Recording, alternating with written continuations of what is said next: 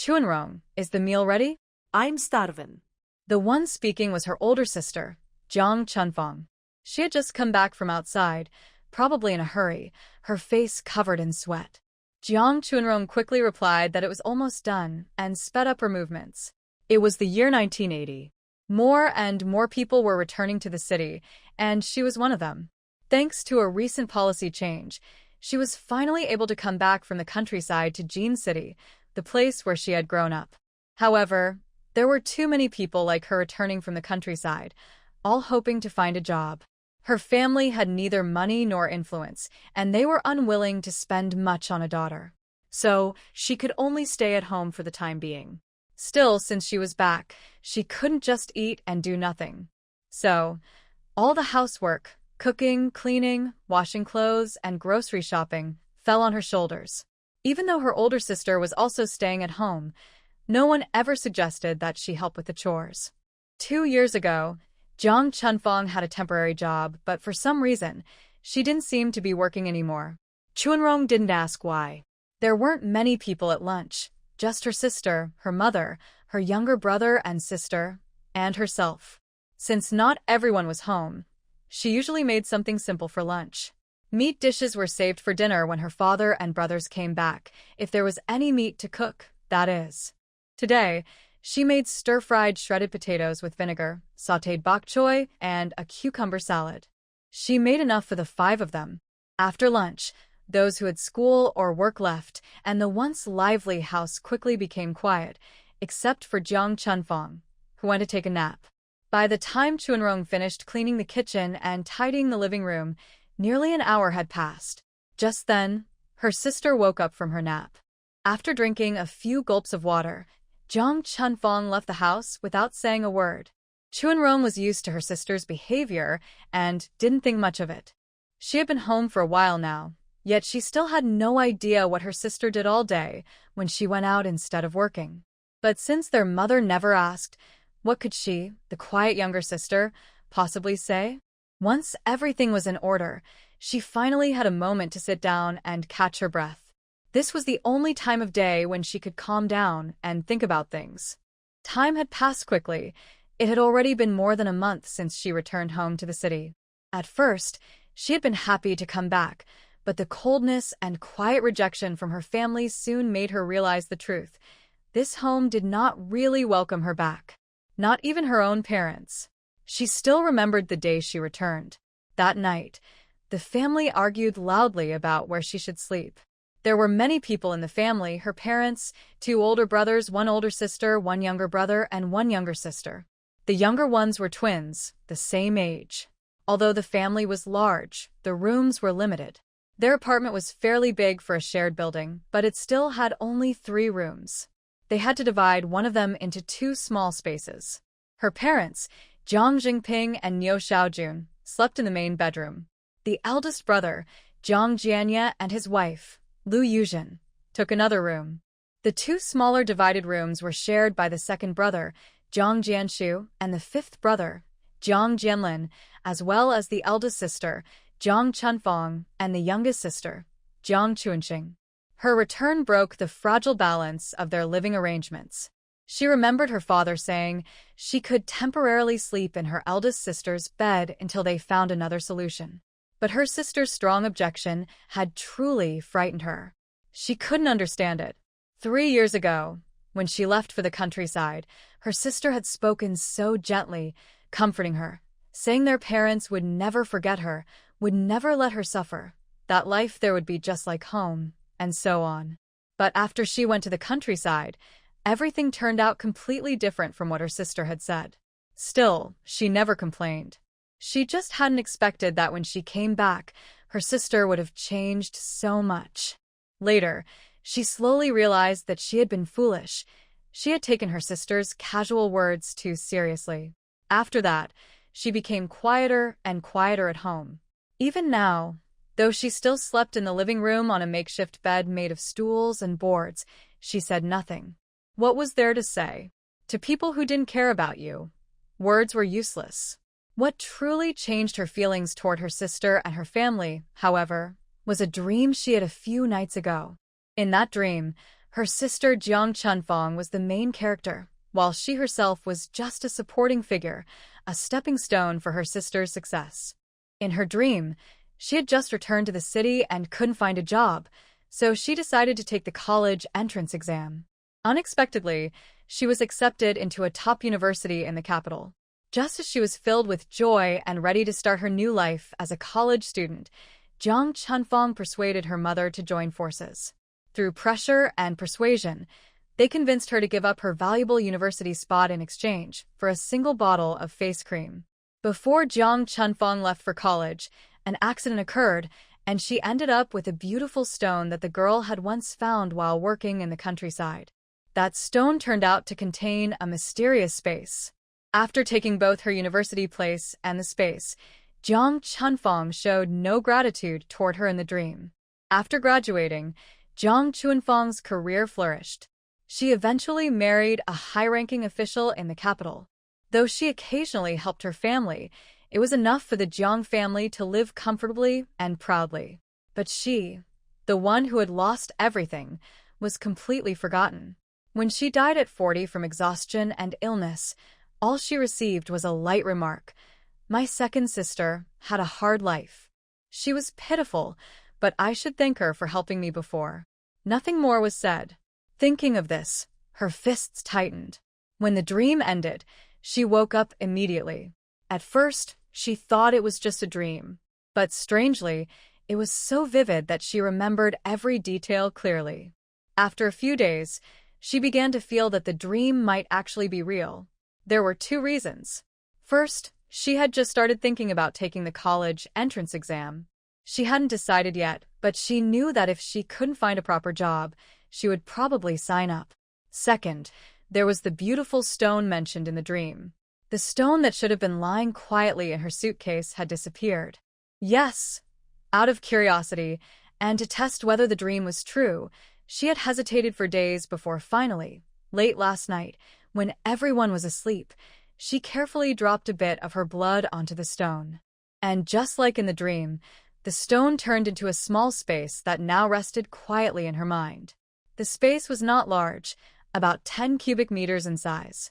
When she first saw it, she was stunned for a long time. She never expected that something so unbelievable could happen in this world. What was even more amazing was that such a thing had happened to her, an ordinary girl with nothing special about her. After thinking for a long time, she came to a conclusion. Maybe the things she saw in her dream were real. In that dream, she was the one who gave everything for her family, only to end up lonely and forgotten.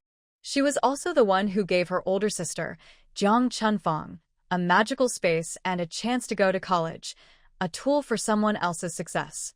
If this had happened to someone else, she would have simply sighed and said, "The heroine, her sister Jiang Chunfang, sure is lucky," and maybe even looked at her with admiration. But now that the poor, unlucky supporting character in the story had become her, she was filled with frustration she could hardly express. If her sister was destined to have a good life, so be it, but why did she have to be the one stepped on? What had she done wrong? Why should she be the one to suffer?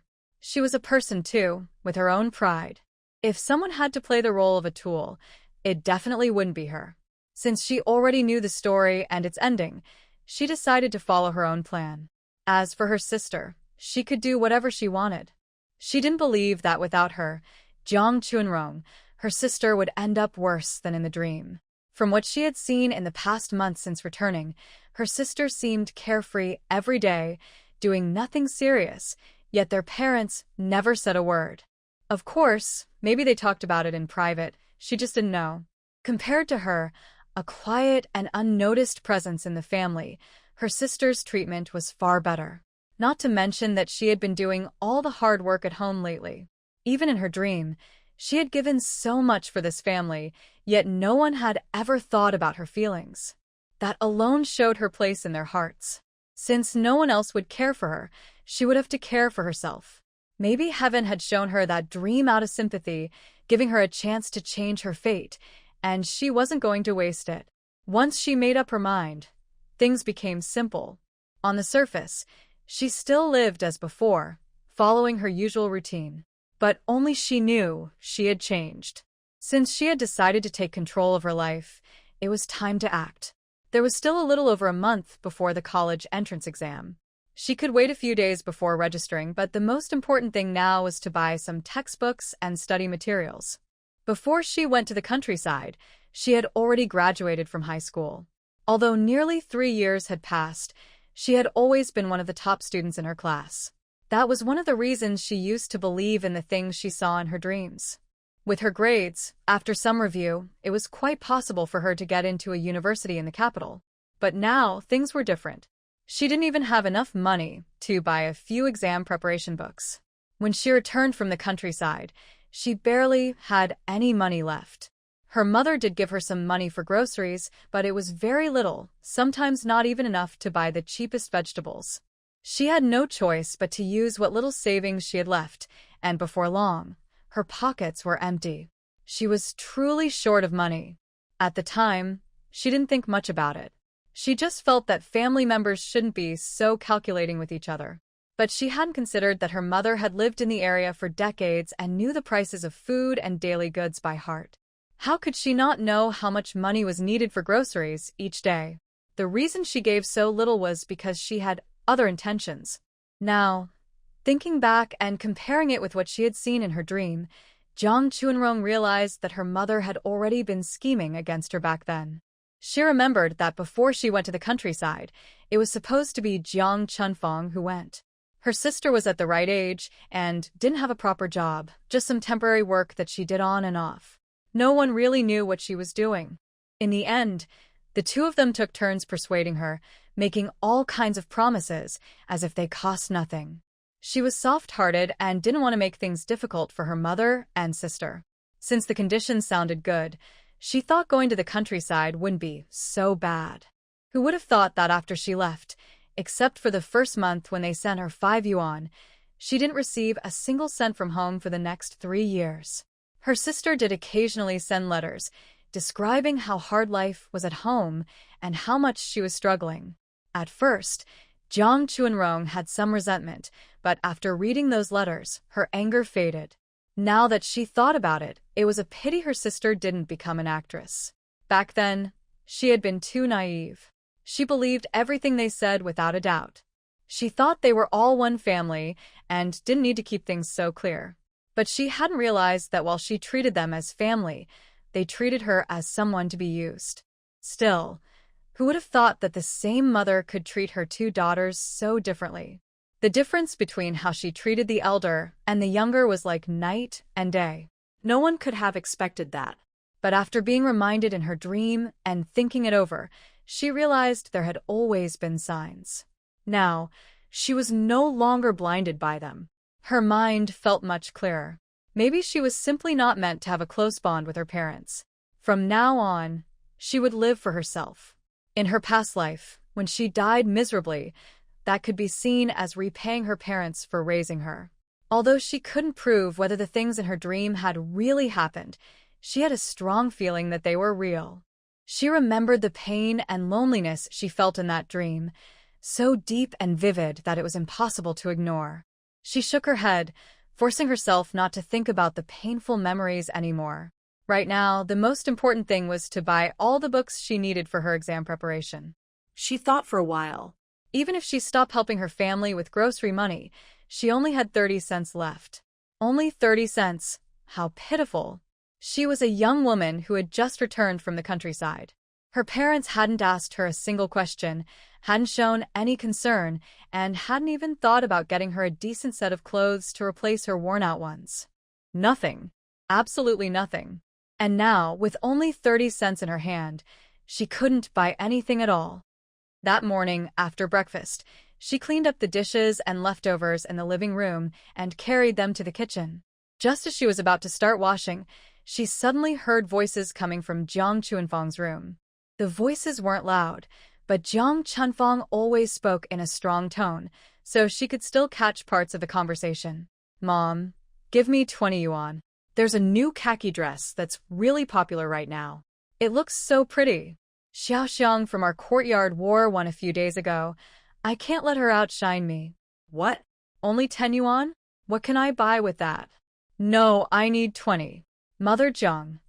Mother Niu Xiaojun's voice wasn't loud, but from Jiang Chuanfang's words, it wasn't hard to guess what she was saying. She really had only 30 cents in her pocket and was still worrying about buying study materials for the college entrance exam. Meanwhile, Jiang Chunfang could casually ask for 20 yuan to buy a dress. Same mother, but such different lives. Thinking of what Jiang Chunfang had just said, Niu Xiaojun was only willing to give 10 yuan. But 10 yuan was still a lot. Prices were low back then, and even 10 yuan could feed a family of 9 for several days.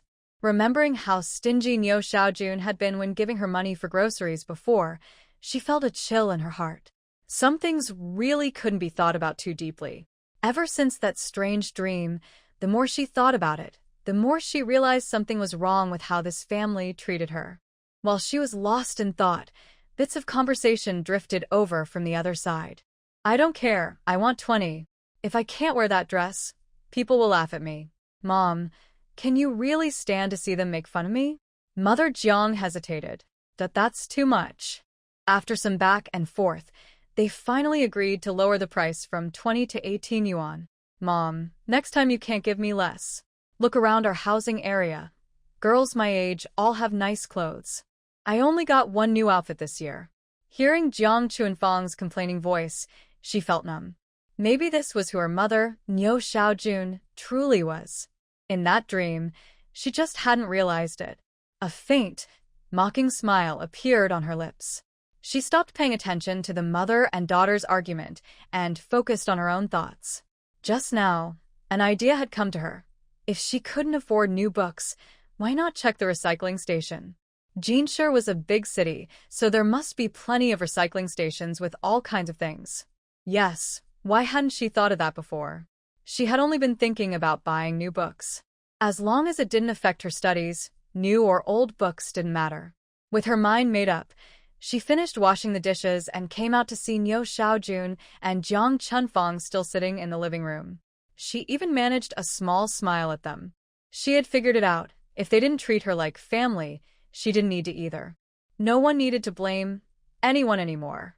Thinking that way, she actually felt much better.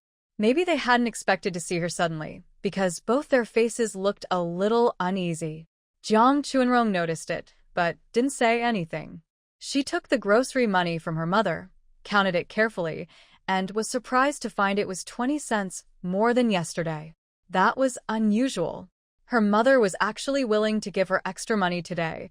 Was the sun rising from the west? Still, her face stayed calm, as if she didn't care. She slipped the money into her pocket, greeted her mother, and got ready to leave. Just as she was about to step out, her mother called out, Chunrong, if you see something you like to eat, just buy it. I gave you a little extra today. Hearing that, Jiang Chunrong stared at her mother for a few seconds. She wanted to say, you've been running this household for years. Don't you know how much groceries cost? And even if she did see something she liked, what could she buy with just 20 cents? Even a first grader probably had more pocket money than that. Was this supposed to be kindness or an insult? She had gone to the countryside, not to prison. Taking a deep breath, she told herself silently, forget it. People who don't like you never will, no matter how hard they try to pretend. In the end, Jiang Chuanrong just nodded, said nothing more, picked up her shopping bag and walked out. As she stepped outside, she heard her older sister, Jiang Chunfang, raising her voice to their mother, Niu Xiaojun. Mom, how much did you give second sister? I asked you for 2 yuan more, and you refused. You're clearly favoring her. I don't care, you have to make it up to me. Whatever you gave her, you have to give me the same. Niu Xiaojun hadn't expected her eldest daughter to start arguing right then and felt embarrassed. She and her second daughter both knew exactly how much extra she had given. Even now, facing her eldest, she couldn't bring herself to say it aloud.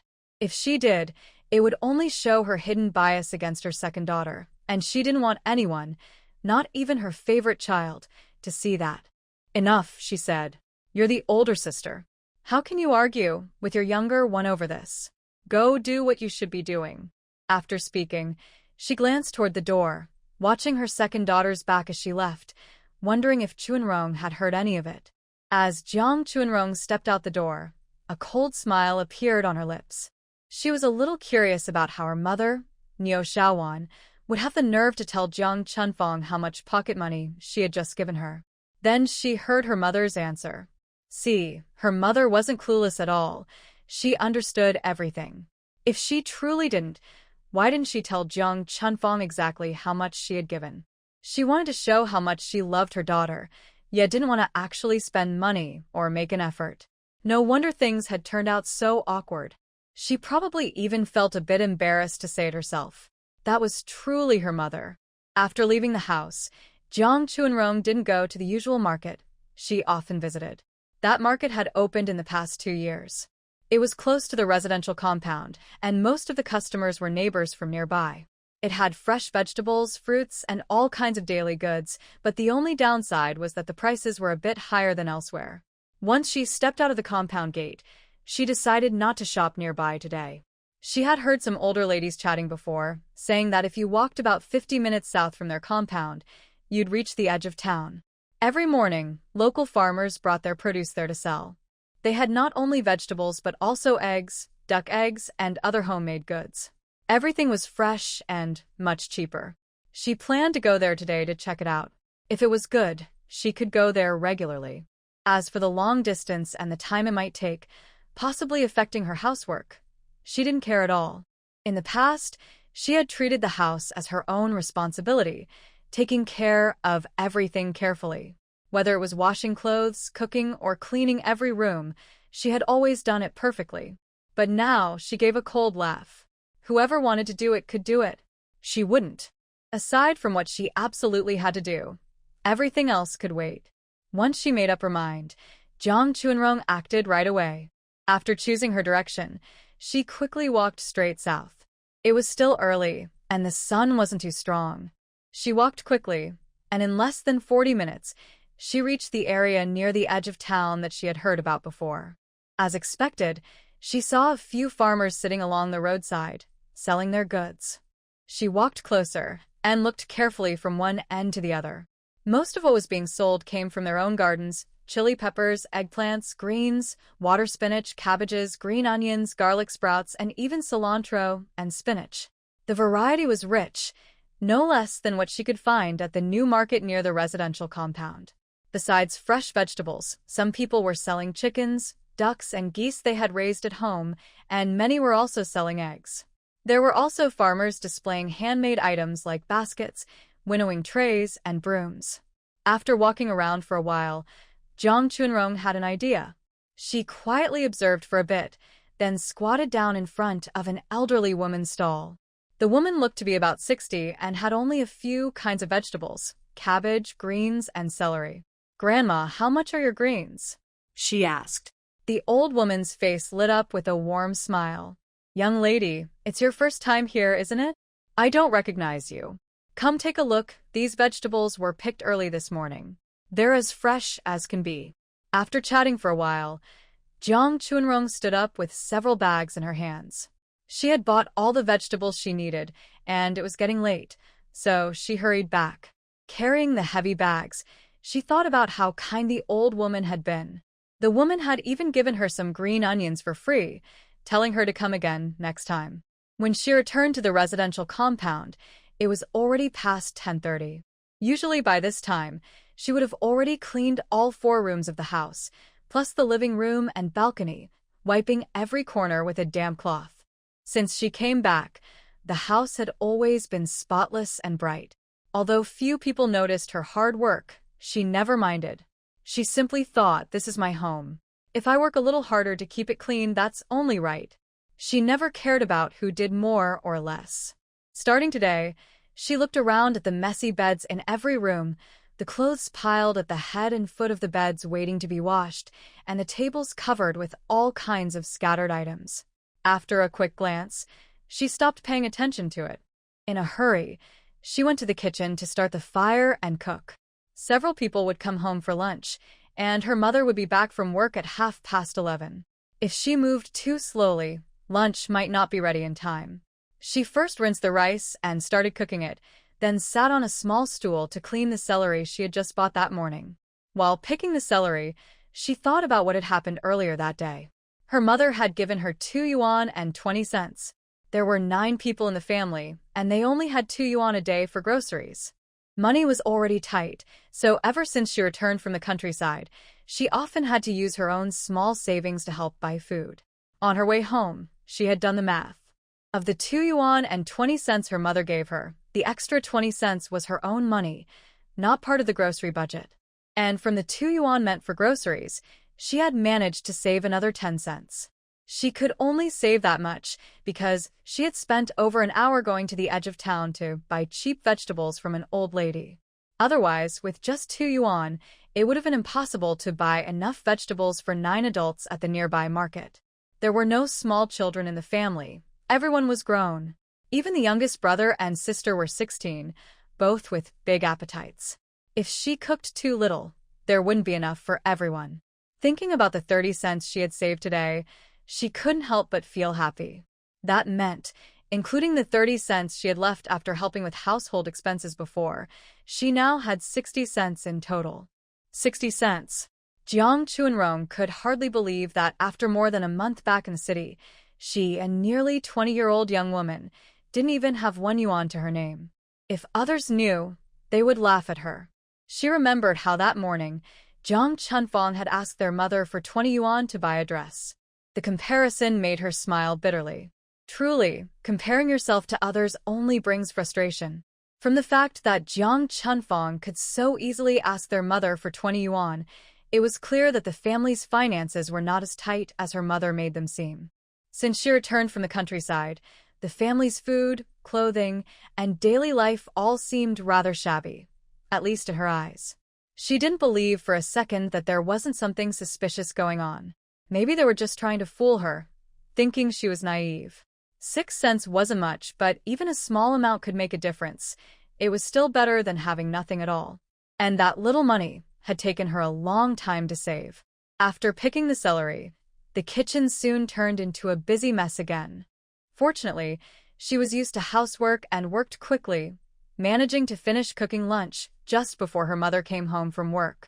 Not long after Niu Xiaojun returned, the twins came back too, and the last one home was Jiang Chunfang. Whether it was because Niu Xiaojun had given her 18 yuan that day or for some other reason, Jiang Chunfang seemed to be in an unusually good mood. She was cheerful and full of energy during the meal, talking nonstop. After eating, she went to her room, saw that the bed and clothes were still messy, but didn't say a word. She simply lay down and went to sleep. For Jiang Chunfang, such things didn't matter much. As long as she could go out wearing nice clothes and shoes, looking bright and stylish, she was satisfied. What the house looked like didn't concern her. Perhaps because of what had happened that morning, Niu Xiaojun stayed quiet at the table and didn't comment on her eldest daughter's excitement. After the meal, Niu Xiaojun and the twins went off, one to work, the others to school, leaving only Jiang Chunfang sleeping soundly in her small room. Once Jiang Chuanrong had cleaned up the kitchen, she thought for a moment, picked up her small cloth bag, and stepped out of the house. That morning, she had already spent a lot of time trying to save money. If she wanted to get into a top university in the capital, like in her dream, she couldn't keep going like this. The most important thing now was to get the textbooks and study materials she needed for the college entrance exam. After leaving the residential compound, Jiang Chuanrong headed straight to the nearest recycling station. A few days earlier, she had already asked around and learned from the neighborhood ladies that this was the biggest recycling station nearby. If she looked carefully, she might find things that, with a bit of fixing, could still be perfectly useful. Many people in the residential compound didn't want to spend money on new things, so they often went there to find some daily necessities to reuse. The recycling station wasn't far from her home. After walking for about 20 minutes, she arrived at its gate. An old man was sitting by the entrance, lying back in a rocking chair and fanning himself, half asleep. Jiang Chuanrong greeted him politely. The old man squinted at her, looked her up and down, then waved his hand to let her in. Once inside, Jiang Chuanrong was surprised by how large the recycling station was. It was clear that the old man managed the place well. Everything was neatly arranged, even though there were many items. There were sections for household goods, furniture, books, and miscellaneous items. Jiang Chuanrong knew exactly what she wanted. She didn't even glance at the furniture or household goods and went straight to the book section. When she entered, she felt like a mouse that had fallen into a jar of rice, surrounded by endless piles of books. She was secretly glad that she had her special storage space. After all, she only had 60 cents with her. Even in a recycling station, that wasn't enough to buy much. And she needed a lot of study materials for the college entrance exam, not just 1 or 2 books. Besides textbooks, she also needed review materials, test papers, notebooks, and scrap paper. She had none of these. No matter how good her foundation was, without proper study and review, she couldn't be sure of getting into a top university. As the saying goes, even the best cook can't make a meal without ingredients. Now, with her storage space, she could quietly take what she needed when she found suitable materials. With so many books here, what she needed was just a tiny part. No one would ever notice anything missing. Feeling both excited and nervous, she forced herself to stay calm. She found a wobbly stool nearby and began carefully searching through the sea of books. Before long, she found her first exam preparation book, a physics volume from a self-study series for science subjects. Unfortunately, it was only the first volume. After finding the first book, she felt confident. She didn't believe that in such a large recycling station, she couldn't find a complete set of study materials for the college entrance exam. Her effort finally paid off. After nearly 3 hours, she managed to gather the entire set of self-study books for math, geometry, trigonometry, physics, chemistry, and politics. Besides the textbooks, she also found some mock test papers and a review guide.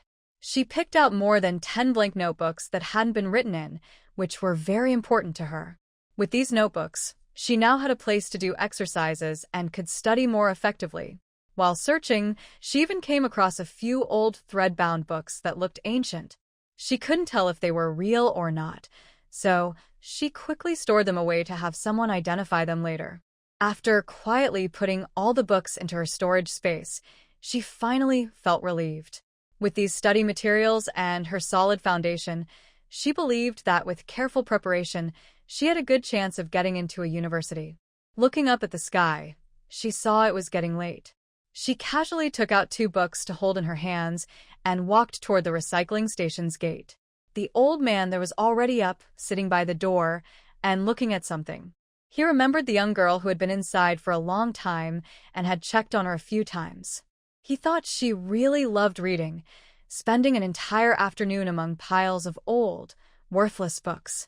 When he saw her come out with only 2 books, he looked at her curiously but said nothing, just charged her a penny and let her go. Leaving the recycling station, Jiang Chuanrong didn't think about the dozens of books now quietly stored in her space. She hurried home at a quick pace. It was already quite late, and she needed to get back to make dinner.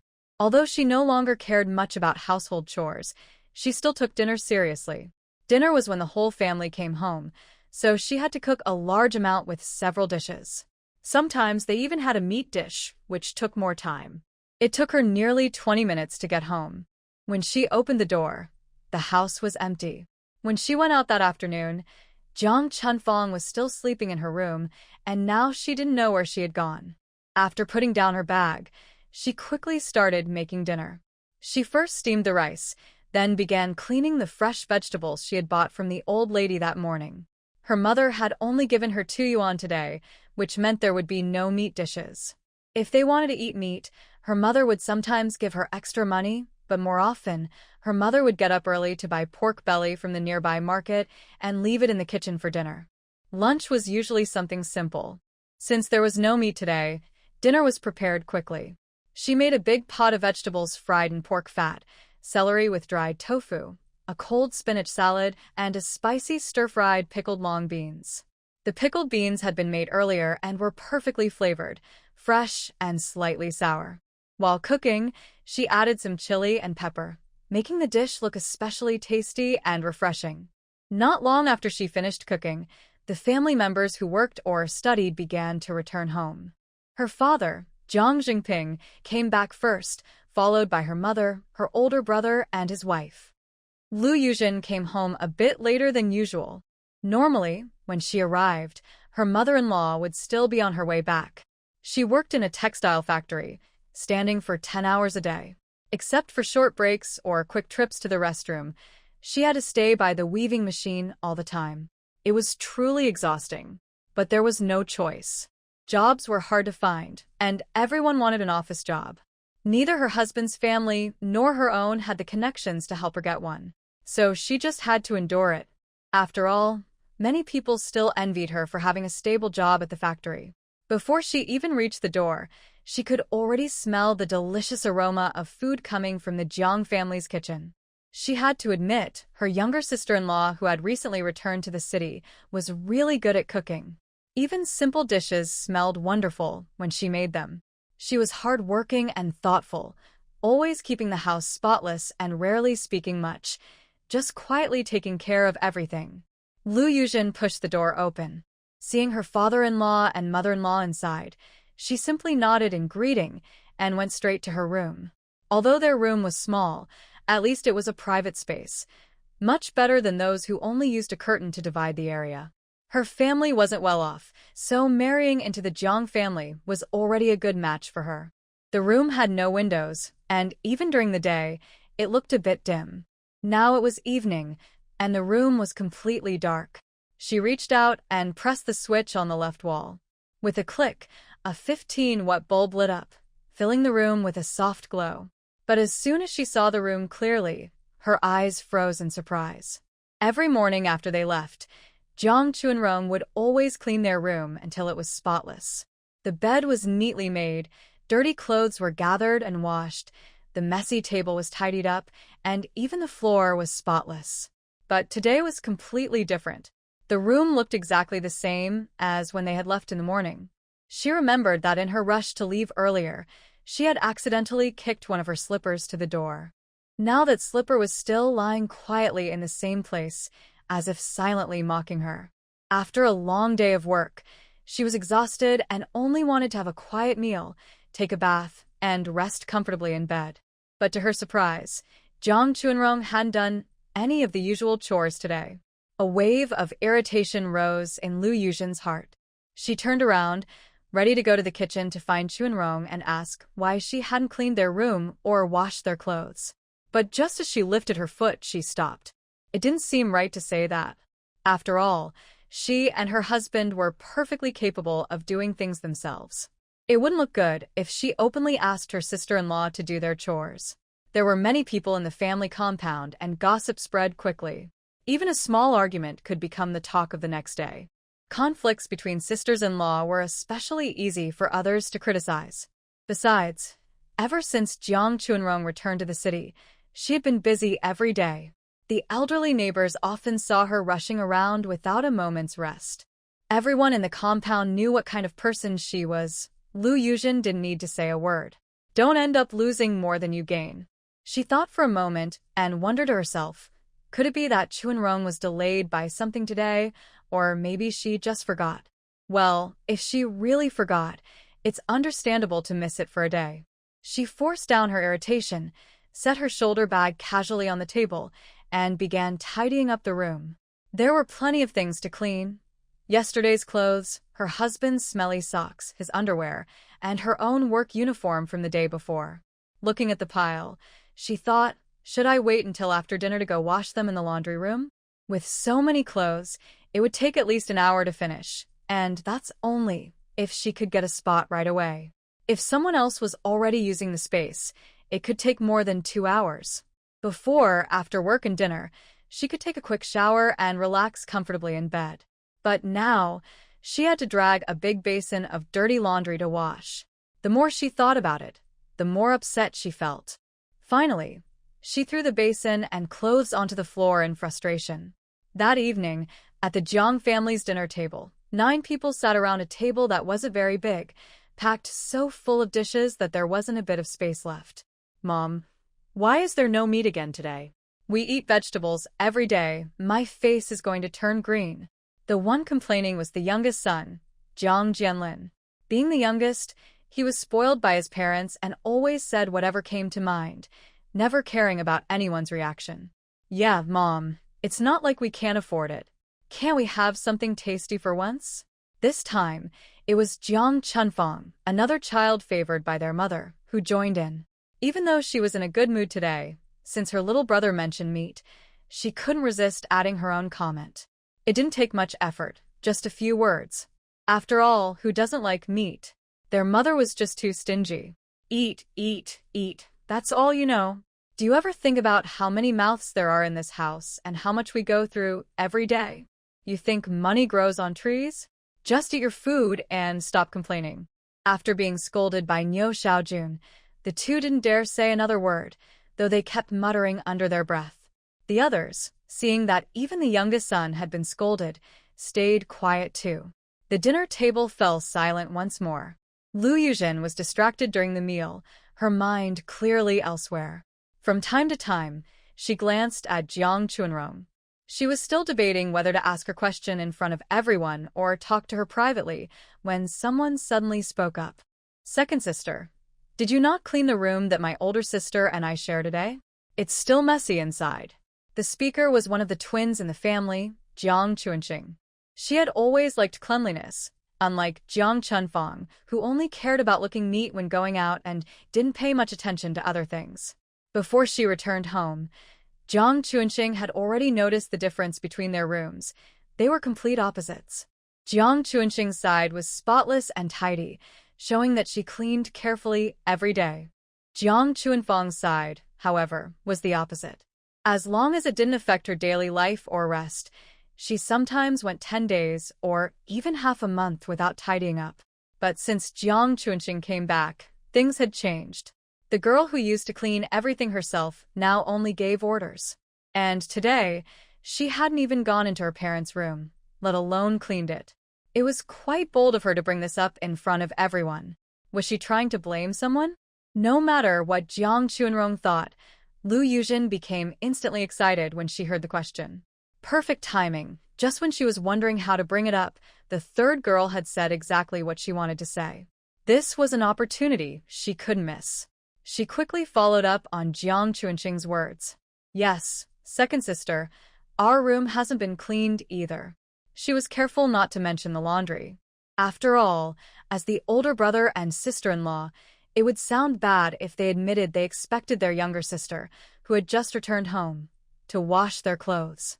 When everyone heard Lu Yuzhen's words, their eyes turned toward Jiang Chunrong, who was quietly eating in the corner. She had already decided not to help them with cleaning or laundry anymore, so she was mentally prepared for this moment. Of course, in order to stay in this house peacefully and not be sent away, she had to be careful. She still went into her parents' room from time to time to do a bit of cleaning, but she would never again clean it as thoroughly as before. No more daily scrubbing and tidying from top to bottom. So, after Jiang Chunqing and Lu Yuzhen finished speaking, Jiang Chunrong's expression didn't change. She calmly continued chewing her food. Only after swallowing did she lift her head to look at the two who had spoken. She replied while still picking up food with her chopsticks. The celery stir-fried with dried tofu she made today tasted really good. The celery was tender, crisp, and fragrant, perfect with rice. The tofu had a fresh bean flavor too. It seemed her cooking skills had improved again, and she quietly gave herself a little praise in her heart. Yes, I was in a bit of a hurry today. I had to wait in line for a long time to buy vegetables this morning. Hearing her say that, the others lowered their heads and continued eating. The men didn't care much about chores like cleaning, washing, or cooking. Only Niu Xiaojun nodded slightly, showing she understood. Before the second daughter returned to the city, most of the housework, shopping, laundry, cooking, had been done by her. She knew all the details well. Although it was already the 1980s and supplies were much better than before, people still had to compete or wait in line for things. There were always more people than goods. If you went too late or were too far back in line, you couldn't get anything good. When the others heard the second sister's explanation and said nothing more, continuing to eat, Jiang Chunqing felt a bit unwilling. She liked cleanliness but didn't enjoy cleaning. Before her second sister came back from the countryside, she had no choice but to tidy up herself every day. Otherwise, in just a few days, the room would start to smell strange. As for her eldest sister, well, that was another story. Fortunately, after the second sister returned, she took over the cleaning, and since then, their room had stayed fresh and neat. The bed, the desk, everything was always in perfect order by the time she came home from school at noon. But today, when she returned and glanced around, the room looked exactly the same as when she had left in the morning. After thinking for a while, she guessed that her second sister might have been busy that morning and planned to do the cleaning in the afternoon. But when she came home from school, the room was still a mess. Not only was it dirty and untidy, but even the bed was in disarray. She couldn't stand it anymore. At first, she wanted to question her second sister right away, but then she thought it might be better to bring it up at the dinner table in front of everyone. Her second sister was timid and quiet, so she would probably just lower her head and admit her mistake. She didn't think her sister had done it on purpose. Maybe she had just forgotten. Still, if she mentioned it once in front of everyone, her sister would surely remember to clean her room next time, no matter how busy she was. But to her surprise, not only her room, but also her older brother and sister-in-law's room hadn't been cleaned. She was taken aback and glanced at her second sister, who looked the same as before, silent and calm. Yet, for some reason, she felt that her sister's expression had changed slightly, though she couldn't tell exactly how. Her sister's answer to her and her sister-in-law's questions made her a bit unhappy. So she pressed on, asking, "Even if you were busy buying groceries this morning, you must have had time in the afternoon, right?" The others thought what Jiang Chuanqing said made sense. After all, the morning was short and going out to buy groceries could take time, so maybe there really wasn't enough time to clean. But the afternoon was much longer, and there wasn't much else to do. After lunch and washing the dishes, there was plenty of time left. Hearing Jiang Chuanqing's words, everyone turned to look at Jiang Chuanrong. "I went out in the afternoon to check for job opportunities," she said. "Even if I can't find a full-time job, getting some temporary or home-based work would still help. I can't just stay home doing nothing, right?" Her answer left Jiang Chuanqing speechless for a moment. She didn't know what to say. After all, her second sister's situation was different from hers. She was still a high school student, and as long as she studied well, no one expected her to do much housework. But her sister had already graduated and just returned from the countryside. If she stayed home without working, not only their parents but even their brother and sister-in-law might start to complain. Still, even though she understood, she simply didn't want to do the chores. It wasn't just about tidying up the room. Her pile of dirty clothes still hadn't been washed. Just as Jiang Chuanqing was about to say something more, her mother, Niu Shaowan, looked up at her second daughter and asked with a tone of concern, "Did you find any suitable jobs today?" She didn't really mind that her second daughter wanted to find a job. After all, for young people returning from the countryside, who wouldn't want to find work? But was it really that easy to get a job? If she didn't face some setbacks, she wouldn't understand how things truly were outside. She and her husband had talked about this second daughter before.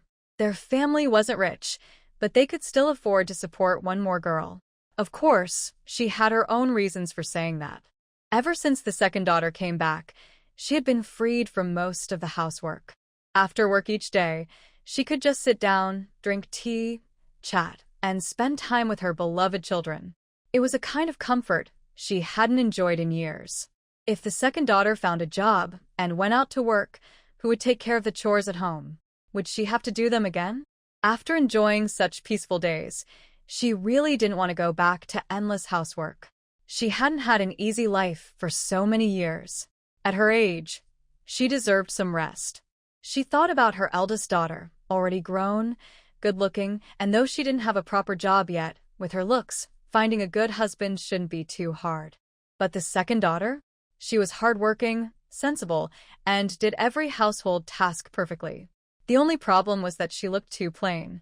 The second daughter was just too ordinary-looking.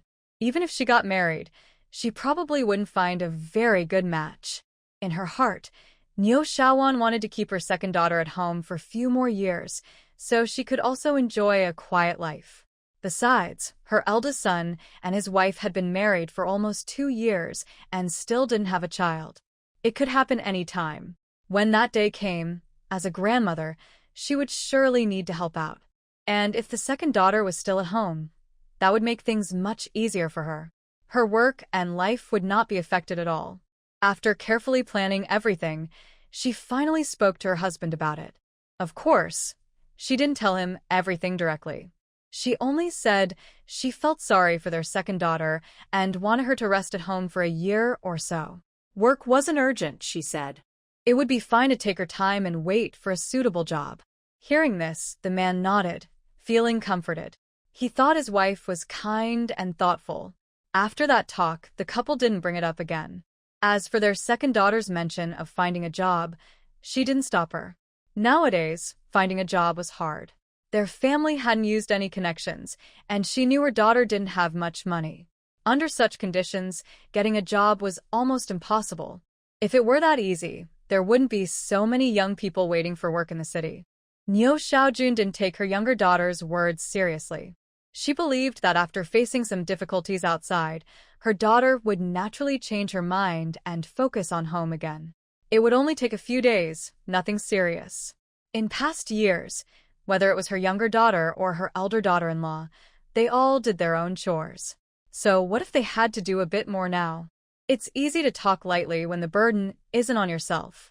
If Niu Xiaojun had to clean her own room and wash her own clothes, she might not speak so casually. Jiang Chuanxing wanted to say something, but after hearing her mother's question, she knew the matter was over for today. Frustrated, she poked at her rice with her chopsticks and stayed silent. Niu Xiaojun's question couldn't be ignored. Jiang Chunrong simply replied, "I'm still looking.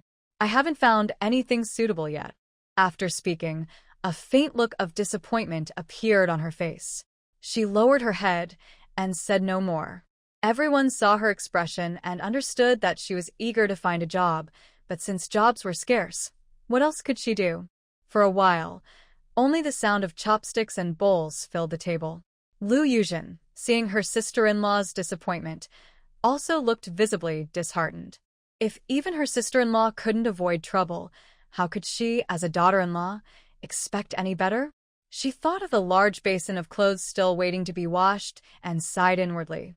She gritted her teeth and swallowed the vegetables in her mouth hard, using it as a way to vent her frustration. In the following days, Jiang Chunrong went to the outskirts in the mornings to buy seasonal vegetables. Later, she became smarter about it. She went every 2 days and stored the extra vegetables for the next day in her special space, which kept them fresh. When she took them out the next day, they were as fresh as when she had first put them in.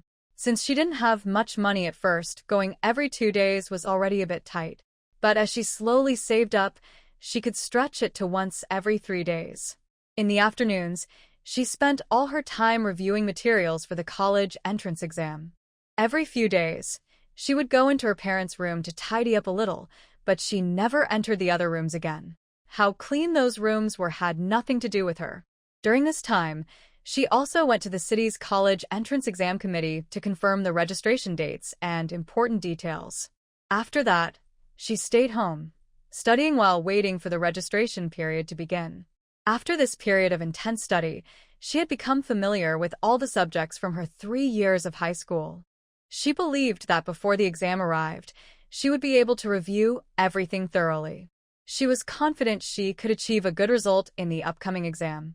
A few days later, early one morning, just as everyone finished breakfast and was about to leave, Jiang Chunrong quickly called out to her mother, Niu Xiaowan. In a slightly uncertain tone, she asked, "Mom, I heard someone in the housing area say that the supply and marketing cooperative in our district just got a new batch of cotton today. There isn't much, and people have to line up to buy it. The amount you can buy depends on the number of people in your household. Do you think we should go line up?" Niu Xiaowan, who was about to go out with her bag, turned around in surprise when she heard her second daughter say this. After understanding clearly, she nodded quickly and said, "Yes, of course. We definitely should." Their family had many members and cotton was always in short supply. Every winter, Niu Xiaowan had to rack her brain trying to buy enough, but it was never quite sufficient. It was already the 1980s, and goods were much more plentiful than in previous years. Many things no longer required ration tickets to buy. However, cotton was still one of the few items that required a household registration book to purchase. The reason was simple: too many people wanted it and there wasn't enough supply. So, whenever cotton became available, it was distributed based on luck and the number of people listed in each household. Niu Xiaojun quickly went inside, took out the household registration book and 10 yuan, and handed them carefully to her second daughter. She reminded her, "There will be many people in line. Be careful not to get pushed. Keep the money and the registration book safe." It wasn't that she didn't want to give more money, but she knew that the number of people listed in their household registration was fixed. Even if everyone was counted, 10 yuan was already enough. Even if you wanted to buy more, the supply and marketing cooperative might not agree to sell it. Every family needed cotton, so no one could get too much. Niu Xiaojun understood these things well, so she only took out the exact amount needed. Jiang Chuanrong nodded and said she understood. She put the 2 yuan her mother had given her earlier for groceries together with the 10 yuan, then carefully placed them and the registration book into her small backpack, holding it tightly in her arms. Seeing this, Niu Xiaojun said nothing more. It was getting late, and she still had to go to work. If she delayed any longer, she would be late. She hurried out. Niu Xiaojun was the last one to leave the house, and once she was gone, the place became quiet. Jiang Chuanrong took the registration book out of her bag and opened it, looking through it carefully. A few years ago, when people were being sent to the countryside, it was her mother who had used this very book to secretly add her name to the list. In those days, without a household registration book, it was almost impossible to do anything. But today, the reason she asked her mother for it wasn't really to buy cotton.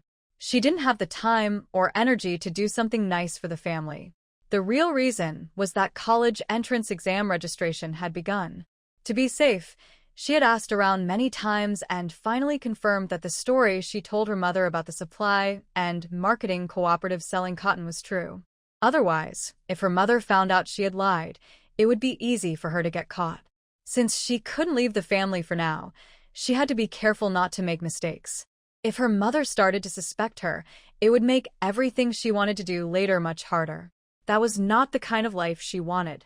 At home, she changed into what she thought was her best outfit. To her, it was the most decent set of clothes she owned. Her mother had probably noticed how plain she looked after returning from the countryside and, worried that she might embarrass the family by walking around the residential compound like that, had asked Jiang Chunfang to give her 2 sets of clothes.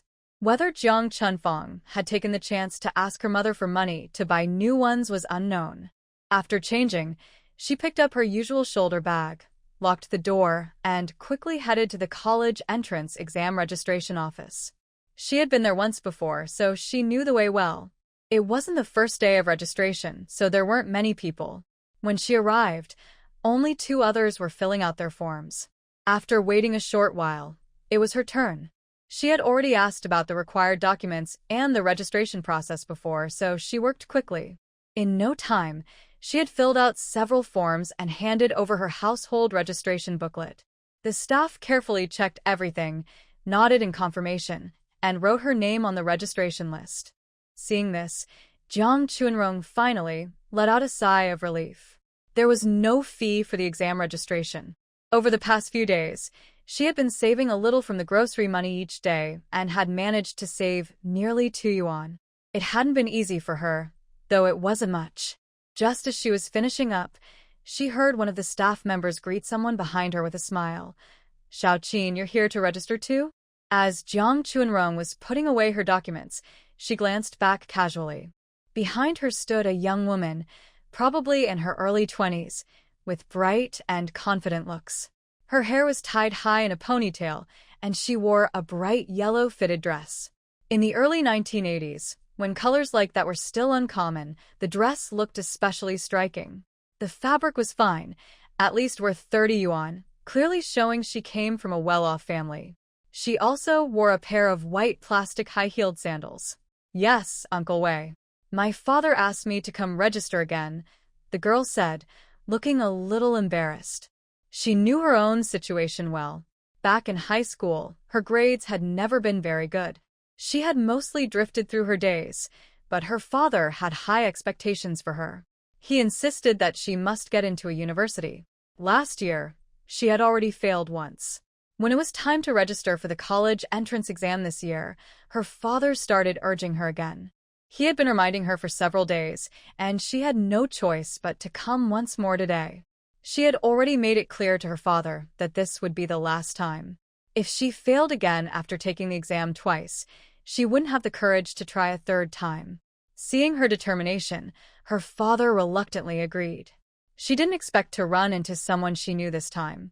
When Jiang Chuanrong saw the exam office worker named Wei listening to the girl's answer, his expression didn't change at all. He kept his friendly smile and spoke kindly. The college entrance exam, there's no harm in trying again. Who knows, maybe you'll pass this time. After registering, go home and study well. You might be pleasantly surprised this year. Since they knew each other, it was natural to chat a little more. People familiar with the Liu family knew roughly what was going on with their daughter. It was just that Mr. Liu couldn't let it go. But then again, exams are unpredictable. Some people study hard but still don't pass. Others stay calm and end up doing well. It shows that attitude matters a lot. As one of the officials in charge of the city's exams, Mr. Wei certainly wouldn't discourage the girl at such a moment. Jiang Chuanrong listened to their conversation on purpose, moving slowly. Behind her, the girl named Xiaoqin quickly finished her registration in just a few minutes. After greeting Mr. Wei and inviting him to visit her home for a meal sometime, she walked straight out of the admissions office. Not long after Liu Xiaoqin left, Jiang Chuanrong also came out slowly. She looked in the direction where Liu Xiaoqin had disappeared, then lowered her head and tidied the corner of her blouse that had been ruffled by the wind. When she heard Mr. Wei call the girl Xiaoqin, Jiang Chuanrong suddenly remembered. This Liu Xiaoqin was the senior she had seen back in high school. They weren't in the same grade and had never spoken, nor had they kept in touch. That girl was 1 year ahead of her and had been quite popular at school. Jiang often saw her at various school events, though back then she wasn't as stylish as she looked now. When she first saw her just now, she hadn't recognized her right away. She hadn't expected the girl to change so much. Then again, it made sense. Liu Xiaoqin's father was the director of the city's only tractor factory. As the daughter of the factory director, Liu Xiaoqin had always been a well-known figure, both at school and in the city. The tractor factory was a large state-owned enterprise with thousands of workers. Her father, managing such a big factory, clearly had not only strong abilities, but also powerful connections and resources. Now that she had recognized Liu Xiaoqin, she stopped following her and turned toward the residential compound. Although this trip hadn't taken much time, the college entrance exam registration had already begun, which meant the exam itself was not far away. She needed to make every minute count and aim for a good score. No matter what plans she had, only good grades and admission to a good university could open the path she wanted. On her way home, she carefully stored all her exam-related materials, including documents and certificates, in her secret space. The closer the exam came, the more cautious she became. She couldn't repeat the mistake from her dream, letting Jiang Chunfang and her mother, Niu Xiaowan, find out she had been accepted to a university. Helping others take credit for her hard work once was enough. She would never let it happen again. Even when she studied at home, she always locked the door from the inside.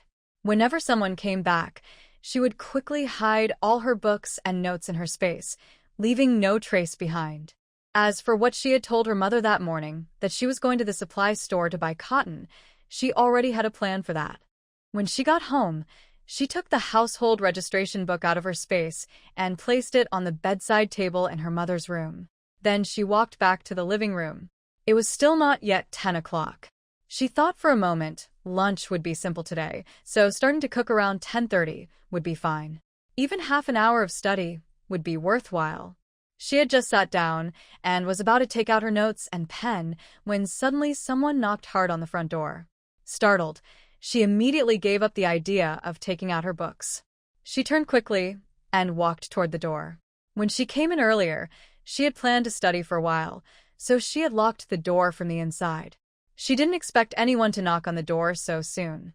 Since it was broad daylight, she didn't ask who it was. She opened the door directly, only to find her older sister, Jiang Chunfang, standing outside. Lately, Jiang Chunfang had been feeling restless and irritable. Everything seemed to annoy her, and even her usually quiet and honest younger sister now made her feel uneasy.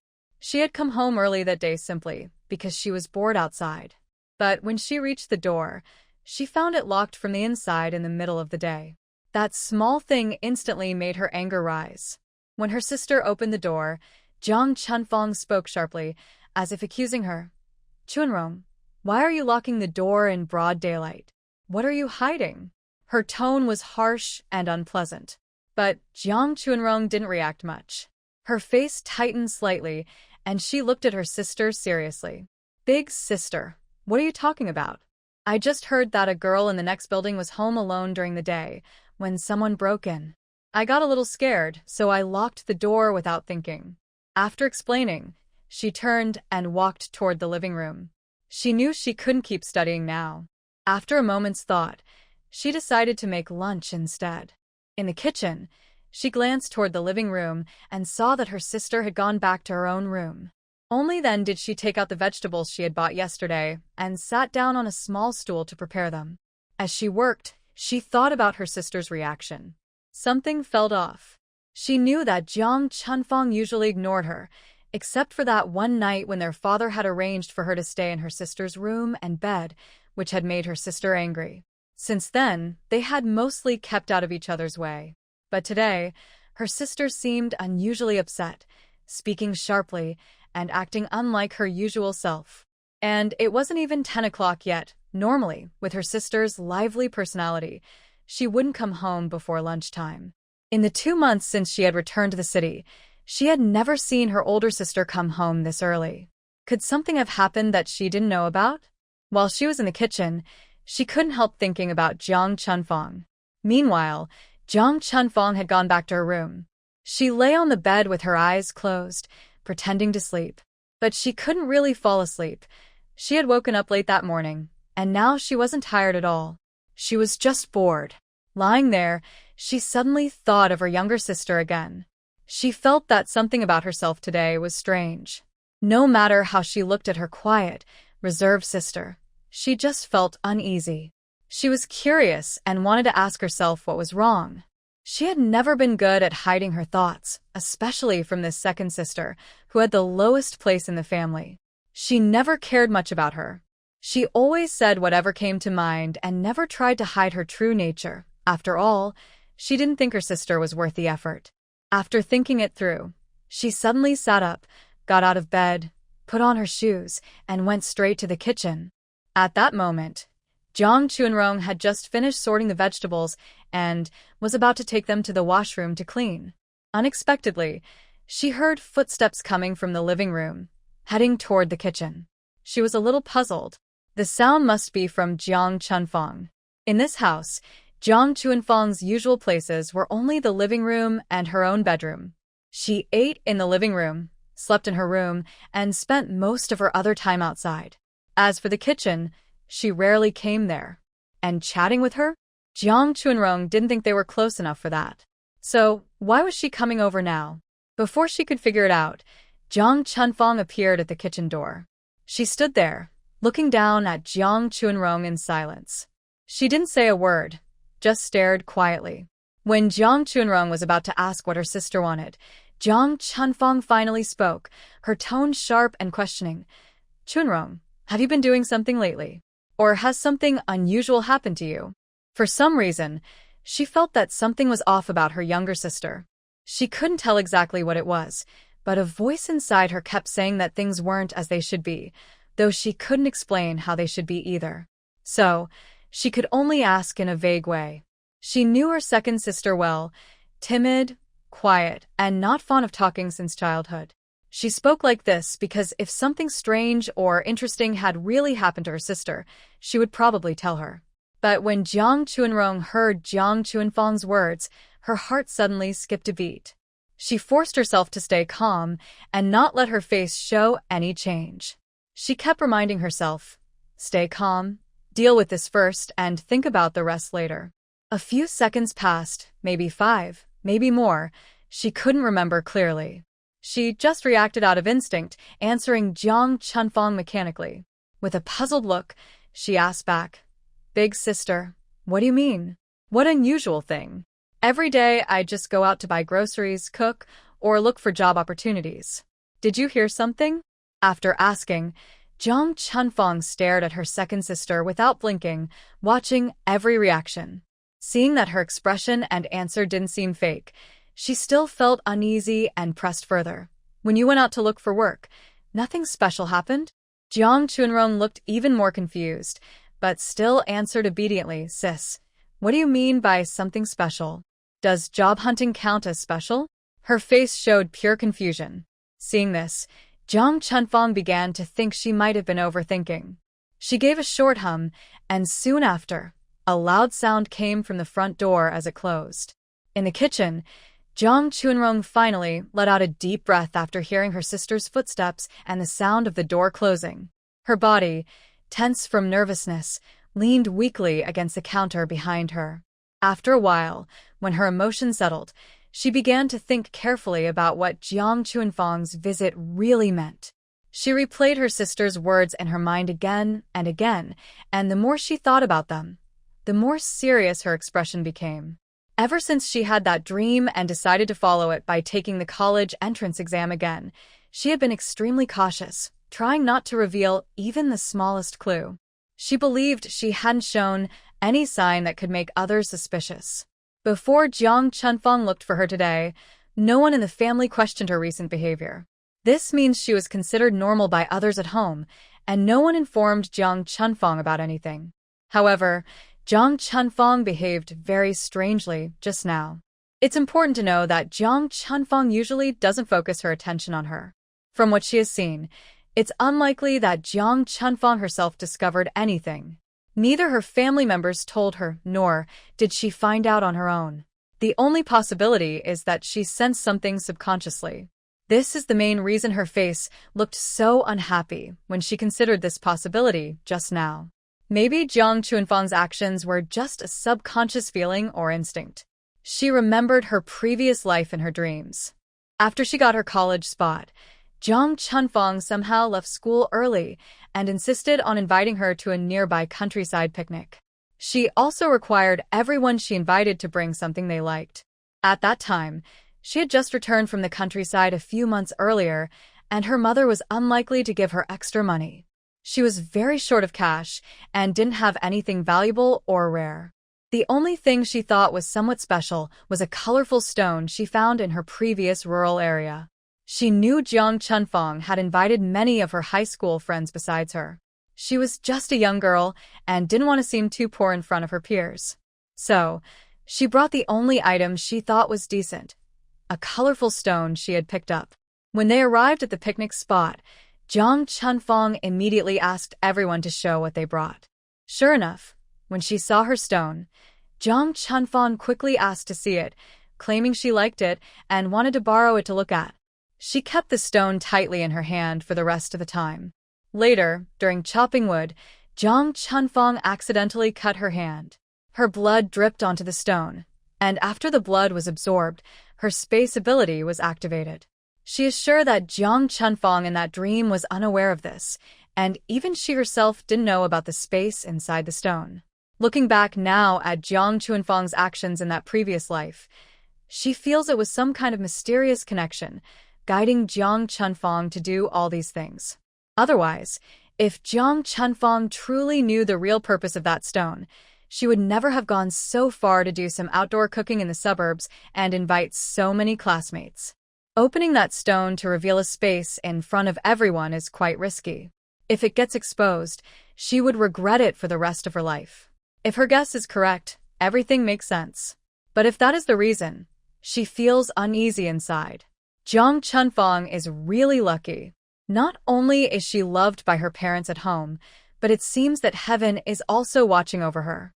Even though she already knows how things will develop in this life and has done everything she can, Jiang Chunfang still keeps her eyes on her. Thinking of this, she feels a sudden sense of urgency. She clenches her fists tightly. She secretly decides that no matter what Jiang Chunfang does next, she must be more careful. She has already prepared so much. She won't let things fall apart at the last moment. For Jiang Chunfang, going to college is just a bonus. With her parents' love for her as the eldest sister, even if she gets married now, her life won't be bad in the future. But she is different. If she guesses right, and she can't find a good way out within the next 2 or 3 years, her future life will likely be just like in her dreams. Her life, dignity, and honor all in her parents' hands. She definitely doesn't want to live like that anymore. After thinking it through, she stops hesitating and prepares to face whatever comes, ready to defend herself. No matter what happens, she will not give up easily. Seeing that it was already late, she quickly took the vegetables she just picked and washed them in the water room, then started preparing lunch. Her face returned to her usual expressionless look. At noon, only those few people came back to eat. But this time, Jiang Chunfang was different. She was no longer just eating quickly and ignoring everything else. Today, she was eating while secretly watching her. Her eyes showed curiosity and suspicion. Jiang Chunrong ignored her gaze and ate her own rice, without showing any signs of being affected. At the same time, her eyes glanced at a package in the corner of the living room, which she had brought back from the countryside. She had just returned to Jin City that day. Jiang Chunfang and Jiang Chunqing both refused to let her bring her luggage into their rooms. Even though she had been back in the city for several months, her belongings still had nowhere to go and could only be kept in the corner of the living room.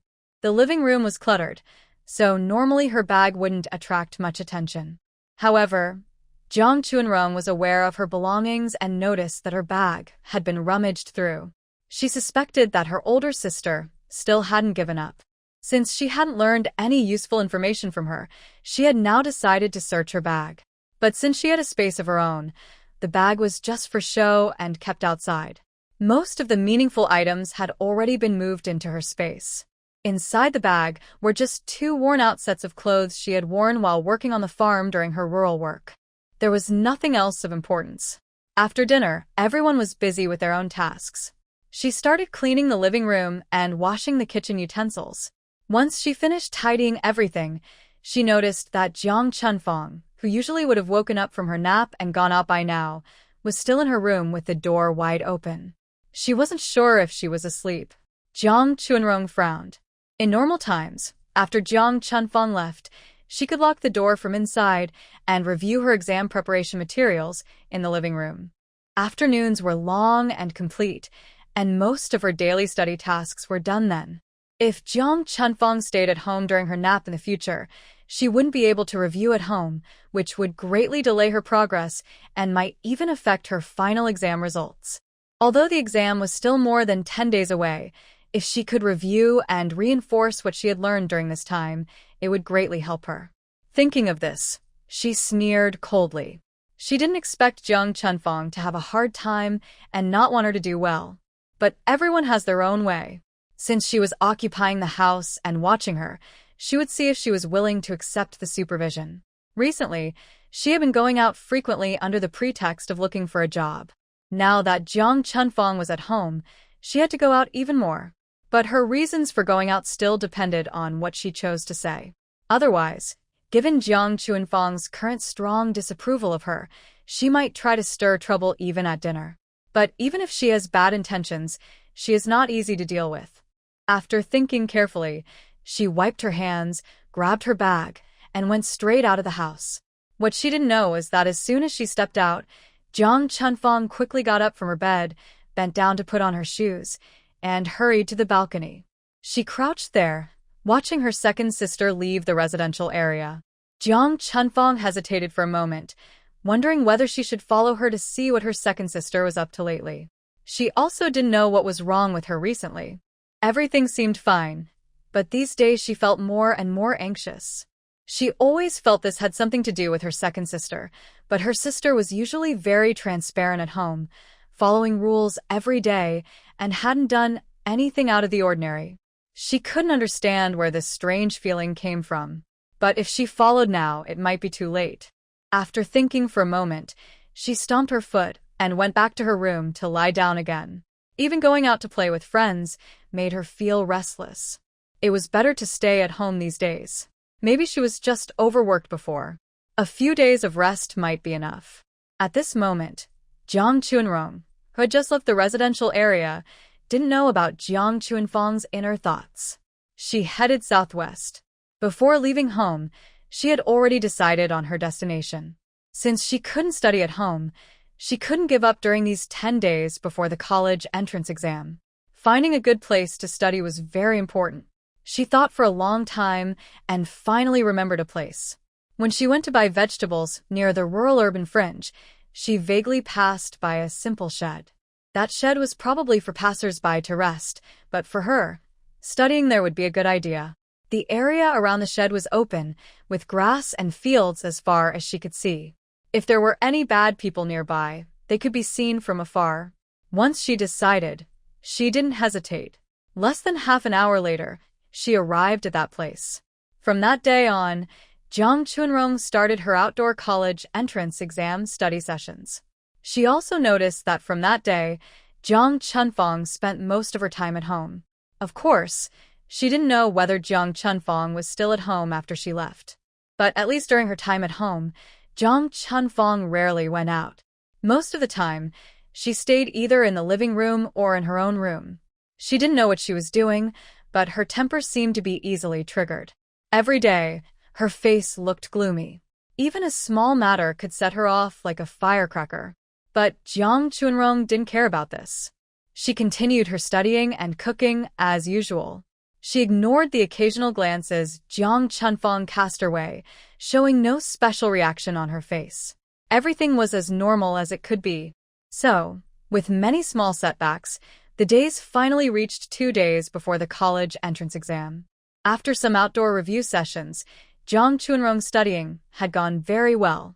She had already reviewed her high school textbooks twice.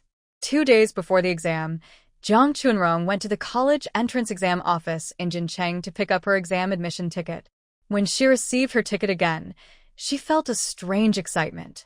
She knew that this exam was entirely for herself, not to help others. Just as she was feeling a bit excited, she suddenly heard 2 female voices nearby.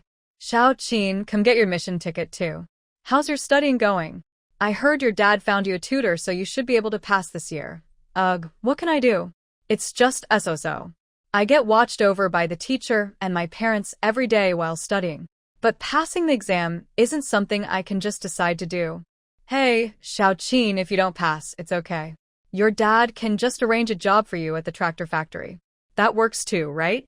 Most college graduates are assigned to factories after graduation. Whether you go to college or not isn't that important. Jiang Chunrong immediately recognized one of the speakers as Liu Xiaoqin, the daughter of the tractor factory director she had met during registration. What a coincidence to see her again today. The other girl seemed to know Liu Xiaoqin and was speaking with a hint of flattery. Liu Xiaoqin, upon hearing this, snorted softly but didn't say anything. They were just ordinary classmates. Some words weren't worth responding to. Her father is the director of the tractor factory, so of course they would say that. If she wanted to get into the tractor factory, she wouldn't need to ask. She would have already gone.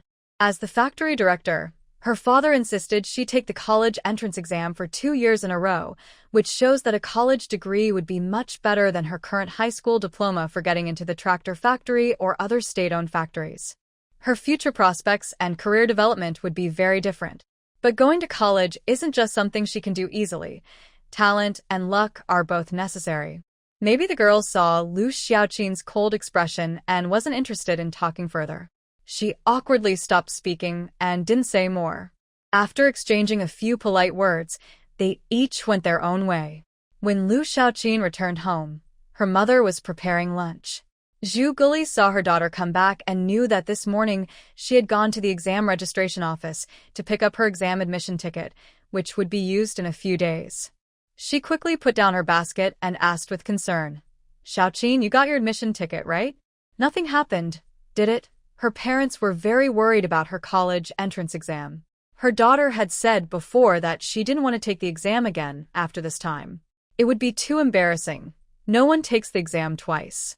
She was a young woman, and she didn't want her face to be lost.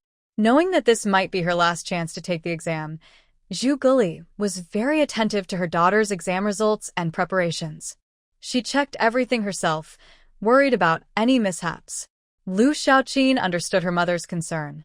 She casually tossed the admission ticket on the table, looked at her mother, and said impatiently, "Got it, got it. Nothing special will happen. I just went to the office." She didn't mention the girl she met at the exam registration office.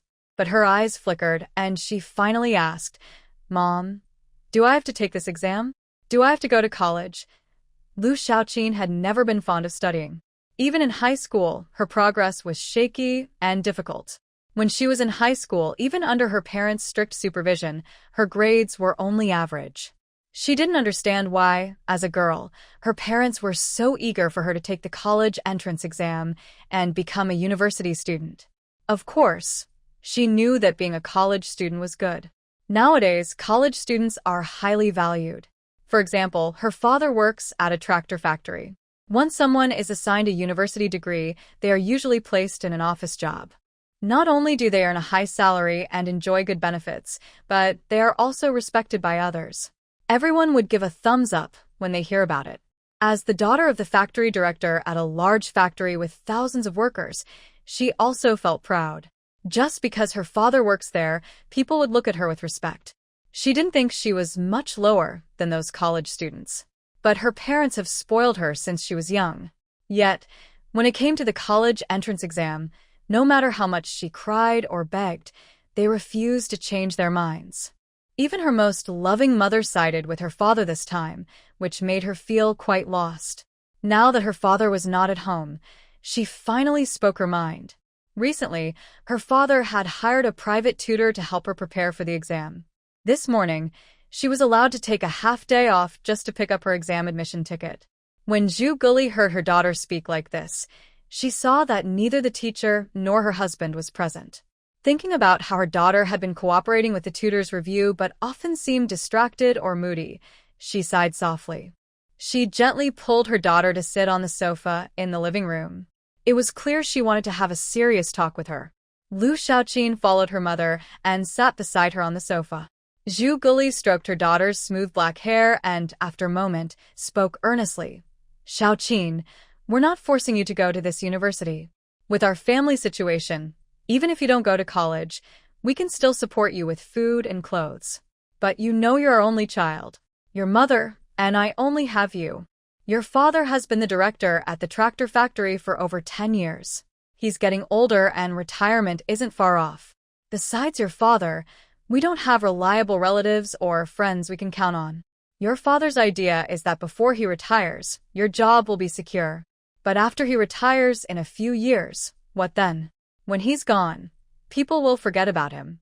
If he tries to help you then, it might be too late or too weak. Your father holds a position as factory director, which gives him some power, but it also means he has made some enemies.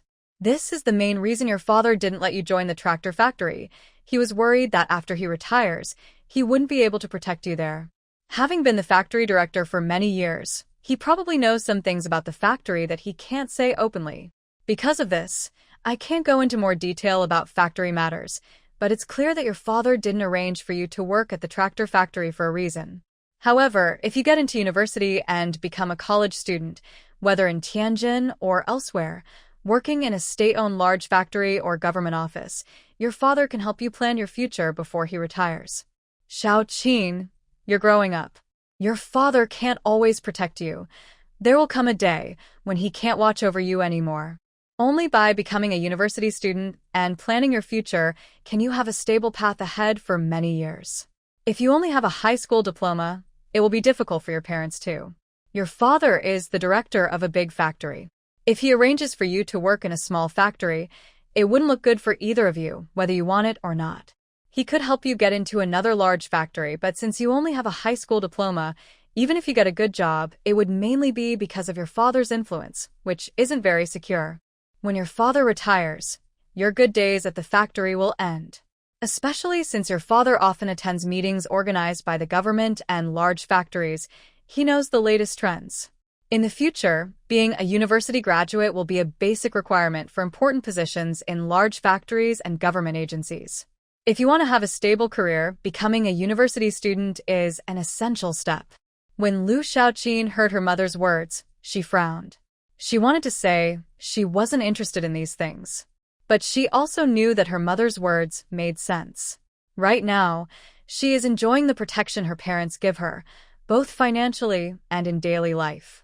But her parents won't be able to take care of her forever.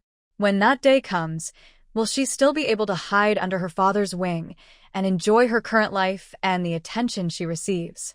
Of course not. Parents plan carefully for their children's future. She thought her parents had this in mind. They only have her as their daughter, and they have always treasured her dearly. They're afraid she might change or get hurt, so they don't want her to live a life they can't protect her from. They worry a lot and plan carefully for her future. In the past 2 years, they have been firm about her taking the college entrance exam, even if it means just attending a technical college. They never expected her to dislike it so much. They hope that after sharing these thoughts with her today, she will understand their actions. After receiving her exam admission ticket, Jiang Chunrong left her office and quickly put the ticket into her shoulder bag, which she kept in her space. Her bag is mainly for hiding her belongings and not for carrying valuables.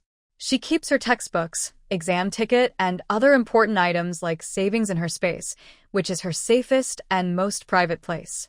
Recently, Jiang Chunfang has been suspiciously peeking at her with strange looks. She even knows Jiang Chunfang has looked through her luggage several times, showing she still has bad intentions. This shows how sharp and strong her intuition is. If it weren't for that, Jiang Chunfang, who is usually careless, would have forgotten about it long ago. So, she has to be extra careful now, especially with the exam just a few days away. She must pass these 2 days smoothly and then make plans for afterward. While thinking about the exam, Jiang Chunrong was walking home. Recently, she had saved up 3 yuan. Although 3 yuan isn't much to others, it's a big improvement for her. At least she's no longer the poor girl who only had 3 cents in her pocket after waking from a dream. Early that morning, after preparing breakfast, Jiang Chunrong casually ate a bite and said to her mother, "Niu Xiaojun, Mom, yesterday I heard from an aunt in the neighborhood that wild soybeans were found on the mountain near her family's place. I want to go see them, and maybe we can save some money on vegetables." This was her well-planned excuse. She said this because she had already bought the wild green beans from the suburban area several days earlier. Although it cost her 5 cents, she believed it was worth spending. Compared to her current chance to take the college entrance exam, this was not important. The wild green beans looked smaller than the ones she grew herself, but since they were free, her mother, Niu Xiaojun, was willing to take them. She wasn't sure if Niu Xiaojun was used to hard times since childhood, but her family already had several people working and earning money. Still, Niu Xiaojun was very stingy with spending, trying to save every penny. It was very difficult for her to even save a dime. Fortunately, she knew Niu Xiaojun well and could suggest ideas. Without hesitation, her mother agreed quickly. Before she left, her mother even kindly told her, "Be careful on the way, and it's okay if you're a bit late coming back." The green beans were wild, but Niu Xiaojun had seen them in the countryside before. They didn't look very good, but the taste was not much different from the ones they grew at home. Green beans cost more than other vegetables like spinach, cabbage, or lettuce. Even in their family, they didn't buy many green beans. So, when her second daughter said she could get free green beans to eat, her mother quickly agreed. For her, saving a few cents was a good thing. Before leaving, Jiang Chunrong told her mother that if she came back a little late at noon, she should cook the rice first and wait to stir-fry the vegetables when she returned. She didn't want her mother to suspect anything if she came back late. And there was also Jiang Chunfang, who was always watching her and never gave up trying to cause trouble. She didn't want any problems at this critical moment. Luckily, she was lucky enough to be assigned to a nearby middle school for the exam. It wasn't far, but it still took about half an hour to walk there. The exam finished at 11, and she would rush back home afterward. Her mother was expected to arrive around 11:30, so they would probably arrive home at about the same time. After talking to her mother, she carried a shopping bag and went out. She didn't pay attention to Jiang Chunfang's curious look. What she didn't know was that after she left, Jiang Chunfang quickly went to her mother and casually said, Mom, did second sister really go pick those wild beans? I don't think so. Maybe she has her own plans and is just fooling us. Although Nuoxian loved her eldest daughter very much, she knew well about her second daughter's character, personality, and how she handled things. Whether before going to the countryside or after returning to the city, her behavior at home was honest and obedient, always following her orders. She arranged everything, and her second daughter always completed it perfectly, without fail. So, even now, even though her favorite eldest daughter said so, she just glanced at her and said, "Go eat your food. Don't worry about what your second sister is doing." She didn't understand what was wrong with her eldest daughter lately. As a mother, she could tell that her eldest daughter seemed to dislike her second sister recently. She often tried to stir trouble or looked at her with strange eyes, which was quite creepy. She wondered what her daughter was thinking about. And she hadn't gone out to play much these days. But not going out was also good, to save money and avoid trouble. She didn't take her eldest daughter's words about her second sister secretly going out to play seriously. If her eldest daughter said it, she might believe it more. Jiang Chunfang saw that her mother didn't believe her, so she stomped her foot in anger and then turned to eat at the table. Why didn't her mother believe her? She wasn't wrong, was she? How could there be bad people who openly said they were bad? Although her second sister looked honest and quiet most of the time, just quietly doing household chores, no one really knew her true nature. What if her mother was right? She didn't want to think about it. Even if her mother was right, they were family. Jiang Chunrong wouldn't do anything to her own family. But she also knew her words could cause trouble and create misunderstandings. She couldn't help it. Recently, her gut feeling told her that her second sister shouldn't be like this. But what exactly was wrong? She couldn't figure it out for now. After observing her for several days, she noticed that her second sister spent her days either shopping for groceries, doing housework, or going out to look for a job during her free time. She truly didn't see anything wrong. However, as long as her gut feeling didn't disappear, she refused to give up investigating her second sister. This made her occasionally say ambiguous things in front of her mother. She hoped to use her mother to observe her second sister together, to see if she was indeed acting strangely, as her intuition suggested. Although she often went out before, most of the time she stayed at home in the past, finishing breakfast, doing chores, and washing dishes before heading out to look for work. But in the past 2 days, she left early in the morning without eating. Her schedule was clearly different from before. She just wanted to see what her younger sister was doing these days. After hearing her younger sister talking to their mother, she didn't even greet her mother and immediately followed her. Soon, Jiang Chunrong realized who was following her. Knowing that Jiang Chunfang was behind her, she naturally couldn't go the same way as yesterday toward the high school where she was taking her exams. Fortunately, recently, because she had been going out often, her stamina and speed had improved a lot. She deliberately took a different alley, turning left and right, quickly losing her tail. Then she took another small path to reach the school where her exams were held. That noon, before Jiang Chunrong reached home, she heard her mother and sister talking inside. "Mom, my second sister definitely didn't go pick some wild beans or mushrooms. I saw her go into a small alley this morning. Maybe she's up to something bad." Niu Xiaojuan's face darkened instantly when she heard her eldest daughter say that. Although she didn't want to believe her eldest daughter's words, she felt that her second daughter wasn't the kind of person her eldest daughter described. But her eldest daughter's detailed account, including the alley and time, made her believe a little.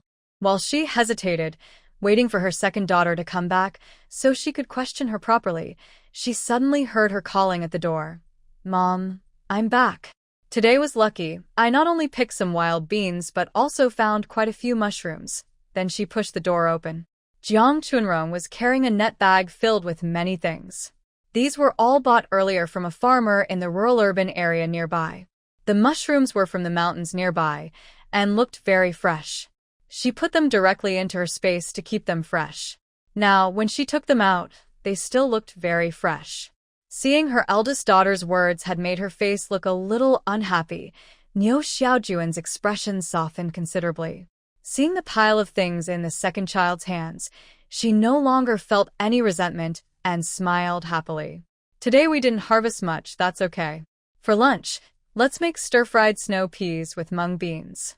As for these mushrooms, we'll wait until your dad and brother come back tonight to cook them so everyone can eat together. The mung beans had already been eaten last night, but the second child brought some again today, so they could cook more at noon. Neo Shawan was used to buying vegetables, so she could tell at a glance that whether it was wild mung beans or these mountain-grown mushrooms, they were very fresh. It was impossible that they had been prepared earlier.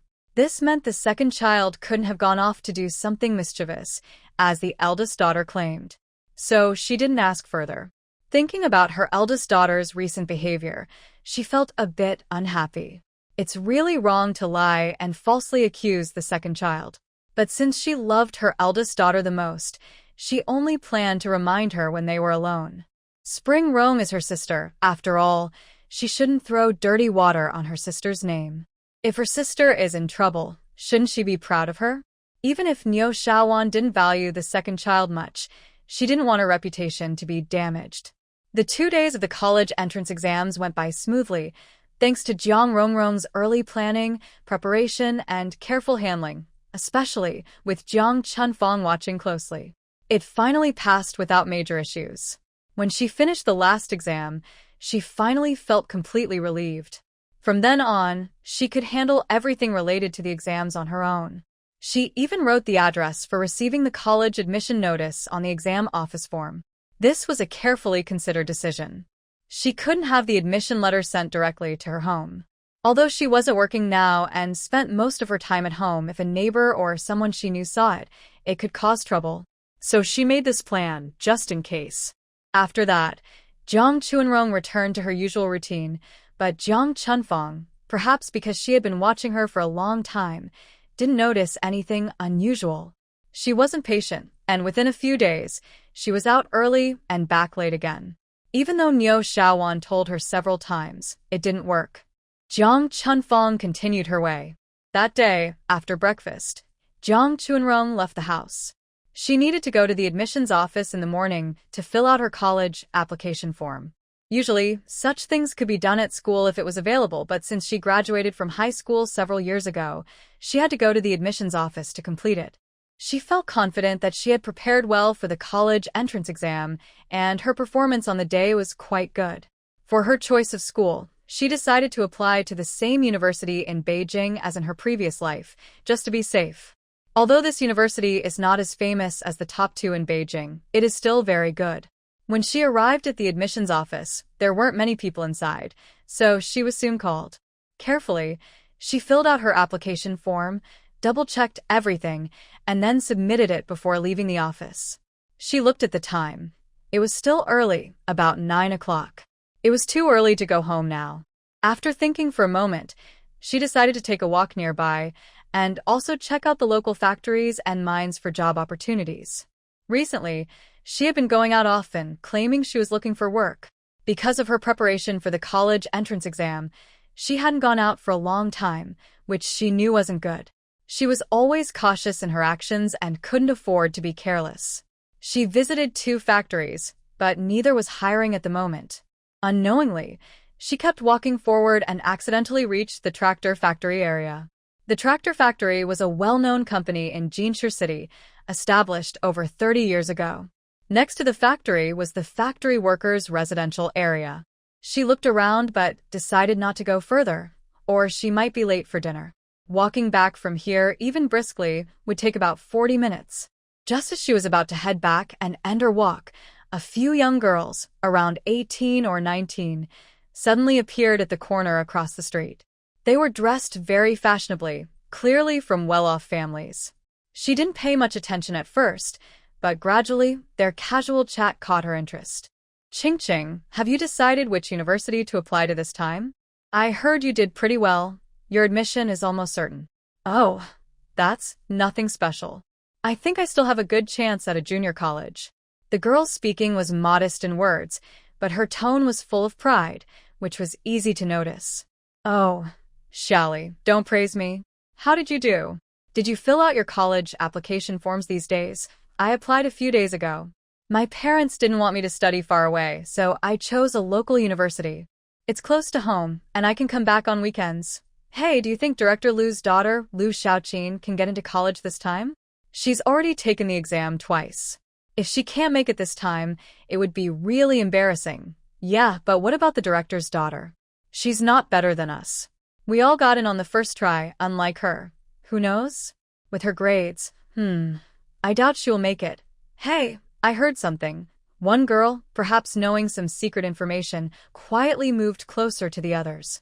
She looked around carefully, seeing only a young woman they didn't recognize, not from their neighborhood. She felt relieved. After all, it involved the director's daughter. If someone found out and told the director, her family could be in big trouble.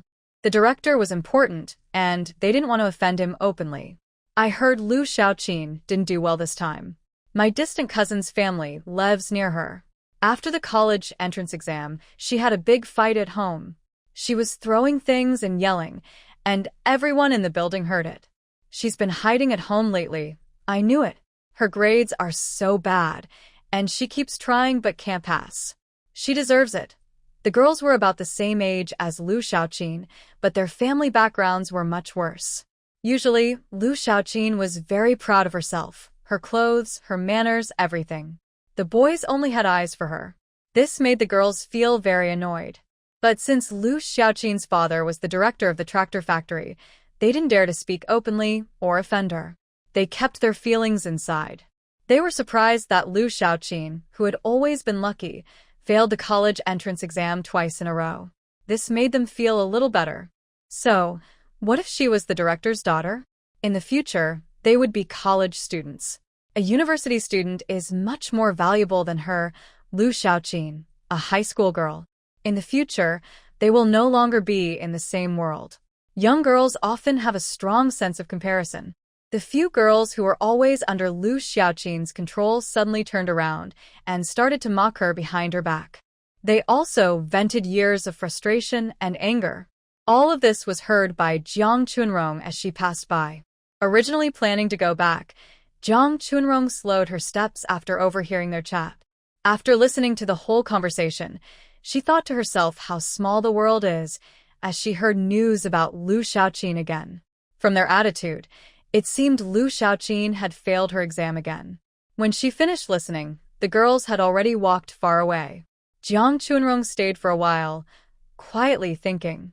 After a long moment, she relaxed and headed toward her own home. In the following days, Jiang Chunrong continued to live a normal life at the Jiang family home. She also kept an eye on her college entrance exam results. When her savings gradually reached 6,000 yuan, she finally received the long-awaited college admission letter. In the past week, she had been visiting the college admissions office every day. Even the gatekeeper of the office's courtyard was now familiar with her. One morning, before Jiang Chunrong even reached the door, the gatekeeper happily handed her a paper bag. Her heart raced at this sight. She took the bag, saw that it was from China Post, and guessed her admission letter had arrived. Holding the letter, she took a deep breath and calmed her rapidly beating heart. Then she looked up, and encouraged by the smiling gatekeeper, she carefully began to open the envelope with trembling hands. Sure enough, it was her dream college admission letter. She was so happy. Finally, her wait was over. She enthusiastically shared the good news with the gatekeeper, stayed for a while, then said goodbye, and put the letter into her bag before leaving the security office. Although she had already made plans for her college admission letter, she felt very excited. But at this moment, she couldn't really call her mood calm. She still felt the aftereffects of excitement and couldn't think clearly right away. She decided to go home first today, sort out her thoughts, and then continue with her plans. After returning home, Jiang Chunrong gradually calmed down. Her mood was now completely steady, and she showed no signs of disturbance on her face. When Jiang Chunrong got back, she went on with her usual routine, cooking, washing, and tidying the house. Once she had organized her thoughts and especially planned her future, she took her admission notice and went to the tractor factory staff compound the next morning. She only knew Lu Xiaoqin personally and didn't know her parents. She had to wait nearby the factory staff compound. After waiting 3 days in a row, she finally saw Lu Xiaoqin outside the compound around 2:30 p.m. on the fourth day. Lu Xiaoqin didn't look well at this time. although she was still dressed beautifully, wearing a light blue dress that made her look especially fair and elegant. Her appearance seemed tired. She had her hair tied high in a ponytail, just like in the college entrance exam, with a long, graceful neck. But it was clear she looked a bit worn out. Her eyes lacked the sparkle they had when she was lively on the high school campus. When Lu Xiaoqin saw a girl blocking her way, she looked carefully and realized she didn't recognize her. She asked with some confusion, "Hello, you're blocking my way. Is there something you need?" She didn't know this girl, but as the daughter of the tractor factory director, she had seen many similar situations. Even if they didn't know each other, she would usually come over to say hello. But this time, it was a young girl. Jiang Chunrong stepped a few paces closer, stopping about 2 or 3 steps away from Lu Xiaoqin. What she said was very important. If it got out, it wouldn't be good for her or the Lu family. She had to be very careful. "Is your name Lu Xiaoqin? I know you're the daughter of the factory director. We are schoolmates. I'm here today because I have something important to discuss with you." She paused for a moment before continuing what she hadn't finished saying. "Do you want to go to college?" Lu Xiaoqin initially looked indifferent when she heard this. She knew very well because her father was the director of a tractor factory. This status could bring her advantages, and she thought that this time it was probably because of her father that someone was looking for her. Unexpectedly, the conversation shifted to university. She was suddenly surprised, her eyes widening slightly from the shock. Just as she was about to say something, the girl across from her raised her hand to stop her. The girl continued softly, "My name is Jiang Chunrong. Let's go to your house to talk. This place isn't suitable." After saying that, she looked around. Although nothing suspicious was visible at the moment, she knew that in such matters, it's better to be cautious. Better safe than sorry. It's more secure to find a private place to discuss. Besides, this kind of thing is not something a girl like Lu Xiaoqin can decide on her own. Saying this also makes it easier for her to take the next step. Lu Xiaoqin listened to the girl named Jiang Chunrong and felt a bit uncertain. When it came to the college entrance exam, she was not surprised. She had failed again.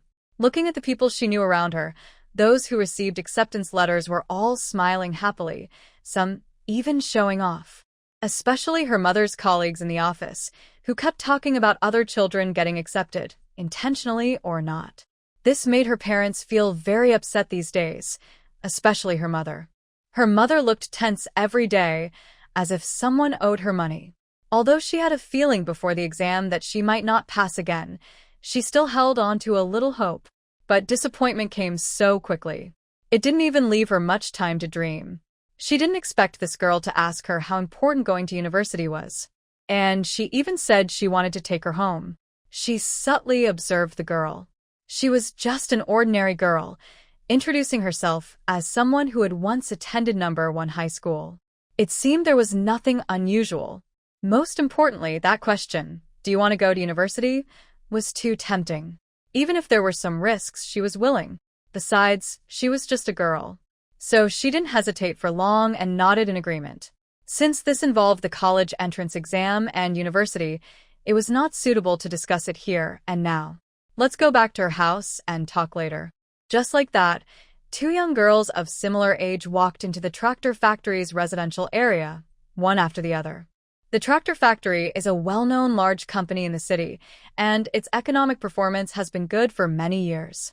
Even though the residential buildings are simple, they are much better built than those around other factories. Lu Xiaoqin's father is the factory director, so her living conditions are quite good.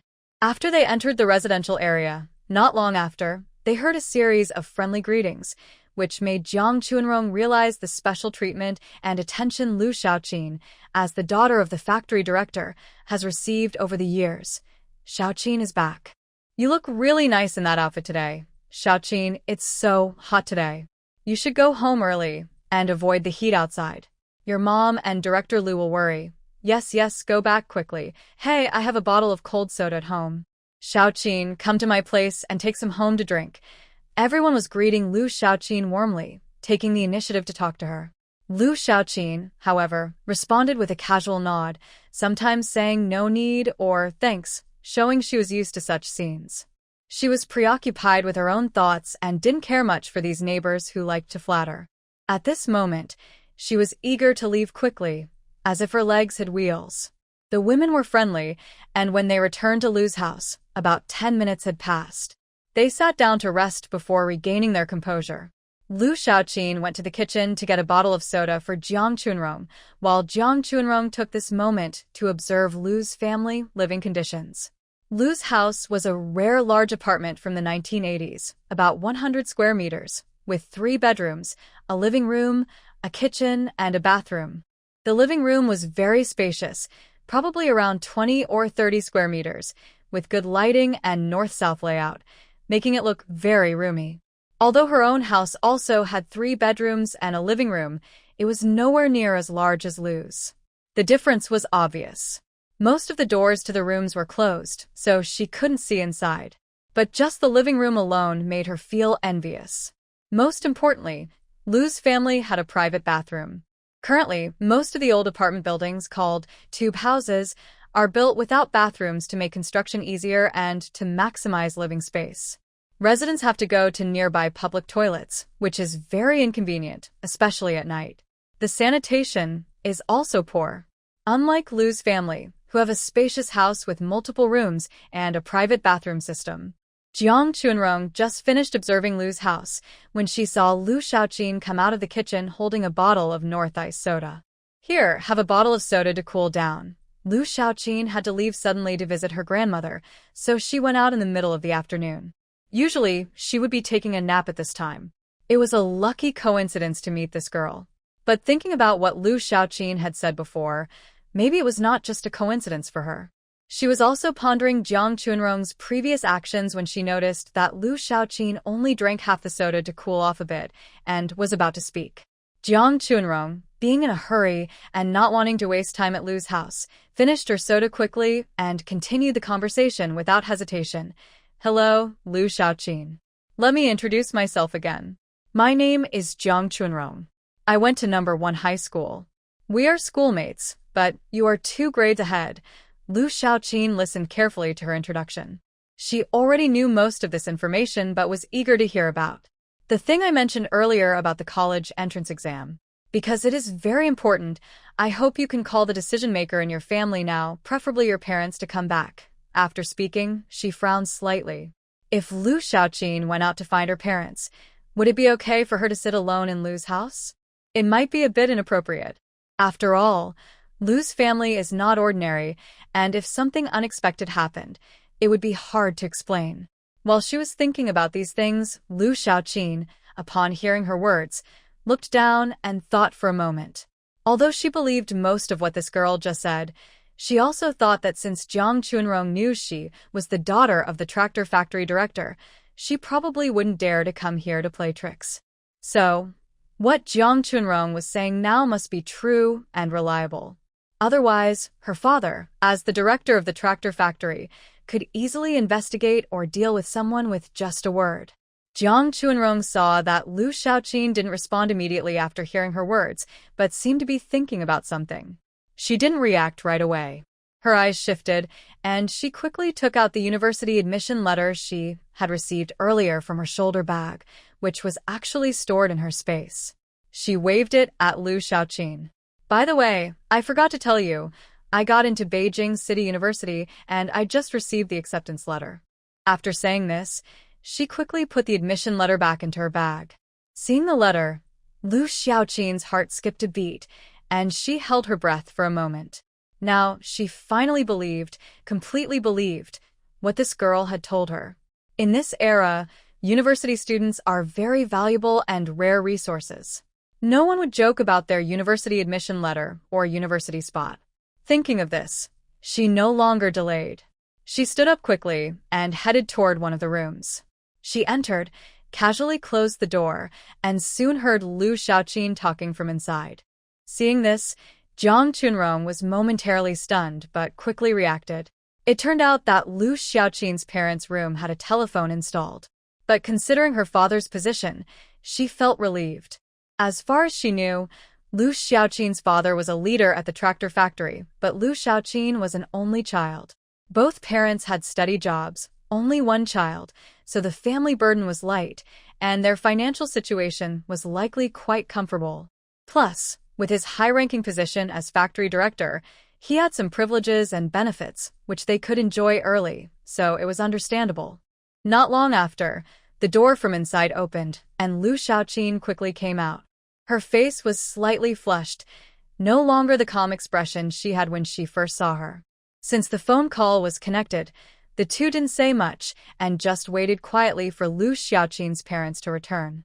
Jiang Chunrong wasn't sure if Liu Xiaoqin had called her parents, but the first to come back was Liu Xiaoqin's father, Director Liu.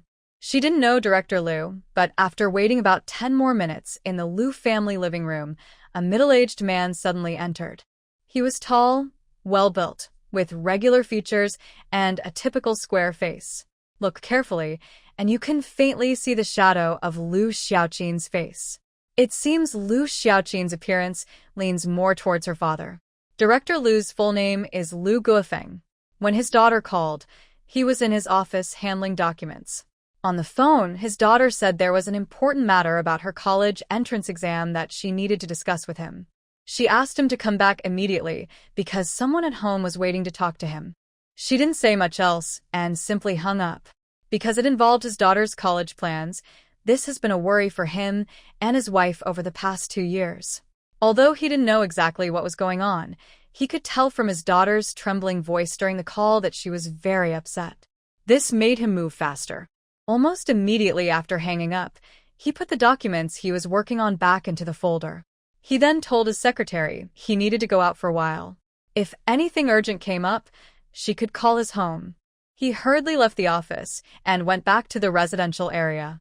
When he pushed open the door and entered the living room, he was surprised to see a young girl sitting there. She looked about the same age as his daughter. His brow instinctively furrowed. He didn't know what connection there was between his daughter going to college and this girl. But having been in a high position for a long time, he carried a strong presence. Even just a slight frown made him look very authoritative.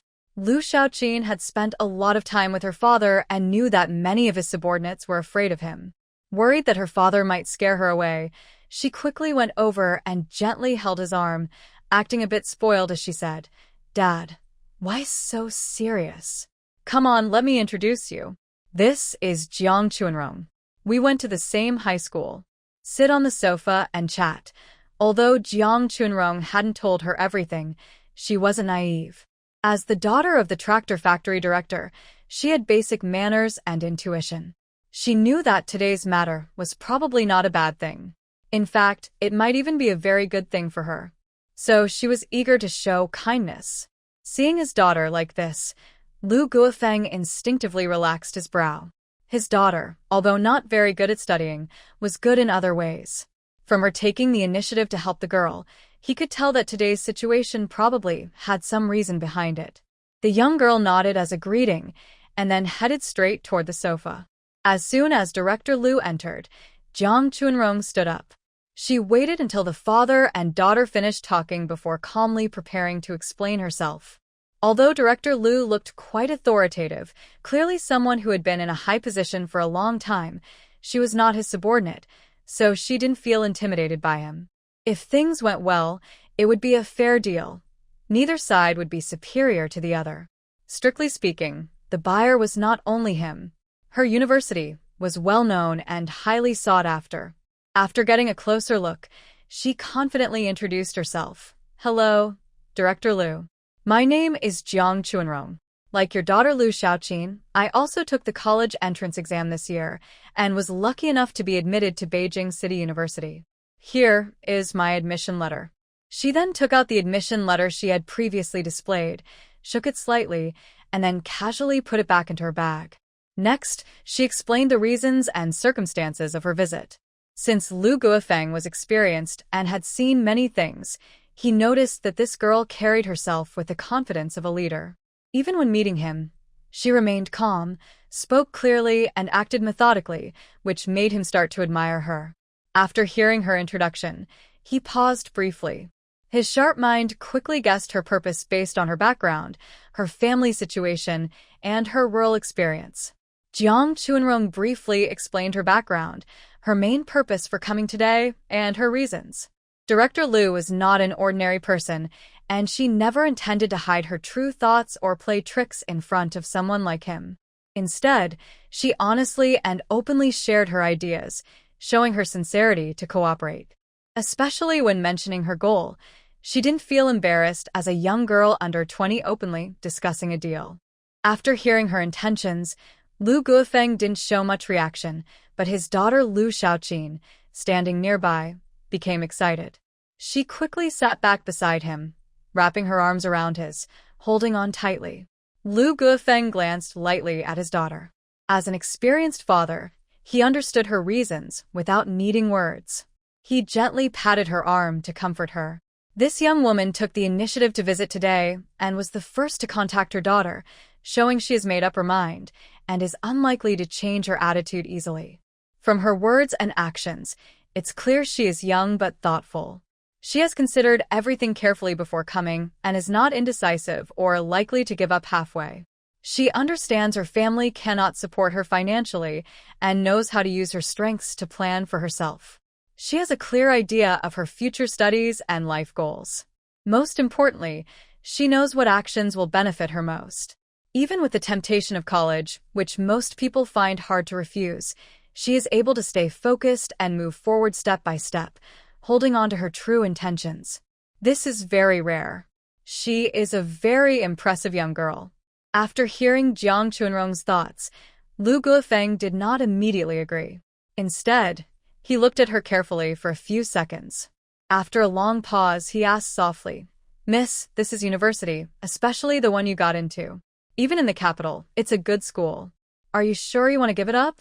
Don't you feel it's a pity, or that you might regret it?" He looked at Jiang Chuanrong closely. If she showed even a hint of hesitation, he would reconsider carefully. He also wanted his daughter to go to college, especially to such a good university as this one. But he wouldn't risk his daughter's future by neglecting other important matters.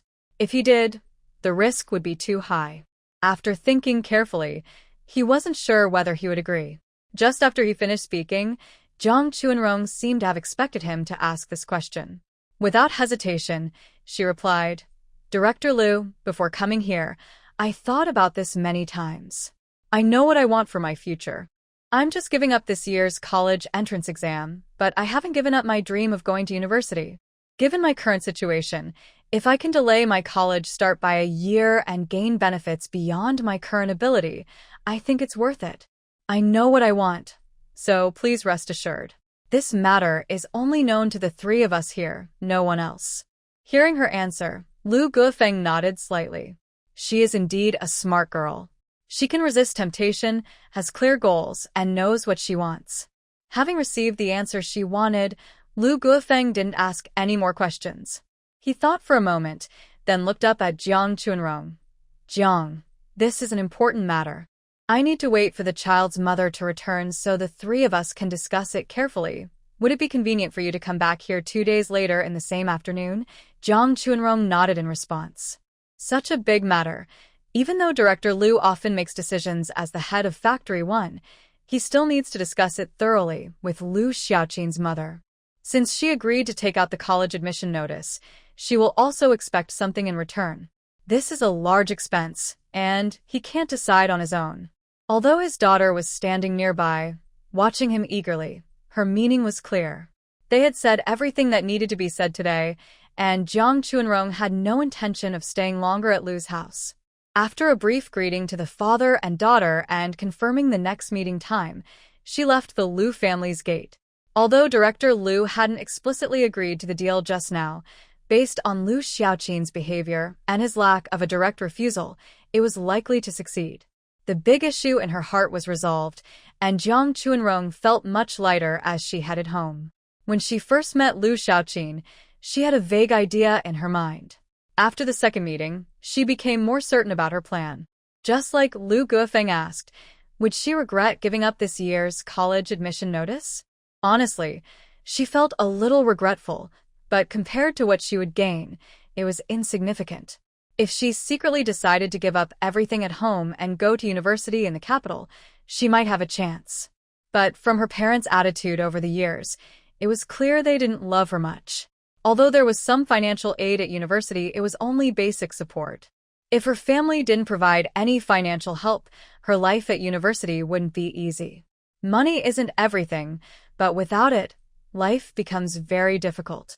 Carrying the few savings she had managed to save, going to university in the capital was not her wish. Now, with the opportunity to attend university just a year later, which greatly enriches her financial situation, she is naturally willing. Since she managed to get into university this year, she is confident she can get into an even better school next year for the college entrance exam. Not to mention her sister, Jang Chunfong, who is still watching her closely at home. She can feel that her sister's suspicion of her hasn't decreased. Maybe after all this time, she's lost some patience, which is why she's acting the same as before. Although her sister has recently returned to her usual routine, she still can't rest easy as long as the college matters aren't settled. Even a tiny chance, she wouldn't take the risk. So, after careful consideration, she decided to sell her university admission letter for a good price. Once she has a large amount of savings, even if she goes to university in the capital city, Jing City, she will feel confident. When Jiang Chuanrong returns home, she will have already cleaned her mood and returned to her usual quiet, cautious, and pitiful look. At dinner tonight, Niu Xiaojun went early to the nearby market and bought half a jean of pork belly. The dish is potato stew with meat, a semi-meat dish that Niu Xiaojun personally cooked. The other vegetables are prepared by her as well. Jiang Chuanrong understands Niu Xiaojun's meaning. Unless she's extremely busy on the day she cooks meat dishes, she usually makes them herself. She's mainly worried that she might sneak some during the cooking. TSK, this is really something. But Jiang Chuanrong didn't make it obvious. She just pretended not to know and relaxed. Unsurprisingly, she will have a lot of money soon. When she has money, she won't care for the small amount of meat or semi-meat dishes at home. Their family usually makes large pots of dishes like potato stew with meat, but not even slices of meat or broth are often available for her. Sometimes she craves meat, but just as she reaches for her chopsticks, she notices Niu Xiaojun's subtle gaze passing over. Forget it. Her role at home is to be a little victim, and she can't risk going against her mother's watchful eyes just to sneak some food. Since she returned to the city, it's almost as if she's back in the countryside during festivals, sometimes even smelling the aroma of meat. Just as Jiang Chuanrong thought that everyone's attention would be on the delicious dish today, since her family rarely made meat dishes due to Xiaozhuan's frugality, she noticed some faint glances directed at her. Most of these looks came from her sister-in-law, younger sister, and older sister. She didn't realize when she had become a rival among the women in her family, except for her mother, Xiaowan. However, the meaning of their glances varied.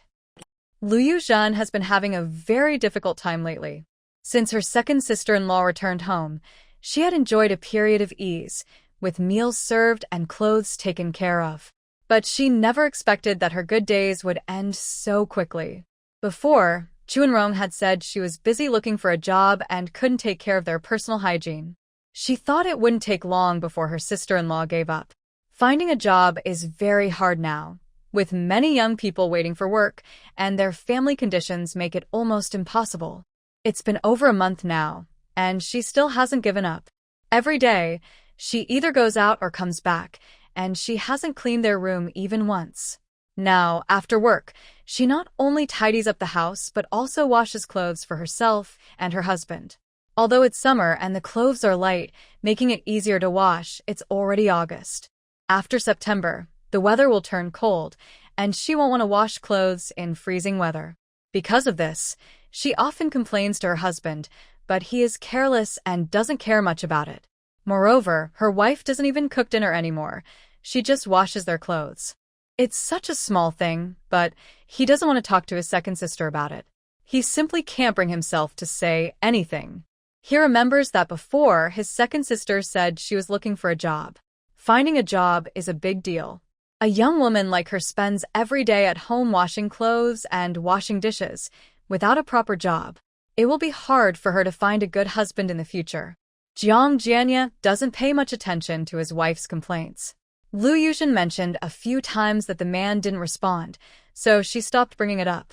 But she knows very well that this family is not only worried about her, but also about getting Chuanrong to take care of household chores, including her younger sister-in-law. Lu Yuzhen has been married into Zhang's family for 2 years. She doesn't know her sister-in-law's personality perfectly, but she has a good idea. It all depends on who can be patient the longest and who will speak first. Jiang Chuanrong also sees what they are trying to do, but she doesn't care. She says she won't do it if she doesn't want to. No matter what ideas they have or what tricks they play, she will stand firm. She refuses to go back to being the helpless little girl who comes and goes as she pleases. That is something she will never allow. Meanwhile, at the Jiang family dinner table, Lu's family at the tractor factory's residence was also having dinner at about the same time. The main topic of conversation was Jiang Chuanrong, who had just visited Lu's family today. "Mom, say something. What do you think about this? Do you agree or not?" Earlier in the afternoon, Lu Xiaoqin called her mother at her office. Her mother was not at the factory then.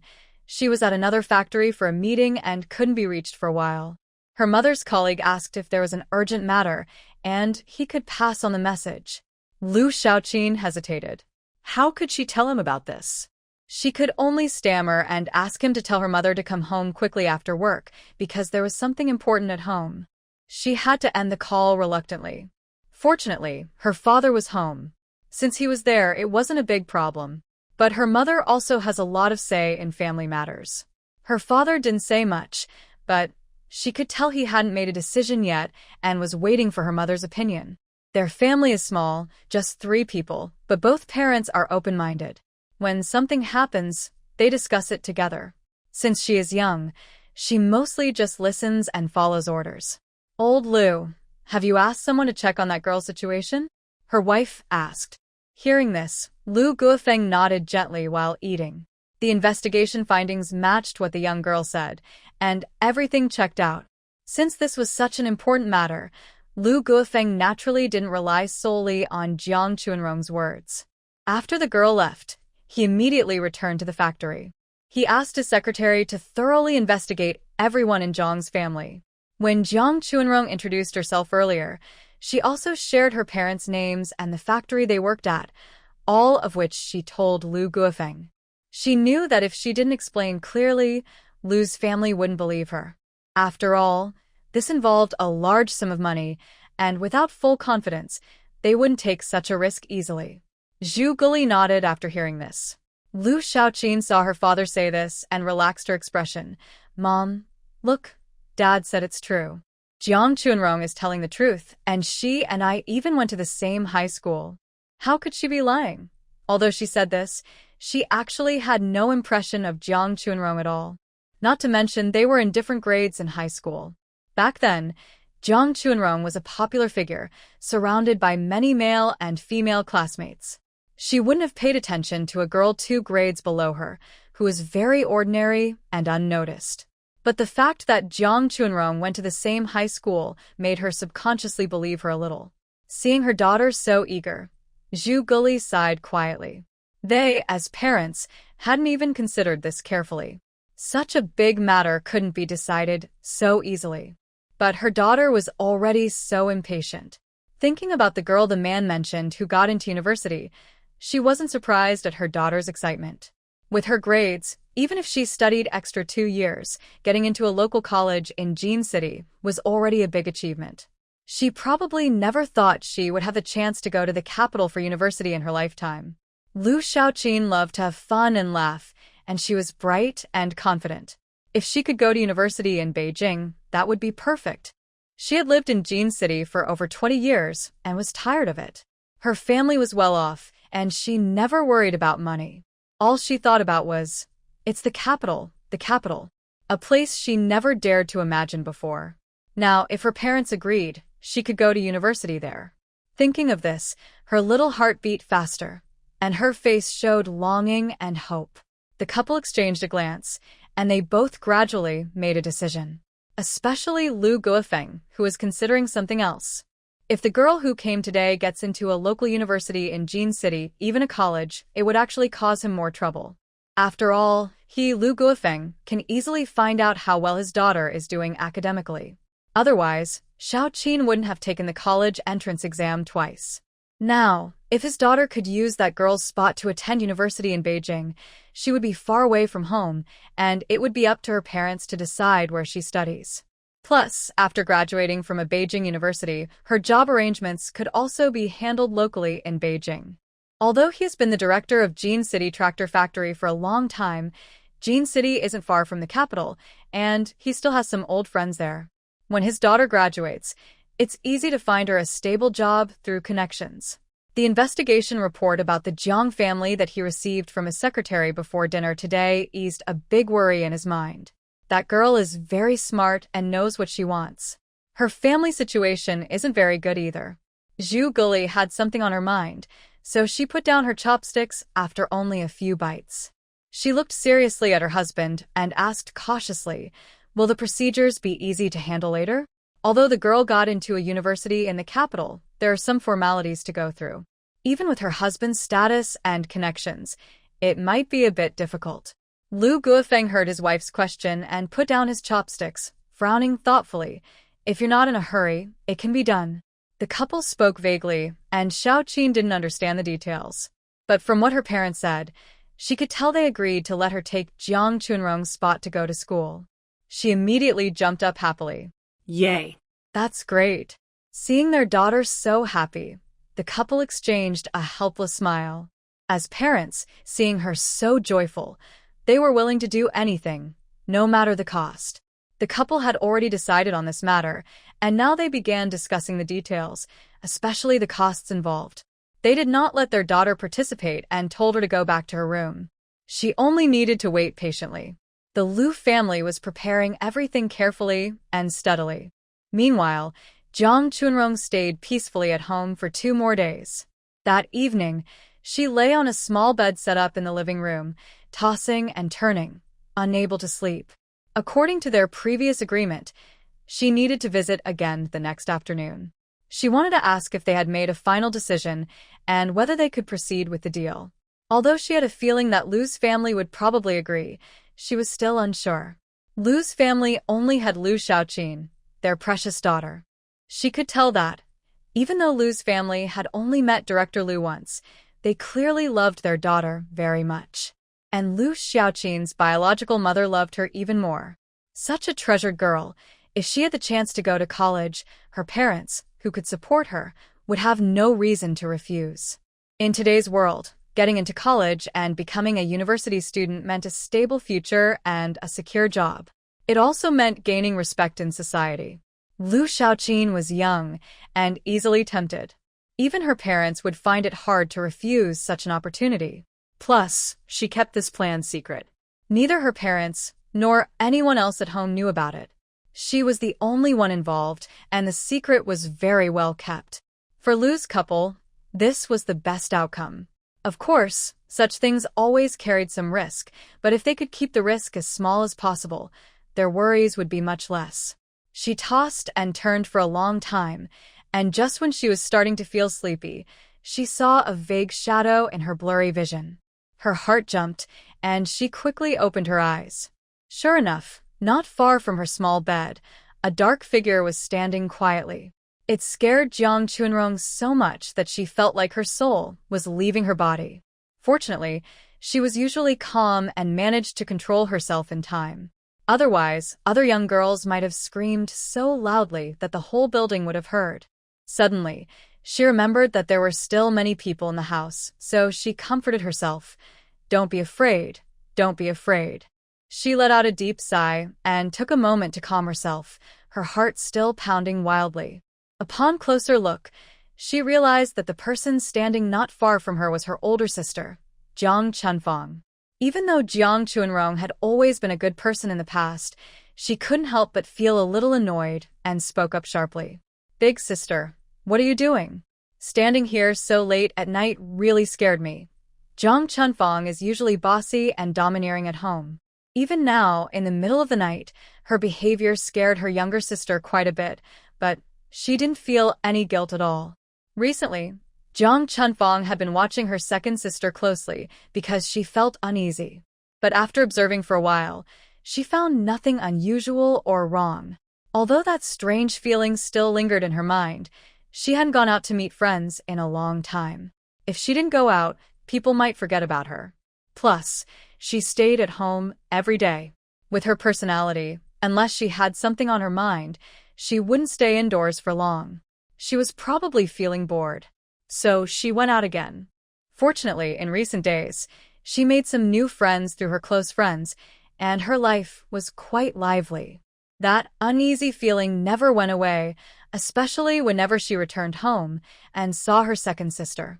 The strange feeling grew stronger each time. But she couldn't find any evidence against her sister, and she didn't trust telling her mother either. She felt helpless. During this time, after dinner, she would wash up and go to bed without paying attention to her inner turmoil. But for some reason in the past 2 days, that feeling grew even stronger. Even when she was asleep, she would wake up from the pounding in her chest. Just now, she was sleeping peacefully in bed when suddenly, a strong heartbeat sensation surged from deep inside her, making her heart race and completely wake her up. She was angry and confused, not knowing what was happening to her. She couldn't find an answer and could only blame Jiang Chuanrong for everything. It was that girl's fault. If it weren't for her, she wouldn't be feeling this way. When that girl was in the countryside, she never experienced such feelings. Lying in bed, she kept tossing and turning but couldn't fall asleep. She reluctantly put on her shoes and got out of bed. It was late at night with nowhere to go, so she naturally went to the living room. She stood quietly in the living room, staring intently at her younger sister. Even when she heard her second sister questioning her, she remained unmoved, not bothering to apologize or reflect. She spoke to herself, saying what she wanted to say. "Have you done anything embarrassing lately? Be honest with me, or if I find out, I'll make sure you regret it." A few days ago, when Jiang Chunfang was watching this girl, she had already said everything she needed to. Now, she didn't know what else to say, only sneering a little. But deep down, she knew her sister was very honest. When had she ever done anything out of line? She was just venting her frustration. Jiang Chuanrong was quite frightened, suddenly hearing Jiang Chuanrong acting strangely late at night. She couldn't help but retort, "Big sister, what are you talking about? I would never do such things. Go back to sleep. Don't just stand here. Don't scare people to death." Jiang Chunfang had nothing much to do during the day. She was tired at night and couldn't sleep, but it was no big deal. She could just sleep more during the day. But she couldn't do that. She had many things to handle and no time to waste. Tomorrow afternoon, she had to go to Lu's family for an important matter. She couldn't afford to be tired or distracted.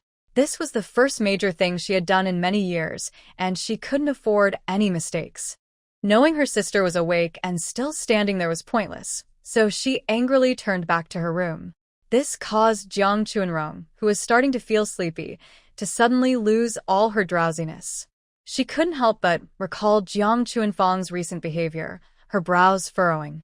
She knew that Jiang Chunfang usually played outside during the day and rarely stayed up late at night, especially not standing suddenly in front of her bed in the middle of the night. She didn't think Jiang Chunfang was playing a prank or trying to scare her on purpose. She guessed it was an instinctive action.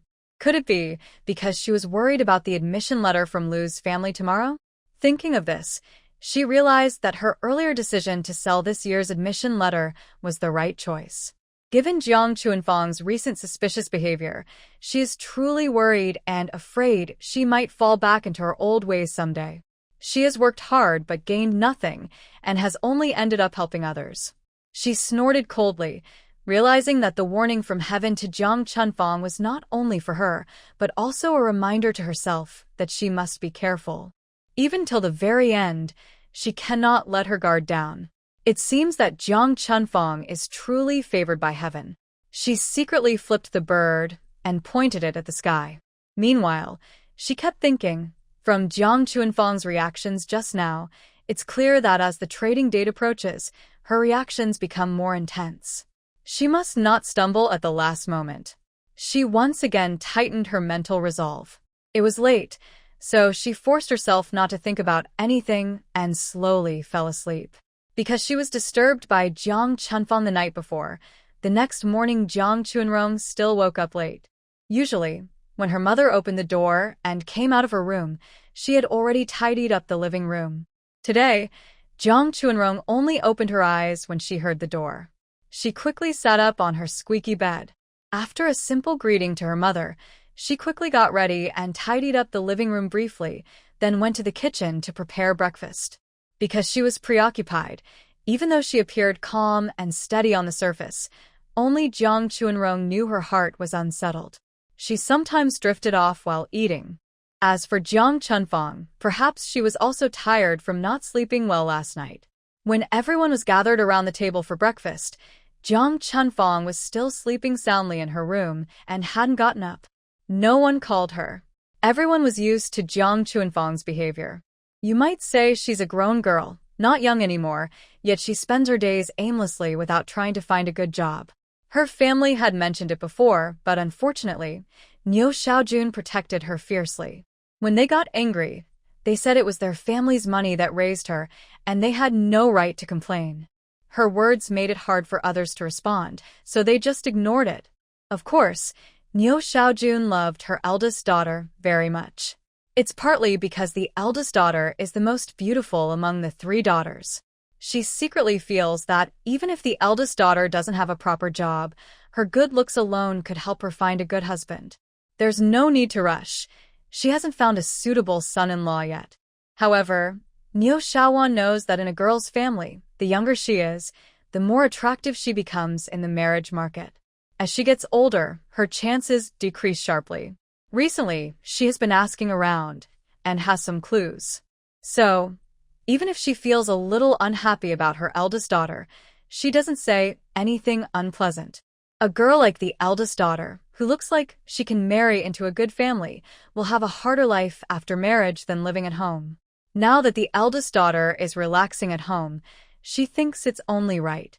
Fortunately, she hasn't let Jiang Chunrong hear this, or she would just sneer and laugh coldly. She plays this double standard very well. The older sister can enjoy herself at home, but what about her? She works herself to exhaustion, like a beast, and according to her mother, she still has to work hard after marriage.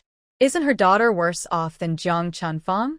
Yet, she shows no sign of love or motherly care. After cleaning the living room and kitchen, she washed her hands and saw her big sister Jiang Chunfang just waking up. She glanced lightly but didn't go over to talk, instead preparing to go out. Today, she needs to buy groceries. A few days ago, she went to the urban-rural fringe, and the vegetables she bought then are already gone. While packing, she thought that if her college entrance exam goes well, she will have a lot of money. She plans to buy more at once and store everything in her space. That way, she won't have to go to the urban-rural fringe every few days to buy cheap vegetables. Meanwhile, Jiang Chunfang woke up early, her heart pounding more and more with anxiety. Seeing only Jiang Chunrong at home, she suddenly remembered what happened last night and didn't know what to say. Before she could speak, she saw that girl already leaving with her bag. She probably went out to buy groceries at this time. She didn't think much about it. She had planned to get up in the morning and go out to meet friends, just like before. But today, her body felt so weak. Forget it. She decided to rest at home for the day. She also wanted to check her health. If something was wrong, having that girl at home might help a little. After Jiang Chunrong left the house, she held the little bit of grocery money her mother gave her, feeling a bit speechless. The money was so little that she could only buy a few things, not to mention others. Even she herself had enough to eat. She wondered how her mother could stand it. She muttered about Xiaowan in her mind. Reluctantly, she bought the same old groceries as before. By the time she finished shopping and returned home, it was only around 10 o'clock. What surprised her was that Jiang Chunfang didn't go out today either. She was lying on her bed with her legs crossed, flipping through something in her hand, doing who knows what. Since Jiang Chunfang started watching her closely some time ago, she had either been sarcastic or warned her. Their fragile sisterly bond was almost gone. Even when only the two of them were at home, she didn't want to talk or chat with Jiang Chunfang. There was no real connection anymore. It was better not to force it. In her dreams, she remembered her previous life. If Jiang Chuanrong didn't feel uncomfortable about it, that would be impossible. She didn't know what kind of people the Jiang family really was, from top to bottom. In her dreams, she suffered so much. It was as if everyone in her big family was blind, ignoring her hard work and effort. This family only exploited her. Her siblings were one thing, but her parents, who raised her, also saw no good in her at all. She felt that the people in her dreams and her real family were the same. Since having that dream, she kept replaying it over and over. Every scene and every moment in the dream was examined carefully, as if with a magnifying glass. During this, she also observed each family member's personality and behavior based on what she saw in the dream. She especially focused on her so-called older sister Jiang Chunfang and her mother, Niu Xiaojun. The final conclusion is that this mother and daughter, in their thoughts and actions, make her believe that if they were in the same situation again, Niu Xian and Jiang Chunfang would repeat the same dreams and do the same things. Their personalities haven't changed, and their ways of doing things are very similar, leading to the same results. After experiencing those things in the dream, she has lost the last bit of her feelings for this family. She originally returned from the countryside to the city, feeling some resentment and thoughts about her home. After all, it was they who persuaded her to go to the countryside, and it was also they who made promises to her. But it was they who broke those promises. She had to accept everything they gave her all along. No one considered whether she was willing or not. As long as she accepted, that was enough. Since that's the case, there's nothing more to say. Therefore, after the dream, whether she was preparing for the college entrance exam or thinking about making a deal with the Liu family, she always considered things from her own point of view. She never thought about how her parents or other members of the Jiang family might feel. It was her own matter. What did it have to do with them? Just like in that dream world. Whether they started as an ordinary working-class family or later, with Jiang Chuanfang's help, became wealthy and successful, what did it matter to her? Because she had plans this afternoon, Jiang Chuanrong cooked earlier than usual today. While she was busy in the kitchen, Jiang Chunfang, lying in her bed inside the room, naturally noticed the sounds of her daughter cooking. But she was very irritable now. Even lying down, she felt uncomfortable all over, and her head seemed to be pierced by countless tiny needles, with a slight stabbing pain. This made her even more annoyed.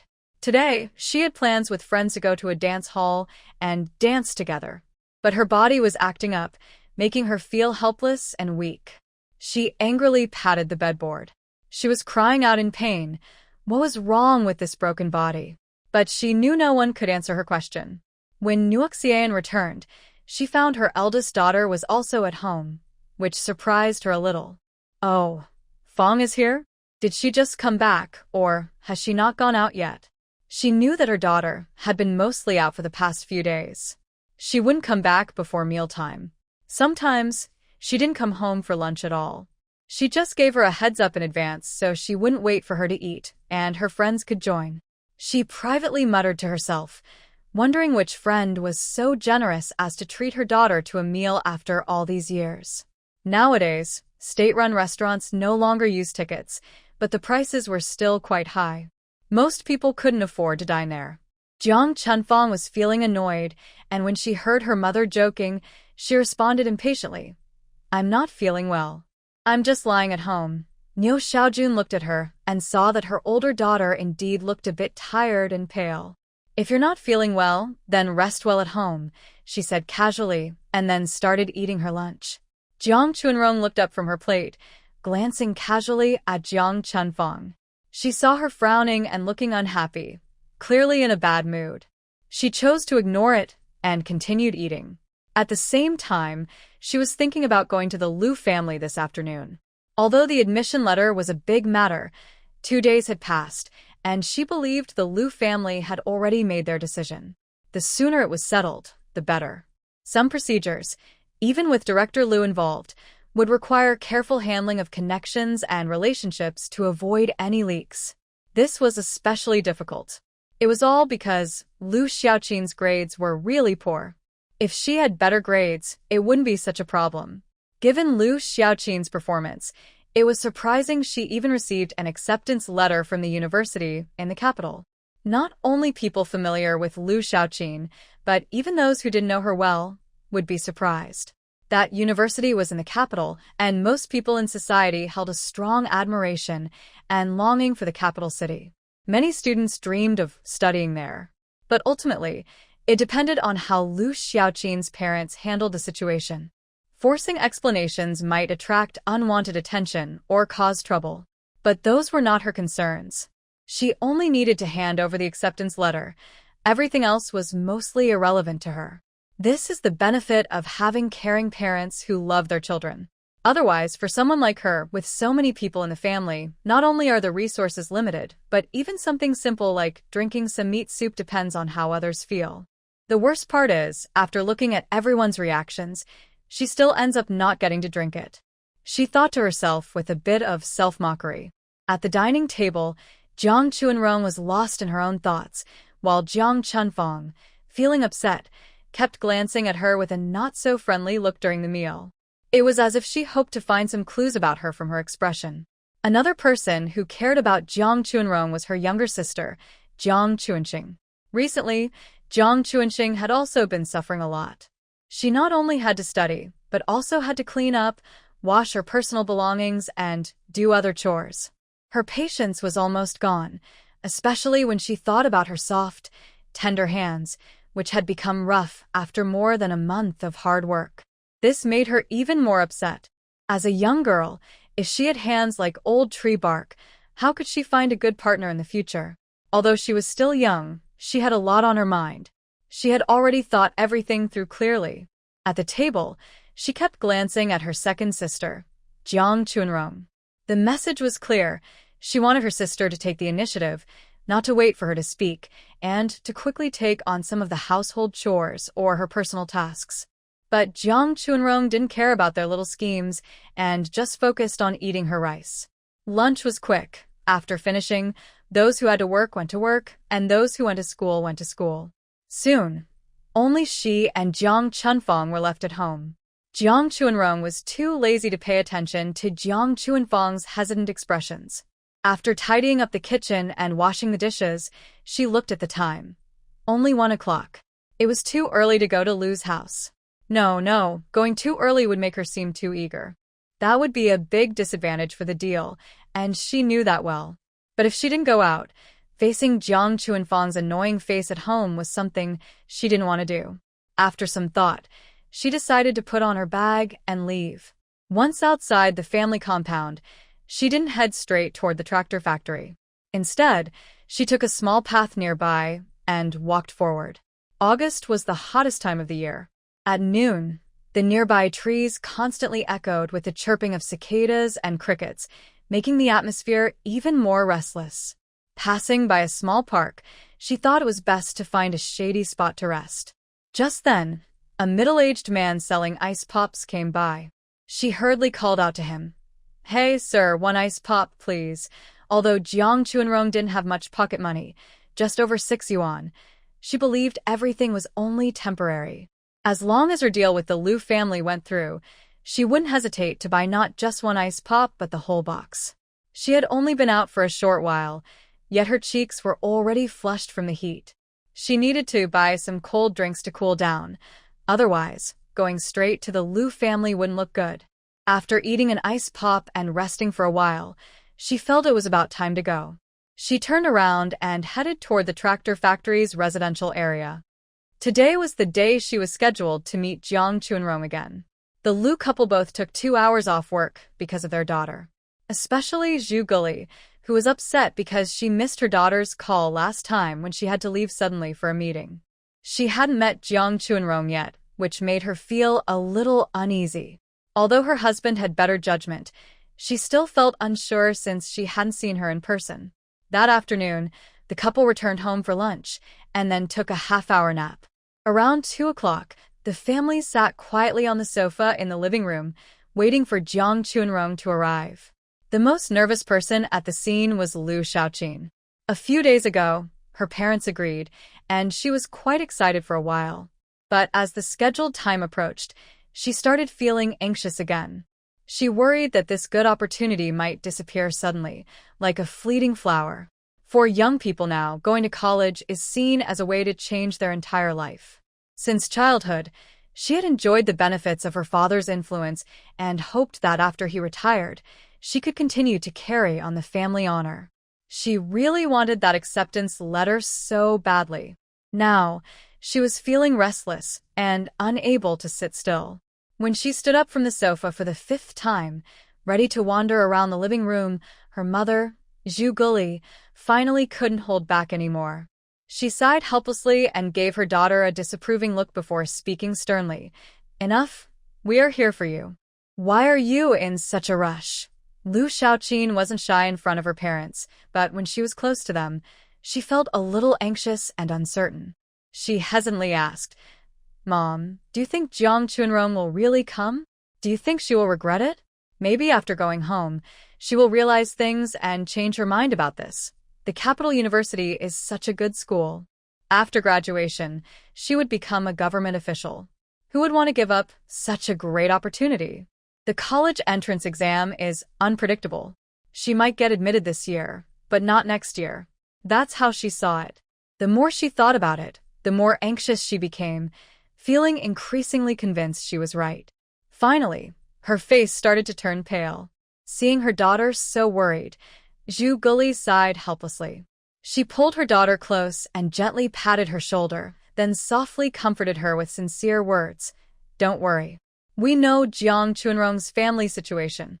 She only has her acceptance letter to go to the capital university, and her family won't be able to help much. She is a smart girl. She will think things through herself. But if you get your acceptance letter and go to university, you can't be lazy like in high school, skipping classes and not studying. This acceptance letter is something your parents spent most of their savings to get for you. If you don't study hard, not only will you let yourself down, but you'll also disappoint us and our hopes for you. Can you do that?" By the end, Zhu Guli's face also looked serious. As parents, they naturally want to give their children the best conditions within their ability.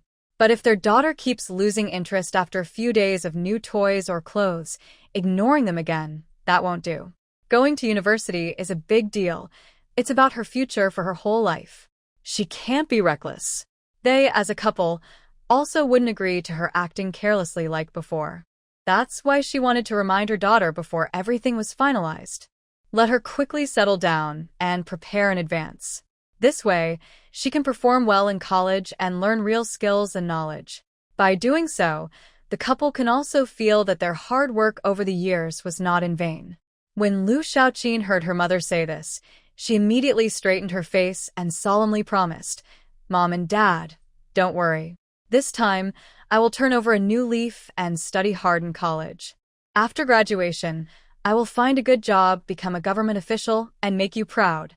Although she said this, it was also her true inner wish. Over the years, besides enjoying the reputation her parents gave her, she often heard people say, "That person is Lu Factory Director's daughter. How impressive Director Lu is." Not only does he have no son, but his daughter is also quite irresponsible, often wandering around with cats and dogs, not acting properly. Recently, because of the college entrance exam, the topic changed to, "Look at Lu Director's daughter. She took the exam again and again, but probably didn't pass this time either. Such a pity. Lu Director is such a good person." She had heard such words many times. She always hoped to find a way to give her parents some relief. But she knew she wasn't good at studying, almost giving up herself. Unexpectedly, luck turned around, and a big opportunity fell from the sky. It was a sudden surprise, like a big pie hitting her on the head. Truly, timing and luck are everything. This opportunity came just in time. Just wait a few years, and when she appears again, she will blind those who looked down on her before. However, because her previous grades were not good, she couldn't show off in college. When Zhu Guli and Lu Guofeng heard her words, they felt a bit moved. Seeing her performance today, they knew she was listening to her heart. She was no longer like when she was in high school, where even if they scolded her, she looked indifferent and carefree. If this incident could change her, spending more money would be worth it. She was still young, only in her early 20s, just starting her life. Although she had been a bit wild and reckless before, who hasn't had a youthful, carefree time? Lu Xiaoqin talked with her mother for a while, and her tense mood gradually eased. Her parents were capable people and naturally knew more than she did. Since they said so, they must have their reasons. Later, when that girl arrives, you stay inside the house. Got it? Zhu Guli gave a few final instructions. She checked the time, knowing the girl would arrive soon. Lu Xiaoqin heard her mother's words, pouted, and wanted to refuse, but she knew this was not the time to be stubborn. The matter was important. She couldn't go against her mother's wishes now. In the end, she pouted slightly and let out a resigned sigh, agreeing reluctantly. As for Zhu Guli, seeing her daughter like this, she felt a bit helpless. The upcoming discussion with the girl involved some related matters, mainly about money exchanges. She didn't want her daughter involved in such things. She was also worried that a large sum of money might leave a psychological shadow on her daughter, which would be bad. She hoped her daughter could go to college happily, even through this method, without carrying heavy mental stress. As parents, they were willing to do anything for their children, and they didn't expect anything in return. All she wanted was for her daughter to live her own good life. After a few words, they paused again. They knew the girl would arrive soon. Sure enough, within a few minutes, the door of the Lu family was knocked. Jiang Chunrong arrived right on time. She was very punctual. When dealing with such families, she knew how to behave, neither too early, which might seem overly eager, nor too late, which would be rude. So, she knocked on the door 2 minutes before the scheduled time. It was Zhu Guli who opened the door. She hadn't seen the girl a few days ago, so when she heard the knock, she told her daughter to go to her room. When she opened the door, she saw a young girl about 18 or 19 years old. She recognized her as Jiang Chunrong. The girl might have been hot from the weather, her face slightly flushed, but her bright eyes showed calmness and intelligence. The first to speak was Zhu Guli. "You're here, Lil Jiang, right? Come in quickly. I am Lu Xiaoqin's mother. You can call me Aunt Zhu. Aunt Zhu, hello." Before coming, she had expected to meet Lu Xiaoqin's mother today. Sure enough, the first to open the door was Lu Xiaoqin's mother. Lu Xiaoqin's mother is about 40 years old, but because her family is well off, she has a good job, and her husband is a factory manager. She takes good care of herself. She has fair skin and looks very young, only in her 30s.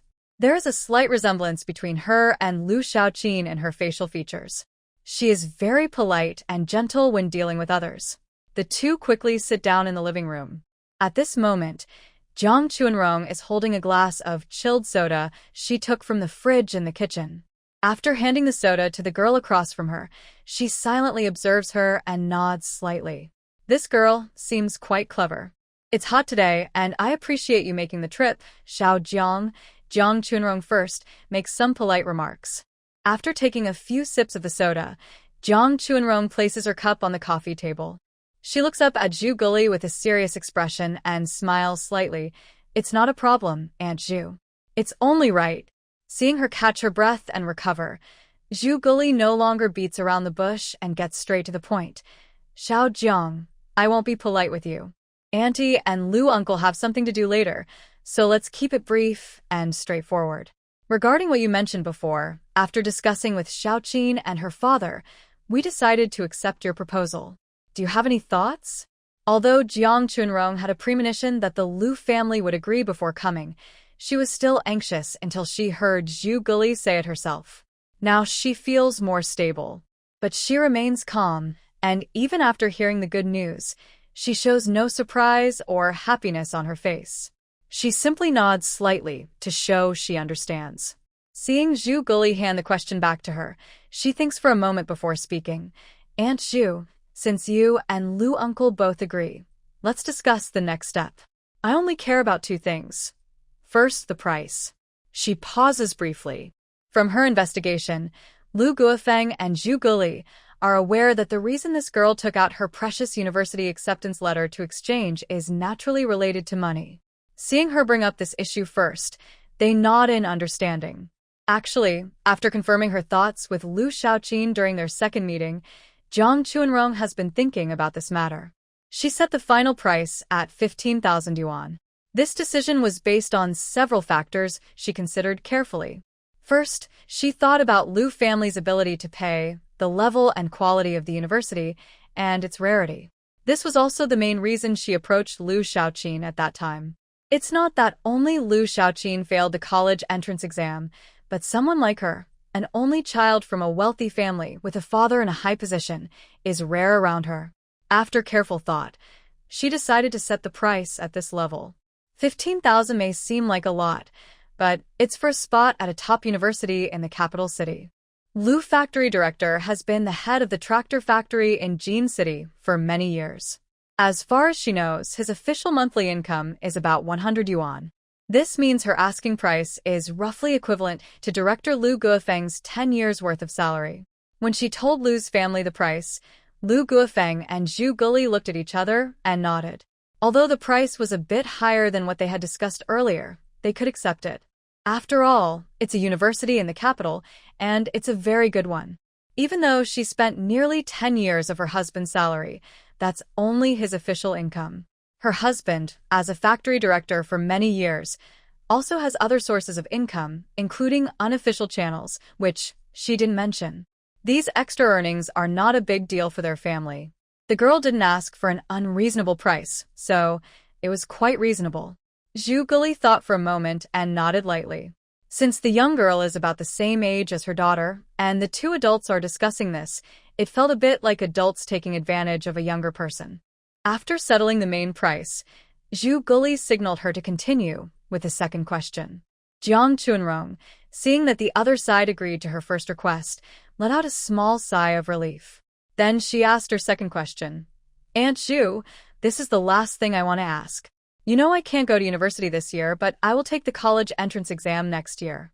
Now, Xiaoqin is using my name to attend school, and about next year's application. She didn't say it outright, but Lu's family understood her unspoken words. Hearing her words, Zhu Guli looked at her with admiration. Although this girl is about the same age as her daughter is carefree and easygoing. This woman, however, has thought through all the possible issues and is quite smart. A few days ago, she also discussed this matter with her husband. She can answer this question herself. After thinking for a moment, she organized her words and looked at Jiang Chuanrong again. Miss Jiang, about going to university, this is a big matter. Your uncle, although in this position, still needs to be cautious about some things. But the question you raised is also something we care about. She didn't lie when she said that money isn't a big issue for her and her husband. The most important thing is how to handle the paperwork smoothly. They only have one daughter and don't want any big problems to come up years later.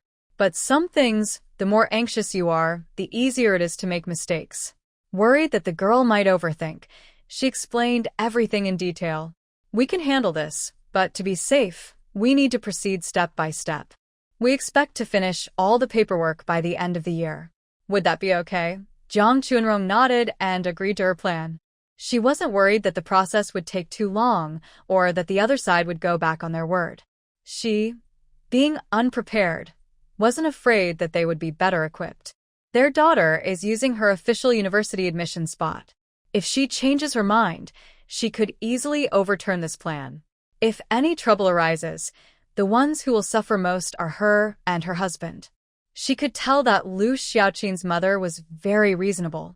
She didn't look down on her because her family was poor or because she was young. Instead, she carefully explained all her concerns. Her attitude was very reassuring. As long as it didn't affect her daughter's participation in the college entrance exam next year, it wasn't a big deal. The negotiations went smoothly. Finally, Jiang Chuanrong took out the admission notice she had shown to Lu's family before from her bag and handed it to Zhu Guli. Zhu Guli carefully examined it, looking at it from all angles. After a long while, her face finally showed a sincere smile. Knowing that with today's transportation and communication methods, as long as you have this admission notice, you can go to the school with your ID to complete registration and become a formal university student.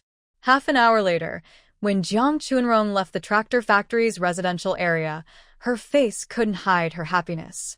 Even though the sun was blazing outside and there were no pedestrians on the hot street, her heart felt as cool as having just eaten an old ice lolly, refreshing inside and out. This feeling was so comfortable. As the saying goes, money makes people brave. That's exactly how she felt now. Since having that dream, she often felt a sense of urgency and danger in her heart. Even at night, when she was sleeping peacefully, she would suddenly wake up. After waking, she wouldn't know what year it was, as if she was still inside the dream she had before.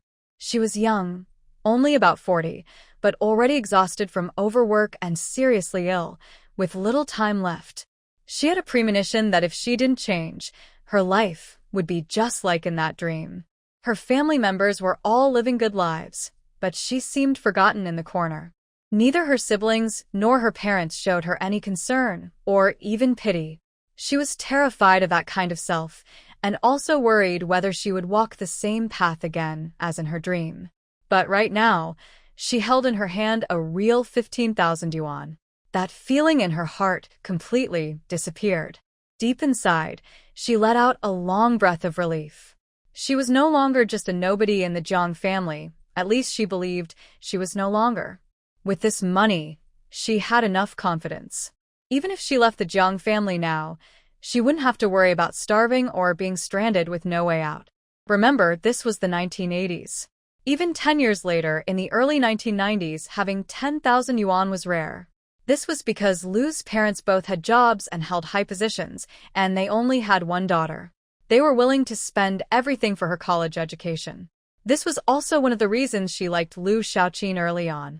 In other families, even if they could sell for a good price, but 15,000 yuan is not something everyone can come up with. Even if they have it, they might not be willing to spend so much just for a daughter. She felt very happy inside. Having money made her think of many things. For example, her household registration issue. Could she find a way to transfer her household registration out of the Jiang family? For some reason, she felt a natural sense of danger about having her household registration linked to the Jiang family. She clearly remembered that a few years ago, when she registered to go to the countryside, her mother and sister made that important decision for her without telling her.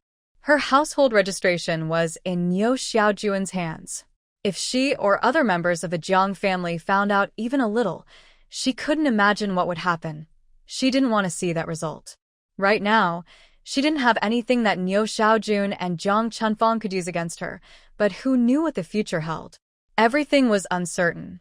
From how those two treated her about going to the countryside, it was clear they would do anything to achieve their goals, regardless of her safety or feelings. They even made promises that couldn't be trusted.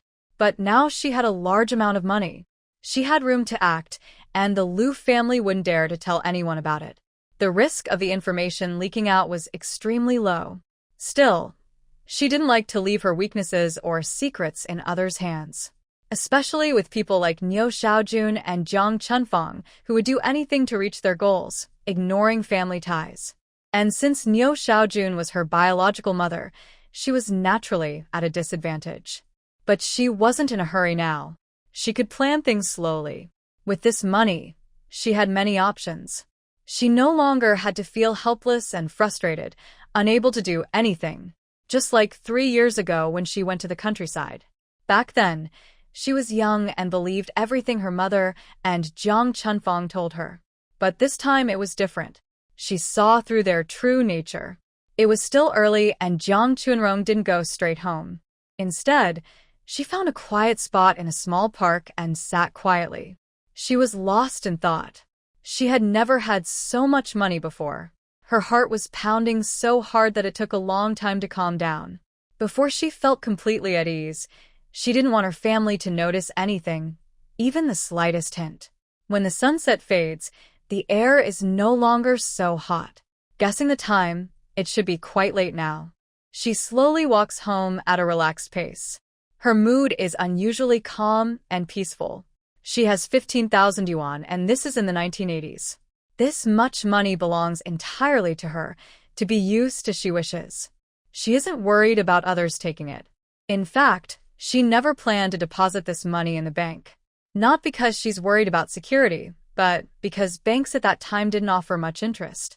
She has space and doesn't need to do this unnecessary work. Keeping the money at home is more convenient. She doesn't plan to hold on to this money forever. She intends to spend it. She has her own plans for that. Although she gave up going to university in the capital this year, who says going to university in the capital is just Liu Xiaoqin's dream? For next year's college entrance exam, she needs to prepare early and start reviewing in advance. She believes her results next year won't be worse than this year.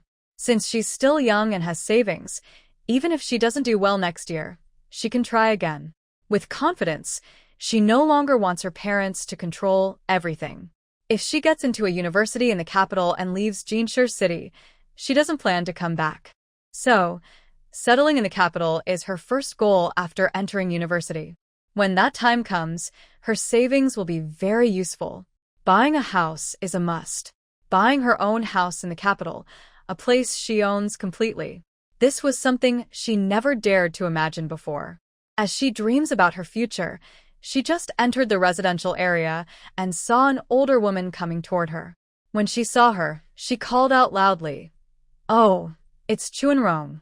Why are you back so late? Something big has happened at home. Do you know?"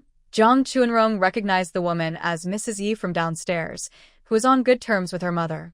Hearing this, she was momentarily stunned. But she usually appears honest and innocent, almost invisible. Even hearing such big news now, her face only slightly changed and she quickly asked, "Mrs. Yi, what happened? Did something happen at my home? I just got back from outside, and am not sure what exactly happened. Please let me know."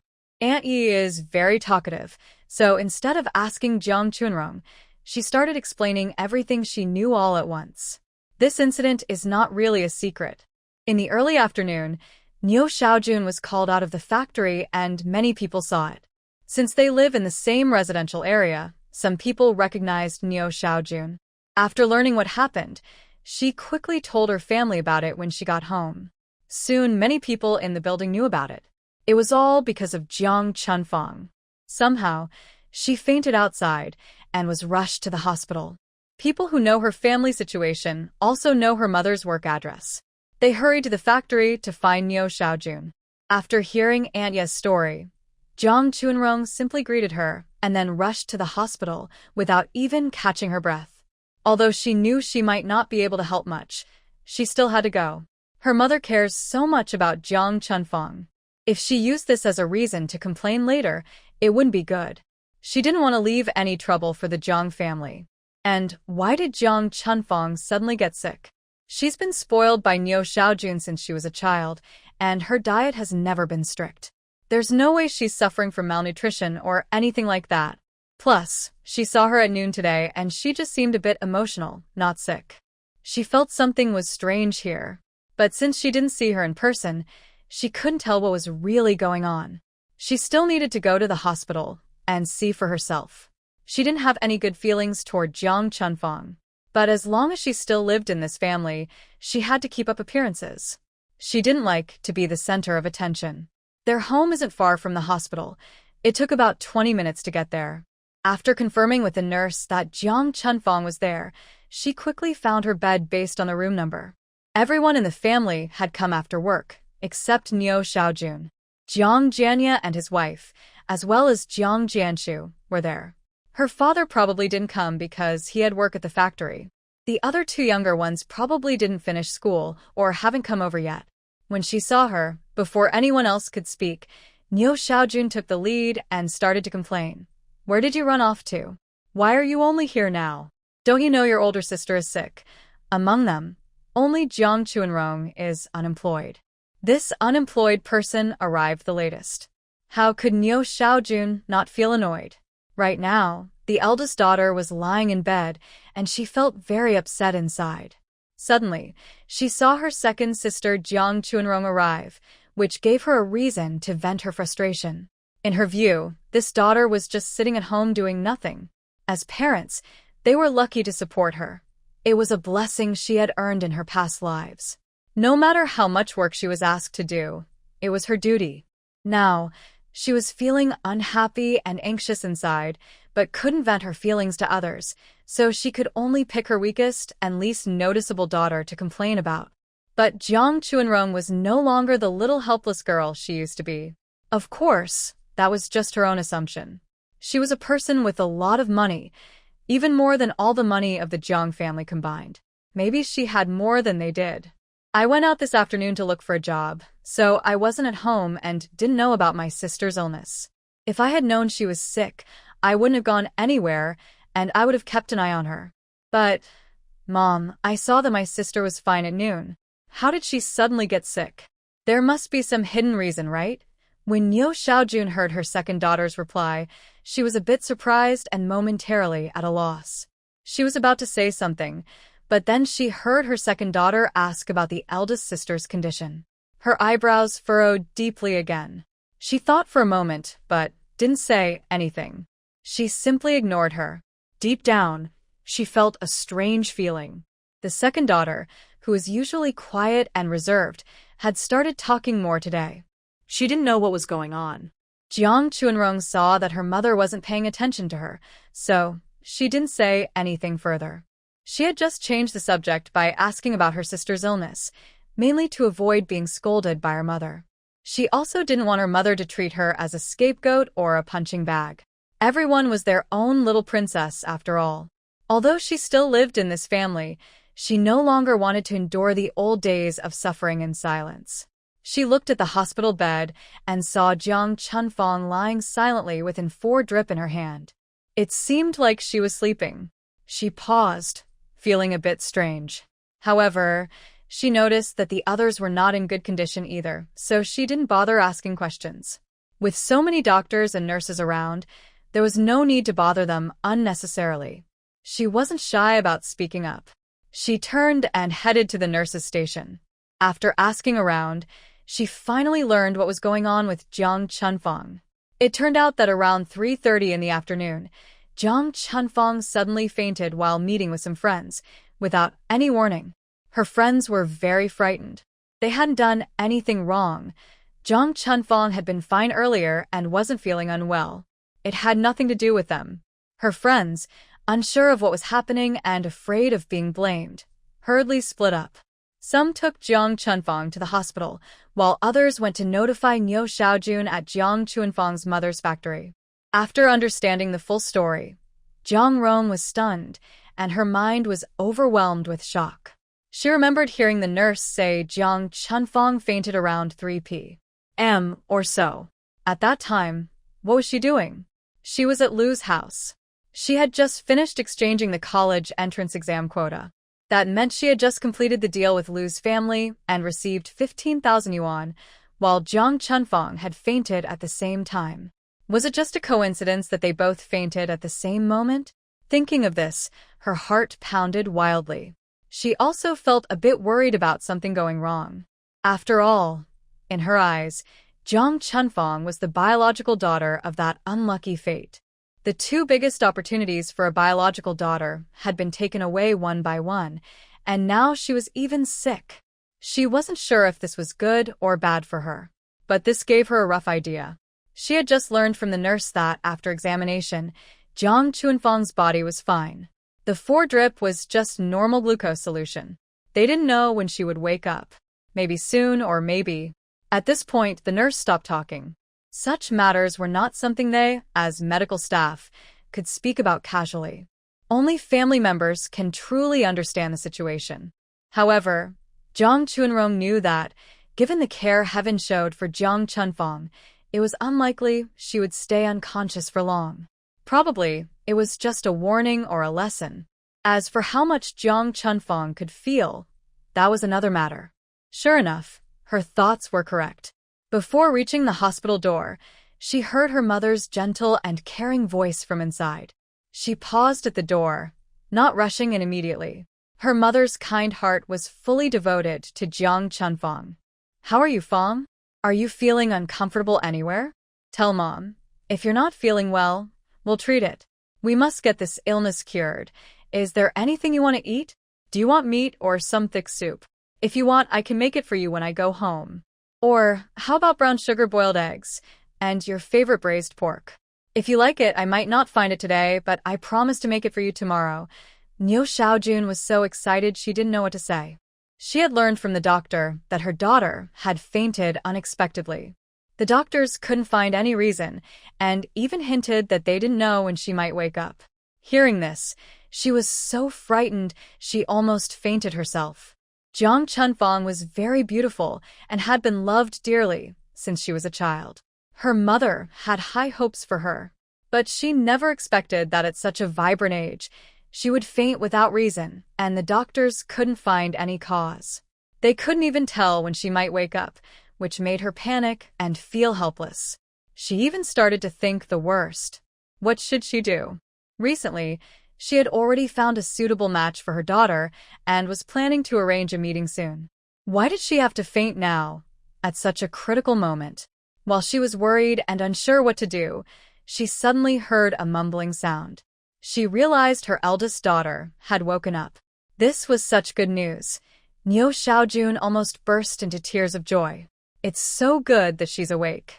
It's so good, everything will be fine now. The doctor also said Jiang Chunfang was in good health and had no serious problems. As for why she fainted, even the doctor was puzzled. These days, who doesn't spend a lot of money on expensive medical tests when they're healthy? Since there's no illness, just wait and see. Maybe someday you'll wake up feeling better. Nyo Xiaojun hasn't decided whether to spend so much money on these tests. She was just thinking about waiting for her husband to finish work so the family could discuss it together. But then, unexpectedly, there's no need to discuss anymore. Her husband hasn't arrived yet, but her daughter has already woken up. At this moment, she feels a bit relieved that she didn't go for the tests earlier. After all, hospital tests usually cost only a few dozen yuan, and spending that much doesn't even make a sound. Now, her daughter hasn't spent much, just received a glucose strip. This is a small blessing amid misfortune. Jiang Chunfang, perhaps just waking up, was still a little confused. Once she fully regained her senses, she realized she was in the hospital. Surrounding her were her mother, older brother, sister-in-law, and second younger brother. She opened her mouth to say something but saw her second sister walk into the room from the door. Suddenly seeing her second sister, her brow furrowed.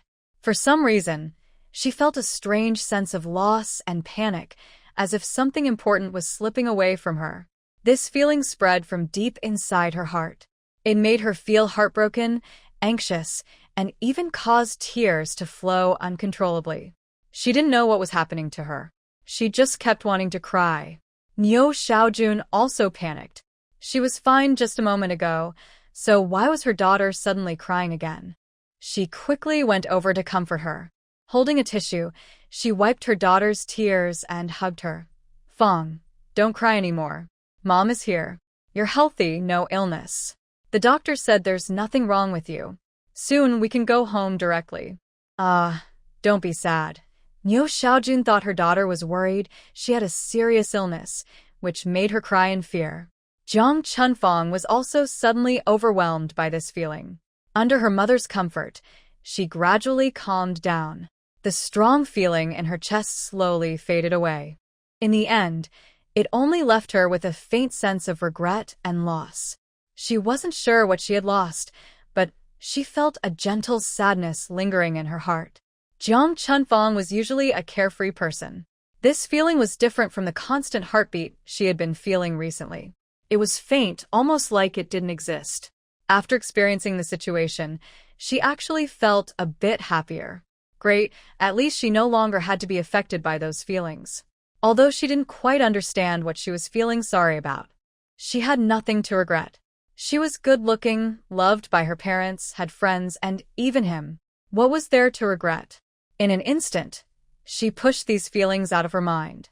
Then she saw Jiang Chunrong approaching, but she no longer looked at her with the cold, disdainful expression from before.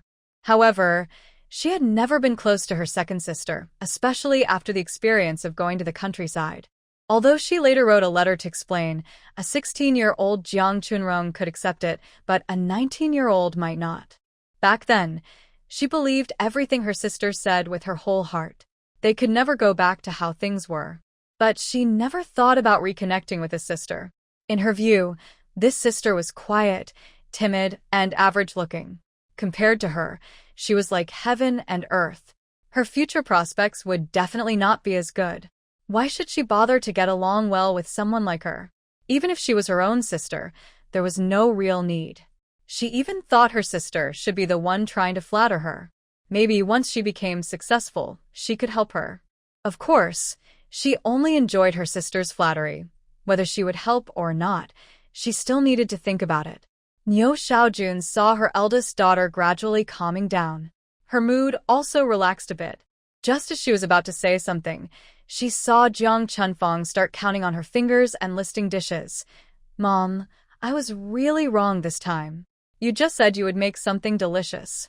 I want to eat braised pork, sweet and sour ribs, lion's head, and preserved vegetable pork." Nyo Xiaojun, still overwhelmed by the joy of her daughter waking up, suddenly stiffened when she heard her daughter start ordering dishes. She didn't know what to say for a moment. But she remembered she had just said those words herself, and her daughter had just gone through a tough time. Buying some meat and vegetables to help her recover was only right, but about the amount. After thinking for a moment, she finally said, "Fong, if you want to eat these, I can buy them all. Just we can't eat too much at once. Tomorrow I will make braised pork. In a few days, I will buy ingredients according to your menu. Do you think that's okay?" Buying so much meat and vegetables at once. Does that mean we won't have enough to eat? But I also need to keep my promise to my daughter. Fortunately, Nyo Xiaojun is naturally good at saving money. Nyo Xiaojun quickly made her decision. Jiang Chunfang saw her mother say this and immediately looked upset. Seeing that her daughter was almost better, she no longer looked so worried. She gradually regained her usual calm and started making plans. "Jianya, ask your sister if she can be discharged now. If she can, let's pack up and go home." Staying in a hospital is just too unpleasant. Jiang Chunfang's spirits had mostly recovered, and she saw no need to stay in the hospital anymore. The hospital bills are very high, so it's better to save that money and improve the family's meals tomorrow. Jiang Jianya heard his mother say this and quickly agreed happily, then went out. Lu Yuzhen was worried and followed her husband to ask about it. The couple also hoped their eldest sister-in-law could leave the hospital soon. She was the oldest girl in the family and hadn't gone out to work properly, still being supported by her parents. Jiang Jianya and his wife definitely had no objections. Especially Jiang Jianya, who often heard his wife muttering behind his back after Lu Yuzhen married in. He was influenced by his wife and thought that a girl this old wandering outside all day wasn't right. She should get married early or find a good job. It's not right to be supported by the family all the time. In their view, most of the family's future belonged to them. The daughters eating and using things from the family were indirectly harming their interests, and they felt they were the ones losing out. So, Lu Yuzhen didn't like her older sisters-in-law and younger sisters-in-law. But their mother-in-law spoiled them a lot, even arguing about this before. They couldn't say much openly.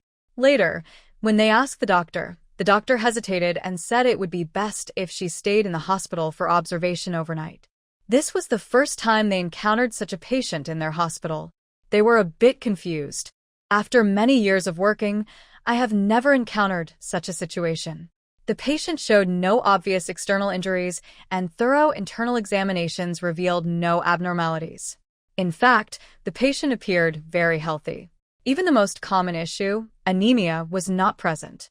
However, no matter how we tried to provide emergency or rescue measures, there was no response. It was very strange. Because of this, when the family members came to ask if the patient could be discharged, I had some personal doubts. I suggested staying one more night. I wanted to study more and understand exactly what was happening to the patient. But the family strongly insisted on leaving, believing their sister was fine and didn't need to stay in the hospital. The doctor was also worried about causing trouble with the family, which could lead to complications. In the end, they signed the papers and agreed to discharge the patient. Reluctantly, this case, which I thought was very interesting and worth studying, was sent home. After the couple finished all the discharge procedures, they returned to the ward. Nyo Xiaojun simply asked when they would leave, and that was the end of it. She thought the daughter was perfectly fine and never considered that she might need to stay for observation. A little over 10 minutes later, the family left the hospital. During this time, Jiang Chuanrong silently followed behind, almost invisible, observing the Jiang family members. Her focus was mainly on Jiang Chunfang and Niu Xiaojun. But because Jiang Chunfang was hospitalized today, she paid more attention to her. For some reason, she felt that Jiang Chunfang today was a bit different from a few days ago. A few days ago, no matter what she did, whether eating or relaxing in the living room, her gaze often unintentionally or intentionally fell on her. It was clear that Jiang Chunfang cared a lot about her back then. Even her subconscious actions made Jiang Chuanrong feel a silent pressure. Being constantly watched by someone, even if she was mentally strong, made her feel uneasy and cautious. But today, Jiang Chunfang seemed to have completely returned to her previous state when she first came from the countryside to the city. She paid no attention to her. Her attention was either on Niu Xiaojun or she occasionally talked to Jiang Jianya. Most of the time, she was just daydreaming, sometimes smiling softly as if thinking of something. In the end, Jiang Chuanrong's eyebrows raised in surprise. She had a faint feeling in her heart. Could it be because Jiang Chuanfang's previous life had two main advantages, a space and a university spot? Both had been completely figured out by her. Is that why? In other words, these two advantages no longer seemed possible for Jiang Chunfang to regain. Since there was no hope, heaven no longer gave her any hints. If that's true, then Jiang Chunfang might not be truly favored by fate. Silently, she tilted the middle finger she often raised at the sky earlier. Does this mean Jiang Chunfang is slowly returning to her normal self? If she guessed correctly, that would be great. Not only would she no longer need to watch out for Jiang Chunfang, but this matter could also be put to rest. It would be a win-win situation. It was getting late, but since Jiang Chunfang had just been discharged from the hospital, they didn't walk quickly. After about 30 minutes, they returned to the family courtyard. It was completely dark now, and they didn't meet many people on the road. Once home, Jiang Chuanrong didn't have time to think about anything else and hurried to prepare dinner. This family had gone a whole day without anyone cooking. It seemed only she could cook. Since it was late, she quickly made a few stir-fried dishes using what was available. At the dinner table, the whole family showed concern for Jiang Chunfang. Even Jiang Jingping, who was busy and hadn't gone to the hospital, kindly helped his eldest daughter with her food to comfort her. They told her to rest well, especially since her wife said that the person who introduced her to a good match was from a very well-off family.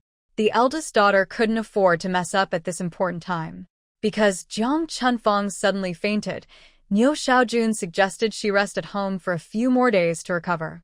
But who knew that when she returned home the next noon, she found her daughter couldn't stay at home even for a moment. She had just gone to work, and her daughter was already out the door. It seemed she was even more anxious than her. She muttered a few complaints but didn't say much, considering her daughter's health. The next few days were the same. Niu Xiaojun went to work every day and didn't think much of it.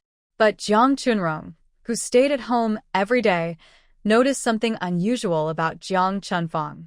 It wasn't anything major, but her clothing, style, and overall demeanor had noticeably changed.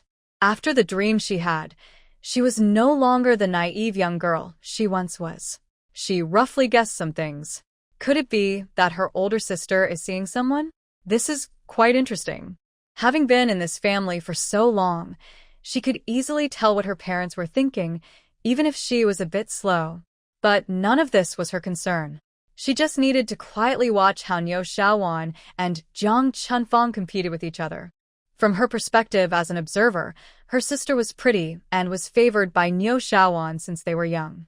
But she didn't believe that Niu Xiaowan was just using her sister's looks to make small plans. Niu Xiaowan favored Jiang Chunfang a bit more, but only compared to her and Jiang Chuanqing. In her parents' eyes, their daughter was less important than their son. They saw their son as the one who would take care of them in old age. Once a daughter got married, she would have her own family. But because Jiang Chunfang was pretty, more beautiful than most people, she had a good chance of finding a nice family to marry into. Her parents had jobs, Jiang Chunfang was young and good-looking, so she naturally had many options. But she didn't know who Jiang Chunfang's current boyfriend was.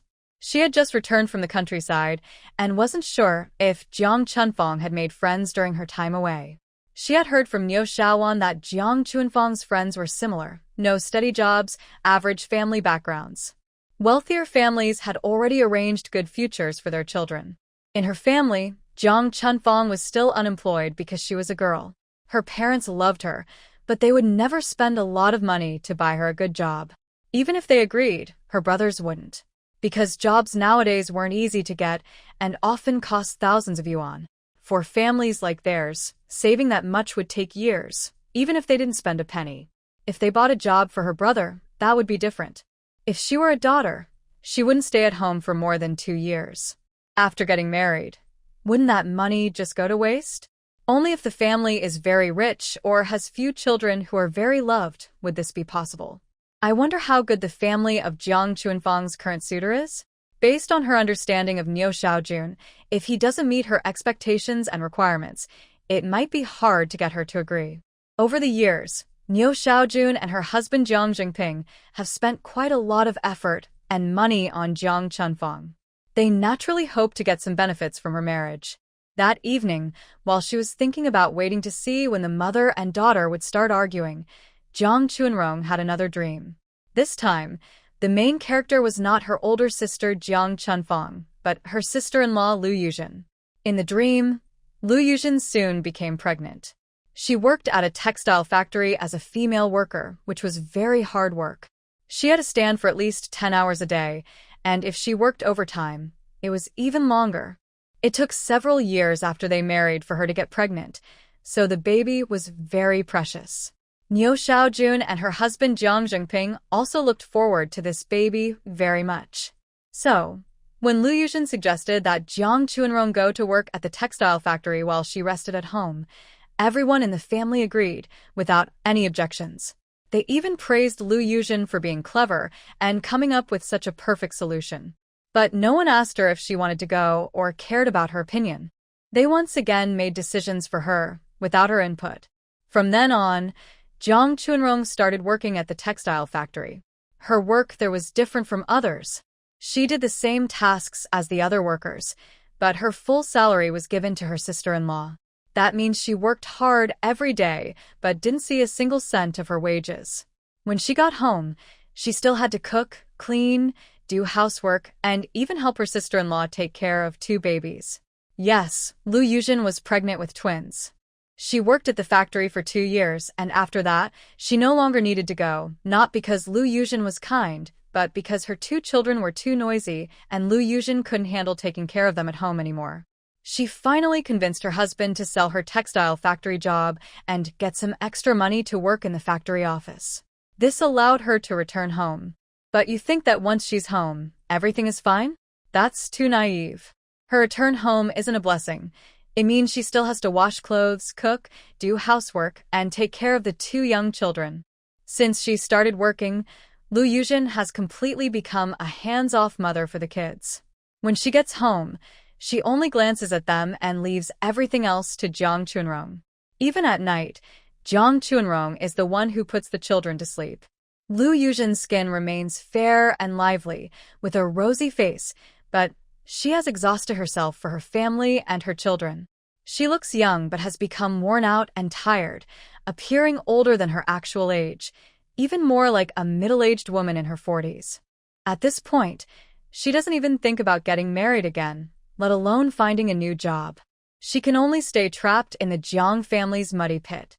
The more she can't escape this home, the more anxious she feels. Day after day, she is stuck in this consuming family. The feelings of frustration, suffocation, and helplessness she dreams of, like Jiang Chunrong's grievances, deeply hurt her heart. When she wakes up from her dream, her face and hair are soaked with water, unsure if it's tears or sweat. She stays awake for a long time, her mood still hard to calm. How miserable she must be, repeatedly becoming a scapegoat and tool for this family. Seeing her escape the control of her older sister, now a new sister-in-law appears. Why is her life so hard? But she understands that if her dreams hadn't warned her, she might not have realized. She believes that the person in her dream is her past self. In other words, after Jiang Chunfang gained her space and college opportunity, she left this family. And she, instead, continued to support Lu Yuzhen and her husband. This is truly intolerable. But she knows she can break free from Jiang Chunfang's influence, live the life she wants, and even plan a better future for herself.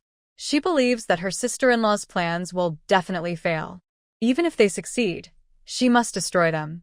She clearly remembers that her space is quietly holding her 15,000 yuan. That is her confidence. It is more reliable than anyone or anything else. After waking up from the dream, my heart was full of excitement, and I couldn't fall asleep for a long time. I lay quietly on the makeshift bed, recalling the vivid scenes from my dream, while also planning for the future. In her plan, she will take the college entrance exam again next June and register for university in September. This means she won't be able to leave this home or the city of Jin until at least late August or early September next year. But that is still almost a year away. She still has nearly a whole year to stay in this home and in Jin City. This year feels both long and short. How will she spend it? Most importantly, from her dream, she saw that her sister-in-law, Lu Yuzhen, is about to get pregnant.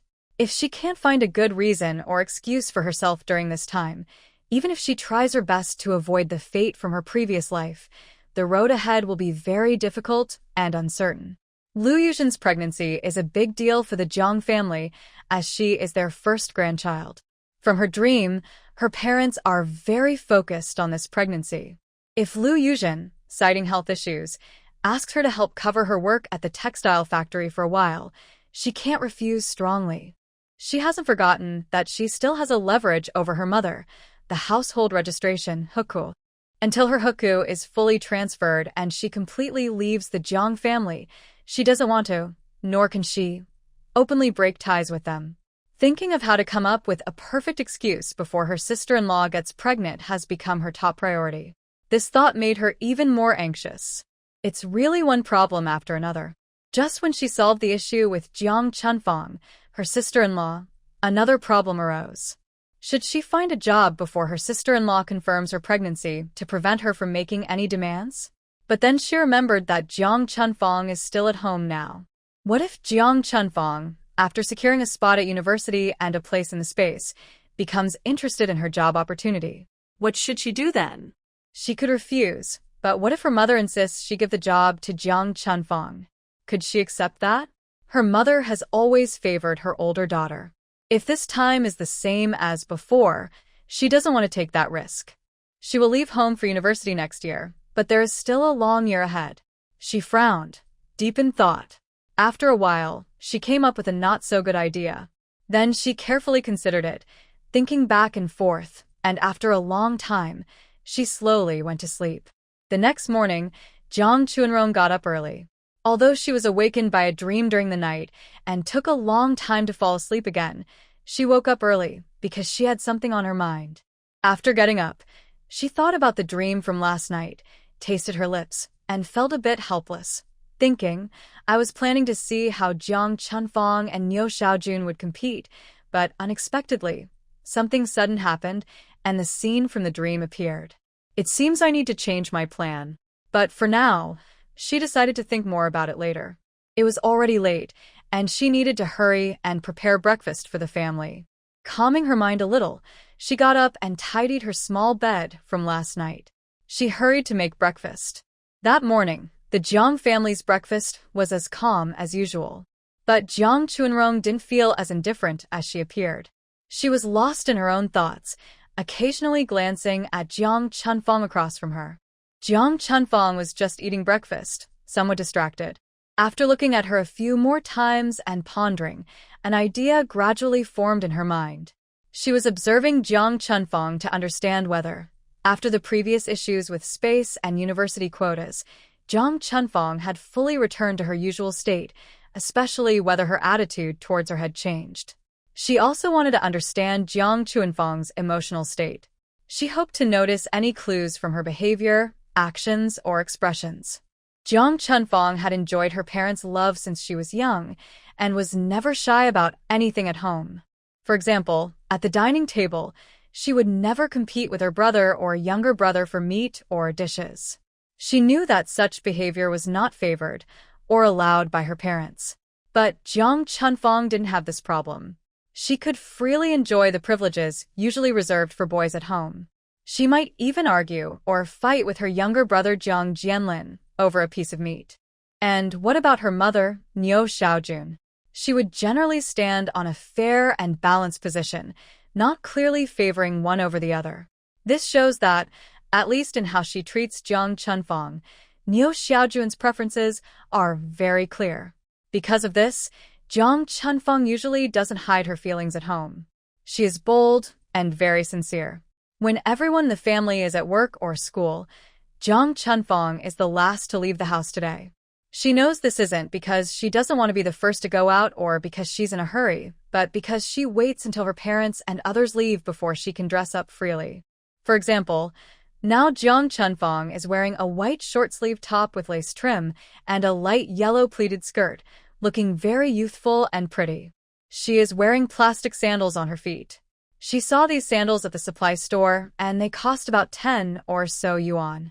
She doesn't know if these are the same ones her mother gave her the last time, which was 18 yuan. But her mother always spoils her and never says much about her clothes and makeup.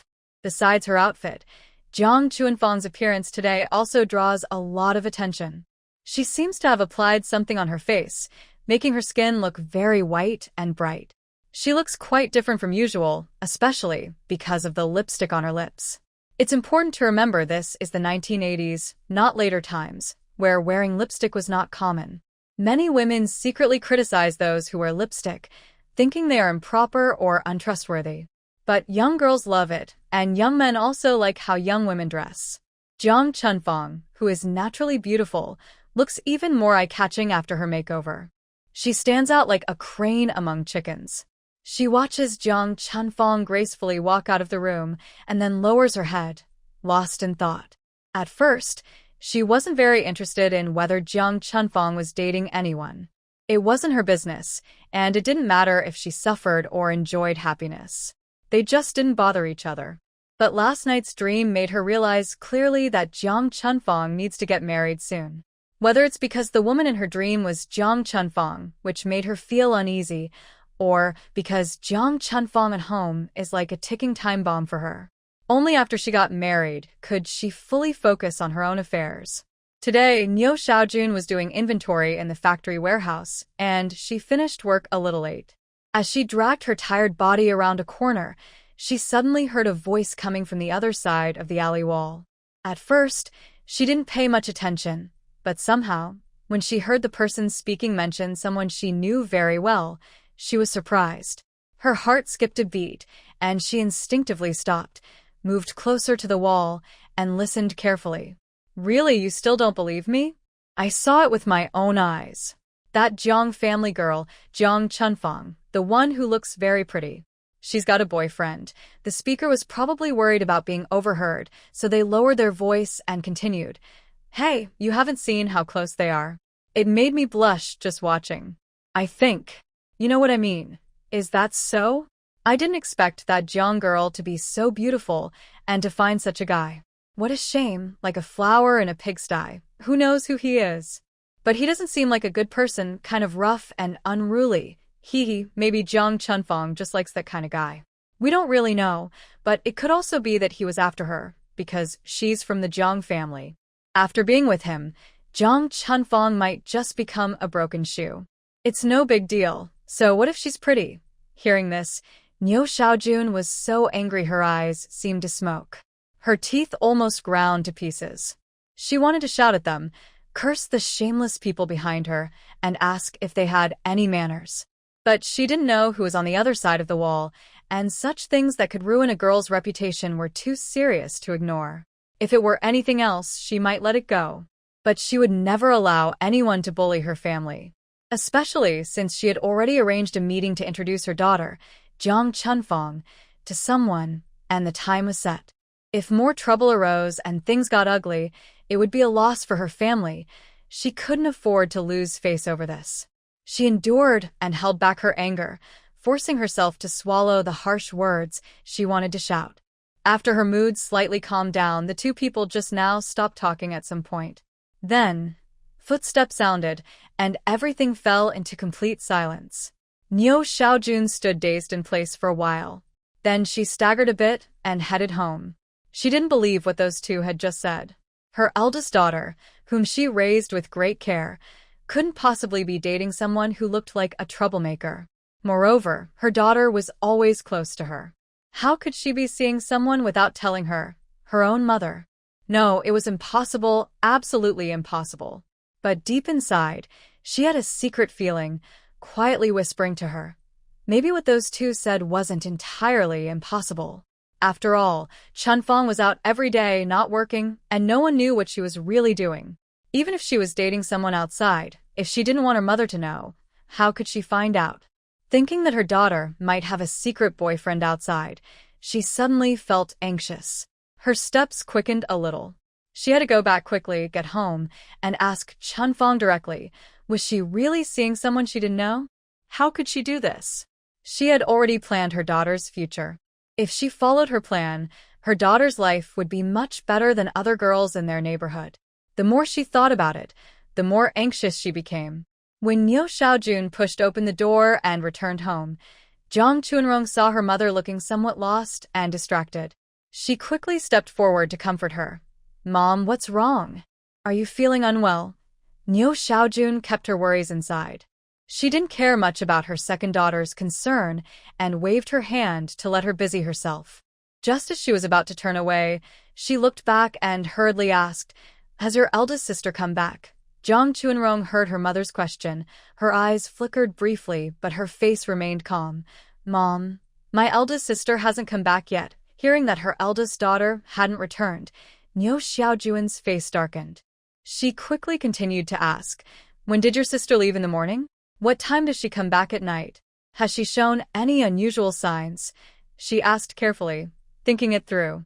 She only then noticed that recently, because of being busy and the previous incident where her daughter fainted, she had become much more tolerant of her eldest daughter.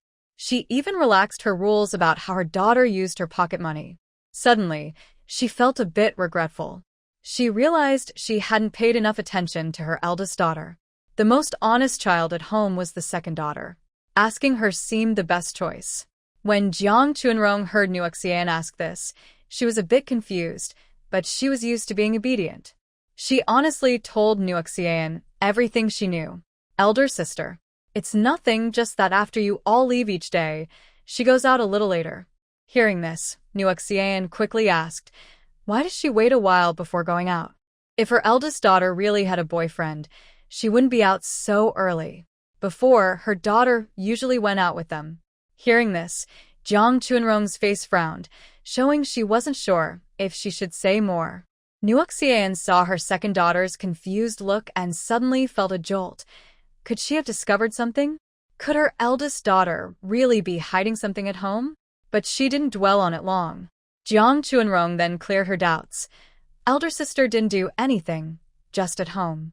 She tilted her head and thought for a moment. It seemed she looked a bit prettier when she went out than usual. Hearing this, Nuxian, who was experienced, understood immediately. Her face darkened like a pot bottom. Her daughter, for her to look good just to meet her sweetheart, was preparing to see her lover. Seeing her second daughter look so clueless, Nuxian waved her hand, telling her to go do her own thing. She then weakly moved toward the bench in the living room. Actually, she didn't need to ask anymore. She probably already knew. A mother knows her daughter best. Recently, because she was busy with work and other matters, she had neglected her daughters a bit. But when it came to understanding Jiang Chunfang, no one in the family knew her better. Her obvious behavior suggested she might have a boyfriend. In all these years, her eldest daughter had never acted like this before. Still, she held on to a small hope. She planned to ask her daughter directly, hoping to get clear and useful information from her. Perhaps she was overthinking, or maybe her daughter simply changed in a normal way. That evening at dinner, because Nyo Xiaojun looked upset, The table was very quiet and no one spoke.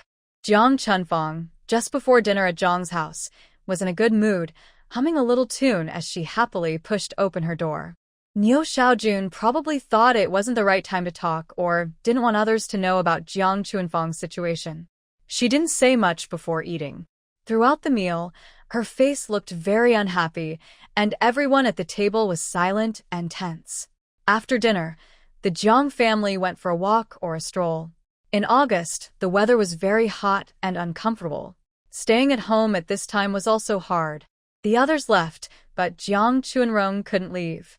There were still many dishes to wash and chores in the kitchen. While she was cleaning the kitchen, she suddenly heard arguing. It seemed to come from Jiang Chunfang's room. No need to guess. It was clear the mother and daughter were arguing. Through the wall, with a window, the voices floated in and out, sometimes far, sometimes near, but she couldn't hear clearly, only a rough idea. "Mom, what are you saying?" "Impossible, no." "I don't agree. Just forget it." Then she heard footsteps, followed by a loud door slamming shut. Looks like her door was damaged again. It seemed they didn't reach an agreement, which was normal. Jiang Chunfang was stubborn. She had never been one to accept unfair treatment. She wanted everything her way, especially on big life issues. If Niu Xiaojun talked to her kindly, maybe Jiang Chunfang would listen. But if Niu Xiaojun ordered or opposed her forcefully, it would only make Jiang Chunfang more rebellious. Soon, she heard footsteps again in the living room. She guessed it was Niu Xiaojun. But this was a matter between mother and daughter, and she wouldn't interfere. It had nothing to do with her. And knowing Niu Xiaojun's personality, she probably didn't want others to find out about this. Concerned about her daughter's reputation, she didn't want to reveal more, even to her other daughter. The more people knew, the greater the risk of secrets leaking out. Jiang Chunrong had already foreseen this situation and felt quite happy about it. She even felt more relaxed about doing the dishes. Although Jiang Chunfang's personality meant that this kind of thing would eventually be known by the family, she didn't have much time to wait for Jiang Chunfang to tell her mother voluntarily or for Niu Xiaojun to find out by accident. By taking the initiative, she hoped both sides could meet earlier. It all depended on who would win in the end. She was looking forward to it. She even worried that if no one pushed Jiang Chunfang from behind, the matter might just be forgotten. That would be worse for her. In her view, her actions this time were quick and decisive. Over the next few days, the atmosphere in the Jiang family became noticeably tense because of the confrontation between Jiang Chunfang and Niu Xiaojun. From the current situation, Jiang Chunrong guessed that the mother and daughter hadn't yet decided who was the winner or loser. The progress was a bit slow. She silently complained in her mind. She believed strongly in Jiang Chunfang's strength. Her bold, dominant personality had never let the boys in the family get the better of her since she was young. That afternoon, after the whole family went out, Jiang Chunrong tidied up, packed a small bag, locked the door, and left. She was heading to the Liu family. Because of a deal they made, Liu Xiaoqin was genuinely grateful to her. Although her mother, Zhu Guli, had subtly hinted that Jiang Chunrong had to sell her college acceptance letter due to her family situation, it wasn't a gift. Liu Xiaoqin didn't need to feel overly grateful or thankful. She knew the situation well, but she had always had a smooth life without much hardship. Her recent failure in the college entrance exams was the biggest obstacle she had faced. Hearing about Jiang Chunrong's difficult experience made her feel even more sympathetic. At a young age, she was first sent to the countryside by her mother and sister. After returning, she became the family's full-time nanny. Even though she was accepted to a prestigious university in the capital, she didn't dare tell her family, let alone go to school. It was truly pitiful.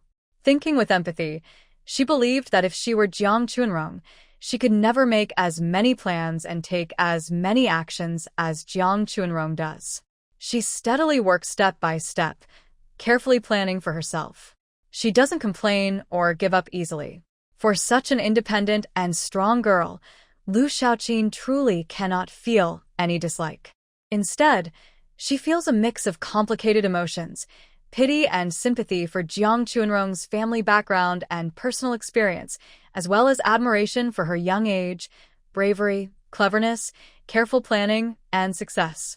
Although their family situations and life experiences are completely different, almost like heaven and earth, somehow, Lu Xiaoqin genuinely likes Jiang Chunrong from her heart. She even wants to be friends with her, good friends. Although this seems unlikely, since she will leave for university in Beijing in just a few days.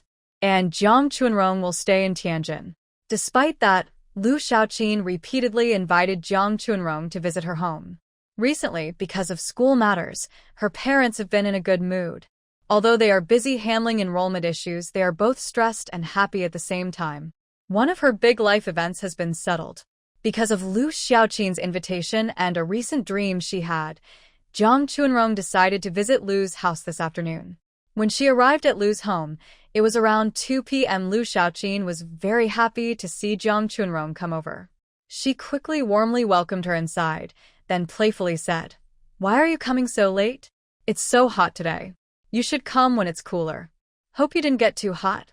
After saying that, she hurried to the kitchen and brought out a bottle of iced soda, handing it to Jiang Chunrong. Jiang Chunrong didn't refuse. She opened it and drank most of the bottle quickly, feeling refreshed and sighing with relief. "There's a lot going on at home, so I only have this time. I hope I didn't disturb you." She spoke politely, but her keen mind could tell that Lu Xiaoqin genuinely liked her and was sincere. She didn't look down on her or treat her differently just because of their financial dealings. Otherwise, she wouldn't have come here again. Although Lu Xiaoqin was raised in a good environment and has a cheerful personality, she also understands that every family has its own difficulties. Her current family situation and atmosphere are quite rare, not just in Jinshi City, but across the country. After hearing this, she nodded to show she understood, but sighed helplessly. "All right, anytime you want to come over, just do so. I spend most of my time at home before going to school. Only 4 people know about her school situation, and she hasn't told anyone else." Lu's parents repeatedly told her to keep this secret and not to share it outside. She understands how important this is. She worries that her good mood from going to school might show on her face when she goes out, so she mostly stays at home these days. Even her relatives haven't visited or kept in touch. Getting into university is a very exciting thing, and not everyone is happy about it. Some relatives might even be hoping for her to fail. But only her parents and she know the full story. She can only tell Jiang Chunrong a little. Her parents are very busy lately, because of various reasons. Even after work at night, they are often busy outside, and she doesn't know exactly what they are doing. She guesses they are busy with their own matters. So she doesn't want to bother them anymore. Today, Jiang Chunrong came over and she finally found someone to talk to. They chatted for a long time. Seeing that it was getting late, Jiang Chunrong carefully brought up a question she had thought of earlier. "Xiaoqin, I want to ask you about some factories that are hiring recently. Do you know anything?" Hearing this, Lu Xiaoqin was surprised and a bit confused, asking, "Why?" "Chunrong, are you looking for a job?" She knows about Jiang's family situation. Since Jiang Chunrong returned to the city, she mostly stays at home doing housework. Her parents never considered spending money or using connections to find her a job, even a temporary one. Even taking the college entrance exam was something she kept secret from her parents. Most importantly, she knew that Jiang Chunrong's recent transaction was out of necessity. She was determined to take part in next year's college entrance exam. At that time, with the large sum of money her parents provided, even without their support, completing university would not be difficult for Jiang Chunrong. Although her parents and Jiang Chunrong hadn't told her the exact amount involved in the transaction, Lu Xiaoqin was not naive. She knew that top-tier university fees were not cheap. Her parents wanted her to attend school easily, so she saw no need to go against their wishes or to doubt their sincere love for her. She also understood her parents' abilities. Even if the amount of money was significant, given their skills, they probably wouldn't risk destabilizing the family foundation. Moreover, she could tell that Jiang Chunrong was a rational and cautious person. Even if the sum was not small, in her view, the price was reasonable and not exaggerated. In other words, Jiang Chunrong could stay at home for nearly a year before going to university. Did she still need to look for a job now? And from what she knew, many young people in the city were unemployed, so finding a job was not easy. If she spent money, Jiang Chunrong had enough. But was it necessary to wait a whole year? Once she had a job, how would Chunrong explain it to her family? Where would the money come from? These were all questions. But she believed that since Jiang Chunrong asked about it, she had her reasons. She was brave enough to take this step, so she was not impulsive. Jiang Chunrong knew Lu Xiaoqin's questions were instinctive doubts, not accusations or opposition. But some things, especially those in her dreams, she couldn't share with others.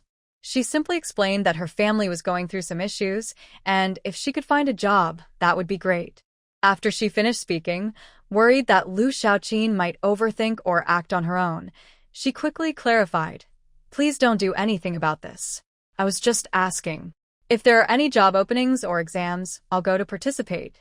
Whether I pass or not doesn't really matter." Lu Xiaoqin understood her situation. Hearing this, she didn't doubt her and stopped thinking about helping Jiang Chunrong find a job. If it hadn't been for Jiang Chunrong speaking up just now, she might have tried to arrange a job for her through her father's connections. Even she, the daughter of the tractor factory director, cannot solve work-related issues on her own. She still needs to rely on her parents' connections. When the time comes, she will mention this to her parents. Jiang Chunrong had already shared her thoughts in advance, mainly considering this aspect. She could ask Lu Xiaoqin, but she shouldn't bring this matter directly to Lu's parents. Their deal has already been officially completed. After the transaction, she suddenly inquired about jobs again. This might make Lu's family think she is insistent and still trying to get favors using the admission letter. If they misunderstand her, it would be problematic.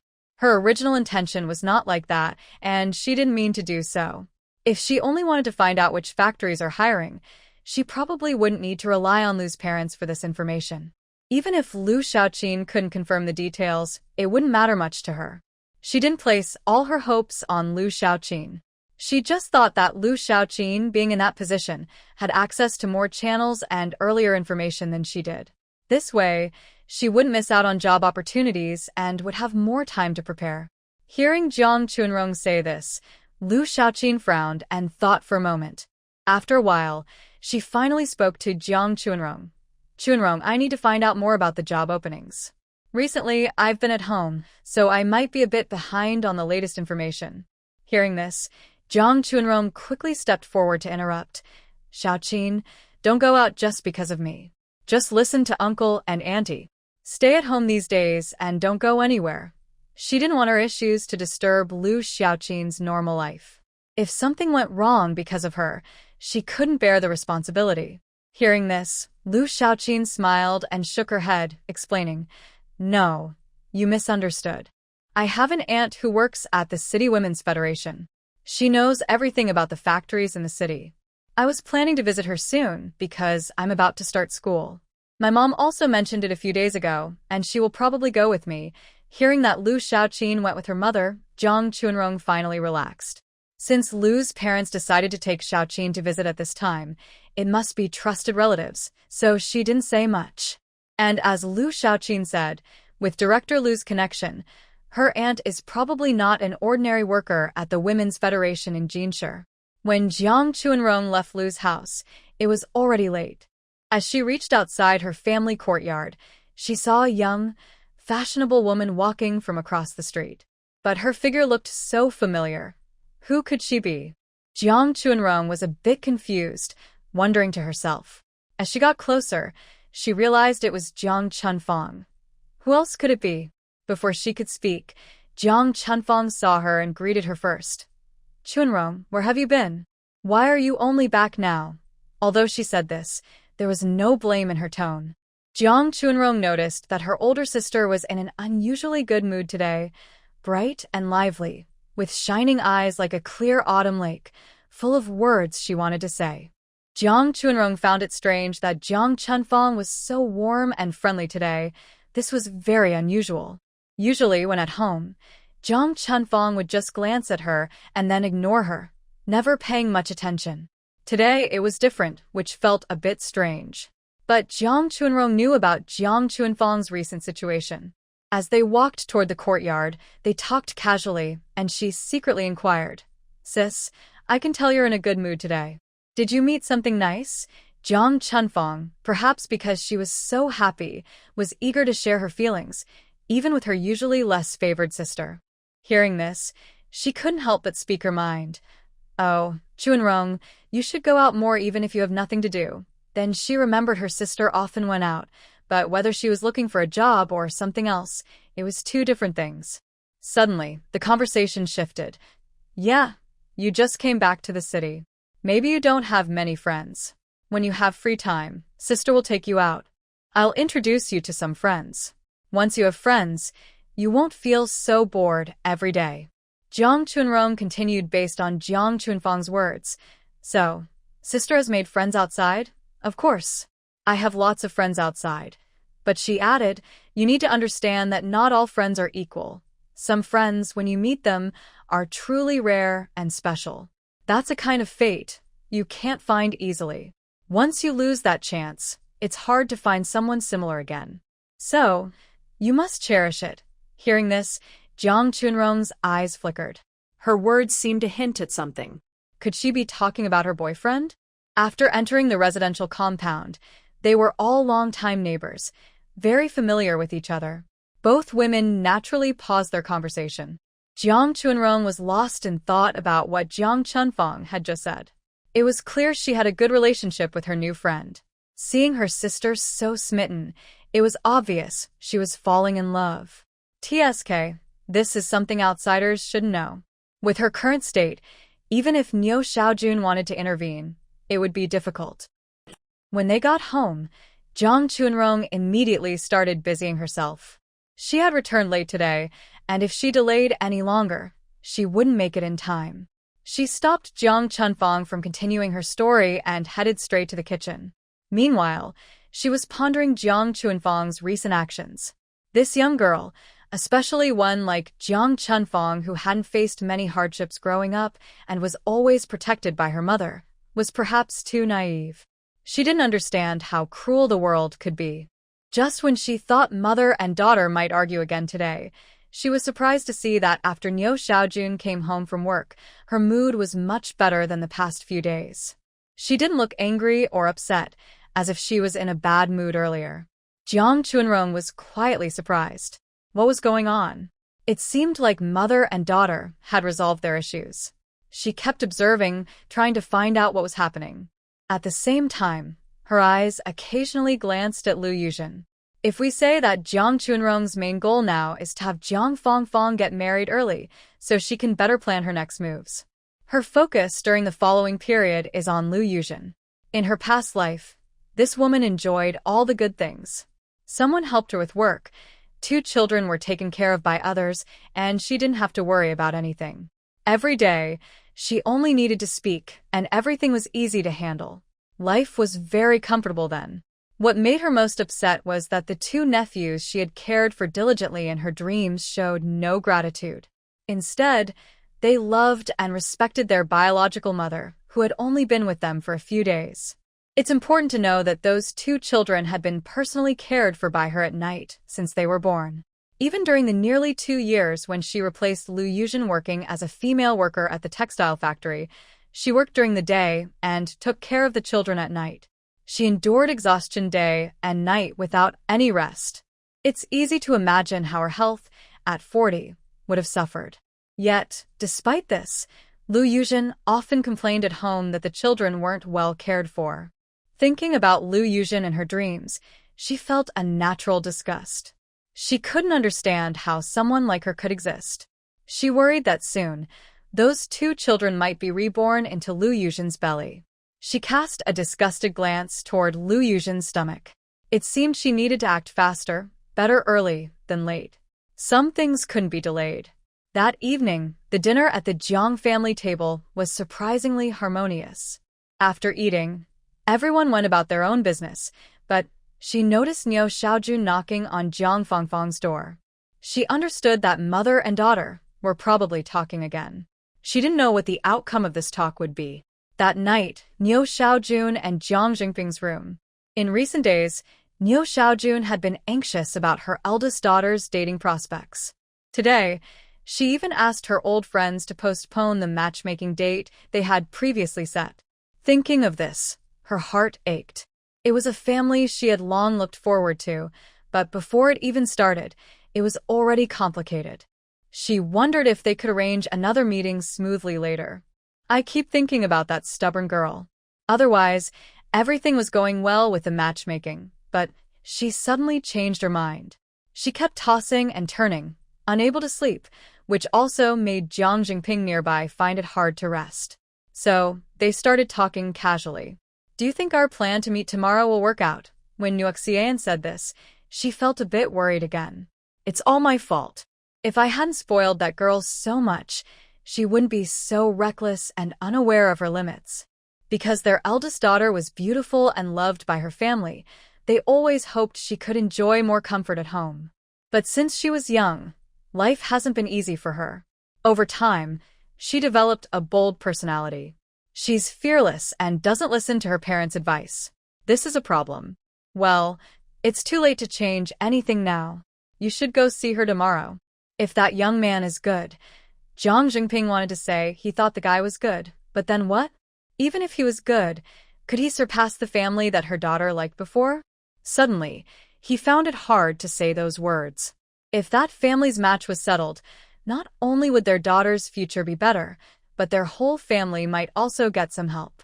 But he hadn't figured out how to tell his daughter yet. When his wife heard him say this, she suddenly got upset and quietly scolded him. Good? How can it be good? You can't say that in front of our daughter. I won't agree to anything like that. You can forget it. After saying this, she huffed and lay back down. Jiang Jingping was left speechless for a moment. After a while, he sighed and reminded her gently, Our daughter is stubborn. If you talk to her nicely, she might listen a little. He said this, not sure if he was comforting himself or his wife. If their daughter could listen, his wife wouldn't have been upset for so many days, and they wouldn't have tried so many different ways. After discussing and debating, they finally came up with a plan that wasn't very good. But what could he say? He thought their daughter was stubborn, but his wife was even more stubborn. Still, thinking about his wife's previous plans, whether she or he, if it didn't work out in the end, they would feel regretful. He knew that as parents, they should not interfere too much, or their children might become rebellious. This was especially true for the stubborn eldest daughter. Although Niu Xiaojun scolded the man for speaking wrongly, she knew her daughter best. No one understood her daughter's personality and character better than she did. She was firm in her words, but also worried about the meeting scheduled for tomorrow morning. Otherwise, she wouldn't be tossing and turning in bed so late, unable to sleep. She had a faint feeling that her eldest daughter probably wouldn't agree with her suggestion. But there were some things she had to do. Her daughter was still young and didn't see everything clearly. Sometimes she might be confused, but as parents, they couldn't just ignore it and let their children go down the wrong path. Otherwise, when she grew up and understood things, she would regret it. So, she made up her mind and stayed firm in her decision. After talking with her husband for a while, they finally finished discussing tonight's topic and gradually fell asleep. Meanwhile, Jiang Chuanrong, who was sleeping in the living room, didn't hear exactly what her parents were saying. But since the environment was quiet at night, she could sense any small sound around her. Especially when Niu Xiaojun was emotional, she slightly raised her voice. She didn't understand why her parents were still discussing something so late at night. She thought about recent events at home, and it was most likely related to Jiang Fangfang. Among the three daughters, not only Niu Xiaojun but also Jiang Jingping valued the eldest daughter the most. It was normal for her parents to discuss late into the night after such a big incident involving their eldest daughter. Moreover, her mother's behavior tonight was noticeably different from a few days ago. She felt that there was something she didn't know. From her understanding of Niu Xiaojun, she was not someone who would easily give in. She just didn't know what her parents were really planning. It seemed she needed to observe more in the coming days and act accordingly. The next morning, Niu Xiaojun got up early. Jiang Chuanrong hadn't woken up yet, but the door to her parents' room was opened. Jiang Chuanrong quickly got out of bed, looked at her mother, and thought to herself that something was going on. After greeting her, she also got up. Early in the morning, the Jiang family seemed like an ordinary day. But it wasn't until Neo Xiaojun said something as she left the house that Jiang Chuanrong realized something was wrong. What exactly did her mother just say? If she heard correctly, Neo Xiaojun said they wouldn't be cooking lunch for her and Jiang Chunfang. In other words, the mother and daughter wouldn't be home for lunch. It's not that Jiang Chuanrong doubted Neo Xiaojun taking Jiang Chunfang out to eat something nice. But after all these years, even if Neo Xiaojun treated Jiang Chunfang differently, she wouldn't openly do something like this. It would look suspicious. Besides her, there are two other little twins who usually eat at home at noon. Among them is Jiang Jianlin, her most beloved youngest son. Thinking about Jiang Chuanfang's recent issues, she felt there was more to it than just eating. She made a mental note of this, especially before she went out to buy groceries, when she saw Jiang Chunfang dressed up nicely. She stepped out of her house confidently. Her sharp eyes noticed that Jiang Chunfang was even more beautiful today. She was wearing a light yellow, waist-tied dress, plastic sandals on her feet, a pink butterfly bow tied in her hair, makeup on her face, lipstick applied. Wow, when she went out, everyone would say she was a beautiful lady. With such a look, people might even believe she was going out on a date. But then she remembered what Neo Xiaojun said this morning. Could it be that the mother and daughter really planned to meet someone for a date today? Thinking of this, she shook her head instinctively. With Jiang Chuanfang's temper, if she wasn't satisfied, she wouldn't dress up so happily to go meet her mother. After thinking for a moment, she shook her head firmly. No, it couldn't be. If that's not the case, then what is going on? Could she be going to meet Jiang Chuanfang's partner? Though unlikely, given the situation, the only reason she would dress so carefully and happily go out would be for a date. Could her mother have agreed? Sigh, she had too little information. It was hard to analyze. It seemed she still needed to go out at noon to see for herself. She couldn't let the mother and daughter quietly settle things without her knowing. At least, she needed to find out. Since Jiang Chunfang and Neo Xiaojun were at home for lunch, Jiang Chuanrong still had things on her mind. At noon, she prepared lunch early and waited for the twins to return. After a brief explanation, she went out. She didn't even have time to eat. All morning, Jiang Chuanrong thought for a long time. She felt she couldn't just sit at home and wait passively. She needed to take action. But where could she go?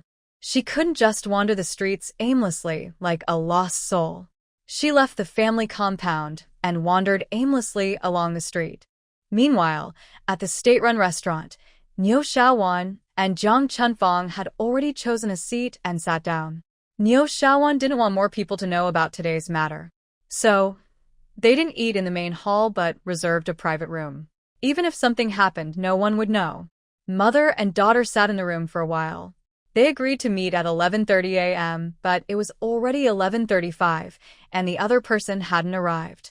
Neo Xiaowan looked at her watch, her face showing displeasure. She felt quite upset. They were the women involved, and she was Jiang Chuanfang's mother. The boy was meeting her daughter for the first time, and he was late. She thought it was disrespectful. She already had other thoughts in her mind, and now she didn't hold back. She asked bluntly, "Chunfang, what's going on? Is that boy being rude? It's already past 11:30. He's making us wait. Does he not respect me as his mother?" After saying this, she looked at her older daughter with some meaning. Jiang Chunfang also looked unhappy. When she left yesterday, she had warned him many times to be on time. But today, something went wrong again. Her mother didn't approve of their relationship, so this only made her mother think worse of him. She felt uncomfortable too, but she had to defend her boyfriend, especially in front of her mother. She had previously praised her boyfriend highly, saying he was the best in the world. Now, she couldn't admit she was wrong. When her mother questioned her, she had to reluctantly cover for him. "Mom, Li Qing must have been delayed by something. Otherwise, how could he be late for such an important meeting? Please be patient. We're not in a hurry." After saying this, she poured her mother a glass of water to help calm her down. At the same time, she kept praising Li Qing. "Mom, Li Qing is really good to me. He's willing to spend money on me. Just yesterday, he took me to that state-run restaurant in the east part of the city to eat braised pork knuckles." Hearing her older daughter praise Li Qing so much, her mother kept talking about him repeatedly, feeling quite speechless inside. Niu Xiaowan interrupted with a bit of annoyance. Enough, enough. You've said so many times how good Li Qing is after just one meal. It's getting on my nerves. Her daughter was quite naive. She thought that a few meals with Li Qing meant he was a great person, and she kept praising him endlessly. She didn't think about the fact that if she went to meet the matchmaker she had previously arranged, they could afford to eat even daily delicacies like sea cucumbers and abalone, not just a simple pork knuckle. She didn't understand what was wrong with her daughter. Thinking of this, she felt a bit worried for her and tried to advise her kindly. Fong, let's not talk about other things. That Li Qing guy doesn't even have a proper job. He's just idling around every day. How can that be okay? A grown man, and he doesn't work properly. How will he earn money to support a family in the future? Just relying on his words. You're still young. Don't be fooled by sweet talk from men. Living a life isn't like dating. It costs money for rice, oil, and salt. Jiang Chunfang listened to her mother's words and suddenly felt overwhelmed. She hated her mother's constant nagging about these things. She didn't want to live like her parents did. And why couldn't Li Qing earn money? He just hadn't found the right job yet. With his talent, she believed he would eventually become successful and live a good life. She had read an article Li Qing wrote, and it made her admire him deeply. Even their high school teacher couldn't write such an article. With such talent, he wouldn't be buried forever. She believed that soon, Li Qing would turn his luck around and become famous. Her mother just lacked vision, only seeing the present and small gains. As long as she stayed with Li Qing during these tough times before he became successful, she believed he wouldn't forget her once he was a great writer and wealthy. And Li Qing had said he truly liked her. She liked her personality, her genuine nature, and also appreciated her straightforwardness and honesty. Overall, she liked everything about her. Thinking of this, her cheeks turned red with embarrassment, and she impatiently interrupted Niu Xiaojun's rambling. Mom, can you stop always talking about money? All you care about is money, as if it's everything. Li Qing's talent and achievements can't be measured by money. Can you please stop being so narrow-minded? I know you won't understand even if I tell you. You don't get it. Anyway, when Li Qing comes later, you better talk nicely to him. Niu Xiaojun was so upset by her daughter's careless words that she almost fell backward. This silly girl of hers. She's been tricked and is even helping count the money. She really can't tell right from wrong. Only her naive daughter would believe what a man says. Only young girls with little experience might fall for such tricks. She already knew what Li Qing was up to without seeing him. Her beautiful daughter, Li Qing, just wants to use his smooth talk to trick her. Her daughter is young and naive, so she's not easy to fool. But it hurt her even more that her own daughter didn't trust her mother, but believed that man she barely knew. From what she knew, not to mention Li Qing's family background, he didn't even have a proper job. Not even a temporary job. I heard he doesn't have one. He spent his days wandering the streets with his friends, and through a friend, he met her daughter, who also spends a lot of time outside. Maybe he was enchanted by her beauty and charmed her with sweet words, and that's how he tricked her. Now Niu Xiaojun truly regrets not having her daughter find a job earlier. Even a temporary job would have kept her daughter from staying out all day, hanging around with those troublemakers. She never thought her daughter would meet such a man. She only wanted her daughter to be happy at home, but now it's too late. She feels anxious inside. Seeing her daughter like this now, if she can't do something about Li Qing, it will be really troublesome. But she also knew that Li Qing was coming, so she forced herself to hide her worries. They sat and drank tea for a while.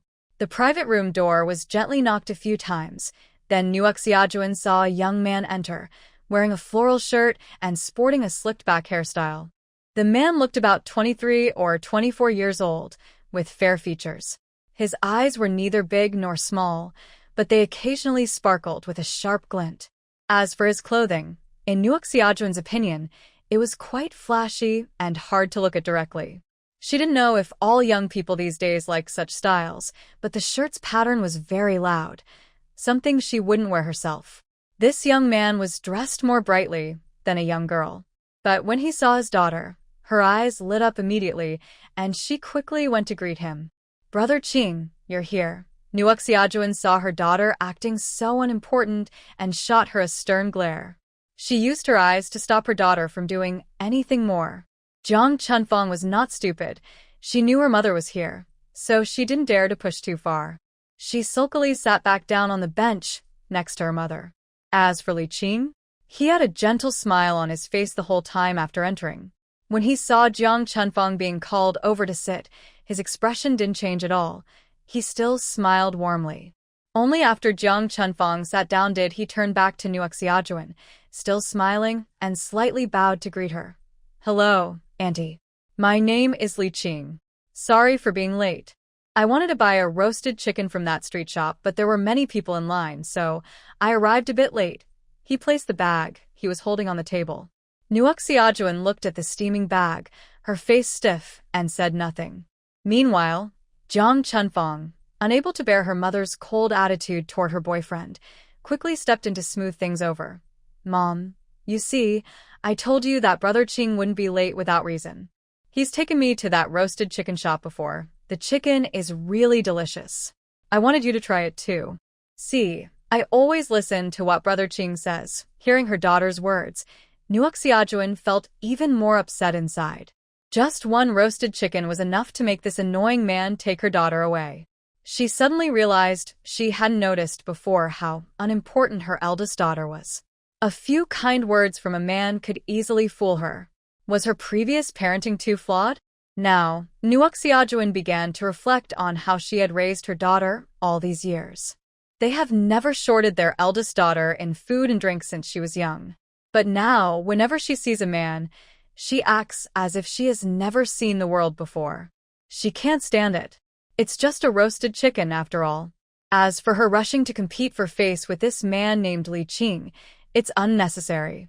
Is she stupid? Doesn't she understand what he means? But Niu Shaowan also knows that her eldest daughter is in a good mood now, so she shouldn't push too hard. If she triggers her daughter's rebellious side, it would be bad. She nodded slightly with some modesty and pointed to the seat nearby. Sit down, Shaoli, right? Li Qing watched Niu Shaowan all along and answered questions honestly. He didn't show any overly clingy behavior towards Jiang Chunfang, so he was cautious. However, today Niu Shaowan came with a purpose, so she naturally wouldn't go along with their wishes. The topic shifted to the man's family. What do your parents do? How many siblings do you have? Mom, why are you asking these questions? Jiang Chunfang said impatiently. Before Li Qing could answer, Jiang Chunfang's mother looked at her with some displeasure. But this time, Niu Shaowan wouldn't let her daughter do as she pleased. She gave her a cold look. Seeing her mother's gaze, Jiang Chunfang immediately dared not speak. Just like Niu Shaowan knew her daughter well, Jiang Chunfang also knew her mother's temper very well. Seeing her mother like this, she understood it was a sign she was angry. If she said anything more, who knew what her mother might do next? She kept quiet and sat silently aside. Li Qing saw Jiang Chunfang's reaction and didn't step in to defend her. After dealing with her eldest daughter, Niu Xiaojuan's gaze returned to Li Qing. Suddenly, Li Qing straightened up and answered her question seriously. Annie, my father is a regular worker at a rubber factory. My mother is in poor health and stays at home taking care of the household. I have an older brother and 2 younger brothers and 2 younger sisters. Fortunately, she never intended to agree to their plans, so she didn't say much, just nodded to show she understood. Jiang Chunfang saw that her mother didn't say anything further and felt relieved. She had thought that although her mother might be unhappy, she would still respect her opinion. Feeling reassured, she quickly said, Mom, look, Li Qing is here too. Let's start eating now, or the food will get cold. After saying that, she opened the roasted chicken that Li Qing had bought. The meal was quiet and silent. Niu Shaowan, feeling preoccupied, wasn't interested in talking or learning more. As for Jiang Chunfang, she felt that since her mother was here and had asked many questions before, her silence now was at least a silent approval of her relationship with Li Qing. So, she was the happiest at the table. She kept helping her mother and Li Qing serve food, but she didn't eat much herself. Li Qing, on the other hand, was focused on eating the food her girlfriend had handed him.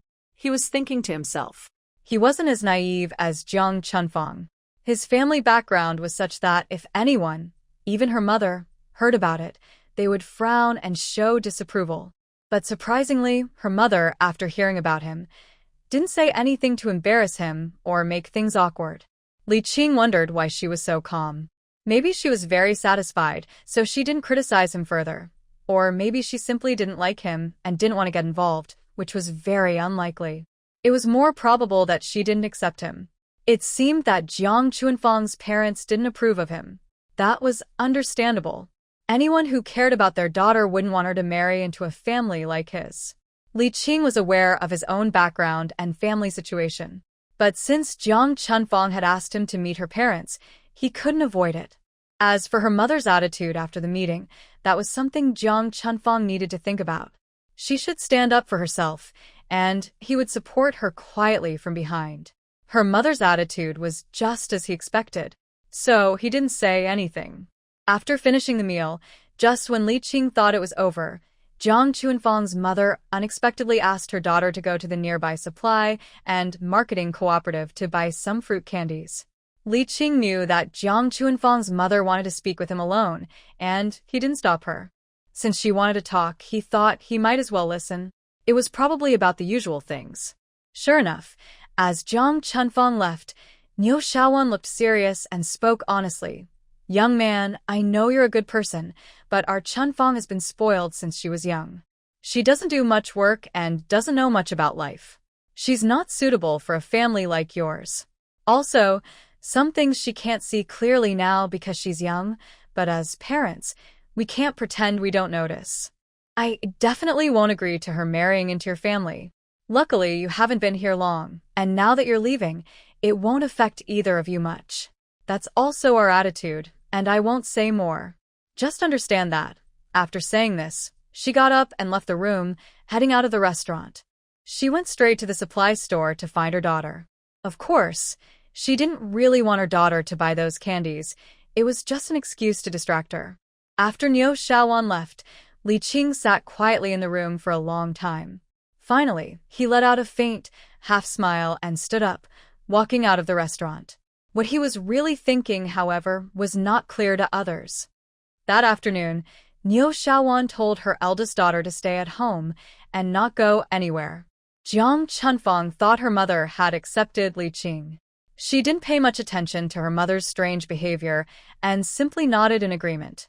She had woken up early today and dressed up nicely. Now she was feeling a bit tired. And what about Jiang Chunrong? Interestingly, this was a coincidence. Jiang Chunrong was at the state-run restaurant, passing by during her lunch break, and even took a discreet look at the entrance. But since Niu Shaowan was in the private room, she didn't see her. When she felt a bit discouraged, thinking she might not succeed today, she saw her sister Jiang Chunfang come out of the restaurant. She was smiling happily, looking very joyful. She was surprised. Jiang Chunfang was here, but where was her mother, Niu Shaowan? She hadn't seen them both in the hall earlier. Why was Jiang Chunfang coming out of the restaurant now? Then she remembered that the restaurant had private rooms. This made her realize even more that this meal was not ordinary. If it were just mother and daughter, they would never go to a private room in a restaurant. Even if they wanted to share a quiet conversation, it wouldn't be outside. Surely, their home has enough space for just the two of them to talk. Once she made up her mind, she decided to find out what was really going on. She looked for a quiet corner and kept a close watch. Niu Shaojun didn't come out. She believed Jiang Chunfang wouldn't leave alone. Sure enough, not long after Jiang Chunfang came out, her mother Niu Shaojun also appeared. She clearly saw that Niu Shaojun came out from the side of the state-run restaurant's private room. At this time, the hall was empty because it was past mealtime. Everything inside was easy to see. But this time, Niu Shaojun was alone when she came out. She saw Niu Shaojun heading straight to the supply and marketing cooperative, probably looking for her sister Jiang Chunfang. She stayed still, not moving. After a while, she saw a brightly dressed boy come out from the direction Niu Shaojun had left. Suddenly, Jiang Chunrong's eyes lit up. She instinctively thought this boy must be Jiang Chunfang's boyfriend. Why was she so sure? because she knew Jiang Chunfang very well. A serious, rule-following man wouldn't win Jiang Chunfang's heart so quickly. Only a man dressed like that, flashy and talkative, fit her style. As for his looks, she examined him carefully, touching her chin. Besides his flashy clothes, his face was pretty average. He was short and of medium build. His skin was slightly pale, like a white chicken. She clicked her tongue, thinking, not much to look at. Jiang Chunfang liked men like this, which didn't surprise her at all. Since she was young, Jiang Chunfang liked flashy, superficial things.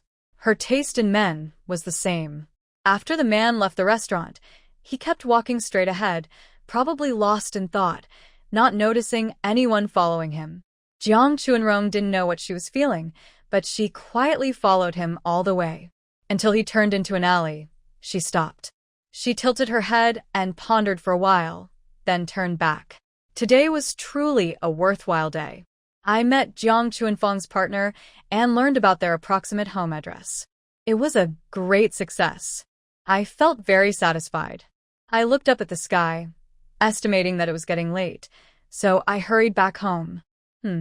Maybe I should buy a watch soon. Relying on looking at the sky to tell the time is enough for me. My sister now has money. She's not short of cash, so why live so frugally? Recently, many items at the department store don't require receipts. I should go take a look sometime and buy a suitable one. Although I can't wear it openly, keeping it in my space and glancing at it for the time is good enough. While thinking about a watch, I headed toward my home. I just saw Niu Xiaojun and Jiang Chunfang, but I don't know if they will go back. If they go home and find I'm not there, will they ask about me? Thinking of this, I quickly ran forward. Fortunately, I know the nearby roads well, so I took a shortcut. When I got home, I found no one there. Looking at the messy dishes on the living room table, I sighed softly. When will these days end? Keep going. In a year, good days will come. Just hold on a little longer. Silently encouraging myself, in less than a year, I can finally leave this behind and pursue a better life. I tidied up the dishes in the kitchen, then heard footsteps outside the door. I peeked out and saw Jiang Chunfang returning. She still looked the same as when I saw her at the supply and marketing store entrance, with a smiling gaze and an excited expression. Jiang Chunrong saw that Jiang Chunfang was in a good mood and thought of taking the opportunity to gather some news. She smiled and went over to greet her. Sis, you look pretty happy. Have you eaten lunch? If not, there's some leftover food at home. No need, I've already eaten. Jiang Chunfang wasn't in the mood to eat now. She was feeling very excited inside. She didn't expect that Li Qing's family was so poor, and her mother even agreed. This was much better than she had expected. But isn't this exactly what she wanted? She deeply felt that her mother was perceptive and brave. No wonder she was Jiang Chunfang's mother. Since her mother agreed, her father probably wouldn't object either. When she heard her sister's question, she smiled warmly and nodded. Chunrong, I do have good news today, but I can't tell you about it just yet. Just remember, big happy days are coming for me. After saying this, she twirled and went back to her room.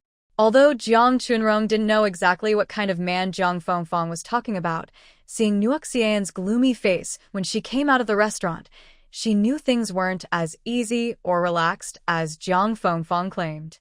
If the conditions were good, Niu Xian wouldn't look like that.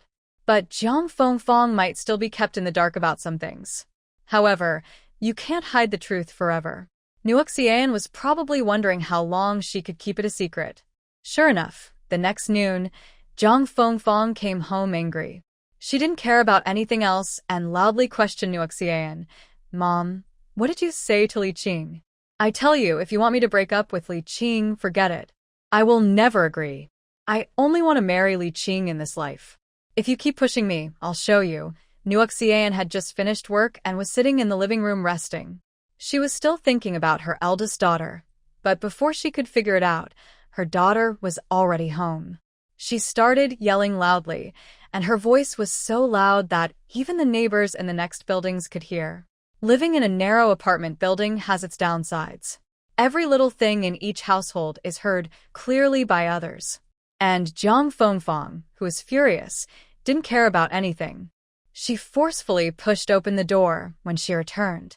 She didn't even bother to close it. It was noon, and everyone was having lunch. Her loud shouting was heard clearly. Soon, someone from outside brought a bowl of rice to see what was happening. "Xiaojun, what's going on? What's wrong with Fong Fong at your place? This is about finding a partner."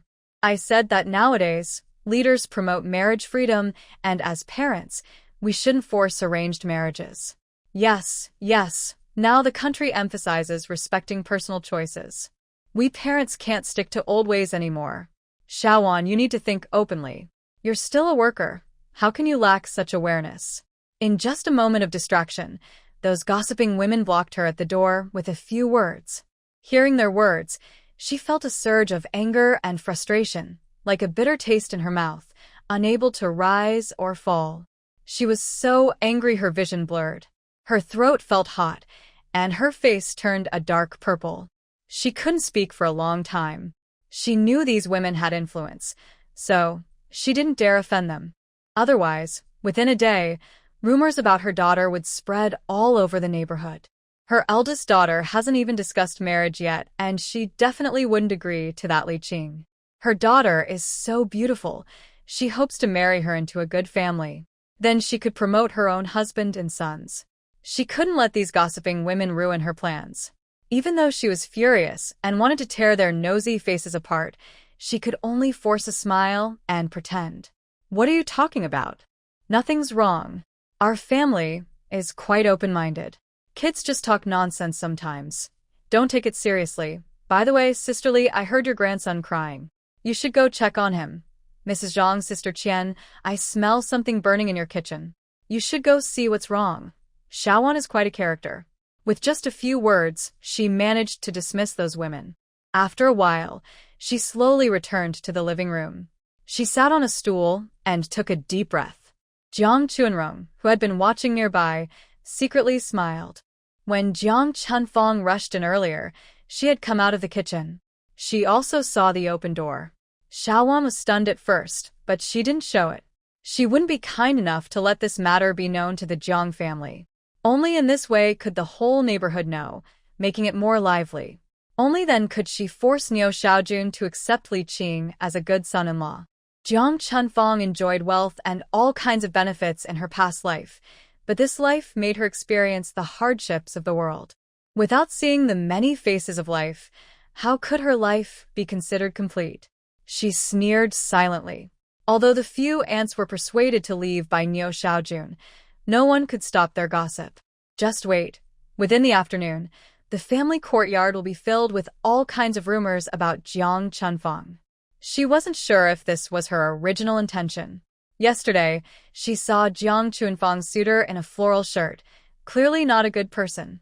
He had returned with his head down all afternoon, not noticing her even from nearby. He might be plotting some bad idea in his mind. People like him are perfect for Jiang Chunfang. After shouting those few words, Jiang Chunfang went back to her room to lie down.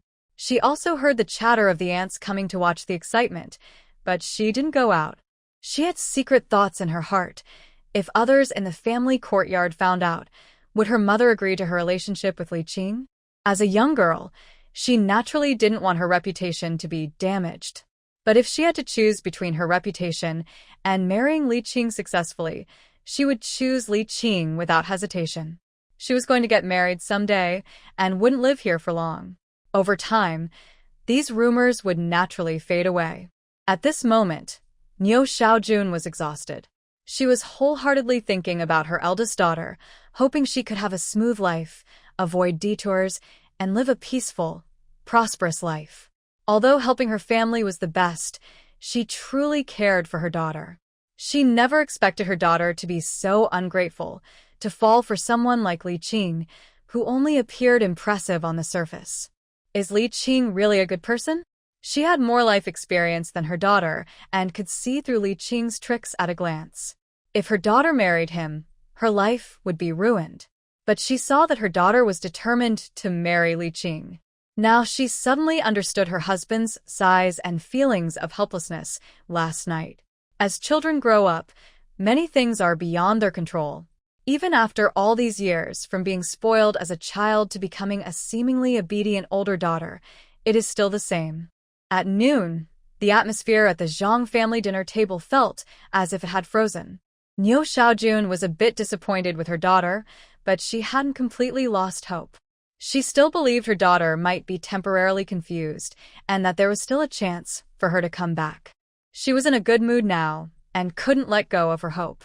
But none of them expected that Jiang Chunfang would be so decisive and firm, leaving no way back for herself. That evening, when the Jiang family all sat down at the table, ready to eat, they realized Jiang Chunfang hadn't returned yet. The others in the family heard from the twins about what Jiang Chunfang had done that afternoon. They didn't say much about it. Jiang Chunfang was protected and spoiled by her mother in this family. What could they say? Talking too much might only annoy Niu Xiaojun. So, everyone sat quietly at the table, ready to eat. Niu Xiaojun, still upset about her daughter's actions earlier that morning, sat at the table and said stubbornly, "Don't wait for her. Let's eat first. If she doesn't come back to eat, don't leave any for her. She'll learn her lesson after a couple of hungry nights." The family saw this and naturally didn't say anything more. Since Niu Xiaojun said so, everyone else was eager for the same. But when everyone finished eating and it was 8 p.m., Niu Xiaojun realized her eldest daughter hadn't come back yet, and she started to feel anxious. Her daughter was a grown girl. It was so late, and she still hadn't returned. Could something have happened outside? This had never happened before at such a late hour. The more she thought about it, the more anxious and scared she became. Her daughter was so beautiful that it was normal for others to be interested in her. She had warned her many times to come home early every day. Now, many young people had returned to the city, wandering the streets daily, not just Li Qing. Niu Xiaojun regretted not going to look for her daughter earlier. If she had, maybe her daughter would already be home. But regret wouldn't help now. She quickly told her children to go out and look for her. She warned them to be careful, not to make a scene, and to avoid certain people. And they must not shout loudly. After all, their daughter is a young lady. Staying out so late is bad for her reputation. Her parents and family will go looking for her, which would only make things more embarrassing. If her reputation gets damaged, even if she doesn't marry Li Qing, it will be hard for her to find a good family to marry into. Nowadays, people care a lot about a girl's reputation. No one wants to marry a girl with a bad name or improper conduct. Although Niu Xiaowan has good intentions, her actions caused problems. It's already past 8 p.m. and the whole family is out, clearly because something has happened. Sure enough, as they passed the second floor, they saw it from their family courtyard, where a well-known gossiping woman, Aunt Zhang, spotted them. She immediately shouted loudly, "Oh my, what's going on? The Jiang family, so many people out at this late hour. Did something serious happen?" Without waiting for Niu Xiaojuan's upset face, she hurriedly grabbed Lu Yuzhen, who was about to go downstairs to find someone. Lu Yuzhen, the young wife, is shy and can't lie well or speak frankly. She stood there blushing and stammering, unable to say a word for a long time. By this time, Niu Xiaowan had already walked some distance away. Seeing her daughter-in-law being pulled by Aunt Zhang, she initially ignored her. But she was anxious and, seeing her daughter-in-law's state, she could only hold back her irritation and impatiently said, "Aunt Zhang, there's no need to worry about our family. You should go home quickly and stop meddling in things that don't concern you." After saying that, she pushed Aunt Zhang's hand away and pulled Lu Yuzhen forward. Seeing Aunt Zhang still wanting to say more, she hurriedly quickened her steps and soon disappeared at the staircase of the family building. But Aunt Zhang, a busybody who loves to watch trouble, didn't mind. After the Jiang family left, she quickly put the spatula back in its place, untied her apron, brushed herself off, and without even going home, slipped into Wu Daiseo's house next door. If she hadn't spoken up, I wouldn't have asked. This whole family was out late at night, and they all rushed out. If nothing serious had happened, Aunt Zhang would be ready to cut her head off and kick it like a ball. But just because she doesn't know doesn't mean Wu Daisao doesn't know. Those two families are neighbors, and she doesn't believe that Aunt Wu wouldn't know what happened at the Jiang family's house. Sure enough, After finding Aunt Wu's house, the two of them whispered for a while, quickly leading Mrs. Zhang to guess almost everything. What did you say? During lunch, their eldest daughter said she wanted to marry someone. TSK, isn't she clearly refusing to listen to her mother's arrangements? Mrs. Zhang looked at Wu Dahua with surprise, then patted her thigh after speaking. Oh my goodness. It's such a pity. Today she actually went back to her parents' house. Why did she go back today?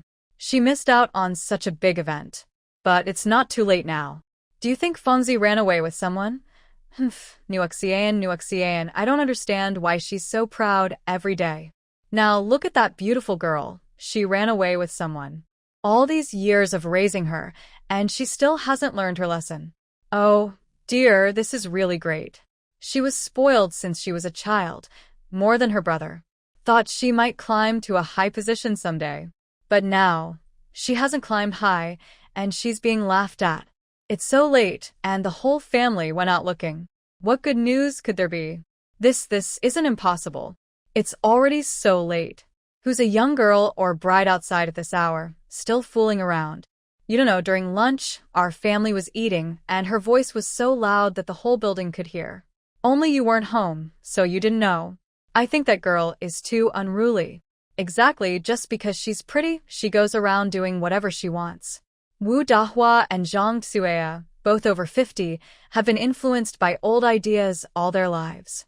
They really dislike how young people act now, talking about love and affection so casually without shame.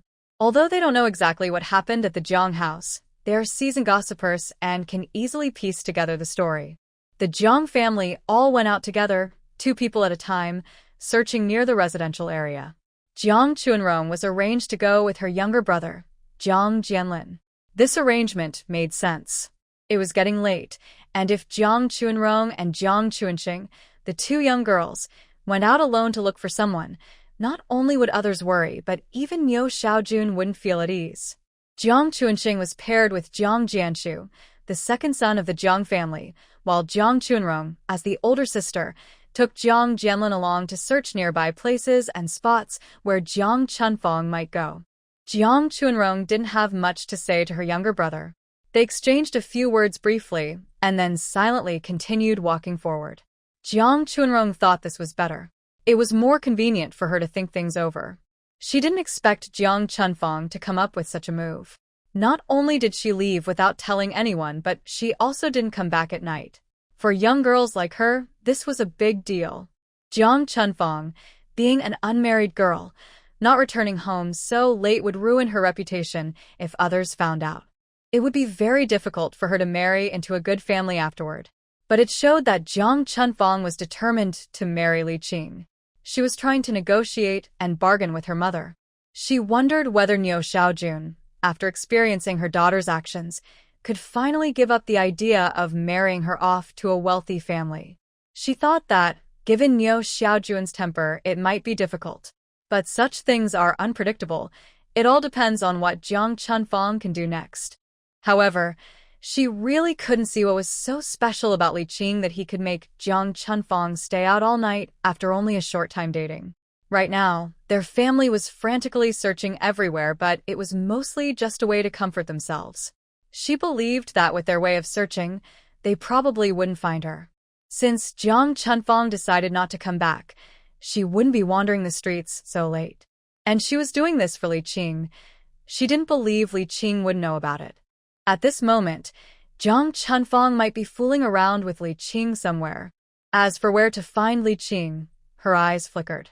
She knew the general direction of Li Qing's house, but even if she knew now, she could only pretend she didn't.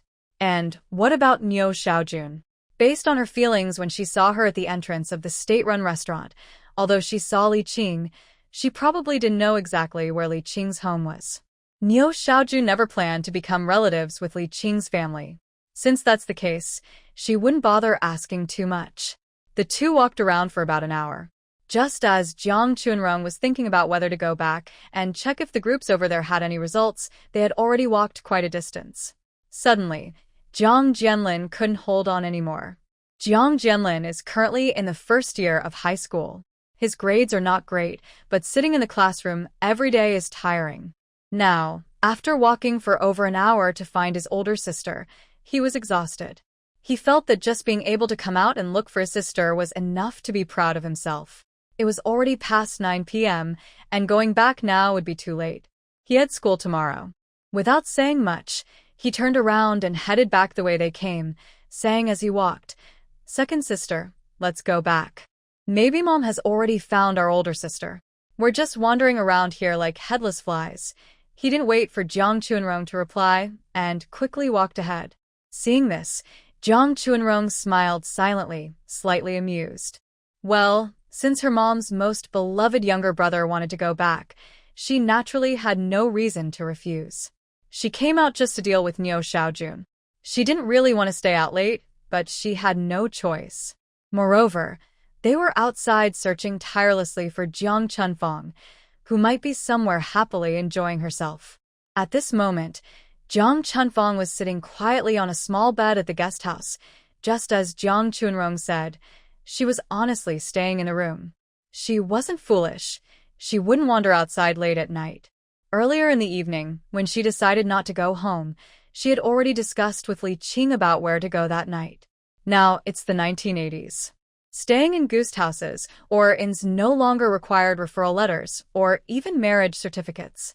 Even if they were unmarried, as long as they paid enough for the room, they could rent a room without any trouble. The two were inside the room chatting softly, with deep affection in Li Qing's eyes.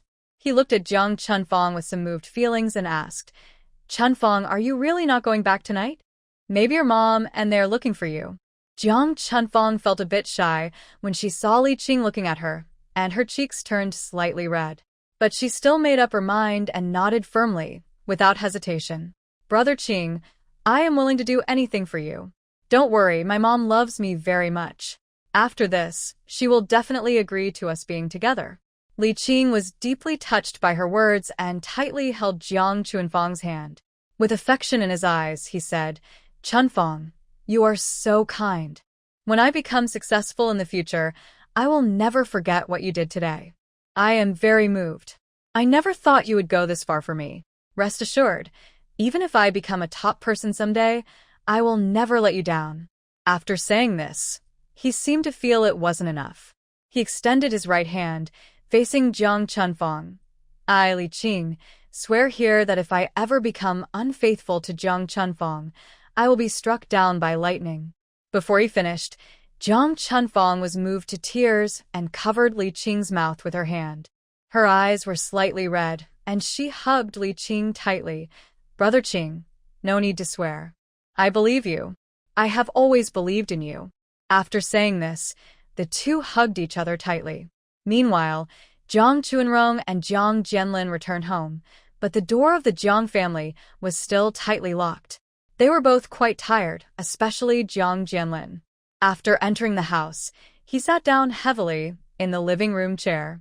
He muttered softly, "Big sister really is, it's already so late, and she still hasn't come back. She didn't even tell Mom. Our whole family has been busy for her." Jiang Jianlin had often fought with his older sister over food and drinks since he was young. He didn't have a good impression of his sister, who was much older than him, and he had never let her win. But Jiang Chunrong knew that people like Jiang Jianlin, even in his past life, had been very sincere to her. In the end, he didn't treat her badly.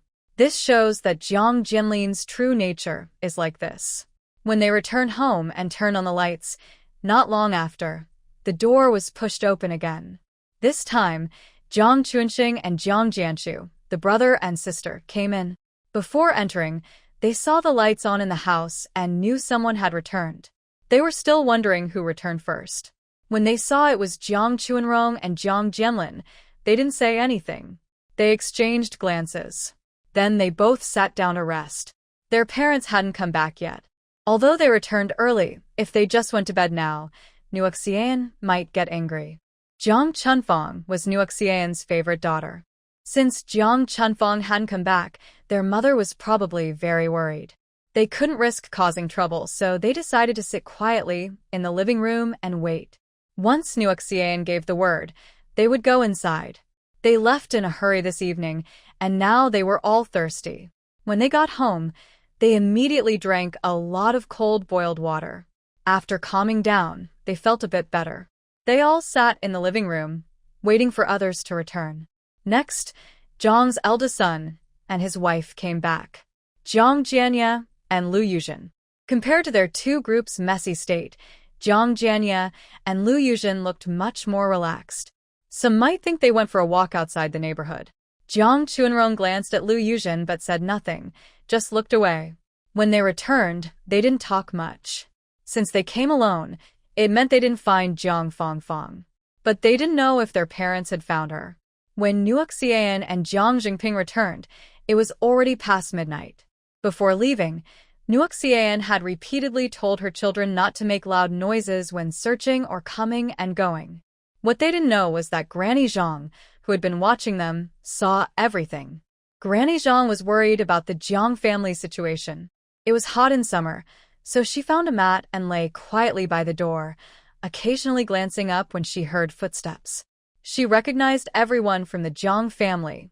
At that moment, she also noticed that someone was missing, the eldest daughter. Oh dear. This was a big problem. Granny Zhang thought that something must have happened to Zhang's eldest daughter. Thinking about what she had asked Wu's wife earlier, her resolve grew stronger. She was eager to go to the courtyard tomorrow to spread the news again. She had kept her plans secret from her old friends today. Niu Xiaojun returned home feeling lost and hopeless. At this moment, she no longer believed it, but she understood her daughter's firm decision to marry Li Qing. She was heartbroken and didn't expect her daughter to be so reckless, even leaving without saying a word and staying out all night. On her way to look for her, Niu Xiaojun thought carefully. Jiang Chunfang must be with someone named Li Qing now. Continuing to search would be pointless.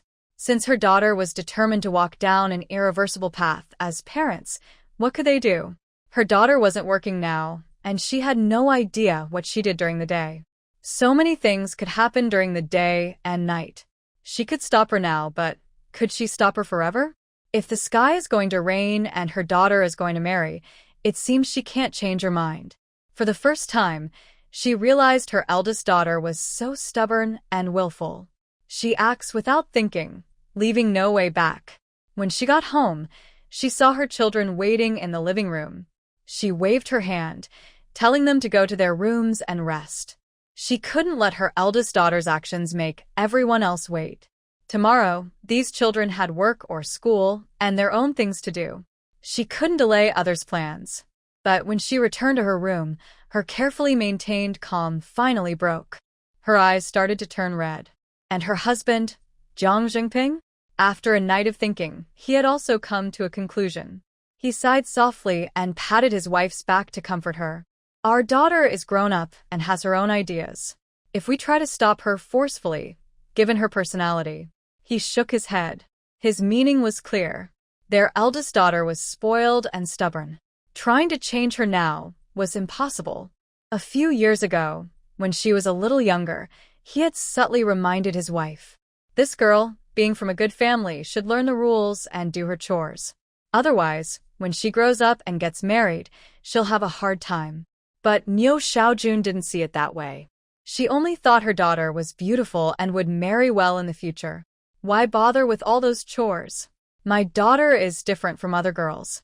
I just want my daughter to have an easier life when she's at my parent house. Jiang Jingping knew his wife was feeling upset right now, and he didn't want to add to her pain. After a deep sigh, he went to bed to rest. He had to get up early tomorrow for work. It's already past midnight. If he doesn't sleep now, it will be too late. No one knew what Niu Xiaowan was thinking that night. In any case, she sat by the bed all night until dawn. The next morning, Jiang Jingping woke up and saw his wife still sitting in the same spot as last night. He was a little surprised. He thought his wife would lie down and rest for a while, since they were at an age where poor sleep affects their work the next day. He saw Niu Xiaowan with red eyes, turning to look at her husband. Seeing her expression, Jiang Jingping hesitated. All the words were stuck in his throat. What could he say? What could he blame her for? His daughter had gone through something like this, and the most upset person was his wife. He couldn't bear to scold her anymore. But he didn't say anything, and Niu Xiaowan started talking on her own. She had sat all night, and she had thought everything through. She didn't know who else to talk to besides her husband. She didn't care if he was listening or not. She just spoke to herself, as if talking to no one. I regret it. Chunfang was spoiled and indulged by me. If I don't agree with her today, she might stay out all night. If I try to stop her, she might do even more extreme things. Forget it. Once children grow up, they can't be controlled by their parents. Since I planned a good future for her and she refuses to take it, she insists on taking the difficult path. Let her go. If she suffers in the future, it's her own doing. We can't blame ourselves as parents. We've done our best for her all these years. Niu Shaowan spoke without feeling guilty.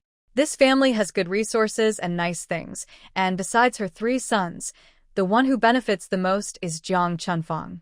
Although he didn't say anything, both of them knew clearly that Jiang Chunfang's current personality, so stubborn and willful, was mostly spoiled by Niu Shaowan. Seeing his wife suddenly wake up and stop clinging to her previous ideas, Jiang Jingping felt relieved. He didn't support or oppose his wife's earlier actions. His only hope was that their child would behave well and not cause big trouble that would make others look down on them. They have lived in the family compound for many years, with many old friends and colleagues. If these issues caused others to laugh at them, it would be a big loss. Their family life isn't perfect, but even now it's pretty good. Having extra happiness would be nice, but if not, Jiang Jingping could accept it. What worried him most was that his wife might not accept it. After all, she has loved and hoped for their eldest daughter for many years. He used to think their daughter was pretty, lively, cheerful, and generous, and he was happy with his wife's ideas. But who knew? Sigh. He never expected that her previous good behavior was just a surface show. When something serious happens, only then can you see her true personality and see how much she has changed over the years. At this moment, Jiang Jingping no longer had any expectations or hopes for Jiang Chunfang. He just hoped that his daughter could marry quickly and live a simple life. Their job as parents was basically done. What she does after marriage is her own choice. They raised her until now, and their responsibility is fulfilled. Their daughter is already in her 20s, and at this age, many girls get married and have children in other families. And she has been working for many years. But their big girl at home is still spoiled by her mother. She hasn't held a proper job in many years. So, they feel they have done their part for her. After she gets married, no matter how her life turns out, Jiang Jingping plans not to interfere anymore. He also worries that his wife might not understand, so he plans to wait a few days until she feels calmer and then gently talk to her.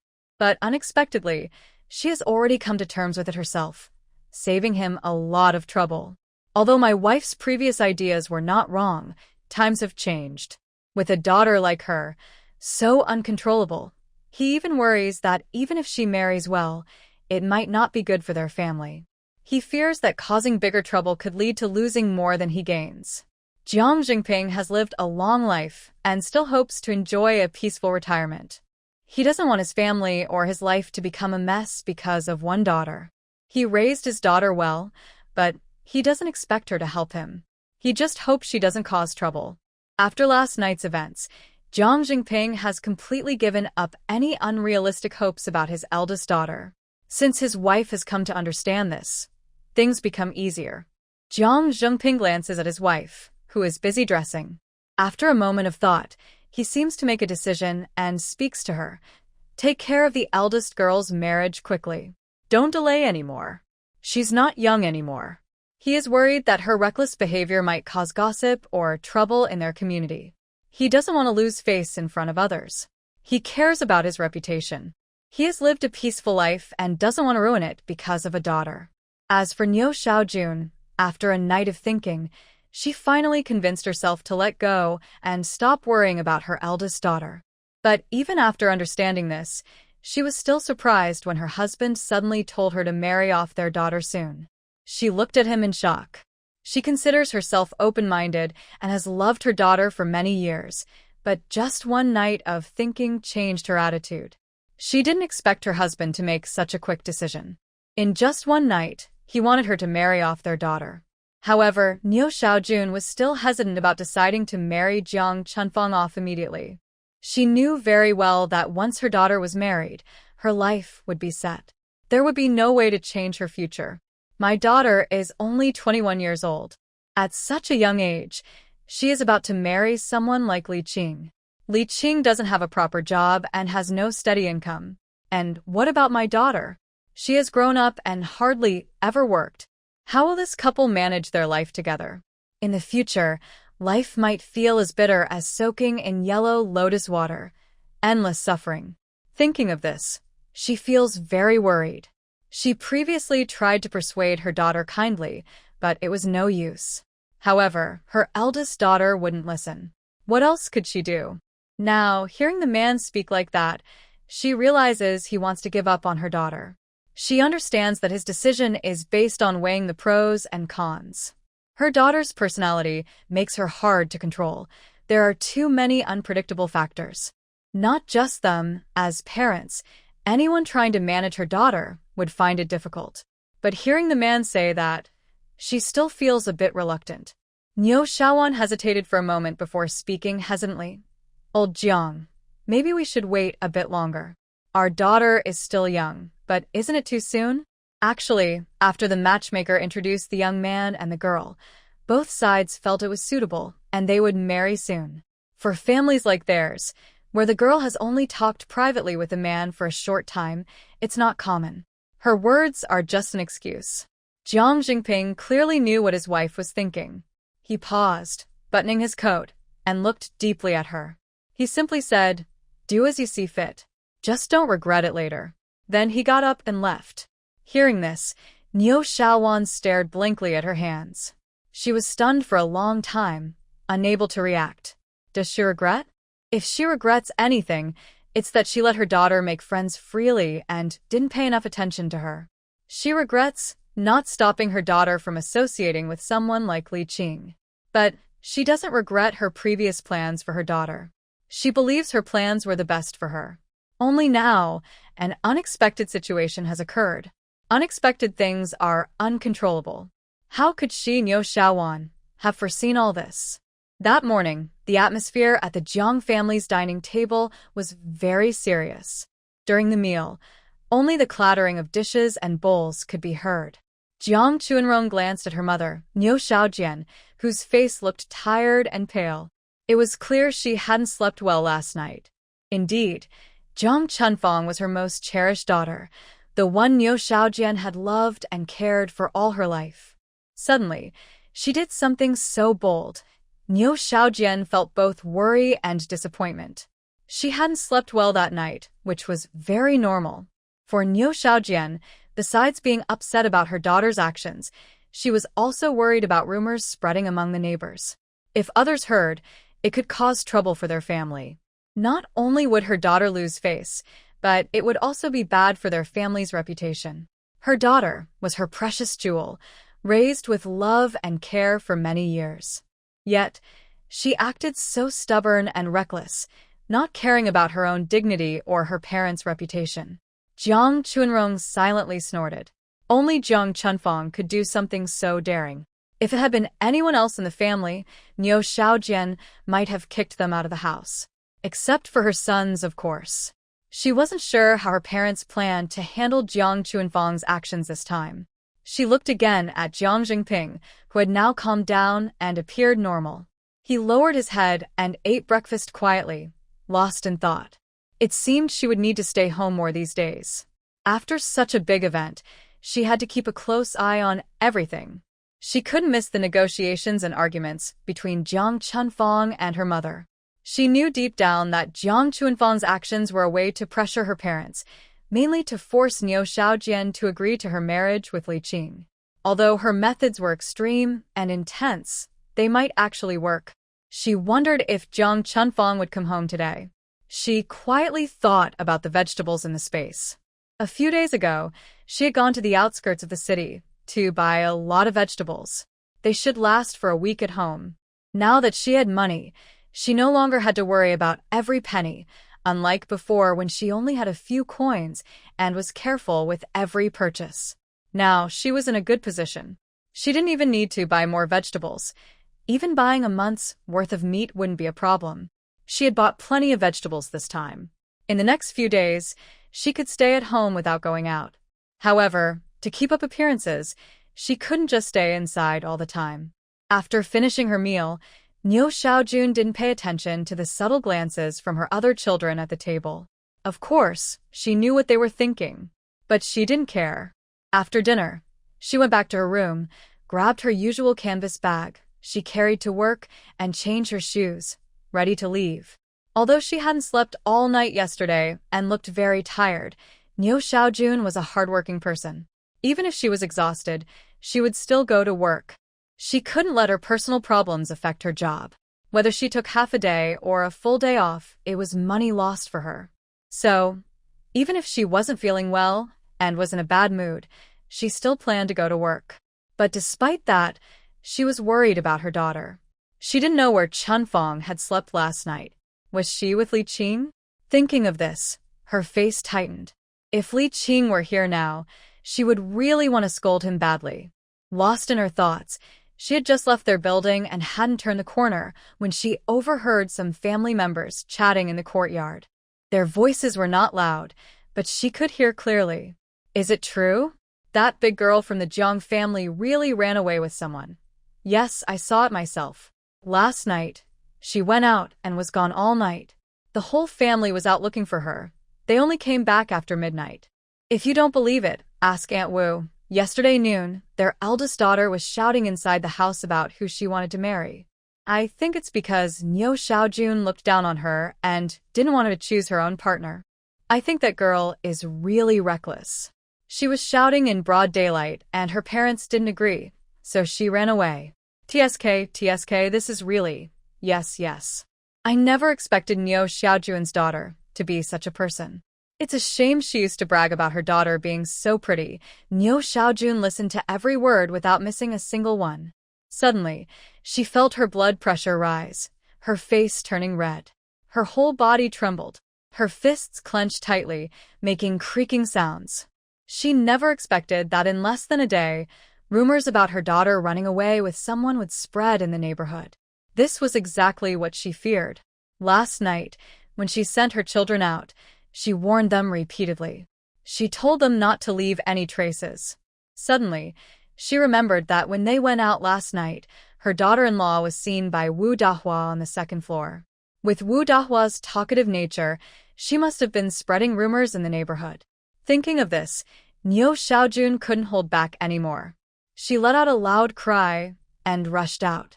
She headed straight for Zhang Dahua on the second floor. In her mind, Zhang Dahua was the main culprit. If it weren't for her gossiping everywhere, how would people know? And there were 3 or 4 people talking. She alone couldn't fight so many. She could only focus on the main problem. Wu Dahua and a few other old friends were happily chatting away. Because of the latest discovery last night, Wu Dahua had been holding in her feelings all night. Early this morning, she hadn't even eaten and just grabbed a quick snack to go downstairs and chat with her friends.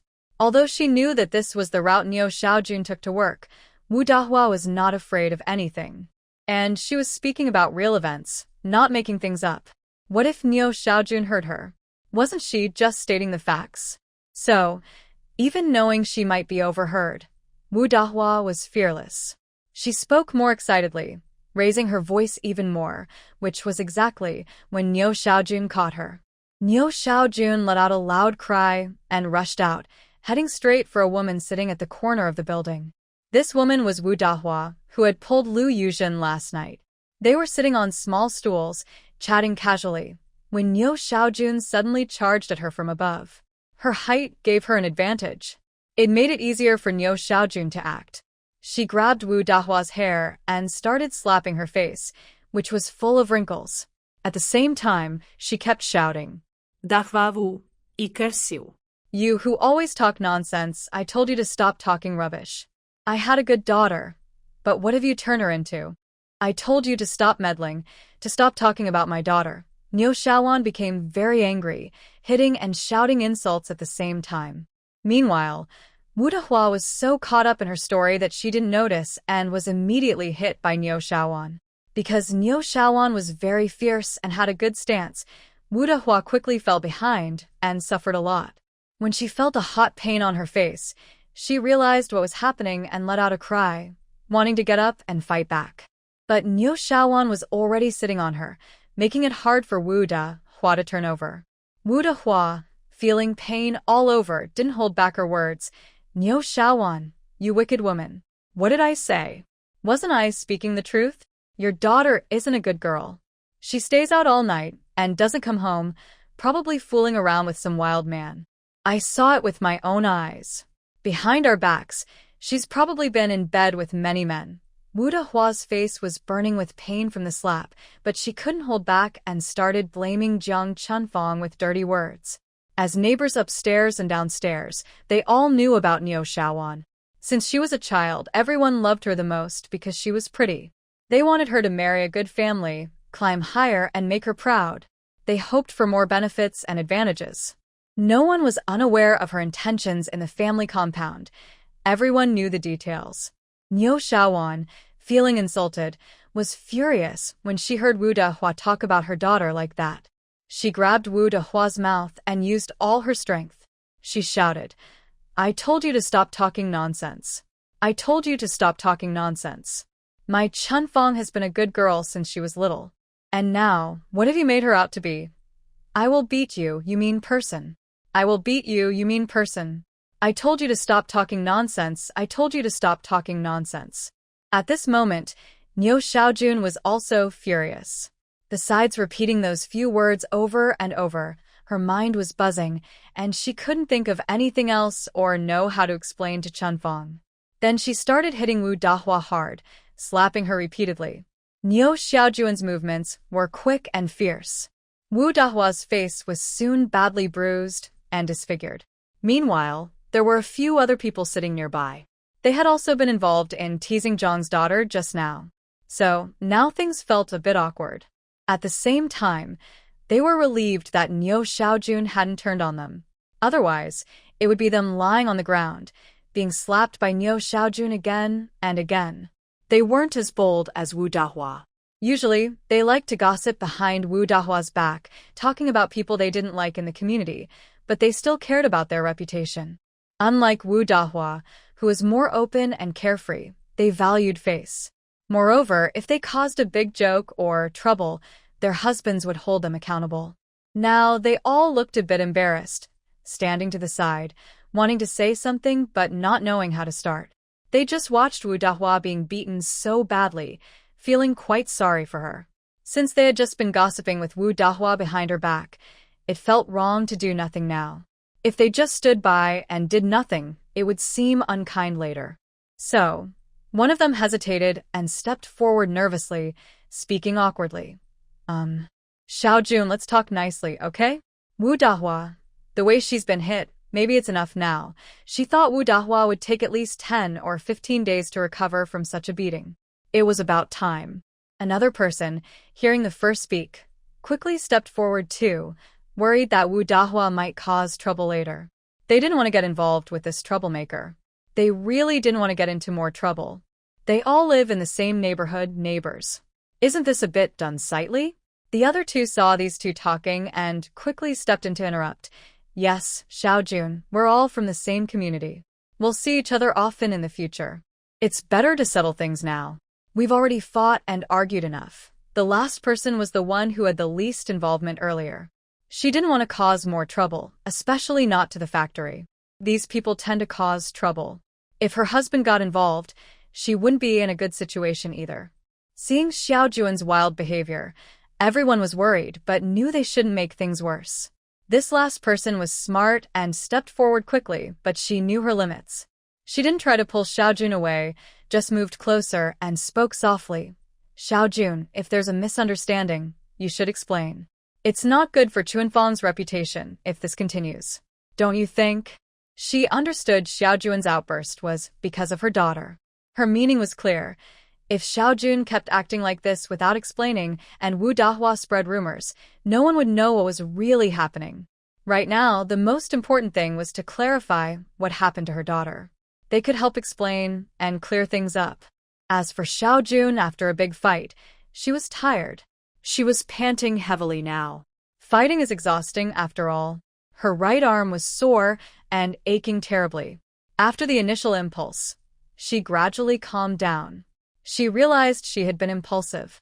No matter what, she shouldn't have beaten Wu Dahua so badly. Just like those women worried about their husbands, she knew her husband Lao Zhang's personality and thoughts. She couldn't afford to cause trouble for him.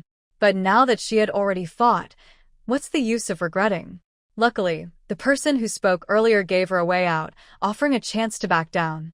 She wanted to let go, but Wu Dahua, lying on the ground, had suffered a big loss. Seeing Xiaojun loosen her grip, she wouldn't miss this opportunity. She suddenly rolled over and pinned Xiaojun down. Wu Dahua was used to doing rough work all her life and was very strong. Niu Xiaojun was far weaker than her. When Wu Dahua sat on Niu Xiaojun, she started to scold her. A few people nearby saw this and were shocked, especially the person who tried to stop Wu Dahua from arguing, whose heart skipped a beat. If Niu Xiaojun was stopped from arguing and Wu Dahua bullied her, Niu Xiaojun would hold a grudge and think she was in cahoots with Wu Dahua. They would team up to deceive her and bully her together. If Niu Xiaojun caused trouble later and blamed her, she would never be able to clear her name. Although these few often chatted casually in the residential area, their relationship wasn't very close. They didn't want a misunderstanding to cause trouble. Wu Dahua's reputation wasn't very good, so it was better not to mention it. After a moment of panic, they quickly pulled Wu Dahua away with the help of others. Because someone led the effort, Niu Xiaojun didn't suffer too much. She only received a couple of slaps from Wu Dahua and was pinched a few times on her arm. It was very painful, but compared to Wu Dahua, Niu Xiaojun's injuries were much lighter. It was during working hours. Their argument attracted the attention of passers-by. People on their way to work only glanced briefly, asked what happened, and hurried away. Some people, even after leaving, kept talking. "Oh, isn't that Niu Xiaojun? I didn't expect her to get into a fight. Yeah, isn't she always proud of being a decent person? How could a decent person fight Wu Dahua like that? TSK, it's hard to tell, but Niu Xiaojun can also be rowdy sometimes. Did you hear? They say Wu Dahua was picking on Niu Xiaojun's eldest daughter." Who? Everyone in the residential area knows that Niu Xiaojun's favorite is her eldest daughter. She treats her like her own son, and Wu Dahua picking on her isn't just a small matter. Heard anything else? People say that her eldest daughter stays out all night and is involved with others. But we should speak quietly about this, so as not to let that Niu Xiaojun hear, or she might go crazy. After saying this, everyone exchanged meaningful looks. The noise downstairs finally drew Jiang Chunrong and the twins, who were still at home, over.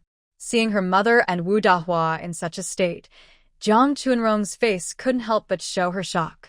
She opened her mouth in surprise. She didn't expect that in such a short time, her mother would have already fought with others in the residential area. Hearing the nearby gossip, she realized Jiang Chunfang's situation was exposed. A smile appeared on her face as she relaxed. Well, her wish had come true. She had been thinking that if Jiang Chunfang's actions remained hidden within the Jiang family, it wouldn't matter much. After all, they were family, and many things could be let go. But if it got out into the residential area, and others knew what Jiang Chunfang had done, it would be a different story. Originally, Niu Xiaojun's goal was to have Jiang Chunfang marry well because of her good looks. Now, if people in the neighborhood found out about Jiang Chunfang's behavior, she wouldn't just marry up, finding a suitable match might even become difficult. Some boys might be tempted by Jiang Chunfang's appearance, but her mother wouldn't want her to marry someone with questionable conduct, or risk her daughter becoming a troublemaker in the family. If that happened, it would be hard to tell which family was better, those who looked past her flaws or those who looked down on her. But if Jiang Chunrong supported Jiang Chunfang, then Li Qing's chances of winning would be much higher. Jiang Chunrong thought that this whole fuss meant that Jiang Chunfang and Li Qing's matter was settled. She said to herself that Niu Xiaojun had been respectable for so many years, but her anger had made her lose her temper and fight Wu Dahua recklessly. After being pulled apart, her children protected her from both sides. Standing there, she began to regret her previous actions.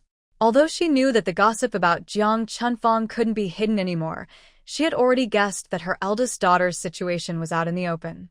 With Wu Dahua's sharp tongue, she alone could overshadow countless people in their neighborhood. Thanks to her friendship promotion, it was impossible to hide her actions from the residents. But now, the situation is even worse. After her recent quarrel with Wu Dahua, someone passing by just saw everything clearly. There were many whispers, and she overheard some of them now and then. At this moment, she kept repeating two words in her mind. It's over. It's over. Everything is finished now.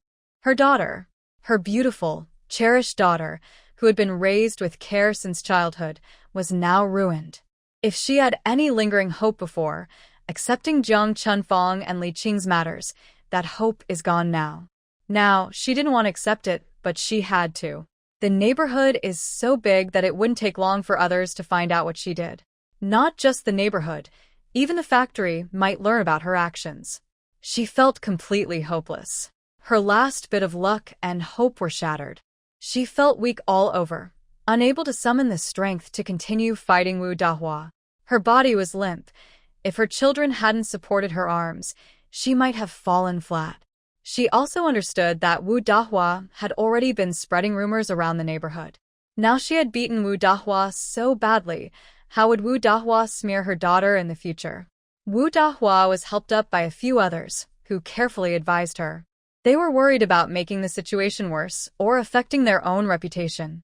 They tried to minimize the conflict, making it seem like a small matter or nothing at all. As for how Wu Dahua would retaliate against Niu Xiaojun or tarnish her family's reputation, that was not their concern. They didn't want to get involved. They just wanted to prevent bigger trouble at the moment. Wu Dahua probably understood their intentions. If she kept insisting on her own way, it wouldn't be good for her either. At this time, she didn't want to offend more people. Finally, she wiped her mouth harshly, her eyes filled with resentment as she stared at Niu Xiaojun. She was determined. Just you wait, Niu Xiaojun. Your daughter is under my control.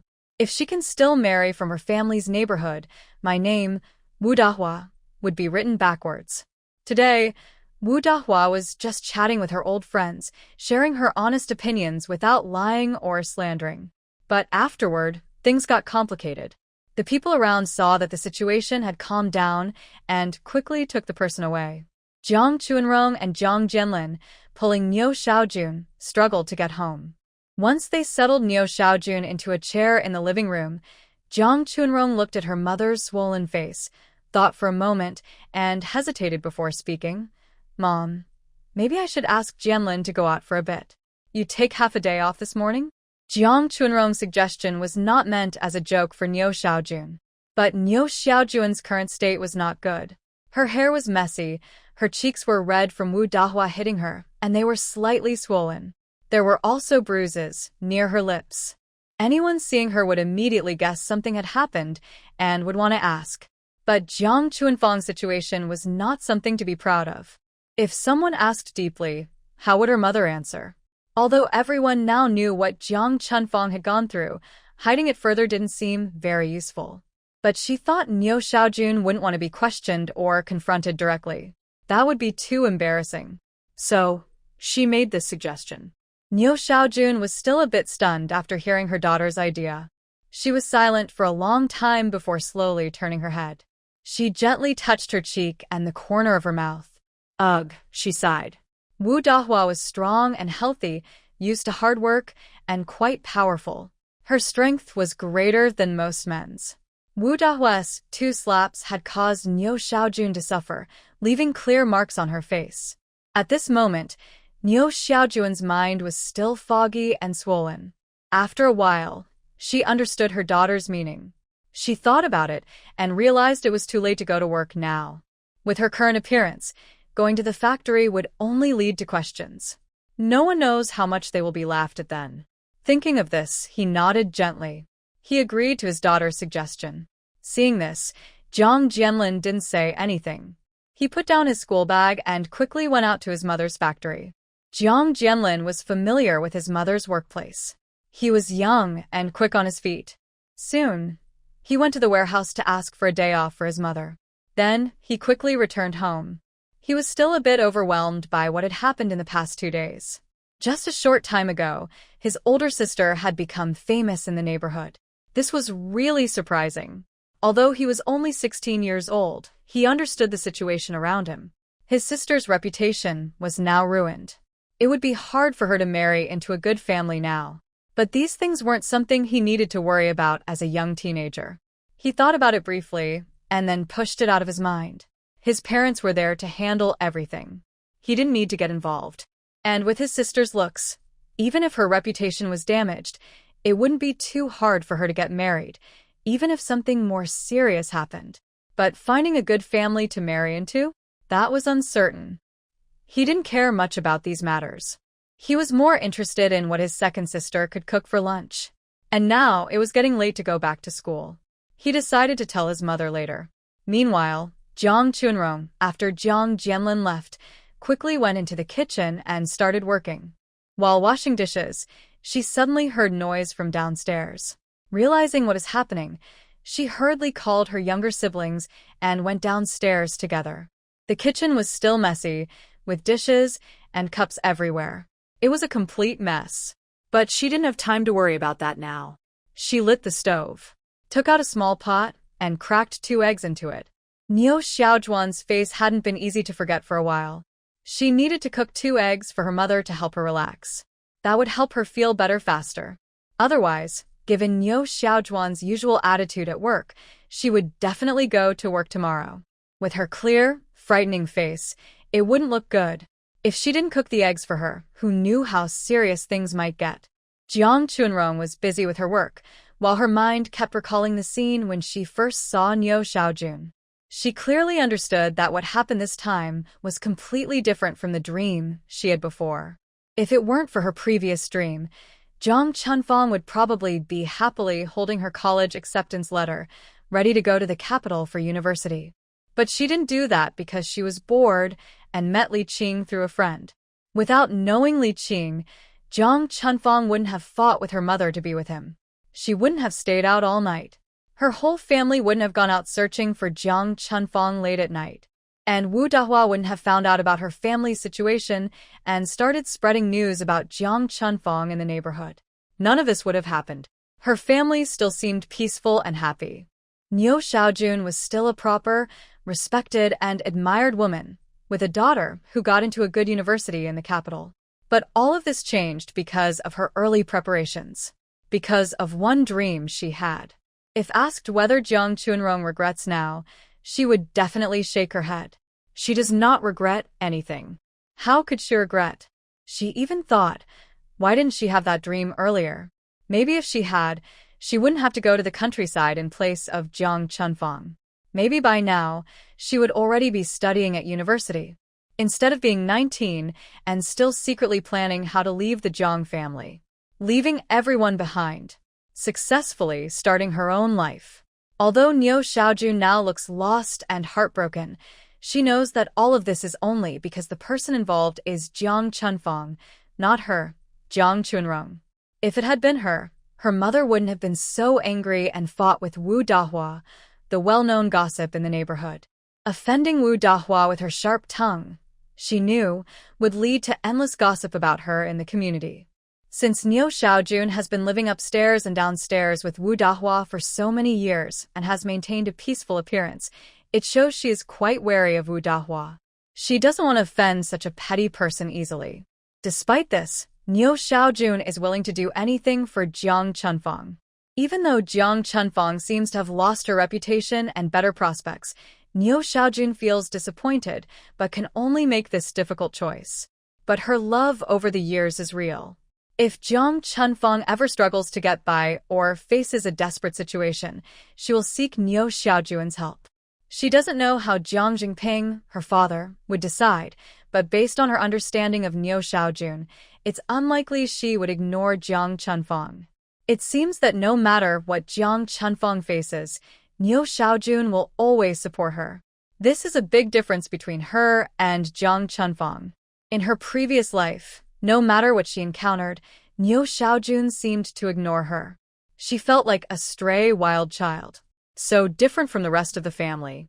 Compared to everything she went through in her past life, what Jiang Chunfang is experiencing now is nothing. The water in the pot boiled quickly. In no time, the eggs were cooked. She took the 2 eggs out of the hot water and put them in cold water to cool. Then she carefully peeled the eggs. When she entered the living room, she saw Niu Xiaojun still sitting in the same position as when she first came in. Her eyes were slightly closed, so it was hard to tell if she was asleep or awake. She gently approached and called softly, "Mom, the eggs are ready. Maybe you should roll them a bit first." After a while, Niu Xiaojun slowly opened her trembling eyes. She looked at her daughter's plump, round eggs. After a pause, she gently took them. She moved them back and forth on her left cheek. Although Niu Xiaojun looked calm on the surface, Jiang Chuanrong could still sense her inner unease from her slightly trembling hands. How could she be calm? Her daughter, whom she had loved and spoiled for so many years. Until yesterday, everything was completely different. In just one night, it was like the sky was falling. Why did such a big change happen in such a short time? Why is this happening? Niu Xiaojun still couldn't quite understand. She is a good daughter. A few days ago, she enthusiastically asked her colleagues to help her find a match for her daughter. They had already arranged a meeting with a family she had liked for a long time. When that family learned it was her daughter, they agreed happily. But later, because of Li Qing's matter, she had to postpone everything. Just when she thought everything was going well, Li Qing suddenly appeared. Then her daughter made a reckless decision that made everyone regret. This morning, she told her husband she had given up on her previous plans for her daughter and was willing to respect her daughter's wishes. Still, she secretly hoped for something better. She never imagined her plans would end in this way. Now, she felt hopeless. Moreover, her reputation in the neighborhood was ruined beyond repair. She had also offended Wu Dahua. They had been neighbors for decades, and she knew Wu Dahua's personality and how she handled things very well. Over the years, she carefully avoided conflicts with Wu Dahua, hoping Wu would be considerate because they were neighbors and not cause trouble. But now, she had completely offended her. Soon, only Jiang Chuanrong and Niu Xiaojun were left at home. Niu Xiaojun hadn't slept all night and had just fought with Wu Dahua again, exhausting herself. She was in a bad mood and feeling down, so Jiang Chuanrong helped her to bed to rest. The 2 other twins had been sent to school. As for herself, she looked at her mother's room, which was silent. No movement, so she guessed she was asleep. But after thinking for a moment, she decided to go out for a walk. Niu Xiaojun was at home today, so she should be cautious. She needed to pretend she was fine and also gather some news outside. After such a big event this morning, she didn't know what people were saying now. Her mother was hiding at home, ignoring everything, but she couldn't do that. In the morning, her father Jiang Jingping and her brother-in-law and sister-in-law left early, so she didn't know about the argument between Niu Xiaojun and Wu Dahua. By the time she got home, she still didn't know how it had started. She has some understanding of her father Jiang Jingping. Although he usually doesn't say much at home, his opinions are very important. He cares a lot about face, so if his 2 daughters stay at home and don't work, he wouldn't say much, leaving everything to Niu Xiaojun to handle. Because of this, many people at the factory praise him. They say he loves his daughters, is responsible, and doesn't favor boys over girls, and he is a role model at the factory. There are many good words about him. Now, things are different. His eldest daughter had such an incident, and his wife even fought with a troublemaker in the neighborhood. Many people saw it happen. Jiang Jingping would be very angry if he knew. Jiang Chuanrong thought as she walked outside. When she passed the place where Niu Xiaojun and Wu Dahua fought this morning, she saw some people sitting there again. It seemed they were gossiping and stirring up trouble. But they weren't the same people she talked to earlier in the morning. These people looked older, but their eyes were sharp. When they saw her come out of the building, they quickly called out, "Oh, it's Chuanrong. Come here, come here. Annie wants to ask you something." Jiang Chuanrong knew what they probably wanted to ask, but she believed in knowing herself and her enemy to win every battle. She walked over. "Auntie, I'm just about to go buy vegetables. What do you want to ask me?" she answered honestly, looking simple and sincere. But she became more alert inside. These women were not easy to deal with, and they loved gossip endlessly. She had to be careful and not get involved. Even if she wanted to find out what was happening, she shouldn't get dragged into it. And she definitely shouldn't say anything bad about Jiang Chunfang. Auntie, I heard you and Wu Laopa fought this morning. What exactly happened? Hearing this, Jiang Chunrong looked up and studied them carefully. What happened? What else could be happening? Do these people really need her family member to speak up? Probably, they know more than she does. Does she still need to tell the story herself? Now, this person is asking so casually, probably just wanting to see their family's embarrassment. Let her repeat the story again, and it will become a topic of conversation. These people understand how to get attention online. They really have bad intentions. Since she asked like that, she obviously doesn't have anything good to say. She casually responds, I don't know about that, ma'am. If there's nothing else, I need to go out for a bit. But the older woman won't let her go so easily. She quickly grabs her hand, stopping her, and insists she says something. Hey, girl, you haven't said anything yet. Why are you leaving? It's still early, no rush. Another woman, about 50 years old, comes over and smiles as she tries to stop her. Yes. Sister Lu is right. It's still early. Come. If there's anything at home, we should talk about it. Otherwise, people outside will be saying all sorts of things, and we don't really know what's going on. She's pretending to be friendly, but it's not really sincere. She's decided not to say anything about Jiang Chunfang's matter. She wouldn't cause trouble on purpose. Her mother is angry inside, but she can't let her find any fault with her. She stays quiet and focuses on cooking, avoiding these arguments. Jiang Chunrong notices that not only these two people are interested in what happened to their family. The others, although they don't speak or hold her arm to stop her, are all watching her with curiosity. They seem eager for her to speak, so they can satisfy their curiosity. She looks at the older woman holding her arm and thinks for a moment. She then speaks with a bit of helplessness. Ma'am, what exactly do you want to know? The woman hears her and thinks she agrees. Her face lights up with happiness. Just as she's about to speak again, Jiang Chunrong quickly pulls her arm away and steps back several paces. She turned around and left quickly. At the same time, she loudly replied to those people. Well, I just remembered I have something urgent to do outside. If I don't go now, I won't make it. If anything comes up, let's talk later when I return, okay? I really can't delay this. She spoke while hurriedly running toward the main gate of the residential compound. She didn't wait for their response. If she didn't leave now, she would be caught up by those people again. These people had nothing to do all day, just gossiping about others. This time they finally caught a big piece of news, so they had to talk about it thoroughly. Especially because the main person involved was Niu Xiaojun.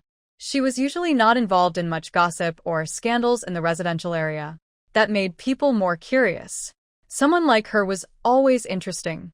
If it was about Wu Dahua and her friends, they would be tired of hearing it. Jiang Chunrong ran out of the main gate of the residential area in one breath. When she reached the roadside, she slowed down her pace. A few days ago, she had bought vegetables from the outskirts of the city. She didn't need to go again these days. Originally, she didn't plan to go out today. But since she was out, she couldn't go back empty-handed. She decided to visit the Liu family. A few days ago, she went to the Liu family to find Liu Xiaoqin, asking her to help inquire if any factories or mines nearby were hiring. It's been several days now, and she didn't know how Liu Xiaoqin's inquiry turned out. She hadn't known Liu Xiaoqin for long, and she definitely wouldn't go to visit her directly. Now, she could only go to ask in person. She checked the time. It was less than 9 o'clock. If she moved quickly, she could visit the Liu family without taking much time. She thought she still had enough time. Since she had made up her mind, she didn't hesitate anymore. She quickly changed direction and headed straight to the Liu family's tractor factory residential area. Today, she was quick. In about 20 minutes, she arrived at the Liu family's door. She paused slightly at the entrance, took a deep breath, relaxed her breathing a bit, then gently knocked on the door. Soon, The door opened from inside, revealing Lu Xiaoqin's pretty face. Lu Xiaoqin was at home eating fruit. Suddenly, hearing the knocking, she was a bit puzzled. Who could be visiting her now? Her parents had already left early for work. But during the daytime, there's nothing to worry about. She stood up and directly opened the door. Unexpectedly, Jiang Chunrong was standing outside. Her usually expressionless face suddenly showed a look of surprise.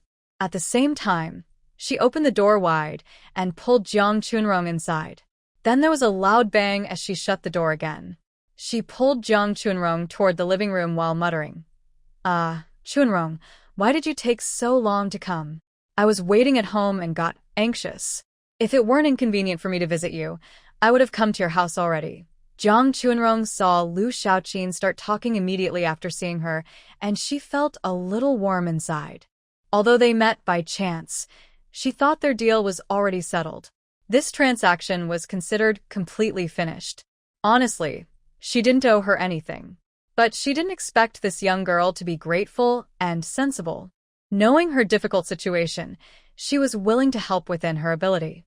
She naturally remembered her kindness. Although Lu Xiaoqin would soon go to the capital for university, and they might not see each other often in the future, she believed this was only temporary. If everything went well, she would also go to the capital to study next year. Later, both of them would be in the capital, and if needed, they could keep in touch. But those were future plans. For now, she would leave everything to time. She followed Lu Xiaoqin to the Lu family's living room. After sitting down, she took the soda from her. After drinking a few sips, she placed the soda on the table. Lu Xiaoqin then explained all the information she had already gathered about job opportunities. That day, after hearing Jiang Chunrong wanted a job, Lu Xiaoqin and her mother went to her aunt's house that evening. They were in her aunt's living room. She looked for a chance to ask her aunt about the current job openings at various factories in the city. Zhu Guli overheard her daughter and looked at her with some surprise. She didn't understand why her daughter was asking about jobs at this time. Soon, her daughter would be going to university. What does this job matter to her? She also couldn't manage everything all the time.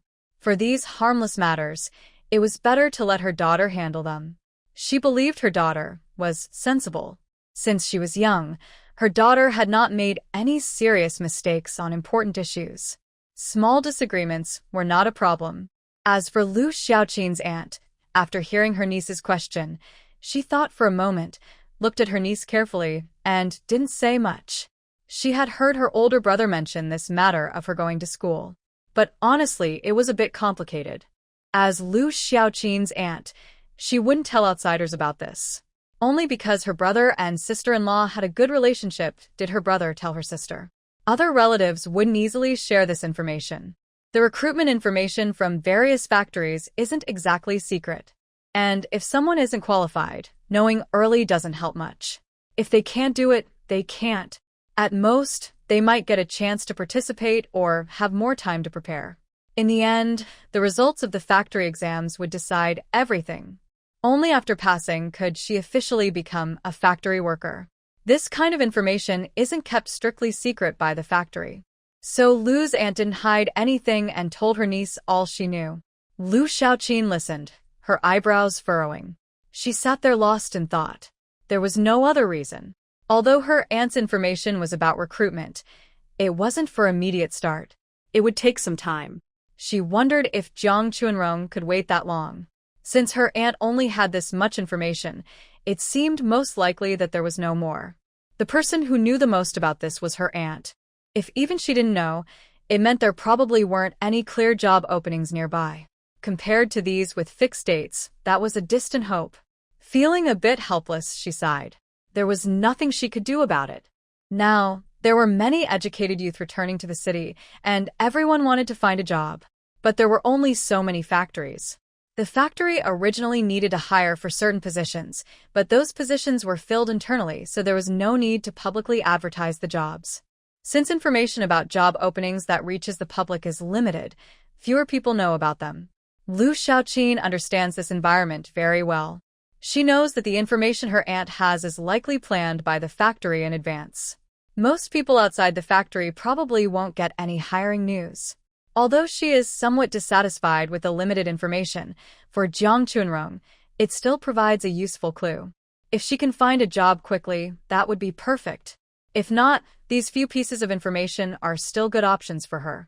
She believes that with Jiang Chunrong's strong performance in the college entrance exam, passing factory recruitment tests should not be difficult. In her mind, Jiang Chunrong is a confident, capable, and mentally strong girl. After Lu Xiaoqin eagerly shared the information she had received, Jiang Chunrong felt a bit embarrassed and said, "Chunrong, because of the short time, I only have these few pieces of information for now. Take a look. If it's not enough, I can ask someone to find out more. When I get any news, I'll let you know." Jiang Chunrong knows that her polite words are just courtesy. If there were truly other details, her aunt wouldn't be unaware. However, the job information she received today still made her feel somewhat excited. Although the 3 job notices are not all for the same time, the most recent one is for a factory that will be hiring in 20 days. The other 2 are over a month old. For her, that feels like a long wait. The dream she had that night has been some time ago now. She just doesn't know when the news about Lu Yuzhen's pregnancy will come out. She even suspects that Lu Yuzhen might already be pregnant with the baby. It's just that it hasn't been discovered yet. Lu Yuzhen has been married to their family for nearly 2 years. During these 2 years, the couple has been talked about a lot because of the pregnancy. Gradually, they've become numb to it. But now, since Jiang Chunfang's situation isn't resolved yet, even if there are factory jobs available now, taking the exam immediately could be troublesome. After thinking for a moment, she decided that 20 days wait was acceptable. If only Lu Yuzhen's child was revealed unexpectedly, she would have to act early. She was quietly thinking about this. Next to her, Lu Xiaoqin felt a bit nervous. She saw Jiang Chunrong sitting there with a serious look after hearing her words. She didn't speak, lost in her thoughts. She worried that Jiang Chunrong was anxious about work and might not be satisfied with the information she provided. After a while, she hesitated and spoke carefully. "Chunrong, if you have any difficulties, you can tell me." Before she finished, Jiang Chunrong immediately looked up and interrupted her with her eyes, signaling her to stop. She spoke sincerely. "No, Xiaoqin, the information you just gave me is very important to me. I don't know how to thank you." "Don't say that. I was just lost in thought for a moment," Lu Xiaoqin replied. She wasn't sure if Jiang Chunrong's words were true or not, but her expression didn't seem to be lying. A genuine smile appeared on her face. She was willing to help Jiang Chunrong because she admired her strength and independence. Such a hardworking girl, was very likable. Having obtained the information she wanted, she looked at the clock hanging in Lu's living room. Seeing that it was getting late, she quickly stood up to say goodbye. "Xiaoqin, my family has had some issues recently, and I need to go back quickly. When I have time later, before you go to the capital to study, I will come by again. We can chat more then." Lu Xiaoqin was a bit disappointed that Jiang Chunrong was leaving so soon after arriving, but she understood that Jiang Chunrong was not like her, living a relaxed life and not even needing to cook her own meals. Her mother would bring lunch to her at noon. This girl was not easy to deal with. She must have already sacrificed her other time to come here. She was sensible and didn't say anything more, only showing some reluctance in her eyes. Suddenly, she heard Jiang Chunrong's earlier words and nodded happily, feeling very pleased. She kept saying, "Good, good. You must keep your promise and come to see me. My parents said they will probably take me to the capital around August 25th. Before the 25th, I should stay at home." Regarding going to the capital for university, Lu Xiaoqin's parents have been discussing it for a long time. In the end, they decided that both husband and wife will take their daughter to university together. They went to the school a few days early because they wanted to buy a house near the university for her. During her time at university, she might need some alone time, so they thought she could rest there. If they missed their daughter, they would have a place to stay when visiting. Staying in guest houses all the time isn't very convenient. They only have this one daughter all these years. Even though they spend a lot this time because of her university, it's not a big deal for them. They still have a good amount of savings. Since they have the ability, why not give their daughter better conditions? Both parents agreed quickly, without discussing it with their daughter first. When Lu Xiaoqin found out, she didn't say anything against it. Having a house in the capital is very convenient for their family of 3. She also sensed from her parents' talk that after she graduates, she probably won't return to Jinshi City. Her father has been the director of a tractor factory for many years, so he's quite a notable person in Jinshi. Some things are not easy to handle there. It's different in the capital. Not only are the prospects better, but there are more opportunities and not many people know them. Her father also has connections to help her find good arrangements in the capital. Buying a house there is a very necessary step.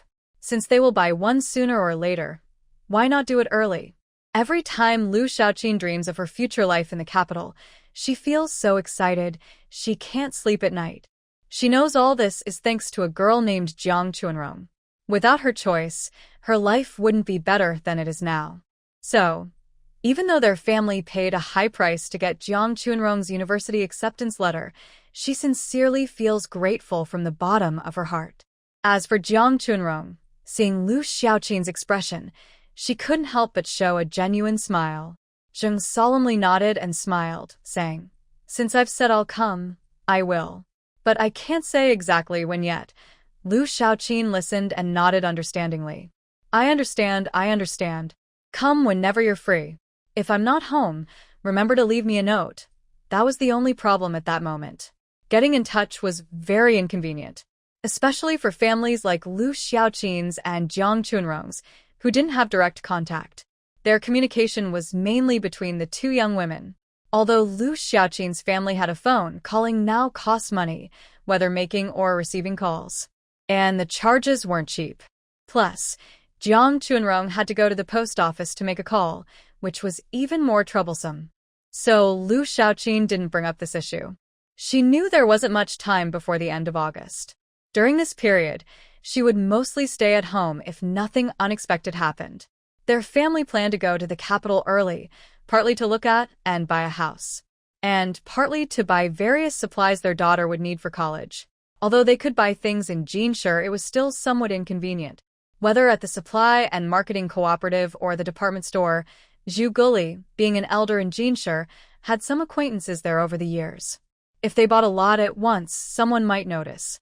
And if rumors spread, it wouldn't be good. Compared to Jinshi, the capital was very different. The variety, quality, and styles of goods there far surpassed Jinshi. The Lu family was not short of money, so it was better to go early and buy more things for their daughter to prepare for college. Before leaving Jinshi, if Jiang Chunrong came to visit her, she probably wouldn't miss it. Jiang Chunrong had a tight schedule. After a brief chat, they quickly said goodbye to Lu Xiaoqin and left her home. On the way back, Jiang Chunrong kept thinking about the news she had just received from Lu Xiaoqin. Lu Xiaoqin had told her about 3 job openings: a publicity officer at the soap factory, a data clerk at the machinery factory, and a warehouse manager at the matchstick factory. For now, the 3 job positions are all quite good for Jiang Chunrong. However, the warehouse manager position at the match factory probably won't be advertised for about a month. The mechanical factory will need about 40 days before posting a job opening. That is more than a month from now. The soap factory, on the other hand, is expected to post job notices in about 20 days. Among the 3 factories, the mechanical factory offers the best benefits and salary. According to her future plans, if she can get a job at the mechanical factory, it will be easier to discuss and negotiate with Niu Xiaojun later. But unfortunately, the mechanical factory's timeline is too long. She might not be able to wait that long. After thinking it over, she decided to play it safe and focus on the soap factory, which will post jobs in about 20 days. This is also why she knows Lu Xiaoqin and has such close contact with her. Otherwise, others wouldn't have the chance to get so much information about factory openings at once. Even the workers at these factories might not know about such information. This shows that Lu Xiaoqin's aunt probably holds a high position in the Women's Federation. She can access so much useful information all at once. If it were her, she might not even know when these factories officially start hiring. Now, anyone who learns some recruitment news tends to hide it, afraid that others will find out. They don't want to attract competitors. Because she has accurate information, Jiang Chunrong feels relaxed and walks more lightly. Near the residential compound, she looked up at the sun. estimating it was just past 10 o'clock. She went to a quiet corner, moved some vegetables she needed for the day from her space, pretending she bought them from outside. Then she leisurely headed back to the residential area. As for what happened to Niu Xiaojun because of Jiang Chunfang, she had long since forgotten about it. No matter how bad Jiang Chunfang's situation is, how much worse can it get? Her mother, Niu Xiaojun, is still there. Passing by the residential area, she saw a few people sitting and chatting as usual. Some of them looked at her with curiosity. She didn't dare stay long and quickly slipped into her building. She really didn't want to deal with those people anymore. It's getting late, and she needs to hurry home to cook. I don't know if Niu Xiaojun has woken up. If she sees that she hasn't returned home late at night, I wonder if she'll be upset? When I got home, I saw that the house was very quiet. I looked into my parents' room and saw that Niu Xiaojun was still lying quietly on the bed. I don't know if she is awake or still sleeping. Jiang Chunrong didn't bother her. She quietly tiptoed into the kitchen. She started preparing lunch. After she finished everything, Niu Xiaojun still hadn't gotten up. I didn't know how my mother was doing, so I didn't want to disturb her. I just sat in the living room, quietly thinking. But not long after I sat down, I suddenly heard the front door slam open from outside. Jiang Chunrong was startled by the loud noise. She quickly turned her head. She looked toward the door. Her father, Jiang Zhengping, was standing there with an angry face. Seeing only her sitting in the living room, his expression didn't soften. He looked tense and asked in a serious voice, "Where is your mother?" Usually, Jiang Zhengping doesn't come home for lunch. Their factory has a cafeteria, and after eating, workers can find a corner to rest for a while. This helps them stay alert in the afternoon. But today, after work, he was about to go to the cafeteria as usual with his lunchbox. Suddenly, he overheard some women talking about his family, both openly and secretly. They mentioned his eldest daughter and his wife. Later, he learned from a good colleague that this morning, after he left for work, his wife had an incident downstairs with Wu Dawawa. What hurt him most was the rumor about his eldest daughter. The words and tone made even a grown man like him feel uncomfortable. He was so angry that his face turned pale, and he trembled all over. Jiang Zhengping has a good reputation at the factory, but now he was humiliated because of his daughter. He couldn't stand it. He didn't even eat lunch at the factory and rode his bike straight home. When he arrived at the residential area, he saw everyone looking at him with strange eyes. No one asked him directly, but Jiang Zhengping knew what those looks meant. Feeling even more ashamed and embarrassed, Jiang Chunrong was surprised to see her father, Jiang Zhengping, come home angrily at noon. She guessed that her father had heard the rumor circulating in the family compound. But that was not surprising. Most people in the family compound worked at the same factory, especially since her father left early today. However, many others arrived late for work, and some saw her mother, Niu Xiaojun, and Wu Dahua arguing loudly. Gossip like this spreads very quickly. It was normal for her father to hear about it before noon. Seeing Jiang Zhengping's current mood, he was probably very angry. Their family had never spread rumors before. And now, 2 rumors had spread at once. One was about Jiang Chunfang's lifestyle, the other was about the incident between Niu Xiaojun and Wu Dahua that morning. It had become a big news story. It would probably stay a hot topic in the family compound for a while. Her father, who cared about his reputation, couldn't stand this treatment. But those were their personal matters. Her father asked her about it, but she didn't answer directly. She just looked toward her parents' room, then lowered her head and said nothing. Her meaning was clear. Niu Xiaojun was in the room. Whether Jiang Zhengping understood or not was his own business. Jiang Zhengping, not being foolish, saw his second daughter's expression. He understood everything. This daughter was usually timid and didn't dare say much, which was normal. He didn't bother her anymore. He strode toward his bedroom. Meanwhile, Niu Xiaojun, who had just been helped back to bed by Jiang Chunrong after returning downstairs, was thinking about everything. Even though she hadn't slept all night and her head was foggy, she hadn't fully fallen asleep. She heard the loud noise when Jiang Zhengping pushed the door open. She was about to sit up, but she saw her husband walking overconfidently. Then, with a loud bang, Jiang Zhengping closed the door to their room.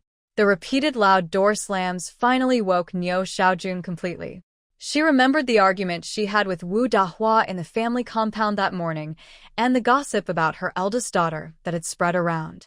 Suddenly, his face turned pale again, especially when he saw the man return home angrily at this time. There was nothing he didn't understand. She was most worried that her man would find out about this. But as they say, be careful what you wish for. In just a short while, Jiang Jingping found out. This matter probably couldn't be handled well. That morning, her husband even said he wanted to marry off their daughter, just worried about causing unnecessary trouble. Who knew that in such a short time, everything couldn't be kept secret anymore? Originally, Jiang Jingping returned home angry, but when he saw his wife's still slightly swollen face and her very disheveled appearance, his anger, which had been building since hearing the news at the factory, suddenly caught in his throat. He couldn't speak up or down. He and his wife had been married for so many years, but he had never seen her look so helpless. Seeing her like this for a moment made him feel a bit uncomfortable. After all, they had been married for decades, and he felt some pity. But when he remembered the rumors he heard earlier at the factory, he couldn't help but ask aloud, what exactly is going on between you and Chunfang? Less than a day and a night had passed, and everything had changed completely. He still couldn't figure out what was happening. Although Jiang Chunfang hadn't come home overnight, it was hard to believe that in such a short time, less than half a day, everyone at their factory already knew about it. Their family situation was too strange. Who doesn't have some secrets they don't want others to know? And who would have such news spread so quickly about his family? Niu Xiaowan, seeing her husband ask questions, dared not hide anything anymore. She quickly told everything about meeting Wu Dahua last night and encountering those people again this morning in the residential area, gossiping. Unable to hold back, she even started a fight with Wu Dahua. She told everything in detail, without hiding anything. After hearing everything, Jiang Jingping's face remained tense, with no sign of improvement. Although his wife now regretted it and knew she shouldn't have argued with Wu Dahua, arguing with such a person was completely unnecessary. It would only make things worse and harder to control. But the most urgent matter was still to deal with the eldest daughter. Jiang Jingping forced himself to hold back his anger, pacing back and forth in the room.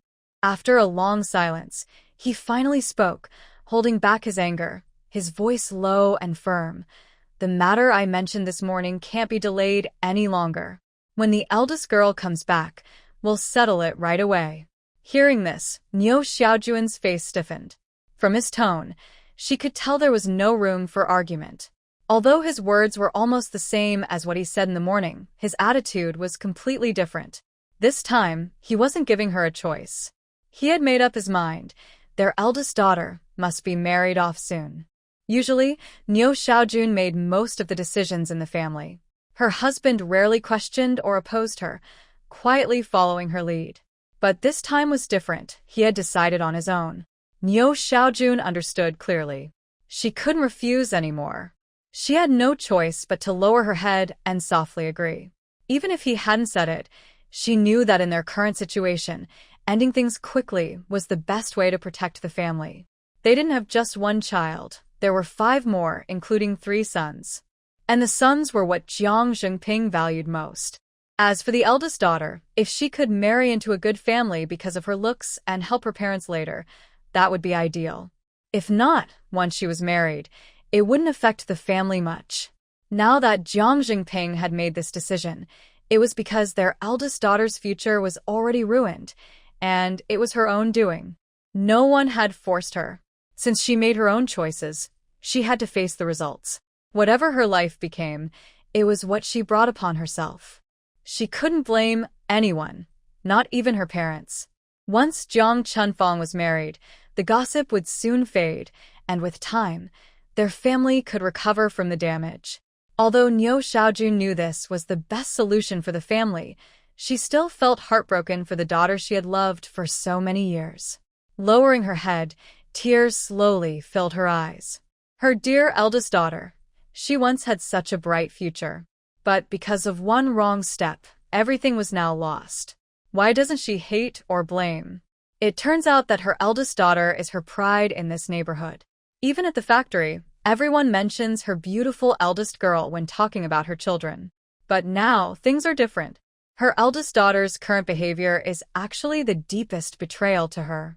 In the future, whenever they mention her daughter, will she still be able to hold her head up and face people? But now, she cannot afford to hesitate or back down. Rumors in the neighborhood are not allowed, and her husband also strongly disapproves of her doing so. After discussing what he was concerned about, Jiang Jinping left the room. As for her eldest daughter's boyfriend's family and the wedding preparations, he doesn't care about those details. If her daughter marries well, he might be interested in helping plan things. But now, it's obvious. That prospective son-in-law's family is probably poor. Otherwise, her daughter wouldn't have strongly refused at first. He just hopes her daughter gets married quickly. He doesn't want to worry about anything else. When Jiang Jinping returned to his room, Jiang Chunrong was sitting in the living room. She listened to the faint voices coming from her parents' room. The houses in this era are not soundproof, even if her father closed the door. From their occasional words, she guessed what they were discussing. She felt a little happy and her face relaxed slightly. That's great. It means her plans are not wasted. It seems her father can't tolerate Jiang Chunfang anymore and has decided to marry her off. That's understandable. Jiang Chunfang's reputation in the neighborhood is ruined now. If she stays at home, her family will be constantly pointed at and judged by others. To restore their peaceful life, they need to keep an eye on someone like Wu Dahua, who is always watching and looking for trouble, trying to cause problems for her family to make a fuss about. There will be no peaceful days if they do that. Although these things don't directly affect her, she doesn't want to live every day under others' strange looks. And especially her parents. Now her father has made the decision, and her mother, Niu Xiaojun, probably can't refuse either. Given the current situation, even if Niu Xiaojun loves Jiang Chunfang very much, it might not be enough. It seems Jiang Chunfang will marry soon. But I wonder if she feels any regret or confusion now that her wish has come true. Jiang Chunrong is sitting quietly in the living room, thinking about her feelings. Suddenly, the door opens. The first to come in are the twins. Just as she is about to look away, she catches a glimpse of someone following the twins. She feels a bit strange. Who else could be coming to eat with her family today, just like her father? She didn't prepare much food and isn't sure if it's enough for everyone. She looks up and realizes it's Jiang Chunfang returning home. She's still wearing the same clothes from yesterday, a white shirt and black pants. But the clothes are wrinkled and not as neat as when she left yesterday. This morning, after checking out from the guest house, Jiang Chunfang spent some time with Li Qing. Now, she has no choice but to go home. They don't have much money, and staying at the guest house all the time isn't practical. She stayed at the guest house to show her determination and to protest to her mother. She doesn't want any more arranged dates. She only agrees to marry Li Qing.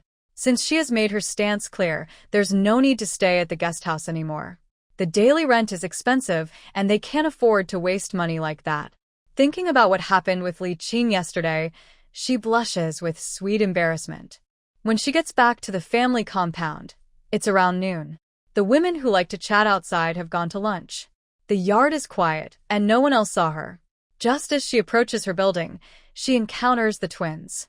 Seeing her, they remember what happened this morning. They're grown up now, so they look outside and decide it's better to go home and talk. They don't want anyone overhearing and spreading gossip. So, the sister and brothers walk home silently. What about Jiang Chunfang? Although she felt a little nervous, she didn't take it too seriously. Since she was young, her mother loved her the most. Even last night, because she didn't come home, her mother might have looked for her or worried about her. So what? At most, her mother would scold her and give her a few slaps, and then it would be over. Because of this, when Jiang Chunrong saw Jiang Chunfang for the first time, she noticed a hint of unease in her eyes, but it was very slight. However, Jiang Chunrong didn't say anything. What could she say? She was just a younger sister. If she said too much, the family might think she was making fun of her older sister. She just wanted to live peacefully and avoid trouble. Jiang Chuanrong saw that everyone in the family who was supposed to come back had already returned. She quickly went to the kitchen and brought out the prepared dishes one after another. At this time, Jiang Jingping and Niu Xiaojun also came out of their rooms one after another. The couple didn't expect to see their eldest daughter, whom they had been discussing just now at this hour. But their reactions to seeing her were very different. Jiang Chuanrong observed carefully. Jiang Jingping, the head of the family, looked at Jiang Chunfang with a very cold gaze. That cold look made Jiang Chuanrong, who had been somewhat detached from the family, feel surprised. From that look, she could tell Jiang Jingping's attitude. Now, and in the future. He completely regarded Jiang Chunfang as a stranger, someone who was not involved. But after thinking about it, she understood the situation. In this family, the one who loved Jiang Chunfang the most from the beginning was Niu Xiaojun. Previously, Jiang Jingping showed a passive attitude, simply watching and not interfering much, even seeming to accept his wife's behavior. But that was only because they believed this daughter could bring benefits to the family. Now things are different. In Jiang Jingping's eyes, Jiang Chunfang is considered completely useless. She has no value anymore. He doesn't even bother to speak to her. After expressing his attitude, he handed everything over to his wife. And what about Niu Xiaojun? Seeing her eldest daughter return, her face immediately showed some excitement. She wanted to speak and ask her why she had stayed out all night. Does she know that she has ruined her life? She will never find a good man or a happy family again. Marrying someone like Li Qing, entering that kind of family. Is she blind? Can't she see the difficulties and hardships behind all this? How will she live in the future? Niu Xiaojun has many words she wants to say. But when she accidentally caught a glimpse of the man's cold expression and eyes, her heart suddenly sank. As her close partner, no one knew Jiang Jingping better than her. Seeing his expression, it meant he was ready to give up on their daughter completely. Her heart felt cold. She knew that once a man made a decision, he would not easily change his mind. What will happen to their daughter in the future? She suddenly felt like a deflated balloon, with no strength left to say anything to her daughter. What could she say? It was all too late now. Yelling, getting angry, asking why? What's the point of doing all that? His expression and reaction told her that no matter what she said, it wouldn't help. And looking at her daughter, who seemed a little uneasy but mostly innocent and carefree, she realized that she couldn't get through to her now. Forget it! Since everything was her own choice, she would let her be. She just hoped her daughter wouldn't regret it later. Even if she did, it was already too late. She also knew that as a young girl, spending a night outside with a man could lead to obvious consequences. It was a done deal. The twins thought that after their older sister returned home, having been out all night and causing such a big trouble, their parents would scold her. But unexpectedly, both parents were more indifferent than ever.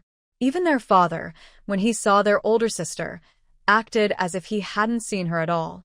No extra reaction. His face just looked very grim. They were confused.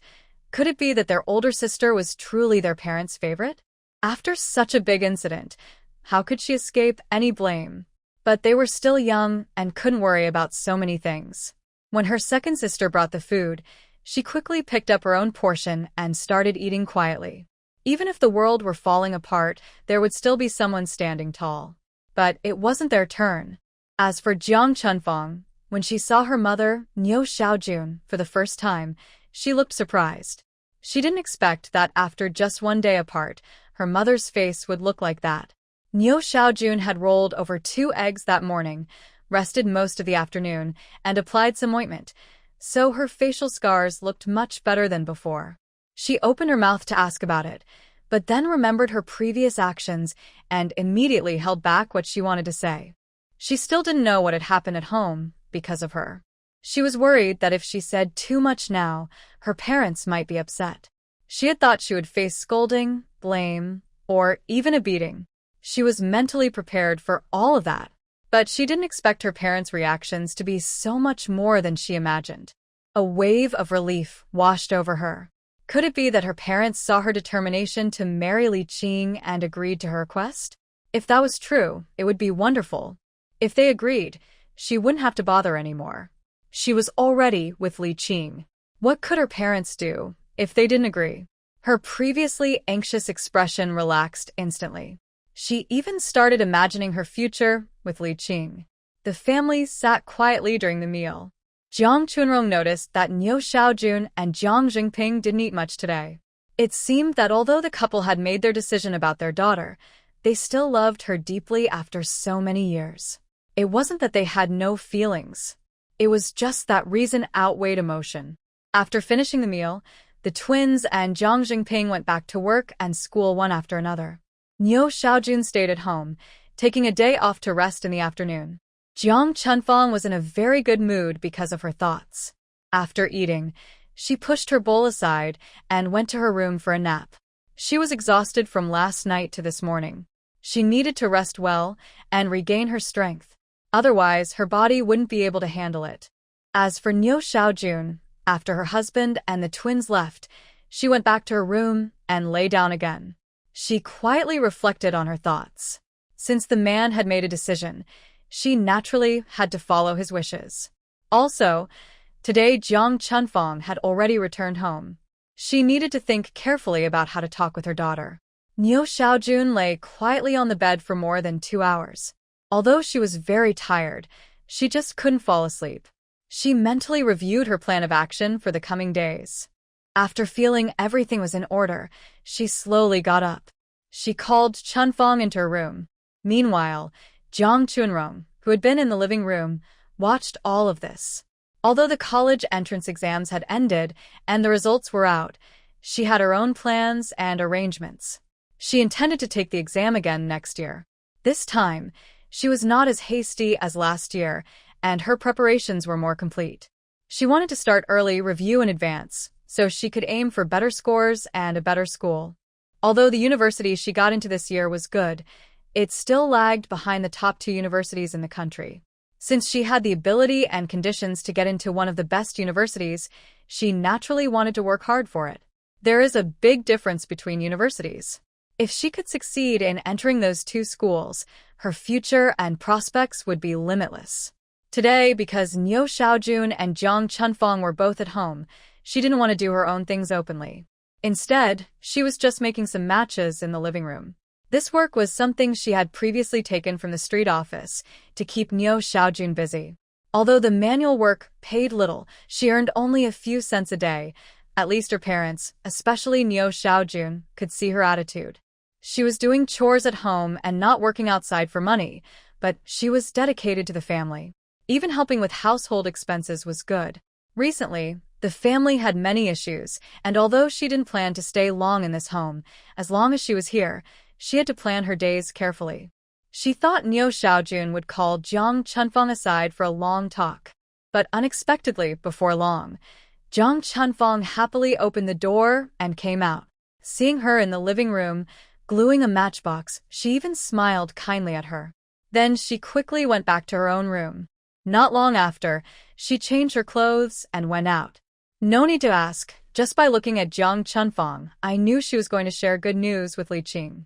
This time, her wish was finally fulfilled. I just wonder what Niu Xiaojun thinks. After planning for so many years, suddenly, Li Qing, who appeared unexpectedly, took over the plan. Although she is now doing it out of pressure, I fear she is not truly willing. She probably already dislikes Li Qing. But anyway, Li Qing succeeded, and that is enough for him. That night, the whole family sat neatly around the dining table. Even Jiang Chunfang, who had gone out in the afternoon, was now sitting quietly beside them. Jiang Chunrong looked around. It seems like Mom and Dad have something to say. Cough, cough. It was Jiang Jingping who spoke. Jiang Jingping usually doesn't speak much at home. Big family matters are decided privately between him and his wife. For small things, his wife makes all the decisions, and he doesn't say much. Now, speaking so seriously in front of the whole family is very rare for Jiang Jingping. The other children at the table saw their father's serious expression and immediately listened carefully. They knew that Jiang Jingping's serious mood today was probably related to Jiang Chunfang's absence last night and her previous argument with Wu Dahua. But they didn't know exactly what their father was going to say. Besides Jiang Chunfang, Only Jiang Chunrong, who sat nearby, vaguely guessed what her father might say. Jiang Chunrong glanced at Jiang Chunfang sitting next to her. She saw her excited, eager to share expression. She sneered inwardly. She wondered how long Jiang Chunfang's proud look would last. She knew Jiang Chunfang was spoiled by her mother, a bit unruly and naive. Niu Xiaojun must have warned her many times before. But she didn't expect Jiang Chunfang to still be so naive and stubborn, completely ignoring others' advice, still dreaming about a bright future. This is really... I quietly shook my head. I just don't know if, after Jiang Chunfang marries out of the Jiang family and leaves behind the family that has loved and spoiled her since childhood, she will get used to life at the Li family. But what if she can't get used to it? The decision has already been made.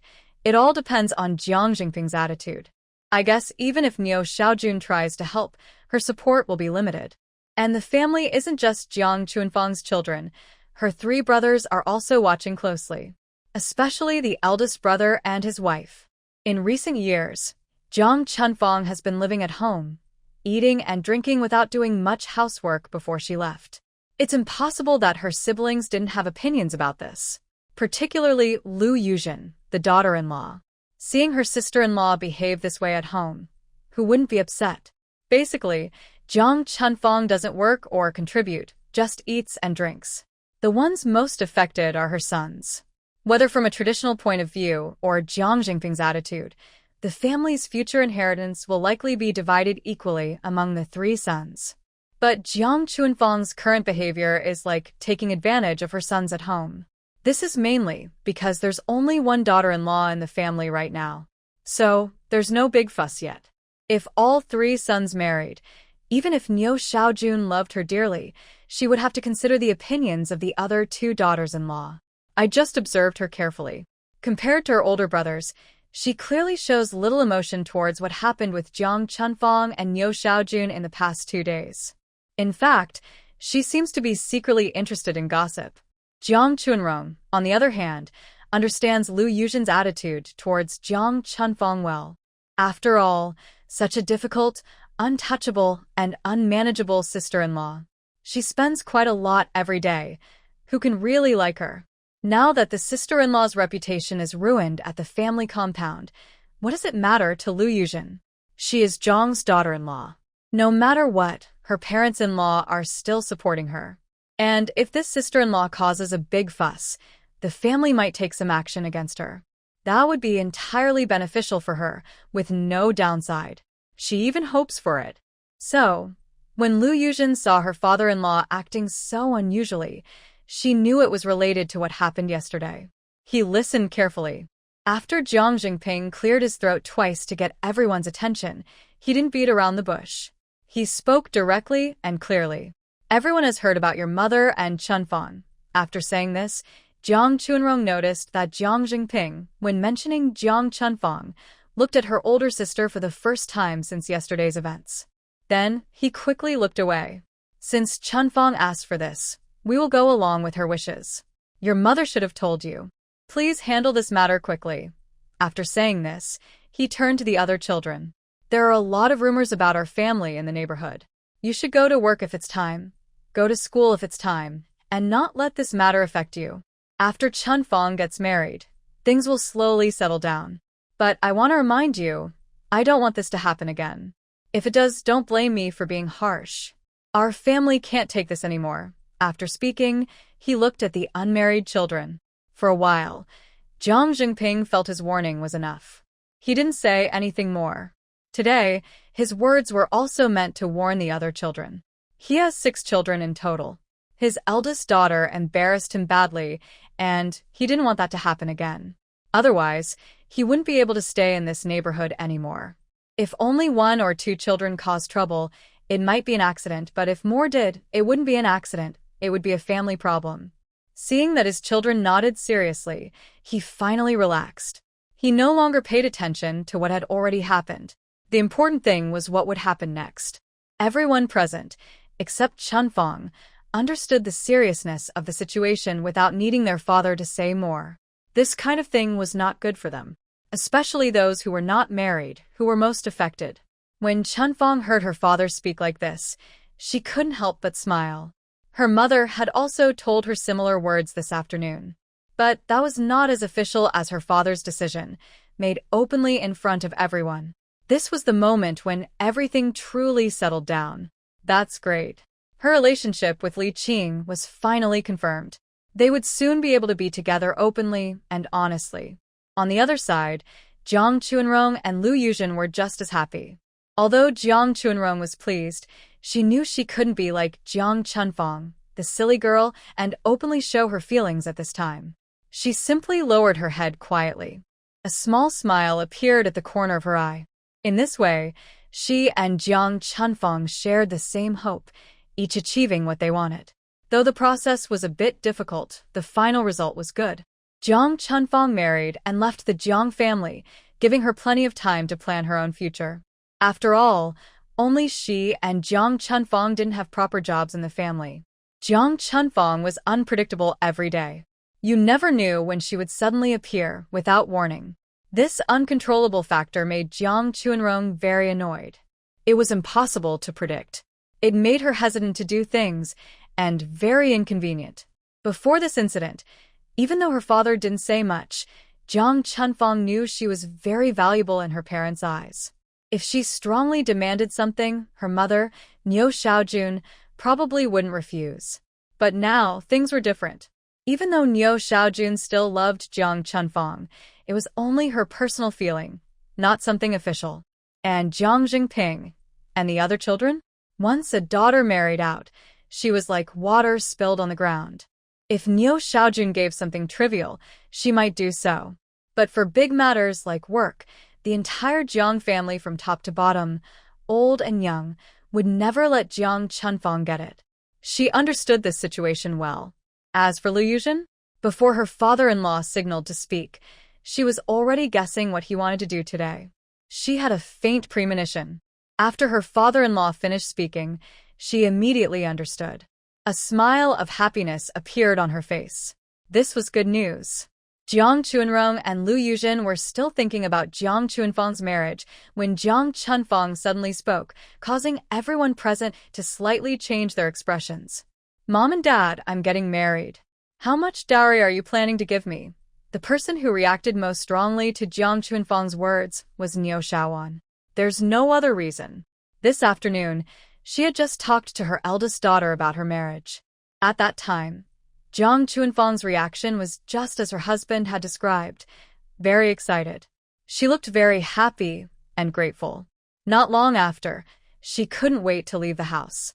She knew she was going out to explain the situation to Li Qing. But at that moment, her daughter hadn't mentioned anything about dowry. She also knew her daughter was simple-minded. She didn't think much about these things. Now, in less than half a day, her daughter suddenly brought up the dowry. It was clear that if Li Qing hadn't been involved in stirring things up, she wouldn't believe it for a second. Although her husband hadn't said anything about the dowry, she had been quietly thinking about it for a long time. Over the years, she believed her daughter could marry well, considering her reputation and future status in her husband's family. She had prepared seriously for her daughter, saving quite a bit since she was young. But now the marriage partner had changed. All her savings were still there.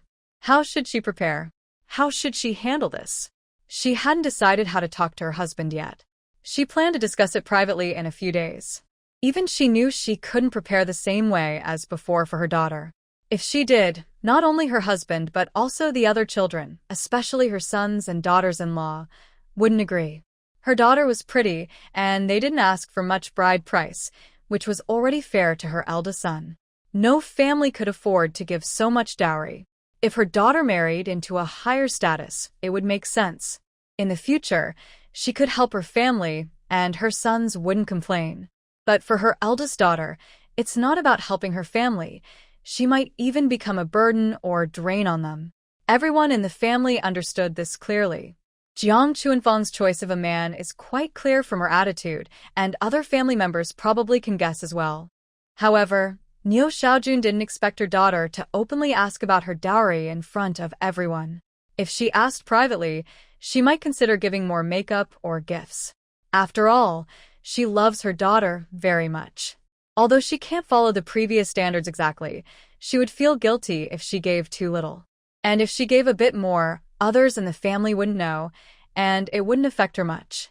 But now her daughter is asking openly. How can she answer? If she gives less, she would feel guilty herself, and her eldest daughter wouldn't agree. If she gives more, her husband and the other sons and daughters-in-law in the family definitely wouldn't agree. For a moment, Niu Xiaojun looked troubled. After Jiang Chunfang nonchalantly finished talking about her dowry, the other brothers reacted differently. Lu Yuzhen looked the worst. This older sister-in-law has been living at home, eating and drinking for so many years. She thought that because of her appearance, her mother-in-law might have other plans. She held back her words and didn't say much. If in the future, the older sister-in-law could marry into a powerful family, she wouldn't want to offend her as the eldest sister-in-law. Her husband's support was helpful. But now, things are different.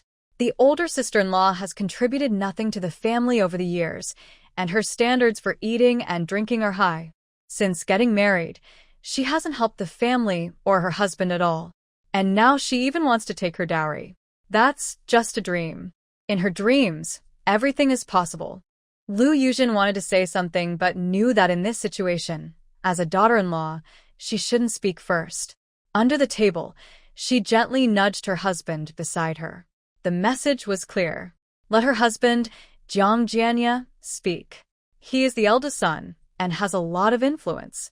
Besides their parents, this family is basically her husband's. She didn't believe he would oppose, and the grandparents wouldn't ignore his words.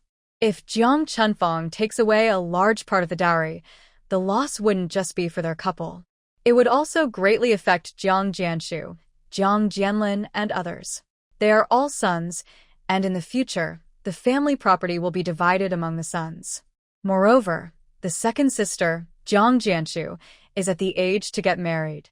Soon, she will likely start discussing marriage and engagement. If she receives a dowry now, the family's finances will become tight. She believes that anyone with common sense would not agree to give Jiang Chunfang a dowry. Only her mother-in-law might. She feels unhappy with Niu Xiaojun. She subtly glances at Niu Xiaojun. Seeing her face stiff and her expression unhappy, she sneers inwardly. They spoil their daughter so much, yet she's just a selfish girl.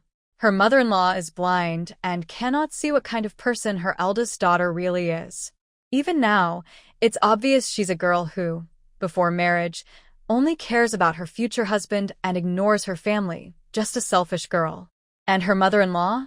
It seems she doesn't see any of this. It's like her eyes are covered with dirt, only loving her eldest daughter-in-law. While Lu Yuzhen quietly ponders these thoughts, someone reacts even more strongly than her. It's not her husband Jiang Jianya, whom she just reminded, but her younger brother-in-law Jiang Jianshu. Jiang Jianshu is 23 years old. His older brother at this age has already married Lu Yuzhen. But Jiang Jianshu is still single. He is eager to get married. However, because their home's living space is tight, he previously tried several matchmaking dates. All of them fell through because of housing issues. Recently, he's been thinking about how to rearrange the house to free up the room he shares with his younger brother. That way, he could have his own room and get married. Whether he remodels the house or marries, it will cost a lot of money. He planned to discuss this with his father in the next few days, but unexpectedly, his older sister and mother caused trouble at home. He was initially annoyed about this, as he's in a crucial period of preparing for marriage. If rumors and gossip get too bad, it will mainly affect him. Fortunately, his father just said they should marry off the older sister as soon as possible. That's why he didn't say anything. He knows his mother loves his older sister the most. Since she is about to get married, he doesn't want to offend his mother and older sister at this time. But he didn't expect his older sister to ruin her own reputation, which also damaged the family's reputation. Not satisfied, she even demanded a dowry. The family has fed and cared for her all these years without her earning any money. Now, just before leaving, she still wants to take some money from the family. How can Jiang Jianshu tolerate this? After Jiang Chunfang finished speaking, his anger suddenly flared up. He sarcastically said to Jiang Chunfang. Big sister, before you say anything, can you tell me how much bride price your partner's family is offering? You should find out which girl in our neighborhood is like you. The man hasn't even mentioned the bride price, but you're already thinking about taking dowry from your family to your new home. You're really overstepping. Why don't you consider your parents and brothers? Don't be so selfish. Think about others too. When Jiang Chunfang heard her younger brother speak like that, her face changed. Since she was young, she had been the favorite in the family because of Niu Xiaojun's love, and she was never afraid of anyone. Now, she couldn't stand her brother's mockery and immediately retorted, Who do you think you are to talk like that? I asked my parents for my dowry. What does that have to do with you? Don't think I don't know. You haven't given any of your earnings to the family since you started working. What right do you have to criticize me? I am also my parents' child. Why can't I ask for a dowry? This family should have a share for me too. Jiang Chunfang has never felt that she is less than her brothers. They have, so why can't she? Lu Yuzhen was so angry when she heard Jiang Chunfang speak this way. She thought, just listen to this shameless talk. Only Jiang Chunfang, the spoiled daughter-in-law, could say such things. They are all children of the family. Why can't she ask for her share? And look at her, just a girl. As the saying goes, a daughter who gets married is like water spilled out. Can she be the same as her brothers? Why should she be? Why? Lu Yuzhen couldn't hold back anymore. Before Jiang Jianshu could reply, she spoke sharply. I'm telling you, Chunfang, this isn't what sister-in-law is saying. Your words are quite bold, sister-in-law, and I must say a few things. What do you mean? We are all born from the same parents, and why can't we ask for our share? Are you trying to split the family property among the brothers? This is a very big plan indeed. Look around. Are there any daughters who haven't married yet and you're already thinking about dividing the family estate? So, does our old Jiang family have no sons anymore? Do we need a married daughter to stand in for the family? After saying this, she still felt upset inside. Normally, Lu Yuzhen would never speak to her mother-in-law's precious daughter like this. She was just so angry that she didn't care about her father-in-law and mother-in-law, especially how her mother-in-law used to spoil this eldest daughter. Considering the current reputation of the eldest sister-in-law, if the mother-in-law still protected her as before, Lu Yuzhen might see her differently. She even turned around and asked the old couple, Mom and Dad, did you hear what Chunfang just said? She wants to compete with us brothers for the family property. I don't know what you think about this. She also looked directly at Niu Xiaojun. Since she married in, she has been very fond of her eldest sister-in-law, which made Lu Yuzhen feel very unhappy. Her frustration had reached its limit. When her daughter-in-law asked her, Niu Xiaojun's face was so ugly that it was hard to describe. She realized deeply that she had spoiled her eldest daughter too much. She had pampered her and made her lack common sense. She only did things based on her own ideas and preferences. She looked at her 16-year-old son, who was in high school, and saw that he looked very upset after hearing Lu Yuzhen's words. Everyone else was also surprised after hearing Jiang Chunfang's statement. After all, family property is usually given to sons, and no one would argue about that. But no one had ever heard of a married daughter going back home to ask for her share of the family estate. On the contrary, most families receive a generous bride price when a daughter gets married. As for dowry, it depends on the parents' wishes. Those who love their daughters more tend to give a little extra, and some families give nothing at all. Without going into details about other places, everyone has heard about their family compound. Before, people said that when someone's daughter got married, after receiving a lot of bride price, she would only take some clothes and at most 2 bedsheets. But what about Jiang Chunfang? She boldly asked for her dowry in front of so many people. And from her tone, it seemed she wouldn't be satisfied with less. This naturally angered everyone. Before Niu Xiaowang could speak, Jiang Jianshu sneered and said, Big sister, what's wrong? Are your parents not enough to support you? Do you also need a big dowry? Have you ever thought about how your parents treated you growing up? Have you ever worked and earned money? Have you contributed to this family? How can you be so shameless to ask for a dowry? Think about it. If they give you a big dowry, your parents might be mocked and looked down upon in the neighborhood. Jiang Jianshu's words weren't exaggerated. After all, everyone saw how much trouble Jiang Chunfang caused before. If she got married and her parents prepared a big dowry, people would laugh at them. How could this daughter be so cheap that the Jiang family is now in this situation? The Jiang family isn't without sons, nor is their family very wealthy with money to spare. After speaking, he didn't wait for Jiang Chunfang to reply. Instead, he turned to his father, Jiang Zhengping.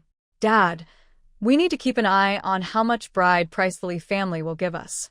We don't want people in the neighborhood to say our daughter can't find a husband.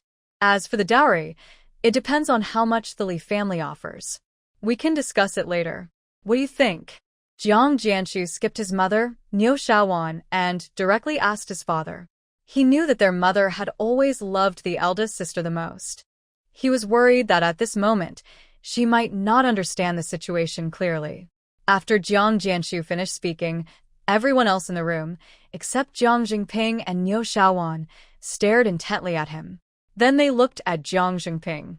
But their thoughts weren't all the same. Jiang Chunfang, meanwhile, looked nervously at her father. From their recent interactions, she had some understanding of the Li family's situation. Their family was not wealthy. In fact, they were quite poor. They had many siblings, but few of them earned money. The family was living very frugally. Not only was there little money left, but their housing, food, and daily needs were also very tight. She knew clearly that her family probably couldn't afford a proper bride price. This was the main reason she went to see Li Qing this afternoon, as he repeatedly hinted and suggested that she should come back to discuss the dowry. Later, she slowly understood that Li Qing's family probably couldn't afford much bride price, so they focused on her dowry instead. At first, Jiang Chunfang didn't have many thoughts about this. In her view, her mother loved her very much, so why not give her more dowry?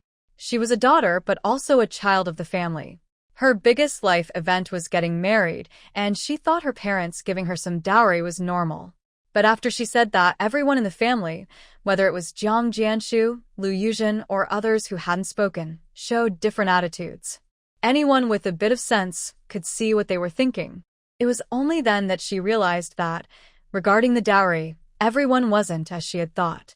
Except for herself, it seemed everyone else was against it. Suddenly, she felt very wronged. Her mother had loved her for so many years. What was wrong with giving her some dowry? Did it mean that once she married out, she wouldn't be a Jiang family girl anymore? Why did these people see her this way? Li Qing's family was not well off now. But Li Qing was a very talented person. If they could support him when he was just starting out, when he became successful, wouldn't he help support the Jiang family? This was such a clear truth, didn't they understand? Before she could explain further, she saw Jian Shu and his wife Lu Yuzhen showing disgusted expressions. Forget it, there was no point saying more. No one would listen anyway.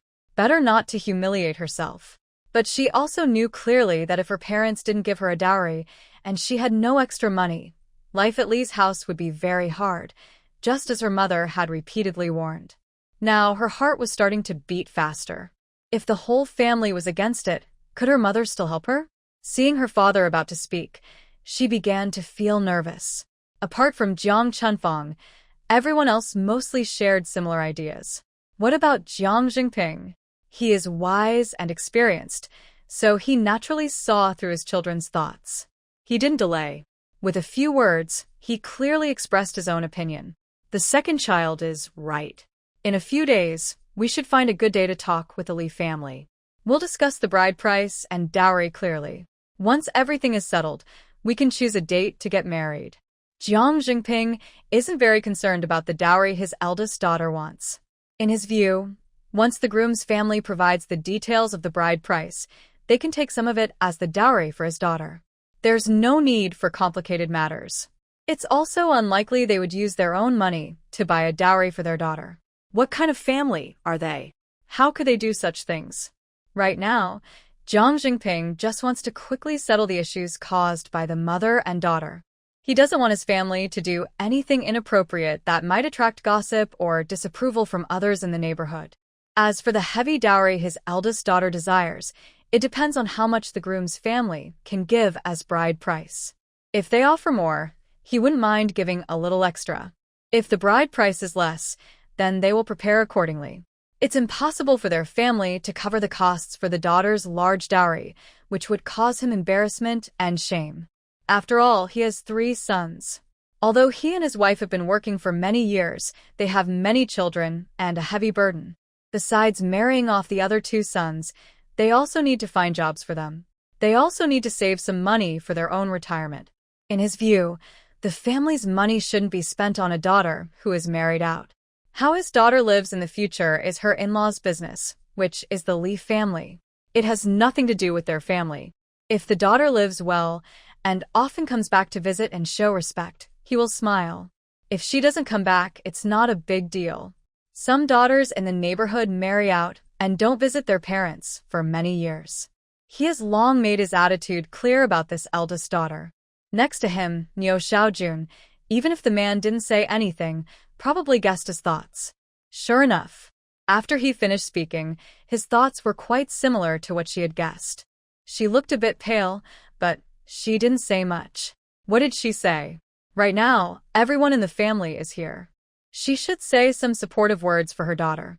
How do the other children see her? Although she loves her eldest daughter very much, she isn't willing to give up her other children for her. She just feels a little hesitant for now. And after all, this family is still led by her husband.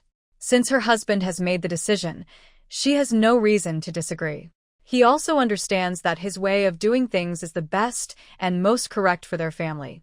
No family is wealthy, and every penny must be used carefully. As for her daughter's personality, she knows deep down that no matter how much she gives, she might never receive her gratitude. Forget it. Since her daughter is having a hard time and wants to be with Li Qing, she will just let it be. She sighed quietly. Niu Xiaowen didn't say much, but Jiang Chunfang felt a bit unhappy. She saw her father finish speaking, and her other siblings looked relieved. They suddenly started shouting, "Dad, how can you do this? What's going on with Li Qing's family? You all know. Are you deliberately not wanting to give me a dowry? If you don't want to give it, just say so. Why beat around the bush?" Jiang Chunfang felt a bit frustrated. Her parents, especially her mother, had loved her very much for many years. Why, when it came to her wedding, did they suddenly let go so easily? No sign of affection at all. She has no money, so how can she live comfortably? Did her parents not think about this for her? Jiang Jingping no longer had high hopes for his eldest daughter. When he heard her speak, he showed no surprise. He simply said casually, "You know what Li's family is like, and you still decided to marry into them. That means you're willing to live that kind of life. Since you're willing, what more is there to say?" He didn't care about Jiang Chunfang's words at all. Once he made a decision, he wouldn't change his mind just because she said a few words. And he was telling the truth. Since his daughter knew what kind of family old Li had, why did she insist on getting married? It showed she was ready to endure hardships. What's the matter? Could it be that the daughter still hopes to marry into the Li family and then come back to her parents for favors? Not to mention that Jiang Jingping would never agree, nor would the other children in the family. What about Jiang Chunfang? When she heard her father's unquestionable words, she suddenly stood up angrily. She stomped back to her room. Then she slammed the door shut with a bang. At this moment, Jiang Chunfang was extremely angry. How could her father act like this? Does he really want to ignore her? Was it because she didn't listen to them this time? But she truly liked Li Qing. And Li Qing was talented and would surely succeed in the future. It was only because his family couldn't give him more help. Could these reasons erase his other good qualities? Jiang Chunfang wanted to tell her parents many things. But thinking about her parents' attitude just now, she felt very disappointed. Did they really love her before? Now, at this critical moment, they showed no care at all. If her parents no longer treated her like before, what would she do in the future? Thinking of this, she felt a faint sense of danger. The reason she could be so bold, fearless, and open in talking to Li Qing, who came from a very poor family, and even resist her parents' arrangements to marry him, was because she believed her parents were her support. Especially her mother, who had loved her so much since she was young. But now, her parents' recent actions suddenly cooled her previous thoughts. She gradually realized that if she married out, she wouldn't be part of the Jiang family anymore. In her parents' eyes, she might even be considered a stranger, and she would never again receive their care, love, or support as before. Just look at what her sister-in-law and younger brother said and did. They, along with her parents, had opinions about her. But what could she do? The situation with the Li family was clear, and she didn't want to be separated from Li Qing. She firmly believed that Li Qing would have a bright and promising future someday. Now, her reputation in the community had already been ruined. If she didn't marry Li Qing, could she find a better family to marry into? She had no hope left. If she continued to stay with Li Qing, she believed that once he became successful, he would not forget her. But even so, she still felt unwilling inside. If her parents could support her, she wouldn't have to live a hard life. Then she could enjoy a comfortable life and also earn Li Qing's respect. Wouldn't that be the best of both worlds? Jiang Chunfang was lost in her thoughts here, while others nearby, after hearing Jiang Jingping's words, also felt relieved. Great. It was still Jiang Jingping who was in charge of the family. If they relied on their mother, who knew how she would try to help Jiang Chunfang. She had never helped the family much, only throwing tantrums like a spoiled girl. They had enough of that. Only Niu Xiaojun's endless love and care for her stood out. And Niu Xiaojun? She also saw her children's feelings clearly. She was reflecting too. Had her previous actions been too harsh?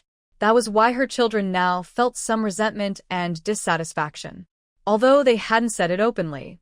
But Niu Xiaojun was not blind. She could see it in their subtle looks. She sighed quietly. Oh well, oh well. Her eldest daughter had at least been good to him. Now, because of her, the other children had become distant and unkind. She didn't care how they would live in the future. Let her go. The path was her own choice. No one forced her. Since Jiang Jingping had made his decision, everything that followed would be carried out by Niu Xiaojun. Jiang Chunrong had been at home these days with nothing else to do, so she paid close attention to Jiang Chunfang's marriage. She watched as Jiang Chunfang's enthusiasm and bright smile gradually faded until her expression became cold and distant. Jiang Chunrong sneered inwardly. This was just the beginning. Once Jiang Chunfang married into the Li family, her good days would truly start. Because Jiang Chunfang's marriage was decided directly by the head of the family, Jiang Jingping, who wanted it settled quickly. And what about Niu Xiaojun? She acted very quickly in this matter. A few days later, one evening after dinner, Niu Xiaojun took the opportunity to tell everyone at home about Jiang Chunfang's wedding date. It would be embarrassing if her own siblings didn't know about her wedding plans. When others heard that Jiang Chunfang's wedding was scheduled for 5 days later, they were all surprised. The date was set so quickly. Since their father's last talk with them, less than a week had passed. It was so fast to finalize the date. But considering Jiang Chunfang's reputation in the yard these days, it made sense. It's better for her to get married now. This way, their family might face fewer rumors and gossip. Her parents could go to work peacefully without worrying about slander. When Niu Xiaojun talked about Jiang Chunfang's wedding, she also mentioned other things. Everyone was shocked when they heard that the Li family only gave Jiang Chunfang 50 yuan as a bride price. 50 yuan? That's way too little. It might even be the lowest amount anyone in their family's neighborhood has ever received for a bride price. It was the 1980s now. And they were in Jinshi City. From what they knew, most families paid at least 200 yuan for a bride price. Some wealthier families paid 800 or even 1,000 yuan. But their family only got 50. 10 years ago, the bride price was more than 50 yuan.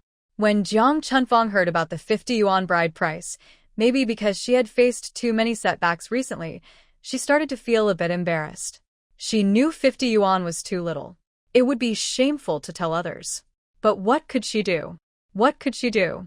That 50 yuan was borrowed from relatives and friends. Her family didn't even have that much money. Thinking of Li Qing, she clenched her teeth. Forget it. 50 yuan is 50 yuan. She didn't care.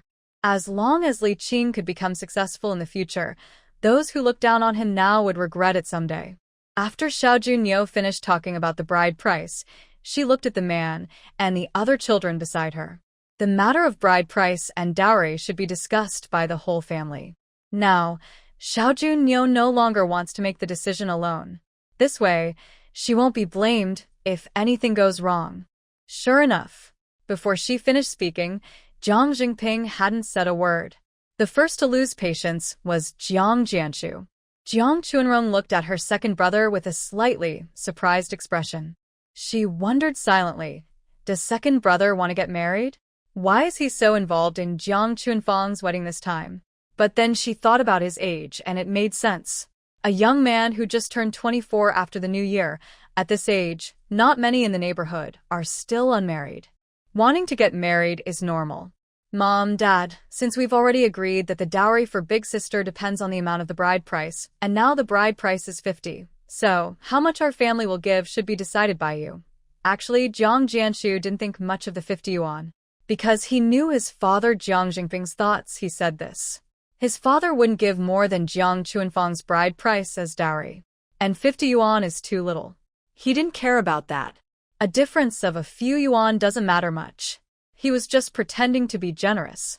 As for Jiang Chunfang, she had been in frequent contact with the Li family recently and had a general understanding of their situation. Now, she felt a bit scared about the future life marrying into the Li family. Others were surprised to hear Jiang Jianshu say this. They thought he would oppose strongly again like last time, but it was unexpected. Jiang Chunfang's eyes lit up. If her parents decided this matter, could they give a little more than 50 yuan? 50 yuan is really too little. It's enough for some pretty dresses, which cost 20 or 30 yuan. That's too little. Before she could think it through, she heard her father speak. Then, let's prepare a dowry of 50 yuan. No need to say more.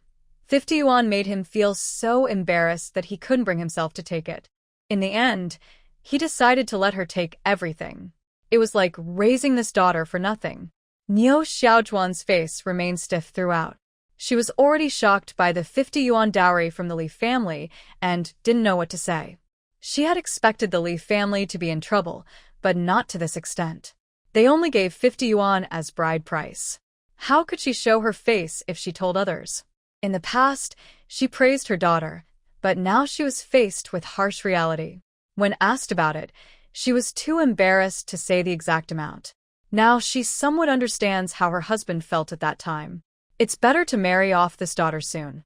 Otherwise, seeing her wandering around every day under her eyes, hearing the mocking words and looks from others, made her feel uncomfortable again and again.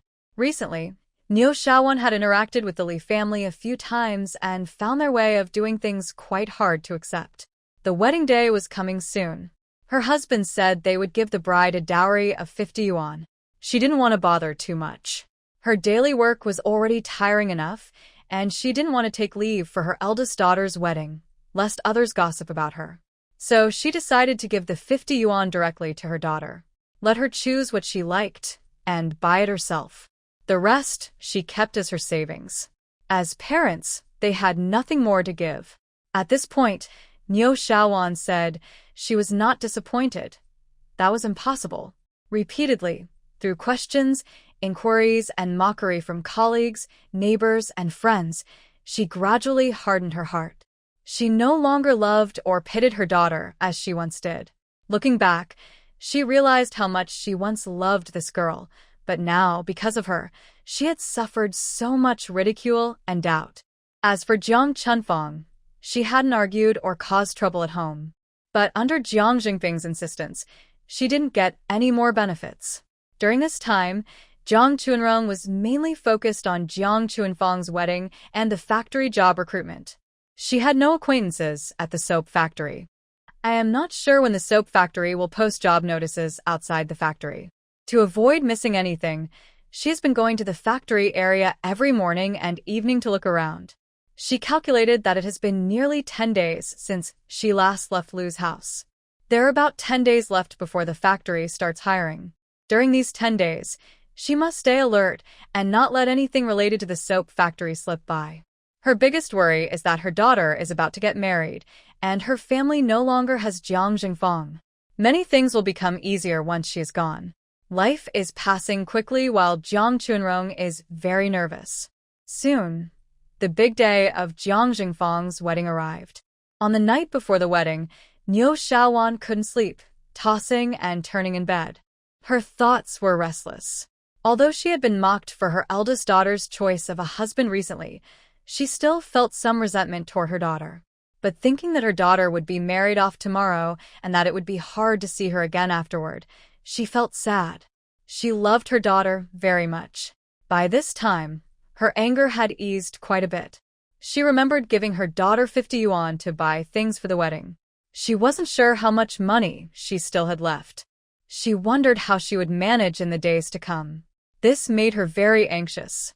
Jiang Jingping, lying beside her, knew his wife's feelings and turned over to softly say, "Don't think about it. Sleep now. Tomorrow morning, there will be many things to do." At this point, no matter how upset his wife was, it wouldn't help. And her daughter's current situation was largely due to her own endless indulgence. Niu Xiaowan knew this too, but she regretted it too late. Her daughter, who was once well cared for, had been spoiled to the point of being useless. She softly responded with an trying to fall asleep quickly. The next morning, Jiang Chunrong got up early. Today, she felt happy and energetic. Of course, others couldn't see it, but only she knew her own feelings. In her past life, Jiang Chunfang, the one responsible for her tragic fate, was about to get married. And she was marrying into a family like the Li family. She could already imagine what kind of life awaited her. For her, this was all deserved. Whether it was her personal space or her college spot, both were taken from her life. Now, in this life, she had to give them back. After waking up, Jiang Chunrong carefully put her makeshift wooden bed back in its original place. She was also thinking, since Jiang Chunfang was getting married, could she now sleep in that empty bed? She wouldn't have to sleep in the living room anymore. As a 19-year-old girl, sleeping in the living room every day made her feel a bit uncomfortable, even if she didn't say anything. She was grown up now, and lying around so openly in the summer was a bit embarrassing. Plus, she had no privacy at all. It seemed she needed to talk to Niu Xiaojun about this soon. Not long after she got up, Niu Xiaojun also woke up. She glanced at Niu Xiaojun and saw her slightly swollen eyes, which told her she probably didn't sleep well last night. Her most beloved daughter was about to get married. Although she had been a bit cold toward Jiang Chunfang these days, Niu Xiaojun couldn't help but feel some emotions. But none of this was her concern. She just took a quick look and then went to the kitchen to get busy. They were the bride's family, and they didn't plan to hold a big banquet for Jiang Chunfang's wedding. A few days ago, Niu Xiaojun had only asked her to buy some snacks like sunflower seeds and candies from the supply store, so that neighbors and relatives could have some treats and share in the joy. They wouldn't hold a banquet, but they still needed to prepare some snacks at home, something simple and decent. In their community, if the family valued the daughter, they might organize a small celebration at a restaurant. But since they didn't hold a banquet, it was much simpler. When the groom came to pick up the bride, she would follow him to his home. That was the end of the wedding process at the bride's family. Her parents and brothers could do whatever they wanted afterward. It was very straightforward, and that was exactly how their family did it. Jiang Chunfang's previous misbehavior had embarrassed Jiang Jingping, and he didn't want any more trouble. Just let the neighbors or relatives next door know that their daughter is getting married. There's no need to spend more time or money on planning the wedding. Today is a good day for Jiang Chunfang, but not much is happening. Jiang Chunrong finished preparing breakfast. After everyone washed up, they all sat around the table to eat. It was pretty much the same as usual. However, Jiang Chunfang did not come out. Niu Xiaojun looked at her eldest daughter's room. She took out 2 steamed buns and set them aside. After breakfast, Jiang Jianya and Lu Yuzhen went to work, and the twins went to school. Only Jiang Jingping, Niu Xiaojun, Jiang Jianshu, and Jiang Chunrong stayed at home. Since it was her daughter's wedding, Jiang Jingping and Niu Xiaojun took half a day off, or it wouldn't look good. Jiang Chunrong tidied up the dishes and went to wash up in the kitchen. She saw Niu Xiaojun take the 2 buns and open Jiang Chunfang's door quietly. Well, her daughter is about to get married. She probably wanted to have a private talk with Jiang Chunfang. She smiled calmly and didn't say anything. She kept busy with her chores. Once everything was ready, it was almost 8 o'clock. They all waited in the living room. Jiang Chunrong kept busy with some housework. Since her parents were home, she had nothing else to do. A few relatives and neighbors came one after another to offer congratulations. While everyone was talking inside, around 9:30 at the end of the month, there was a commotion downstairs. Jiang Chunrong looked out the window and saw Li Qing riding a bicycle, followed by a few young men, coming into their courtyard. Li Qing was dressed neatly today. He wore a white shirt and black pants. He looked quite spirited. He also had a big red flower pinned to his chest, showing his identity for today. At this time, Jiang Chunfang finally came out of her room. She was dressed much the same as usual, but with more care. Maybe because she was finally leaving home, she looked a little happy. She wore a red shirt and a gray pleated skirt, looking charming and lively. She probably had light makeup on, making her bright and elegant features stand out even more. After Li Qing came in, the atmosphere in the living room was cold and quiet.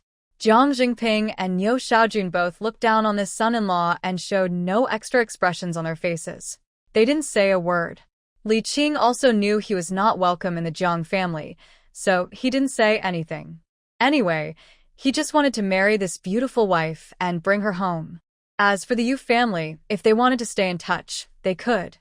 If not, he still had his wife. He preferred his wife to handle the social connections. He would take things slowly and not force anything. Given his personal and family situation, any effort he made would be pointless. He hadn't wasted his effort. Niu Xiaojun and her husband didn't even look at Li Qing directly. Only Niu Xiaojun, when Jiang Chunfang was about to leave the house, quietly advised her daughter a few words. Jiang Chunrong was sitting a bit farther away and didn't hear clearly.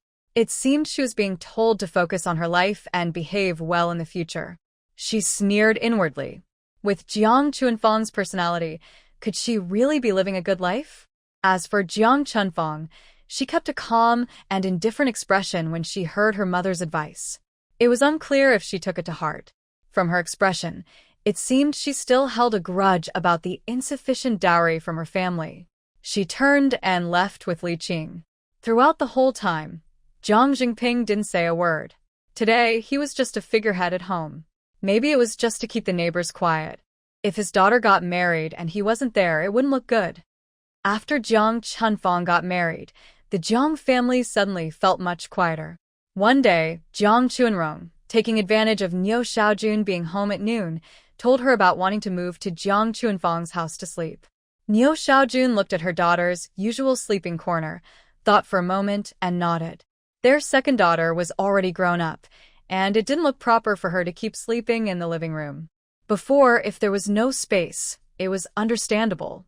Now that the eldest daughter was married, and there was an empty spot, not letting her sleep there would be unreasonable. Having experienced the consequences of overly pampering the eldest daughter and being criticized by the other children, Niu Xiaojun adjusted her thoughts a bit. She was happy to agree on these small, harmless matters. Jiang Chunrong was pleased to hear this. Although she believed there was no big problem with this matter, she was worried that her mother might say something like, "Your sister is married now, but who knows when she'll come back? We should keep her spot." Such nonsense. She was afraid she would be disgusted by those words. Fortunately, Niu Xiaowan was not so naive. She agreed to let her move in. In the afternoon, while others were not around, she casually took her few remaining clothes and placed them on Jiang Chunfang's bed. The bed was empty, which made it easier. This was because Jiang Chunfang knew her family was not well off, and her dowry was not much. Only 50 yuan. Not enough to buy many things. But she had loved and been patient with her daughter for over 20 years. Her wardrobe was filled with clothes all year round. Even if Jiang Chunfang stopped buying clothes now and wore the same for 3 or 5 more years, it wouldn't be a problem. She didn't feel embarrassed about this.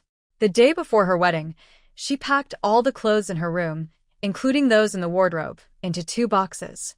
She even took all the bed sheets, pillows, quilt covers, and blankets. No item was left behind. Others didn't know the truth. They only thought Jiang's family had given Jiang Chunfang a generous dowry. But that wasn't true. Those were just her old clothes she had worn in recent years. Various clothes, shoes, and other items. Only an empty wooden board was left, which was easier to manage. Jiang Chunrong laid a mat on it. It was very simple. But that night, something unexpected yet not surprising happened. Maybe because Jiang Chunfang finally got married, she felt the atmosphere at home was much lighter. It seemed she was not the only one who disliked Jiang Chunfang. At dinner, Jiang Jianshu couldn't wait to speak. "Mom, Dad, I want to talk to you about something." He had been thinking about this for a long time. Only now, with Jiang Chunfang married, did he see a chance to succeed. So he started talking eagerly. Niu Shaowan looked up with a puzzled expression when she heard her second son speak. "What is it?" "Second son, go ahead."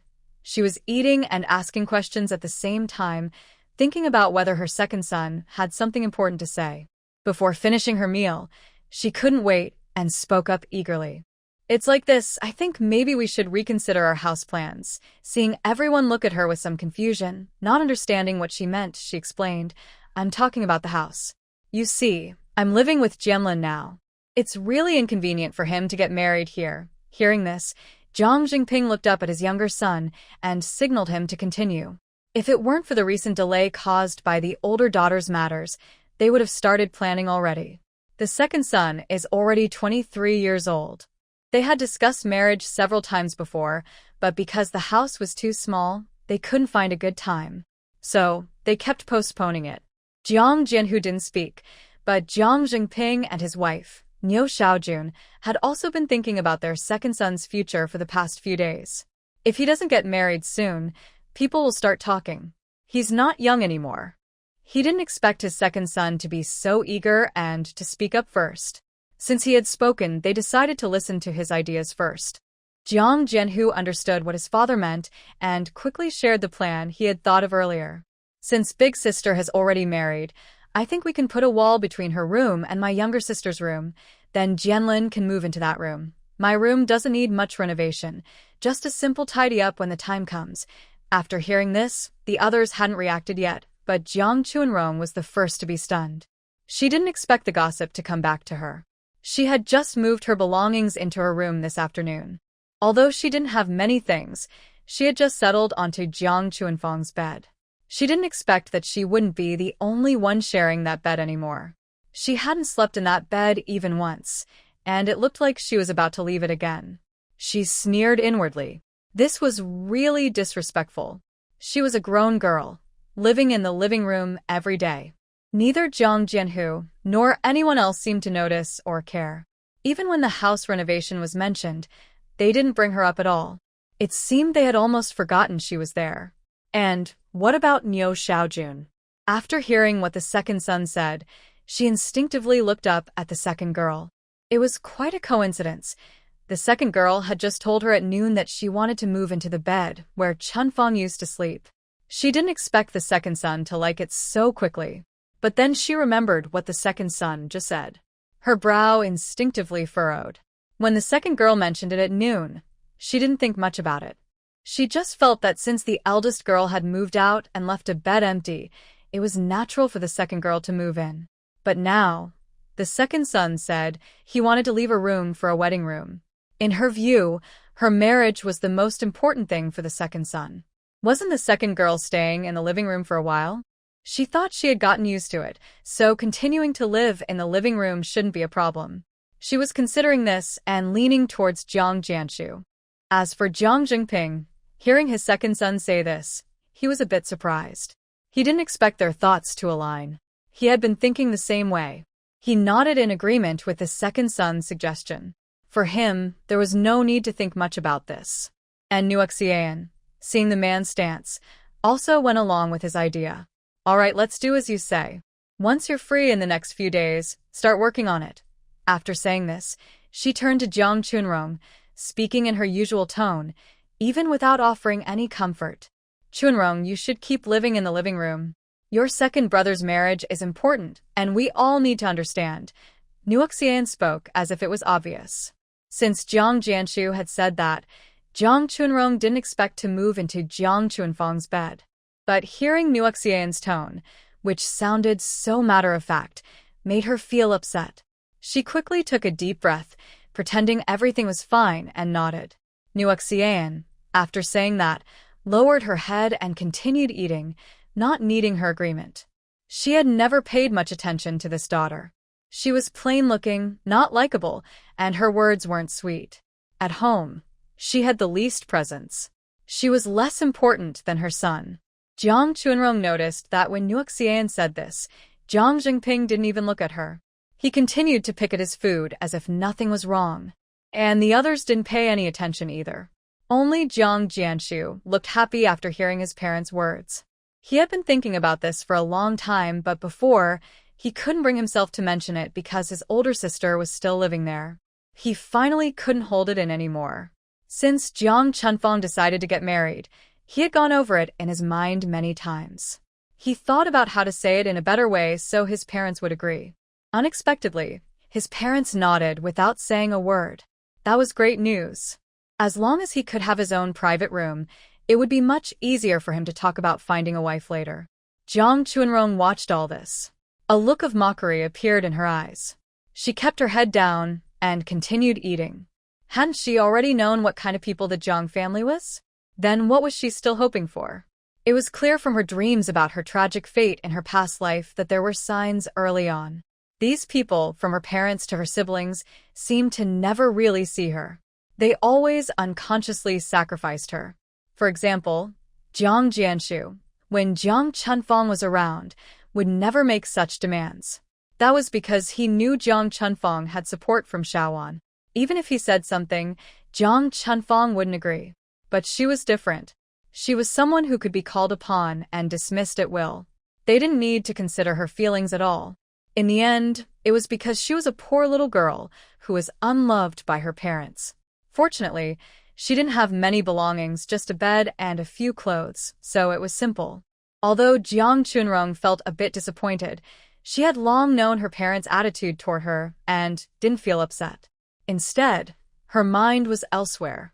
She kept glancing at her older brother and his wife.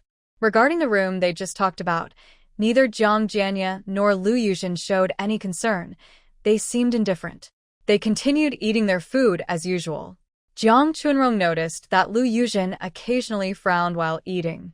It looked like she was feeling very uncomfortable. Jiang Chunrong's heart skipped a beat, and she thought to herself, something's wrong. It seemed likely that Lu Yuzhen was pregnant, but she didn't know it herself. She guessed that Lu Yuzhen was pregnant for the first time and didn't understand the symptoms, which is why she hadn't realized she was pregnant and announced it to everyone. Because of this matter, Jiang Chunrong didn't have time to think about the house. It seems she needs to focus on her work at the soap factory. She must secure her job before Lu Yuzhen officially announces her pregnancy to the family. Otherwise, what might happen? It's obvious. Also, the Jiang family just experienced some damage to their reputation because Jiang Chunfang caused trouble. If Lu Yuzhen is diagnosed with pregnancy now, it could help cover up the previous issues. Probably, Jiang Jingping and Niu Xiaojun are even happier than in their past dreams. She sighs that the baby came at just the right time and is truly a blessing for the family. More importantly, Lu Yuzhen is pregnant with twins, which makes her even more special. After this, Lu Yuzhen's status will rise, which is clear. But none of this is what she wants to see, and it's very bad for her. Although she has money now and could live well even if she leaves this family, her household registration is still with the Jiang family. That's a big risk. Until her registration is successfully transferred, she doesn't want to cause trouble with the Jiang family. Moreover, Niu Xiaojun knows she has no money. If she leaves to live alone, she can't explain where her money comes from. In short, now is not the best time to make things clear. After dinner, she tidied up the kitchen and then went to Jiang Chunfang's room. She packed away her belongings that she had just put in earlier that afternoon. She could stay overnight today, but what's the point? It would just be embarrassing. She saw Jiang Chunxian's mocking look in her eyes, almost overflowing. She guessed that Jiang Chunxian was probably thinking she didn't deserve to stay in the room and should only sleep on the floor in the living room. But if that's what she thought, it's not wrong. She truly doesn't belong in the Jiang family. Fortunately, Jiang Chunxian didn't say anything, even though her eyes clearly showed her disapproval. Inside her room, Jiang Chunxian endured and didn't say anything harsh. She had had enough of washing clothes and cleaning during this time. She originally thought it would be good if her second sister moved in, so she could naturally tidy her bed and also clean her own. But unexpectedly, her second brother had Jiang Jianlin move in instead. Who would want to live with a noisy guy? That mischievous boy, with his smelly socks and shoes. The smell must be enough to make her faint. But there's nothing she can do. Her father is the head of the family and values his son most. As a daughter, no one listens to her words. She used to think her second sister might protest a little at the dinner table. But she didn't even dare to make a sound, and everything was settled so easily. Thinking of this, Jiang Chunxing felt very angry. She had hoped that after her eldest sister left, things would calm down for a few days. But now, with the current situation, it's almost better if her sister was still here. At least her sister is a girl and much better than Jiang Jianlin. But she can't change anything. None of this is her decision. She hit her pillow hard with her hand, venting her frustration and anger. Since she found out that Lu Yuzhen might be pregnant, Jiang Chunrong felt even more anxious. She can't afford to be in uncertain danger. In this family, if she doesn't think about herself, no one else will. Now she can understand why her mother in her past life kept her a young girl, barely in her teens, until she was in her 30s, before she got married. Whenever something happened at home, others first thought of sacrificing her interests. Or rather, she had no real interests at all. She was just a tool that was called upon and dismissed at will. Whenever needed, she was moved around until she was no longer useful. After being used up, she was discarded carelessly. Even in her discard, her last remaining value was drained. She became even more diligent, rushing to the soap factory entrance. One afternoon, after running back and forth many times, the factory's job recruitment notice finally appeared in her eager anticipation. She had been waiting for this notice for a long time. The notice was posted during working hours at the soap factory, in a very inconspicuous corner. If she hadn't wandered around near the factory for a long time, familiarizing herself with every corner, she might not have noticed it. She even noticed that a staff member from the factory's security office seemed to be watching her from time to time. After carefully reading the notice and confirming there were no issues, she was about to leave when she quickly thought of a plan and hid around the corner. Sure enough, not long after she left, someone came out of the security room. They went to the notice board and tore down the recent job advertisement. They tore it down. Just like that, they tore it down. Watching all this happen from a distance, Jiang Chunrong's eyes widened suddenly. She didn't expect such a thing to happen at the soap factory. But thinking about it, she could understand why. If too many people saw it or came for the exam, the competition would be tougher. It wouldn't be good for the factory's own workers to apply. Fortunately, she was lucky this time. Soon after arriving, she found the notice. Otherwise, missing it would have been a real shame. On her way back, she recalled what the notice said. The job notice wasn't complicated, but one thing made her frown. It said that on the exam day, they needed to verify the household registration book. Although some restrictions had been eased, many factories still preferred to hire people with city or local household registration. The household registration book had always been kept by Niu Xiaojun. Without a good reason, it wouldn't be easy to get it out. This was a bit tricky. It seemed she needed to think of a good plan. Luckily, the notice posted today said the actual exam would be after the 4th. As long as she could find a way to get the household registration book out within these 4 days, the problem would be solved. She had planned for a long time, and she couldn't let a household registration book stop her now. Whether it was the upcoming soap factory exam or the 2 other factories' applications later, she had to find a way. But how to secretly get the household registration book out without anyone noticing was a big challenge. If she used the same excuse of shopping as before, her mother might become suspicious due to her frequent trips. Niu Xiaojun was very cautious. But anyway, today was a good day for the soap factory because there was finally some progress. On her way home, Jiang Chuanrong felt much lighter. These days, the pressure from Lu Yuzhen's possible pregnancy had been very stressful for her. As Lu Yuzhen's pregnancy progressed, her morning sickness only worsened. She believed it wouldn't be long before Lu Yuzhen realized her condition. Fortunately, in a few days, her work situation would be completely resolved. Although she planned to stay in Jean City until the college entrance exams next year, she didn't want to work or live in a textile factory environment. Especially since she was doing all this selflessly for Lu Yuzhen. Without any pay, it was even less likely. That evening, at the Jiang family dinner table, Jiang Chuanrong focused most of her attention on Lu Yuzhen and her husband, especially on Lu Yuzhen, who seemed pregnant. Sure enough, her suspicions were correct. She noticed that Lu Yuzhen's frowning expression during meals was more frequent than when she first saw it. The frequency had increased. She turned to look at Jiang Jianya, who was eating his food as if nothing was wrong. She quietly thought that the couple probably hadn't realized Lu Yuzhen was pregnant yet. Otherwise, Jiang Jianya wouldn't look like that.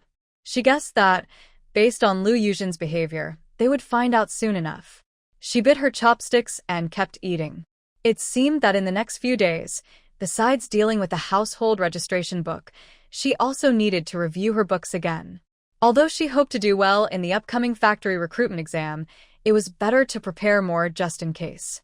The next morning, after the family finished breakfast and left the house, she was alone at home. She locked the front door, went to the kitchen, and found 2 thin iron wires she had hidden earlier. That was one of her ideas from last night. She returned to the living room and looked at the locked room of Niu Xiaojun and Jiang Jingping. Then she looked down at the thin iron wire in her hand. Clenching her teeth, she decided to try. If it didn't work, she would think of another plan. Even though someone was at home, she knew that the room of Niu Xiaojun and the others had been locked whenever she remembered. She wasn't sure who they were guarding against. She recalled an incident from her rural work experience. A single woman living next door lost her only key. At that time, helpless, she somehow found 2 thin iron wires and fiddled with the lock on the door. With a click, the lock opened. To this day, she still remembers that incident clearly. At the time, the girl was very nervous about her knowing what happened. In the end, she repeatedly begged her not to reveal the matter. Basically, talking about how to pry open a lock with wire was not only embarrassing but also likely to cause trouble. She was a young worker in the commune, with no power or influence. She didn't want to cause trouble and was afraid to do so. Jiang Chuanrong was not gossipy or meddlesome. She understood her request and agreed easily. She kept this secret in her heart and never forgot it. Yesterday, when she thought about how to get her mother's household register, she instinctively remembered that young worker. If she had been there, it wouldn't have been difficult for her. Then she wondered if she could try it herself. She had seen the entire process of opening the lock, which left a deep impression on her. She even asked the young worker how he managed to open it. At the time, she was just curious and didn't think he might be worried about her telling others. He explained everything clearly, without hiding anything. She listened carefully. But after that, she rarely thought about it again. Now, looking back, since he could open the lock easily and even shared some key tips, maybe she should try it? It wouldn't be troublesome or difficult. And it would cost very little. All she needed was 2 pieces of wire. She had already prepared the wires beforehand. One was shaped like a wrench, and the other was just the wire's original shape. She held one wire in her hand, quietly recalling how the young worker opened the lock in the countryside. She visualized the process over and over again, feeling ready to try. But where should she start? After some thought, she decided to practice on the kitchen cabinet lock first. She was worried that if she tried directly on her parents' door lock, her inexperience might leave marks or cause the lock to change after multiple attempts, which could be discovered by Niu Xiaojun. The lock on the kitchen cabinet was similar to the one on Niu Xiaojun's door. There was no real difference. If she could open the kitchen cabinet lock, she believed she could open the door lock too. The door to Xiaojuan's room faces the main entrance. Although it's currently working hours and unlikely anyone will come back, it's still risky to assume so. What if someone suddenly returns and finds her studying the door lock of her parents' room? That would be bad. She took the lock off the kitchen cabinet. Carefully examining the structure in the sunlight, she understood how it worked before inserting a homemade wrench-shaped wire. With her left hand, she held another wire and tried to push it along the grooves one by one. She tried for a long time, but couldn't succeed. The first groove was reached, but when she tried the second, the first one slipped back. She repeated this many times, sweating all over, but the lock remained unmoved. She took a deep breath, put down the lock, and went to the living room. She drank some cool water. Sitting on a chair, she took another deep breath and thought about her recent attempts. After a while, she had a new idea and was about to go back to the kitchen to try again. Just as she stood up, she suddenly heard the door slam open. She was startled. Luckily, she realized she hadn't been trying to open the lock at her parents' door earlier. If someone had seen her, it could have caused big trouble. At this moment, Jiang Jianshu entered. Knowing his sister was home, he wasn't surprised to see Jiang Chunrong. He quickly said, "Chunrong, hurry, help me carry these boards." Recovering from her shock, Jiang Chunrong was about to ask why her brother was back so early. She looked at the boards behind him and understood everything without asking. Jiang Jianshu, however, kept explaining himself. "I bought these boards cheaply from a friend at a furniture factory. It was a great deal, didn't cost much." After saying that, he seemed proud of his bargain and grinned widely.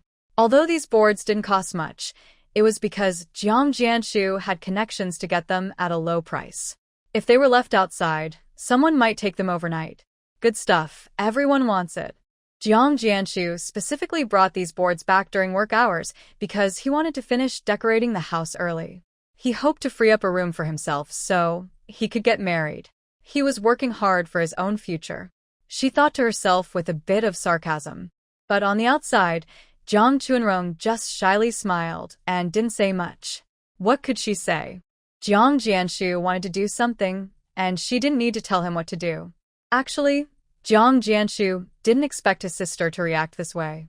He was just too excited, feeling closer to his goal of getting married. With these boards, he could find 2 brothers to help him build a partition in his older sister's room. They believed they could finish it in a day. Afterward, his younger brother could move into the space where their sister used to be. Over the years, because there were many children in the family, he had always shared a room with his brothers. When his older brother got married, he still shared a room with his younger brother. He really wanted his own private room. Jiang Chunrong was nearby helping Jiang Jianshu. Seeing him busy moving all the boards to the balcony, she watched quietly. Then she saw him muttering to himself and then stepping out the door. When Jiang Chunrong saw him leave, she sat down on a stool and took a deep breath. Today was so close she almost got caught by Jiang Jianshu. If she hadn't thought quickly and decided to test something in the kitchen first, she wouldn't know what might have happened. Thinking about that moment made her heart race. She realized she needed to be more careful next time. She couldn't let her guard down. When she returned to the kitchen to work on the lock on the cabinet, maybe because her mood had changed or because she had mentally rehearsed many times, her hands moved smoothly. In just a few tries, she heard a click. The lock opened. Her nerves, which had been tense all morning, finally relaxed when she saw the result. A genuine smile appeared on Jiang Chunrong's face. To be safe, worried that her success might have been just luck, she even locked the lock again. Then she repeated the process step by step. Sure enough, I heard a clicking sound again. Then I operated the lock 3 or 4 more times. Each time, I was able to open the lock smoothly. During these attempts, I even gained some tips and tricks. I became more confident about the strength and angle of my movements. I thought about when I should go to my parents' room to try again myself. Looking at the time, it was getting late, so I decided to make lunch quickly.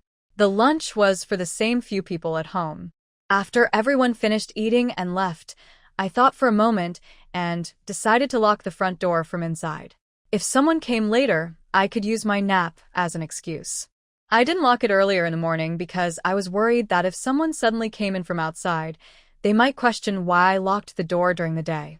That would be hard to explain.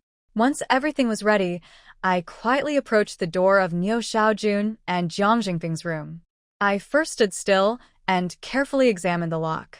I couldn't see the lock clearly, so I used a flashlight to look closely at the handle from inside for a while. I compared it with the lock on the kitchen cabinet I opened earlier in the morning. After careful comparison, I decided to try opening it. The first attempt failed. The third gear seemed to loosen and fell off again. I held my breath and took a deep breath. Then I continued trying. Since it was Niu Xiaojuan's door, I didn't dare to use too much force. Every move was very gentle, afraid of leaving marks on the lock. After several tries, on the third attempt, I heard a click. The lock opened. That sound was like music to my ears. I couldn't help but smile widely. It worked. Finally, it worked. I never thought that my accidental attempt would save me from a big problem. When I asked the locksmith who opened the lock, I never imagined I would use this skill myself someday. And the door I opened was my parents' room. I didn't waste time and quickly turned the handle to open the door and went inside. This was the only south-facing room in their house. It was also the best room in the house. The house is not only spacious, but also filled with plenty of sunlight. Inside, it is neatly organized by Niu Xiaowan. She doesn't come here often, but she roughly knows the layout. She also vaguely remembers where Niu Xiaowan keeps her valuables. After entering, she didn't look elsewhere but headed straight for the two large wardrobes facing the door. Over the past few months, when Niu Xiaowan occasionally gave her money to buy groceries, she saw her take money from a drawer inside this wardrobe. It's definitely the right place to look. The wardrobe is open, revealing it is packed with all kinds of items. There are clothes for all seasons, quilts, blankets, sweaters, scarves, socks, and more. It's clear that Niu Xiaowan has a lot of belongings. She is quite generous to herself, which is quite nice. Thinking about her own few worn-out clothes, changed and washed so often they are almost white, she sneers coldly. She doesn't want to waste time and quickly looks at the two drawers in the middle. She swiftly opens the first drawer. Sure enough, there are some scattered bills inside. She gently touches them, estimating there are about dozens of yuan. But she knows these are just for daily household expenses.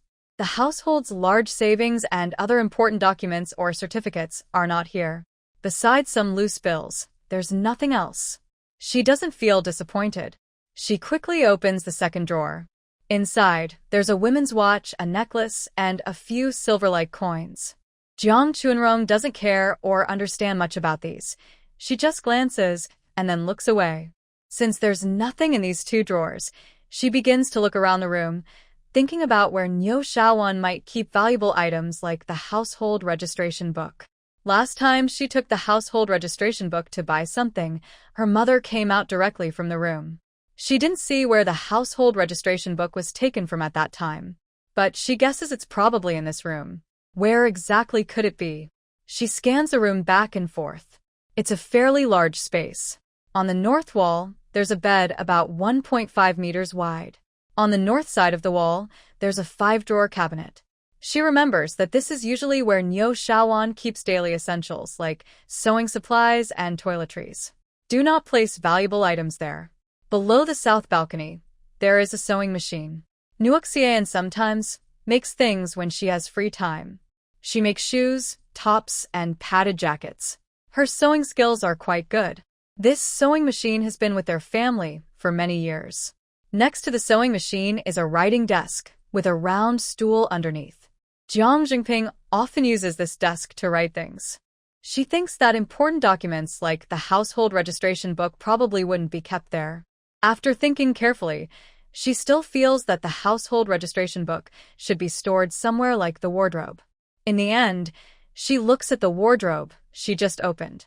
She didn't move anything inside, worried that her mother might notice where her things are placed. Moving things around too much might make her suspicious. She doesn't want anything strange to happen before the soap factory exam. She remembers the last time she told Niu Xian to buy cotton from the supply and marketing cooperative. At that time, Niu Xian was about to leave, and after hearing her, she quickly turned back into the room.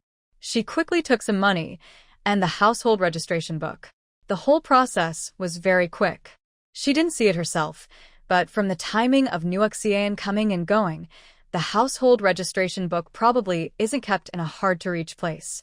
While thinking, She reached her hand into the bottom of the drawer and around the edges. She tapped and knocked, hoping to find something unusual. She was anxious inside, having looked for quite a while but still not finding anything. Suddenly, her right hand, after passing behind the drawer for daily change, felt something strange. She always felt that the lower parts of these two drawers seemed to have an extra section. The back slots of the two cabinets were also noticeably different in length. She became suspicious. Immediately, she started exploring. Soon, she pulled out the first drawer completely and discovered a secret inside. It turns out there was a hidden compartment at the back of the first drawer. This hidden space could only be found after pulling out the entire drawer and extending it about the size of a fist inward. If she hadn't discovered the truth from behind, even removing the drawer from the front wouldn't reveal this difference. She rummaged through the hidden compartment. Soon, she found a small box. Opening the box, she felt a surge of joy. Inside the box, there were only a few items. One important item is her long-cherished household registration book. Another is the family savings passbook. Additionally, there should be proof of the house ownership. She first took out the household registration book and carefully looked it over. It was indeed the same one she had received when she bought cotton from Neo Xiaojun before. She finally let out a deep sigh of relief. With the household registration book, she could carry out her next plan. As for the savings passbook, she was still curious about how much money her parents had saved over the years. When she was working in the countryside, Zhang Chunfeng occasionally wrote letters mentioning how difficult things were at home. They had agreed to give her a monthly subsidy for her work in the countryside, but after the first month, she never saw any more money. Although she already knew the answer in her heart, she still didn't know exactly how much money her parents had saved. When she saw the clear number starting with a 3 on the passbook, she was shocked. She didn't expect her parents to have saved so much money over the years. More than 3,000 yuan. Although it was much less than the 15,000 yuan she had in her own space, she knew that her parents' monthly wages had been only a few dozen yuan for many years, plus the costs of raising several children, caring for the elderly, social expenses, and other costs. That was definitely not a small amount. It was amazing that the couple had managed to save so much money. But even with this much money, Neo Xiaojun had never thought of sending her daughter, who lived in the countryside, any clothes or supplies. Oh well. Why think about these things? Wasn't it something she already knew? Now that she had found her belongings, her worries eased. As long as she took out her household registration book on the exam day to participate, everything would be fine. Having found her things, she didn't linger in the room. Although it was still early after experiencing what happened with Jiang Jianshu, she still felt a bit worried. She moved quickly, tidying everything back in place. Before leaving, she checked the arrangement of the items in the room again, then locked the door and left. Since her household registration issue was settled, her next step was to study hard and aim to do very well in the exam. She looked at the time. There was still enough time. She carried her usual and only canvas bag and headed out. This time, she planned to go to the department store to see if there were any suitable watches. She often went out, and not having a watch was sometimes very inconvenient. Although she couldn't wear it on her wrist, she had a space where she could store it, and taking it out when needed was the same. She had already considered buying one before, and today, since she had time, she decided to go buy it. After leaving home, she didn't take a car but walked to the nearest department store. The weather was hot, and there weren't many people inside. When she entered the first floor lobby, she didn't look around but went straight to the second floor. The second floor sold mostly expensive items, like bicycles, watches, radios, furniture, and even TVs and refrigerators. But these things were very expensive now, not affordable for most people. On the second floor, she headed directly to the watch counter. The salesperson was a woman in her 30s. Seeing her young and dressed simply, she initially thought she couldn't afford anything. But as a salesperson, she still had to serve customers regardless. "Young lady, we have watches of all brands here, but the prices vary. Take a look carefully." Jiang Chunrong nodded, indicating she would look first and call for help if needed. There were quite a few watches here, mostly domestic brands, like Shanghai, manhwa, Beijing, Kunlun, and others. Prices varied. The cheapest was the manhwa brand, costing only 120 yuan, while others ranged from 140, 160, to 180 yuan. There were also foreign brands like Rolex, but those were very expensive, so she didn't consider them. After browsing, Jiang Chunrong finally chose the cheapest one, the manhwa watch costing 120 yuan. Although she had some money now, she planned to use it for other things later. Money should be spent wisely. She hadn't started working yet, so instead of earning more, she would save. The manhwa watch was also quite good. The salesperson, seeing Jiang Chunrong dressed plainly, was surprised when she decided to buy and asked her to pay. Her eyes showed a bit of surprise. Today, she was mistaken. She didn't expect this young girl to actually be able to afford a watch. Suddenly, her facial expression became much more sincere and enthusiastic. She quickly started to introduce herself with enthusiasm. "Miss, let me tell you, the Plum Blossom watch is just right for young girls like you. Look at the delicate watch face, and the strap can be adjusted. The watches in our department store are most popular among young girls, and this one is the best. You can't go wrong buying it. Young ladies have good taste." Jiang Chunrong nodded but didn't say much. After paying, she went to the counter to pick up the watch. She casually tossed it into her canvas bag, which actually had space inside. Before going to the capital, she couldn't see the watch in the light. But for her, just being able to check the time was enough. Other details didn't matter. A few days later, Jiang Chunrong, having sorted out her household registration, focused entirely on studying at home. During the day, she pretended to be busy with a small box of matches. In reality, after others left the house, she quickly took out her books and studied seriously. To prevent a sudden return of Jiang Jianshu, she noticed that he was busy renovating recently, and she couldn't be sure he wouldn't take leave to come back and do more work. Most of her study time was not in the living room, but in a corner of the kitchen. The sunlight there was even better, and the light was bright, making her studying more effective. Sure enough, within these 2 days, Jiang Jianshu took half a day off, called 2 brothers over, and hurriedly even worked overtime at night to make a partition in Jiang Chunfang's room. Jiang Jianshu was very satisfied with the speed and efficiency of the renovation. The next day, he packed everything up quickly and urged Jiang Jianlin to move to the new small bed. The most unhappy person was Jiang Chunqing. Their room was already the smallest in the house, and after adding 2 beds, there wasn't much space left. Now, her good second brother had made the room even smaller to help her get married smoothly. Now, she couldn't even fit a normal desk. After school, Jiang Jianxing returned to her small room and could only stay on her bed. Because her side was close to the wall, the light inside was very dim during the day. She couldn't read or do anything properly. This made her very annoyed. For several days, her face looked gloomy, as if someone owed her millions. But no one in the family paid attention to her dissatisfaction. Niu Xiaowan and Zhang Jingping were still concerned about their second child's big life event. The day after the house was finished, Zhang Jingping briefly asked about it. "Is the second child's house ready?" Jiang Jianshu nodded happily. "Yes, Dad. He had grown up and now in his 20s finally had his own room. How could he not be happy?" In the past few days, he walked with a spring in his step, feeling very joyful. Although the room wasn't very big, just a small separate space, it was still a proper independent bedroom. Seeing his son so excited, Jiang Jingping's face also relaxed a bit. Since the house was ready, the second child's marriage could be scheduled. Because the next day was Jiang Chunrong's exam at the soap factory. She was thinking about when to take out the household registration book tomorrow. The exam was at 9 a.m. If everything went smoothly, Niu Xiaowan and the others would leave at 7:30 a.m. She thought they should be able to make it in time. This was her carefully considered plan for today. Originally, to be more cautious, she planned to take out the household registration book this afternoon and put it in her space. Then, after Niu Xiaowan left in the morning, she could leave directly. But after thinking it over, she felt this was a bit risky.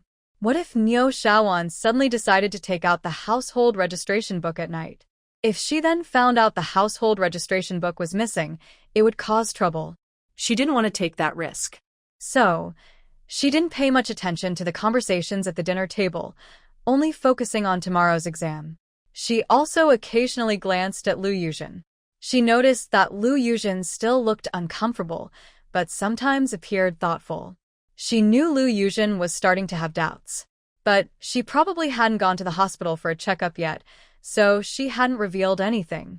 Since she was beginning to suspect, it wouldn't be long before she found out the truth. Lu Yuzhen and Jiang Jianye had been married for 2 years. Both sets of parents, and they themselves were eager for a child to arrive.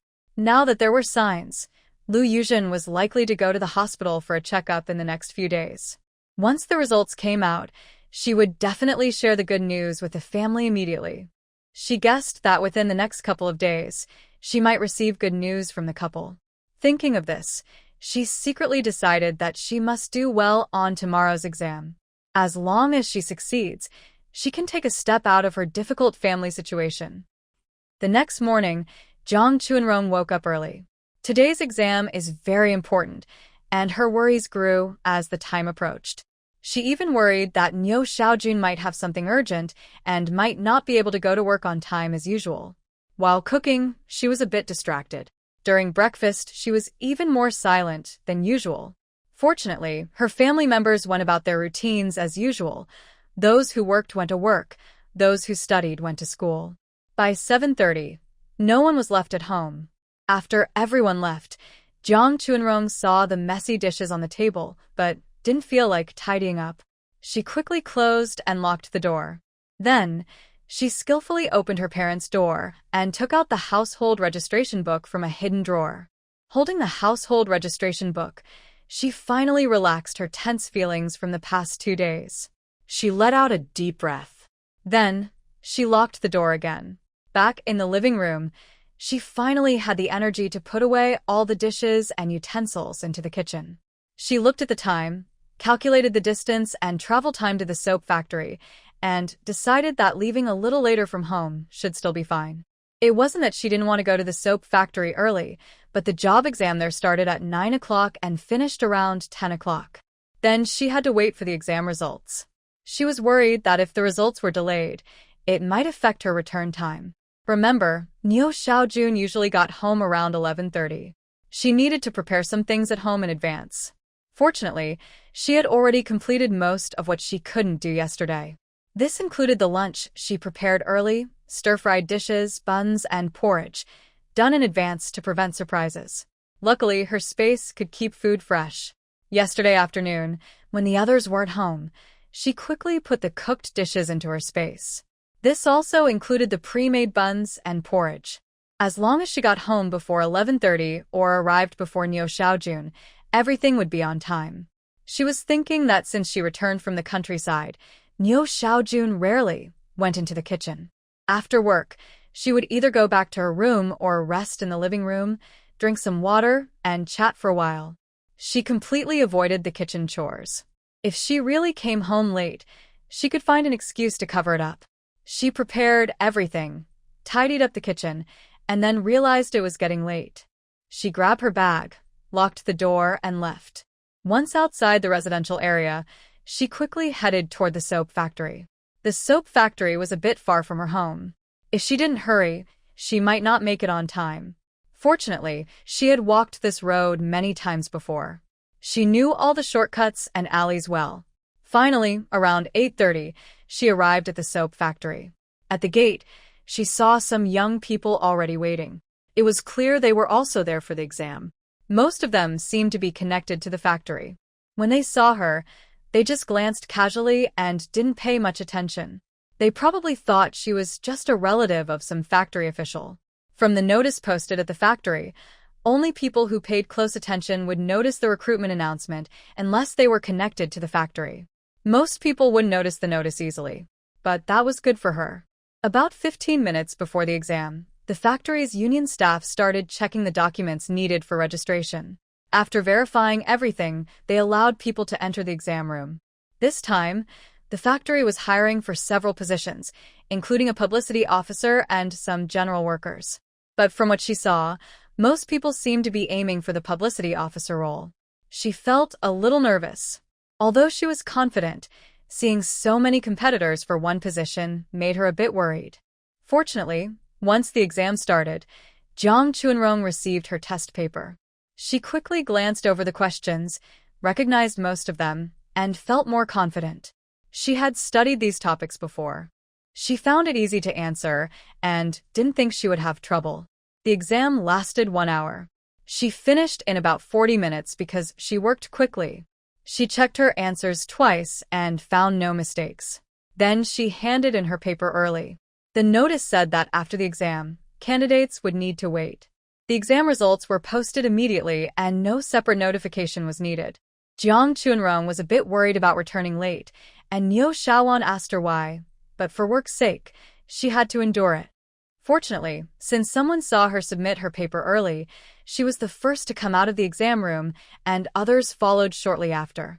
Some people looked very happy, full of confidence. Others, however, looked disappointed and sad, clearly having performed poorly. Jiang Chunrong even saw some groups of people quietly discussing after finishing the exam. It was obvious they knew each other beforehand. Unlike her at the soap factory, where she didn't know anyone. Since many people came out, she thought the results would be announced soon. And sure enough, around 10:30, the results were posted. Jiang Chunrong, feeling nervous, hurried over to see. As she approached, she heard her name announced as the top scorer in the exam. She had won the position of publicity officer. When she heard the exact result, a real smile appeared on her face. She felt a huge relief. After planning for so long, she finally got this job. With this work, she could settle down better in Jinsei for nearly a year until the college entrance exams next year. The union staff member saw that the top scorer was a young girl. She looked her over subtly, with some surprise in her eyes. I don't know this person. Isn't she one of the few companies we agreed on earlier? Did something go wrong? But such things are hard to tell. The union follows the rules strictly, and no steps were skipped. This happened because several leaders' children were interested in the publicity officer position. But there was only one spot. The union chairperson didn't want to offend anyone, so they announced that whoever scored first would get the job. They even made some small tricks with the job posting to favor certain leaders' children. The notices were posted briefly and then torn down. This was to keep the hiring information secret and limit its circulation. Leaders' children had a better chance of passing. But if any unexpected event occurs in the middle, it is not something they can control. They have done everything they should. Sometimes, fate cannot be changed. The union officer just now felt this way. They did all they could, but the final result was beyond their expectations. It was no longer their concern.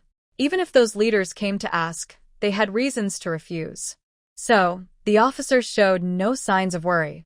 After checking Jiang Chunrong's ID and confirming her details, she approved her on the spot. She told Jiang to come back tomorrow to complete the formalities and officially start work. The officer didn't make things difficult for Jiang Chunrong or doubt her. All the steps today were organized by their own people and followed the proper process. They couldn't suddenly question the results now. That would only cause trouble for themselves. If things got complicated, their union would suffer. As for Jiang Chunrong, she was trembling a little when she received the long-awaited job notice. With this paper, she could officially register tomorrow. She would become a formal worker at the factory. And she would be a publicity officer working in an office. But as soon as she got her notice, she overheard whispers nearby. Hey, who is this? I've never seen her before. Do you know her? No, I don't. The speaker was unsure and took a few steps forward. He looked at Jiang Chunrong from an angle and nodded seriously. He really didn't recognize her. Hey, do any of you know her? Who is she? How does she know about the job exam this morning? If she knows, maybe she's someone's kid from the workers' family? They said this because they knew about the union's recruitment exam. Although everything was normal, they understood what was really going on. They believed the union wouldn't cheat, but they also knew that no process could be perfect. If any information leaked out, it was quite normal.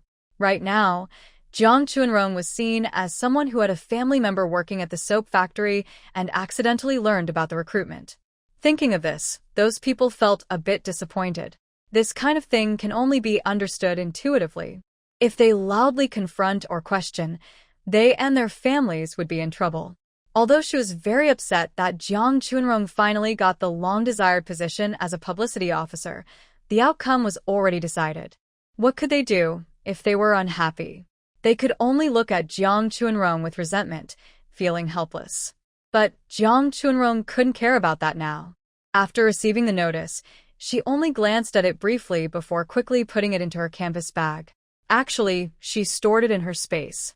She checked the time, greeted the union officer briefly, and confirmed she would arrive on time tomorrow morning. Then she hurriedly left the soap factory. It was already 11:05. It was a bit of a distance from there to her home compound. She had to rush back quickly, or she might not make it before her mother returned home. She stopped overthinking and focused on running. She kept taking shortcuts through alleys and small paths, and finally, a few minutes before 11:30, she arrived home. Seeing the locked front door, she felt a little relieved. She thought her mother would only come back in a few minutes. She quickly locked the door from inside, then did the same with her sister's room door, putting the household register back in its place. She had already received her employment notice today, and her household register had been checked. Tomorrow, when she starts work, she only needs to bring the notice. The household register won't be needed. The household register wasn't needed now, so she put it back in place. If anything went wrong in the process, it would be hard to explain. She moved quickly, and in 2 minutes, she had put the household register back. After closing the door, she went to the main door and removed the latch bolt. Then she hurried to the kitchen, took out the dishes, porridge, and steamed buns she had prepared yesterday, and arranged them to look freshly made. Because of the space's freshness preservation, anyone unaware wouldn't notice the difference. Seeing everything looked just like usual, she found a small stool in the corner of the kitchen and sat down. She took a few deep breaths. Since returning from the soap factory, she had been rushing non-stop, with no moment to rest. It had worn her out. Just a few minutes after sitting down, she heard the door being pushed open. Someone returned home at this time, probably Niu Xiaojun. Niu Xiaojun was the first to come back for lunch, followed by the other two twins. Jiang Chunrong kept her facial expression calm in the kitchen, feeling like everything was normal. Then she walked out of the kitchen without showing any emotion. She simply greeted Niu Xiaojun. After Niu Xiaojun returned, she served the prepared dishes to the living room one by one, just like before. Once everything was arranged, the twins also came back. During lunch, no one spoke. Jiang Chunrong usually ate quietly and didn't talk much. But inside, she felt restless. This was her first job ever. Of course, she was excited. Now, as a returning city youth, who wouldn't want a formal job? And she, on her own, step by step, had managed to get one. Without relying on anyone. She was eating a dish of stir-fried celery and dried tofu she made yesterday afternoon. It tasted good. It was very fresh. The celery was fragrant, and the dried tofu was soft and bouncy. It seemed just made. It didn't look like it was made yesterday. Having space to work with was really convenient. If she didn't have space this morning, she wouldn't have been able to manage. After finishing her meal, like usual, Niu Xiaojun and the twins each went out. Jiang Chunrong cleaned up the kitchen, then sank into her chair in the living room, feeling a bit exhausted. Everyone else had left, so she could finally relax and rest for a while. The morning had been very busy. Sitting down, she felt completely tired. But when she saw the employment letter with the official stamp, she couldn't help but smile widely. It was all worth it. This was for a publicity officer position. If she went to university in the capital next year, this position could be sold for a good price. Given the current market, she estimated it could sell for at least 2,000 to 3,000 yuan. Now, jobs for workers were hard to find, let alone a position as a publicity officer, which was a proper leadership role. The money from selling this job would be equivalent to her parents' savings over many years. Thinking about the 3,000 yuan in her parents' bank book, she sneered. She had looked at that amount carefully. Her father had set a password. Even with a bank book, the money inside cannot be withdrawn. However, with this job, selling it later could bring a good amount of money. It could cover the tuition and living expenses for her university studies in the capital. But now she has a job. How can she explain this to Niu Xiaojun? That is indeed a problem. Starting tomorrow, she will begin working, which means she can't handle all the household chores like before. She worries that if she does, Nyo Xiaojun might hesitate or refuse. Over the years, Jiang Chunrong has repeatedly thought about Nyo Xiaojun's actions over the past few years and since childhood. She also noticed some of Nyo Xiaojun's little thoughts.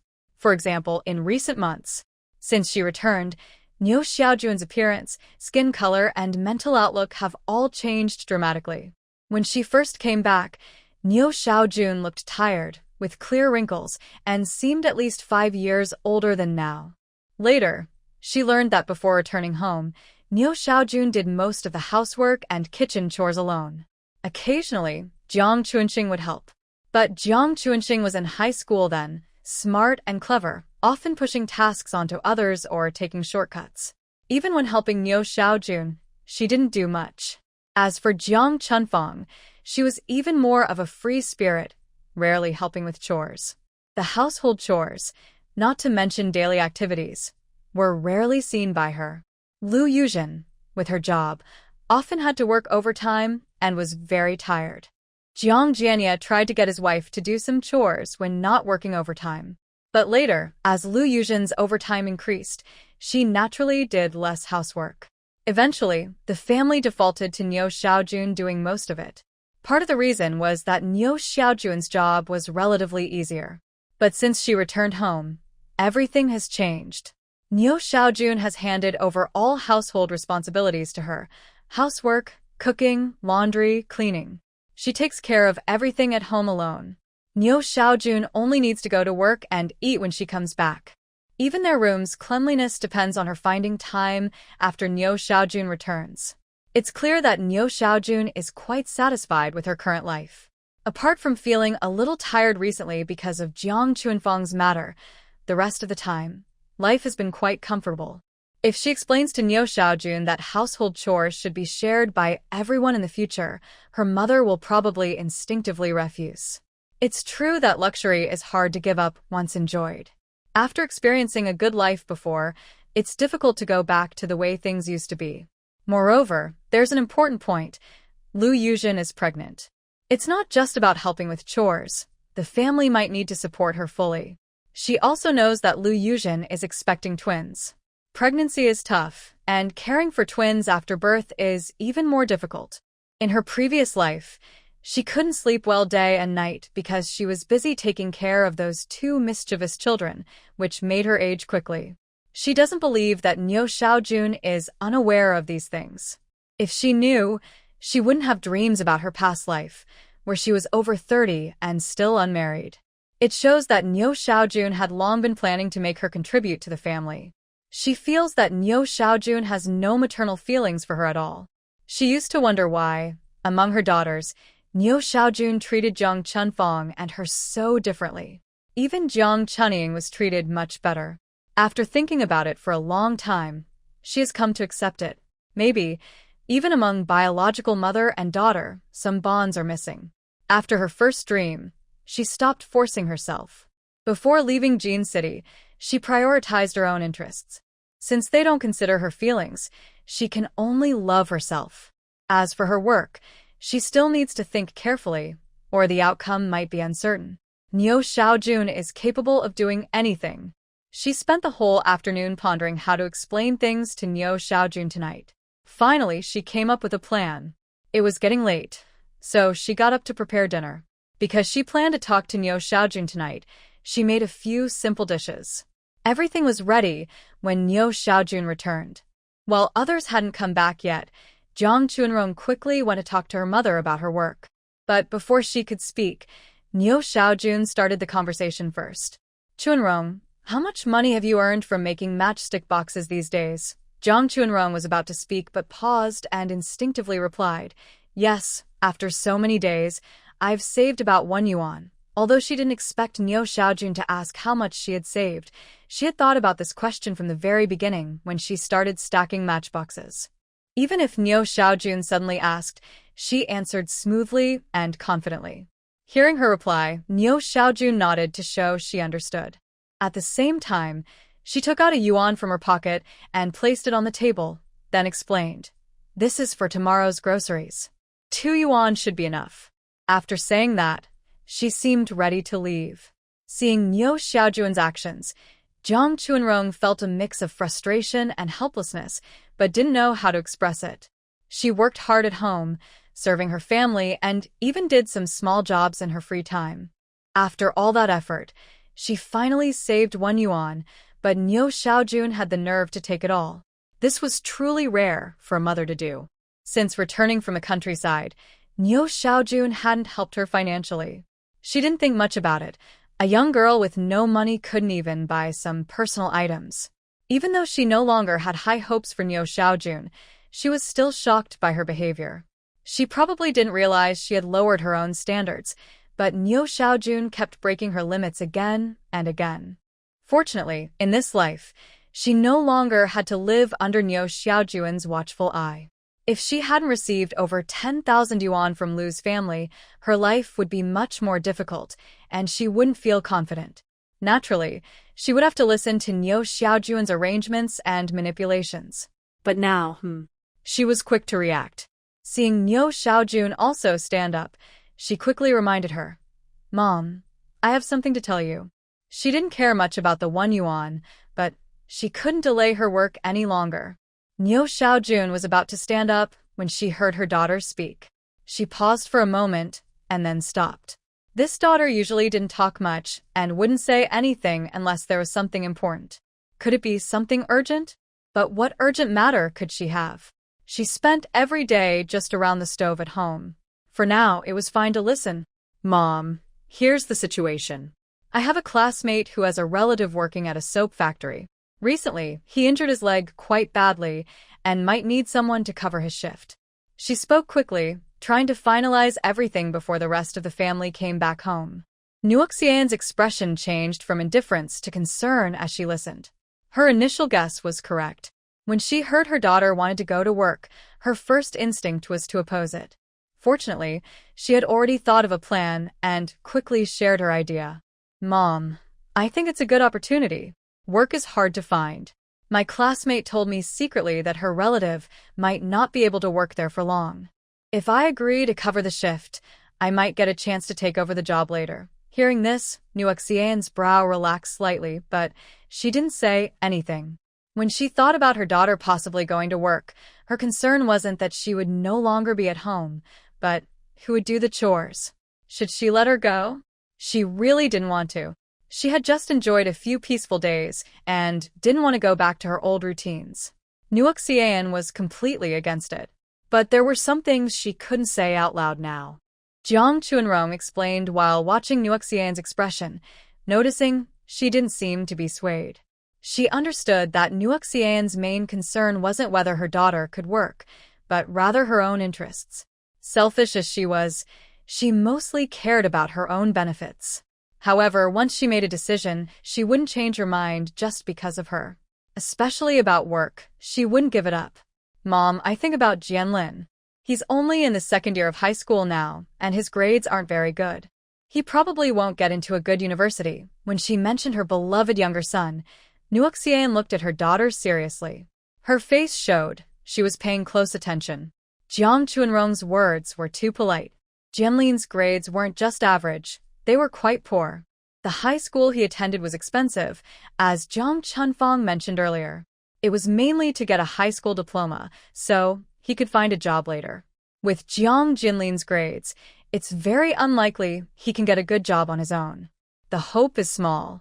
Niu Xiaojun and Jiang Zhengping both understand this well. They are prepared to spend money to buy a job for their younger son after he graduates from high school. Whether it's buying a job or paying for his future marriage, the family will need to spend a lot of money.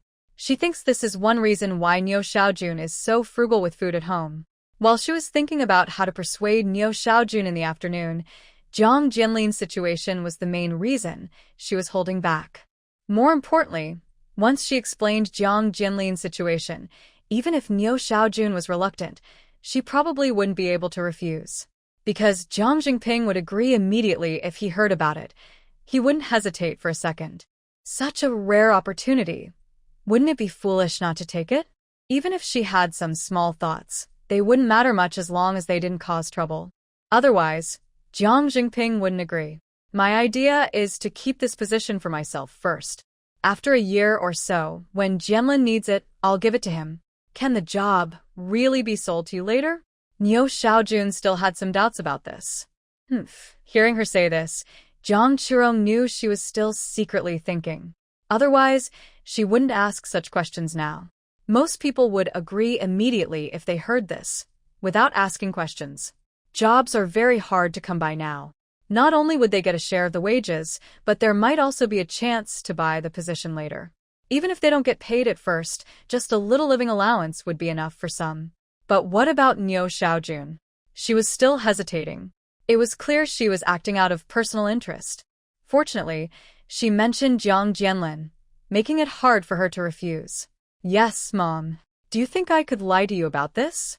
I heard that the person's leg is probably ruined, but the family isn't giving up. They plan to go to the capital to see if there's any hope. But I also heard from classmates that even if he can stand again, he probably won't recover fully. His leg is crooked, and he can't go back to the factory. After hearing this, Niu Xiaojun nodded. That's true. No factory would want someone with a disabled limb. Can the person really give you half the wages? How much exactly? Regarding how much money Niu Xian receives each month, she has thought about it for a long time. She doesn't want to talk about it too much, but she's also afraid that Niu Xian might suspect if she says too little. After much consideration, she finally came up with a middle ground. 30 yuan. 30 isn't a lot, but it's not too little either. After all, this is only half of her salary. If Jianlin gets a job in the future, he could earn 60 yuan. And now the factory wages increase a little each year. By the time Yaoer starts working, it might be more than 60 yuan. Having this much salary would be great. She could also choose a decent wife. Niu Xian isn't very happy with her eldest daughter-in-law, Lu Yuzhen. Their family isn't well off, and her own work is quite hard. As she gets older, she worries she might not be able to handle it anymore. When Jianlin finds a wife, she hopes he'll choose someone who works in an office. Not only would that be more respectable, but the salary would also be higher. Thinking of this, her face finally shows a slight smile. Jiang Chunrong has been watching her closely. Seeing her expression, she feels confident. She plans to work harder and succeed. Mom, Jianlin is doing well. If he gets this job, he can find a good wife. We can choose someone who is respectful to you. Just wait and enjoy your happiness. This comment touches Niu Xian's heart.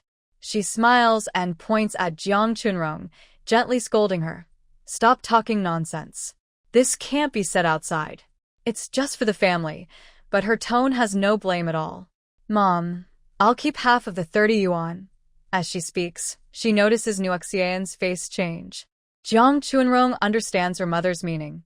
Before she can speak, she quickly explains, this half, besides covering some of my living expenses, also helps maintain relationships at the factory, including with my classmates and the shift supervisor.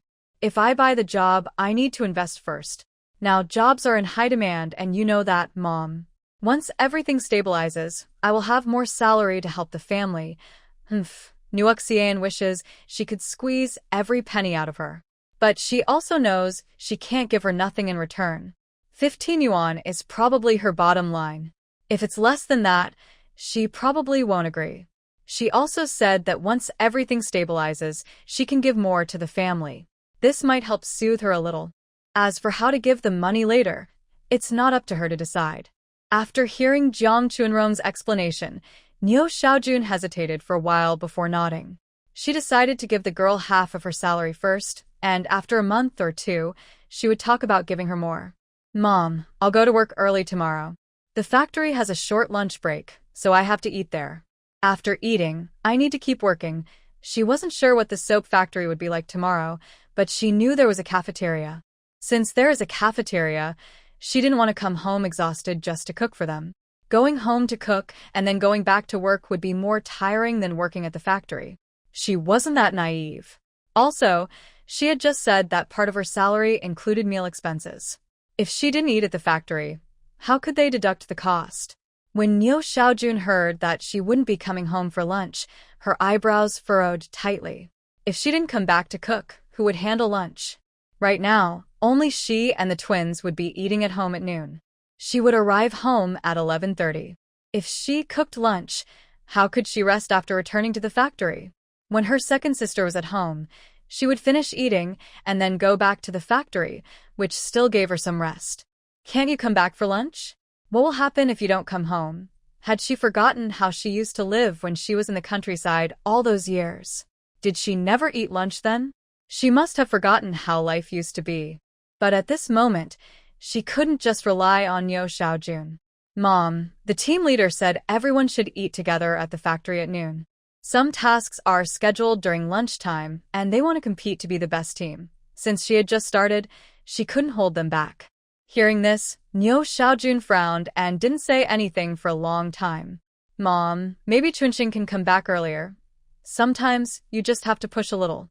At this point, she had to bring Chunxing into the plan. But what she said didn't really have much meaning.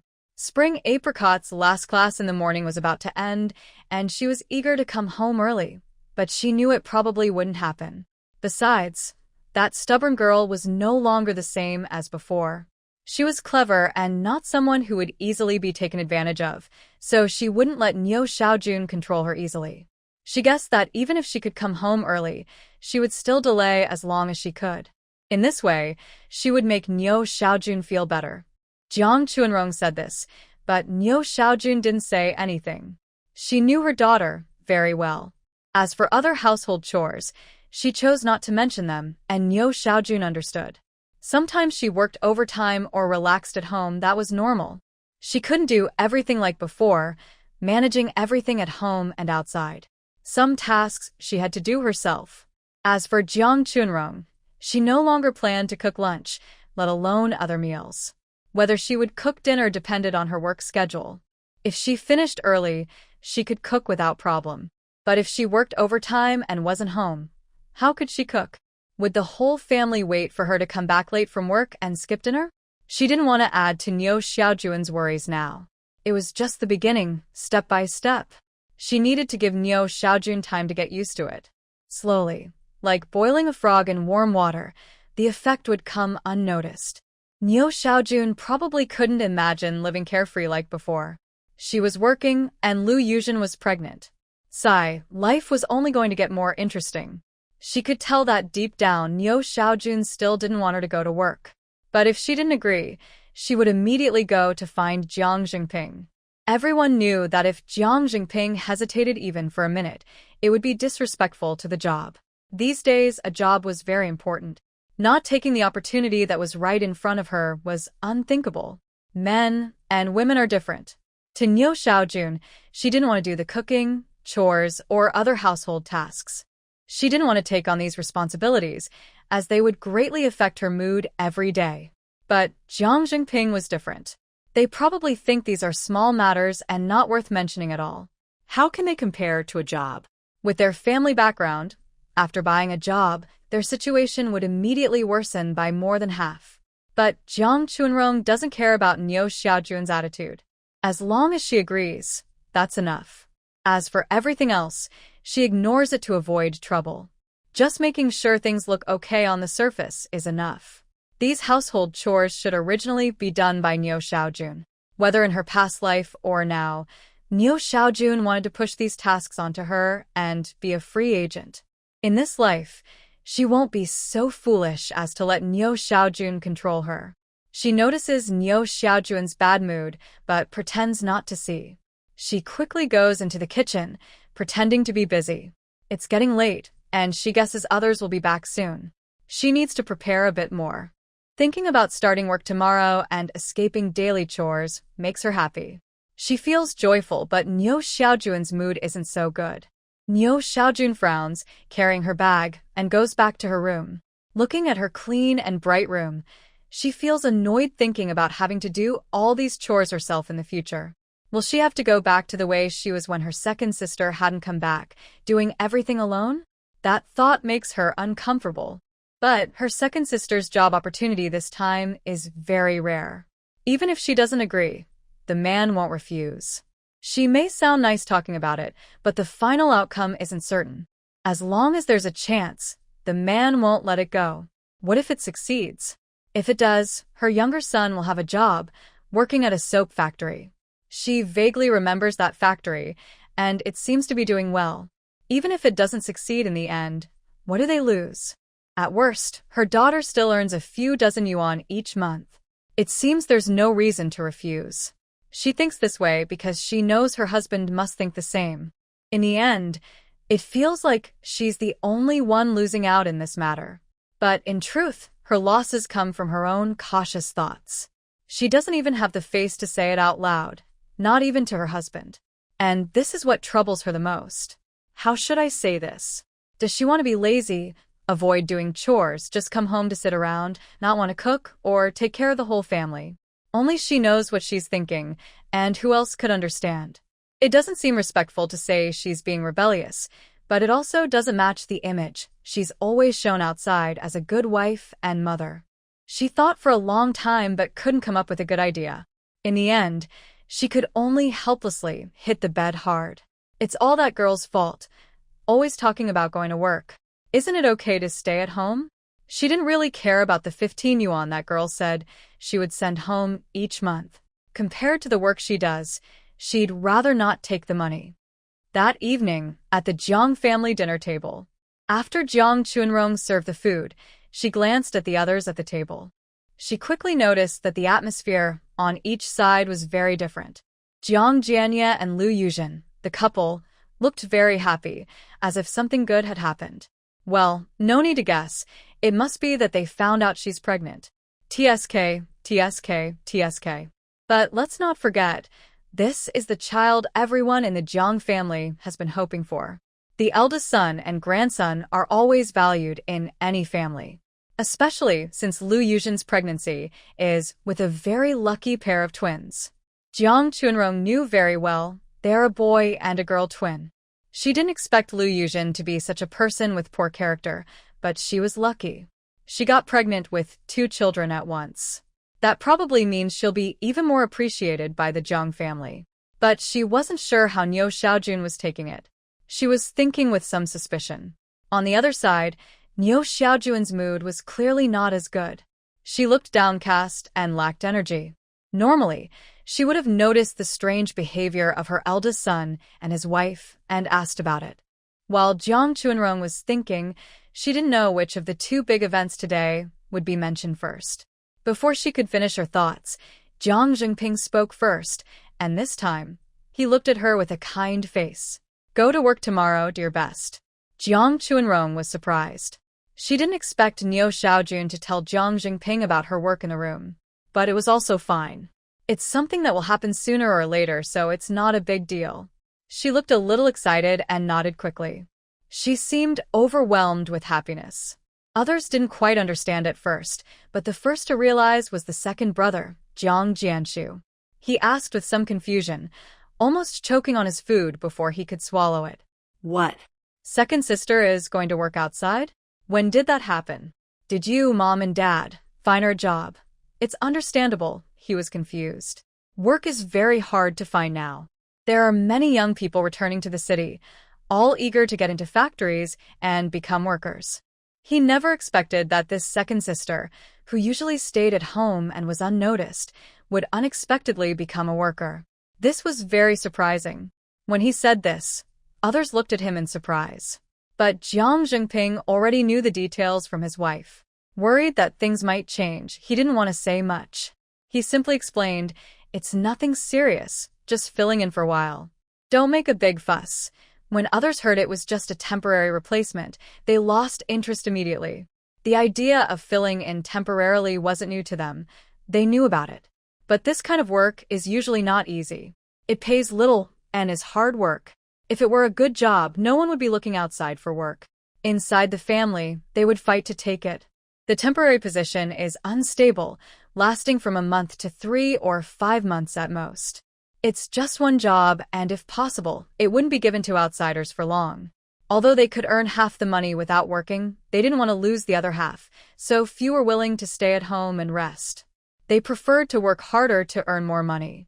When the people present heard Jiang Chunrong was filling in, they immediately lost their interest in asking questions. They guessed that someone saw this quiet, hardworking girl, and recommended her for a job others didn't want. But one person didn't agree. Jiang Chuanxing. Jiang Chuanxing has been sensitive and thoughtful since childhood. When she heard that Jiang Chuanrong was going to fill in, she didn't think about work. Instead, she thought about her sister, Nuxian, and how similar her situation was. Her second sister was going to work, so what about their family? Now, she makes her own clothes and keeps her room tidy. Since her second sister said she was going out to find a job last time, her clothes and room haven't been taken care of by her sister again. This was just a minor issue. She went to work. Who will do the chores at home? Who will cook the meals? Could her mother do it instead? But if she knew that after working, Nuxian would come home and cook, she wouldn't be in a good mood. Her face was usually very grim. Sometimes she would even get angry and upset, making her feel nervous when eating at home. And when her mother was in a bad mood, she would insist on giving her more chores. Although she could use her cleverness to avoid some tasks, there were times she simply couldn't escape. So she had to help her mother busy herself with chores. Does she have to wash her own clothes, tidy up her room, make her bed, and also help in the kitchen and with other housework? She really didn't want to do that. She was still a high school student and still in school. How did her second sister find a job so easily? While eating, she kept glancing angrily at her second sister. Can't her second sister just stay out of trouble? She went out to find a job and, surprisingly, found a temporary position. Although temporary jobs usually don't last long, even if it was only for a month, she couldn't stand it. But she couldn't make that decision alone. Didn't her parents agree? She also wanted to go out and work to escape this home. Having a job and earning her own money would be so freeing.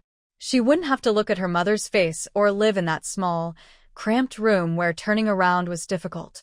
But thinking that she was only in high school, and even if she worked hard, she wouldn't graduate until 2 years later in her third year. She felt very discouraged. Why does time pass so slowly? Jiang Chunxian was still thinking about Jiang Chunrong's job when suddenly she was stunned by some news.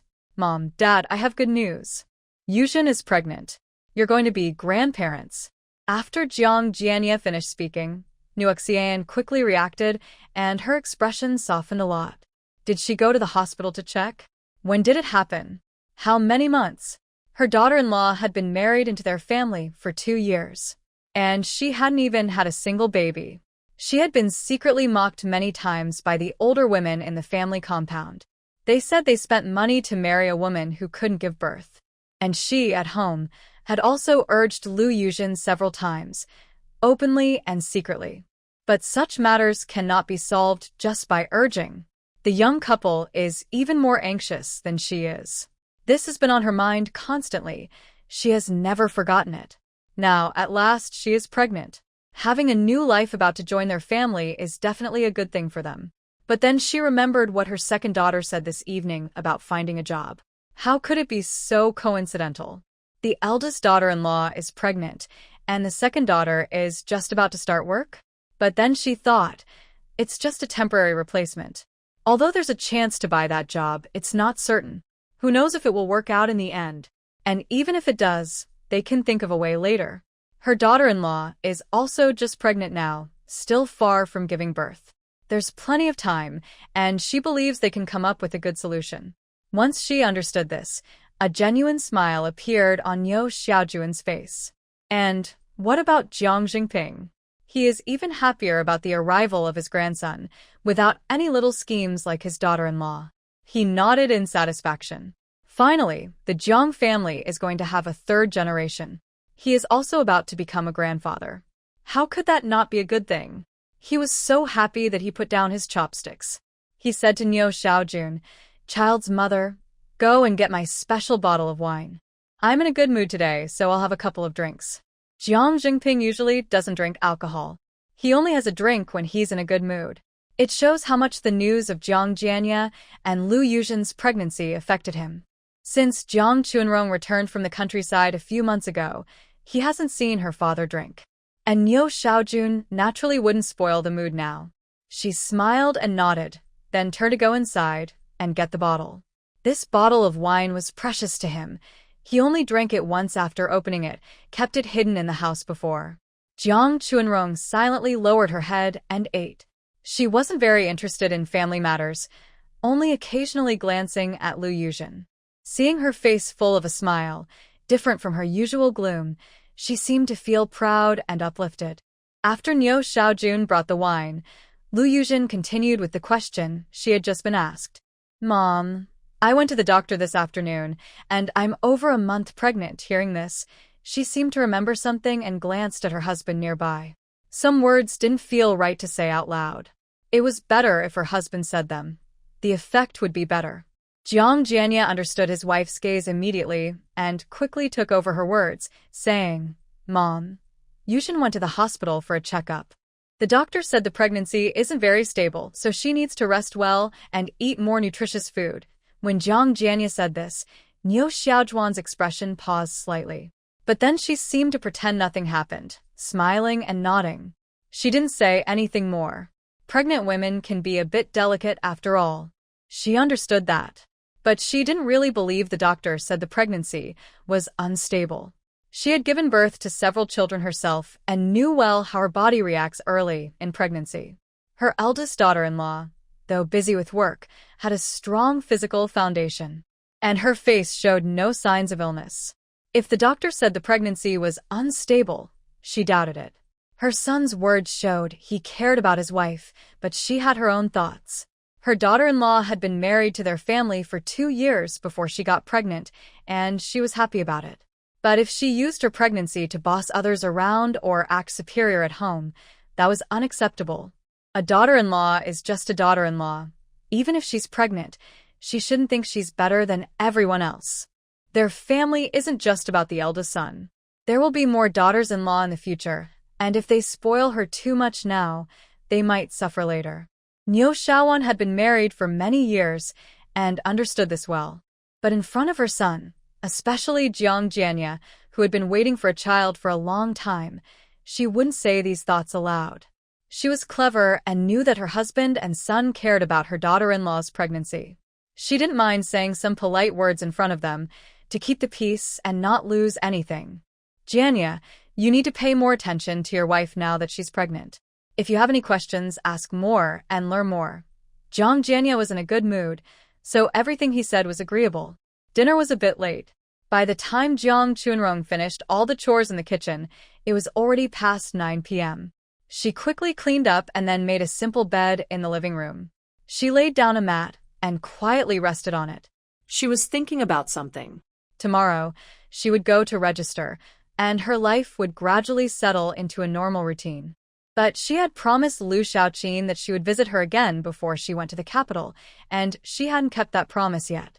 Counting the days, Lu Xiaoqin would leave for the capital in just a few days. She had already taken leave from work, which felt a bit awkward. It seemed she should visit Lu's house after work to avoid worrying Lu Xiaoqin. She had said she wanted to have a good talk with Lu Xiaoqin this time, but she might end up breaking that promise. If she returned home too late after work, she could explain to Niu Xiaojun that she was working overtime. But starting a new job and working overtime right away didn't look good. It was better to go home early. Although she told Niu Xiaojun this afternoon that it was for one reason, her thoughts and plans were different. During dinner, Lu Yuzhen mentioned she was over a month pregnant. Others might not know, but she was very clear. Lu Yuzhen had suffered a lot during this pregnancy, whether because of poor fetal health or because the twins were very active. Overall, she was having a hard time, because she was carrying twins. After they were born, the babies were very lively. They caused chaos at home day and night. Taking care of children was no easy task. In her previous life, she had to stand all day working at a textile factory, then come home and take care of 2 children at night. That hardship was terrifying to think about now. But in this life, she didn't want to give anything up again. What would happen in the end? It didn't concern her. She wasn't the mother or grandmother of the children. If she stayed at home and Niu Xiaojun was busy or overwhelmed, she might do something to her, or even force her to quit her job and stay home to take care of the children.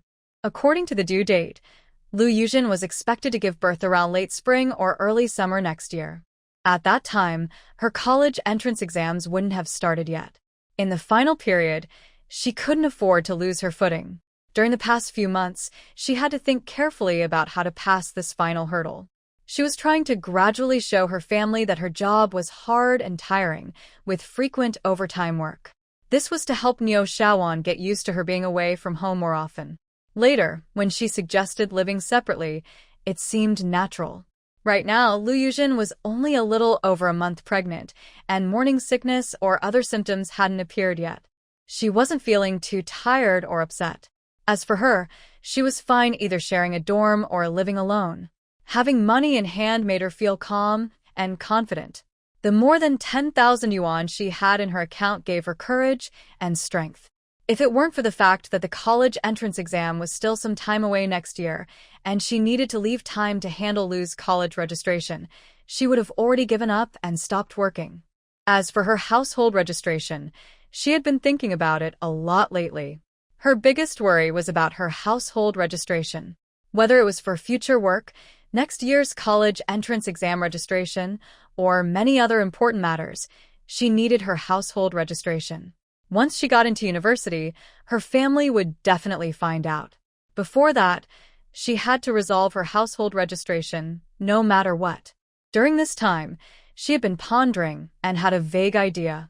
Leaving her household registration unresolved was like a sword hanging over her head. It made her feel uneasy all the time. Her parents controlling her household registration was like Sun Wukong trapped under the Buddha's five-finger mountain. No matter how far he flew, he would eventually have to return to the Jiang family. Of course, she didn't want that. She needed to settle this once and for all, permanently. But there were still some things she needed to find out and ask the relevant agencies about. If it worked out, she wouldn't have to wait until the college entrance exam. There would be a way to solve it earlier. She repeatedly thought about her plans for the coming year, felt confident, and then slowly fell asleep. The next morning, Jiang Chunrong woke up very early to go register. On her first day at work, she prepared breakfast herself. As for what to do afterward, she would explain it to her family after she started working. Breakfast was the same as before. Steamed buns made from the dough she had prepared earlier, some corn porridge, a bowl of sour beans, and a piece of salted vegetable, and that was her breakfast. Jiang's family always has simple breakfasts. After finishing breakfast, she suddenly remembered that Lu Yujin was pregnant. Yesterday, Jiang Jianya said he hoped his mother could make some good food to help Lu Yujin regain strength. He said Lu Yujin was still weak, but after thinking for a moment, she decided to forget about it. Helping Lu Yujin recover shouldn't be seen as her trying to flatter him. If she takes good care of her, it might cause trouble later. Moreover, Neo Xiaojun hasn't even spoken about this yet. Lu Yujin has always been a bit reserved, and now that she's pregnant, her thoughts might be twisted. It's better to stay away from her. Neo Xiaojun just needs to do as she says. She won't make mistakes. Sure enough, during breakfast, Lu Yujin noticed that today's meal was the same as before. Nothing had changed. Her brow immediately furrowed. She looked at the man beside her. Jiang Jianya first glanced at the dishes on the table, then his face looked unhappy. Second sister, didn't you say yesterday that your wife is pregnant and needs good food? Why are we still having the same old meals this morning? Jiang Jianya was very displeased. His wife was carrying the family's first grandson, so how could they ignore that just because it was yesterday? His second sister was the same. She's always forgetful and clueless, needing him to tell her everything. Even at work, she acts like a wooden post. But Jiang Chunrong seemed not to hear him at all, still focused on her rice. The one in charge of food at home was Neo Xiaojun. If she didn't allow or speak up, who would take the food? Whether it was eggs or other good things, they had to be bought with money. Could she just make money out of thin air? As for Neo Xiaojun, she had been thinking about two things that happened last night, and her mental state was clearly not good. Her eyes looked dark and heavy. Early in the morning, she heard her eldest son complain about not getting eggs for his wife and felt a bit upset. She also cared about her eldest grandson. But that was nothing. Her eldest son only cared about his wife and the baby in her belly. Is it possible that even she, as the mother, has to stay back and make room for her daughter-in-law? At this moment, Neo Xiaowan had already forgotten about her daughter-in-law's pregnancy joy from yesterday. Her mind and eyes were full of her son thinking only of his wife, which made her feel unhappy. But Neo Xiaowan was not Jiang Chunfang, and she had learned not to show her feelings after all these years. She still kept her usual calm face and looked at Jiang Chunrong, speaking slowly and evenly. Chunrong, from now on, every morning, you should boil an egg for your sister-in-law. When Jiang Chunrong heard this, she nodded gently and said, since her mother said to give an egg, she would give an egg. After all, the money for the eggs was something Neo Xiaowan would list separately. And if she used her allowance to buy vegetables later, the money for the eggs would also be counted separately. Jiang Jianya heard his mother say she would boil an egg in the morning. He immediately felt a bit unhappy. His wife had finally become pregnant, and she was only eating an egg in the morning. How could that be enough nutrition? His wife worked in a textile factory with a high-intensity workshop, standing all morning. Not to mention one egg. Even 3 eggs might not be enough for her. He questioned aloud. Mom, Yuzhan is pregnant now. Isn't 1 egg a bit too little? Shouldn't it be 2 eggs? Lu Yuzhan, being a sensitive and thoughtful woman, quickly noticed the difference between her mother-in-law today and last night. She wanted to stop her husband, but before she could, he spoke quickly and said it all. After thinking for a moment, she decided to let it go. Since the words had already been spoken, there was no point in stopping him now. 2 eggs, honestly, were not a lot. The Jiang family could still afford it. Their life was decent. They might not eat very well, but they could eat enough. Now, adding 2 eggs was quite good. As for Neo Xiaowan, after hearing Jiang Jianya's words, she didn't even lift her head and kept eating her corn porridge. She was calculating in her mind. 2 eggs a day over a month would cost quite a bit of money. This money would have to come out of her and her husband's pockets, which naturally made her unhappy. Seeing that her son only cared about his wife, she also started to feel displeased. She is still very young, just pregnant. After a month or so, we can add 2 eggs then. Big brother, why are you so worried? I gave birth to you and your siblings. Don't you understand that? Don't worry too much. Focus on working hard at the factory. Earning more money is the right thing to do. Neo Xiaojun values money very much. She's only about a month pregnant, and she eats 2 eggs every day. That's not good. She should wait a few months until her belly shows more, then maybe she can eat 2 eggs without problems. Starting to eat extra food so early is not right. In the future, there will be more daughters-in-law in the family, not just Lu Yuzhan. If Lu Yuzhan breaks the rules, how much money will the family have to support them? When Jiang Jianya heard his mother say this, he was speechless for a long time. His mother, Neo Xiaojun, was right. She had 6 children and raised them all safely.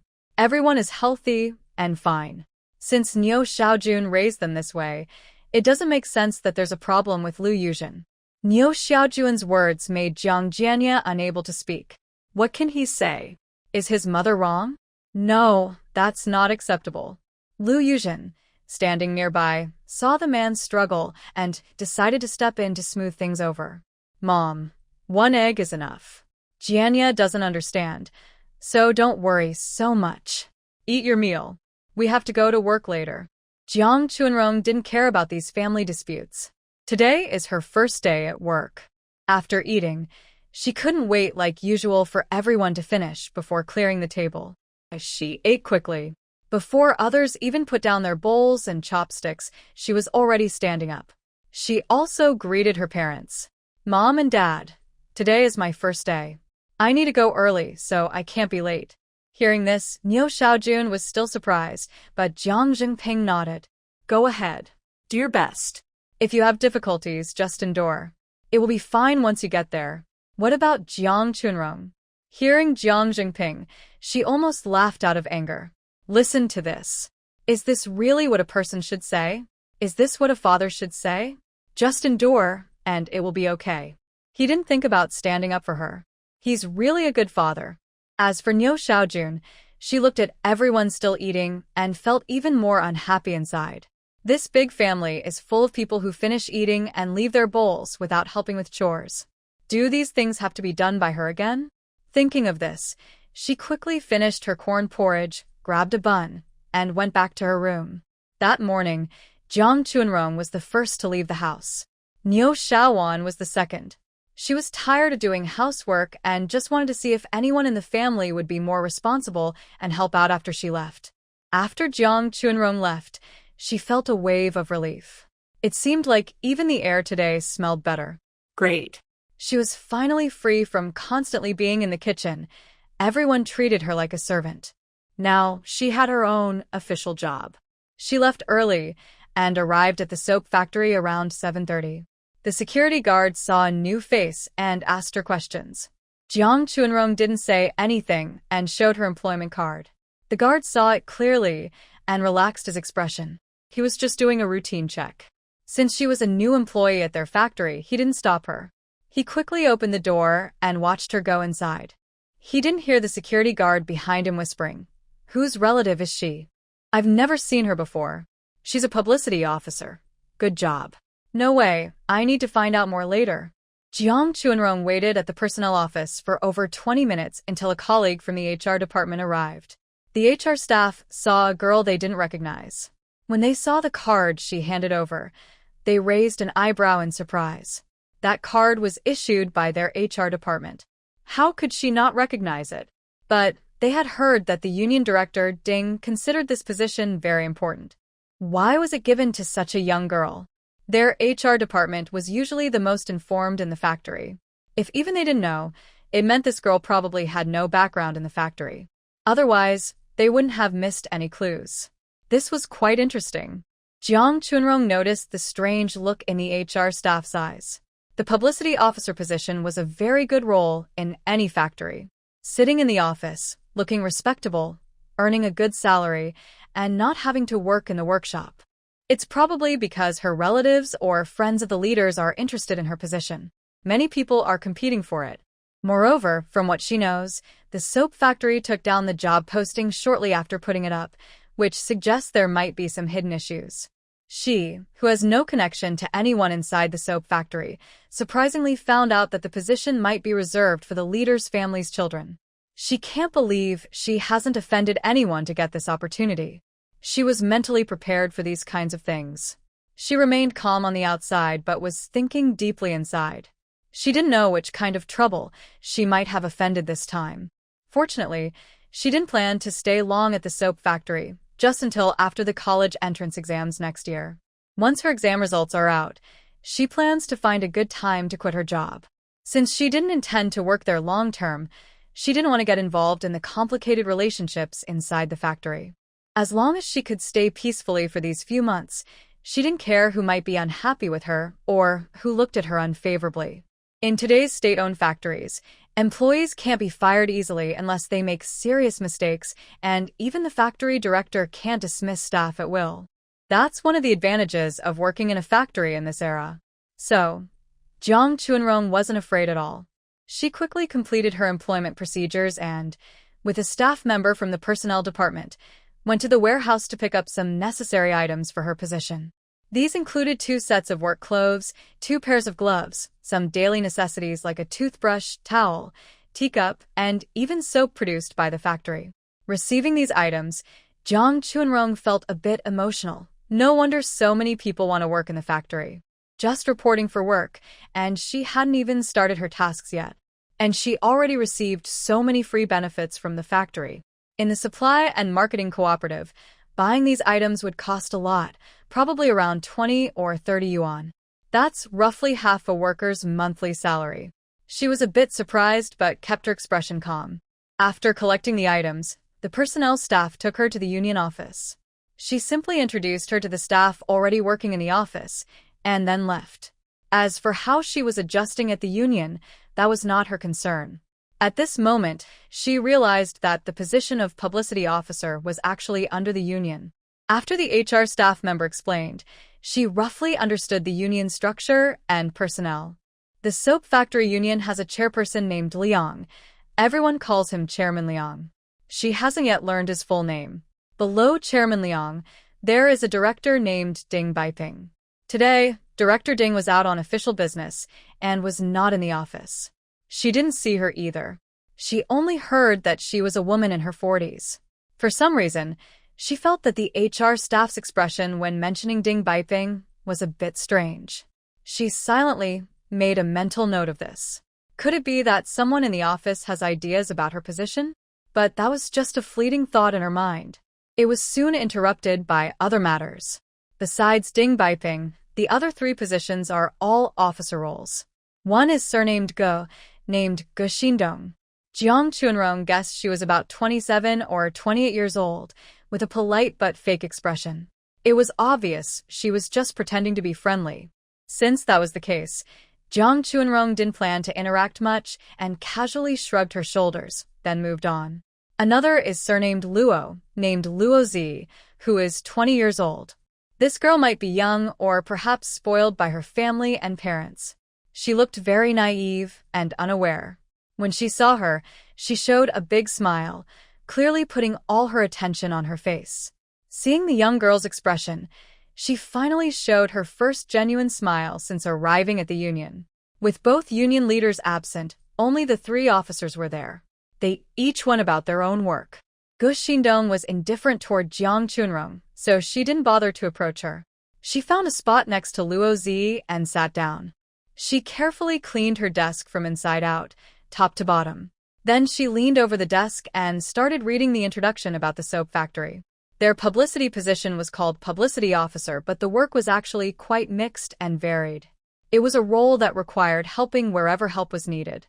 The office stayed quiet all morning until just before noon, when 2 people walked in from outside. Hearing Luo Zi's greeting beside her, she realized that the chairwoman and director Ding Baiping had returned. She quickly stood up. As for Liang Songxiu, she knew a new employee would be joining their department today, so she hurried to the office before the end of the shift. Since the newcomer had arrived, she had to show up and make an appearance. Although, after learning more, she found that the new person wasn't quite what she had imagined. She didn't mind much. Good positions were always limited, and everyone wanted one. In such cases, it all depended on one's own ability. The young woman had managed to stand out among many candidates, which showed she had some skill. When the position was being recruited, she had suggested using a test to decide who would get the job, precisely for this reason. Sometimes, the publicity officer needed to go out and represent the factory in public matters. She didn't want someone incompetent in that role. It would hurt the factory's reputation and make her look bad as well. As for the small tricks used during recruitment, those were just part of handling things smoothly. To reach the position of union chairwoman, she might not be perfect in every way, but she knew how to show the right attitude and give proper respect to her superiors. If others failed to seize their chance, that was their own problem. It had nothing to do with her. She had given everyone a fair opportunity. In the end, the young woman was chosen and became part of her team, which meant they were meant to work together. She wouldn't treat her differently. Everyone would be treated the same. As for others, her eyes briefly glanced at her subordinate, Ding Baiping. She knew Ding had been trying hard to get this position for her own niece. But since the niece lacked ability, all that effort ended up wasted. It was natural for Ding to feel unhappy about it. Whether the new girl could hold her ground under Ding's pressure, she would wait and see. Everything from now on would depend on the young woman's own ability. Before she came in, she should have understood what a publicity officer does. This role is not suitable for just anyone. Being able to get along with both sides is already good. After Liang Songxiu entered, she saw Jiang Chunrong stand up. She looked her over a few times, nodded, and smiled politely. This is the new young comrade today, right? Is your surname Jiang? From now on, Officer Jiang will be part of our department. This is Director Ding, whom you should also get to know. In the future, we are all colleagues. We should work together to help the soap factory grow and improve. Little Jiang, since you just arrived, if you have any questions, you can ask Director Ding or other officers. The person named Director Ding Baiping, after entering, glanced at her sideways with a light, dismissive look, then didn't look in her direction again. When she heard the chairman's words, she only barely smiled and didn't say anything. Seeing this, Jiang Chunrong understood clearly. It seemed that director Ding Baiping had a strong opinion of her. She guessed it wasn't about her as a person, but about her taking the publicity officer position. Fortunately, she had prepared herself mentally before coming. She wasn't too affected by director Ding Baiping's obvious dislike. At least, the head of their union, Chairman Liang Tsongxiu, treated everyone equally. She didn't know what was really in his heart, but that was enough. As someone with no power or influence, it was good enough that the department head didn't target her. Other things, she wouldn't get her hopes up. As for director Ding Baiping, though she held the title of director, what does that matter? Even a director can't just dismiss her because she's unhappy with her. If they could keep a peaceful distance, that would be best. But if she insisted on targeting and suppressing her, she wouldn't be a pushover, letting her do as she pleased. Not long after Chairman Liang finished speaking, it was time to eat. Jiang Chunrong was about to go downstairs with a few others. She hadn't been to the cafeteria before and didn't know how it operated. In the blink of an eye, the office was empty. There was no choice but to go find it herself. Just as she locked the door and turned around, she saw Luo Zi standing around the corner, smiling softly. It was obvious she was waiting for her. "Come quickly, Chunrong, I've been waiting for you." She knew that Jiang Chunrong was coming to the soap factory for the first time and was unfamiliar with the place. She thought about helping her, so she wouldn't feel too lost. But before they even left the house, Ge Xindong pulled her out the door. She understood what Ge Xindong meant. She was just worried that she and Jiang Chunrong would get close and offend Director Ding. No one was unaware of how Director Ding was before. They shared an office, after all. Before hiring, Director Ding had been planning for a long time and already considered the publicity officer as part of her own team. Even the small tricks in the previous job advertisement were mainly her doing. But she didn't expect that all their plans would be foiled by unforeseen circumstances. Her relative's child was not doing well and didn't pass the exam. She heard that Director Ding almost took the exam paper to her relative's house, but because the paper was kept by Chairman Liang himself, she stopped. She understood Ge Xindong's worries. Director Ding was the boss, and if she favored them, life would be difficult. But she wasn't afraid. Especially after seeing Jiang Chunrong for the first time, she felt very friendly toward her. They worked in the same office, so what's wrong with getting closer? Director Ding was strict about everything. Could she really control their friendships? Ge Xindong was still too cautious. "Thank you so much. If it weren't for you, I wouldn't know where to go and would have to ask someone. It's nothing. We're in the same office, so it's only right. Let's walk faster, or all the delicious food will be gone." They arrived at the cafeteria, where many people were already waiting in line. It was crowded, so they didn't say much. After a while, it was their turn. When she saw her, the cafeteria worker, who clearly recognized her, greeted her warmly. "Xiao Luo, today we have your favorite braised pork. Would you like a serving?" Hearing about the braised pork, her eyes lit up immediately, and she nodded eagerly. "Yes, yes." Then she turned to Jiang Chunrong and said, "Chunrong, the braised pork here is amazing, really delicious. But the other dishes are good too." However, for some reason, the young girl didn't ask for a portion herself. From Jiang Chunrong's outfit today, it was clear her family was not very wealthy.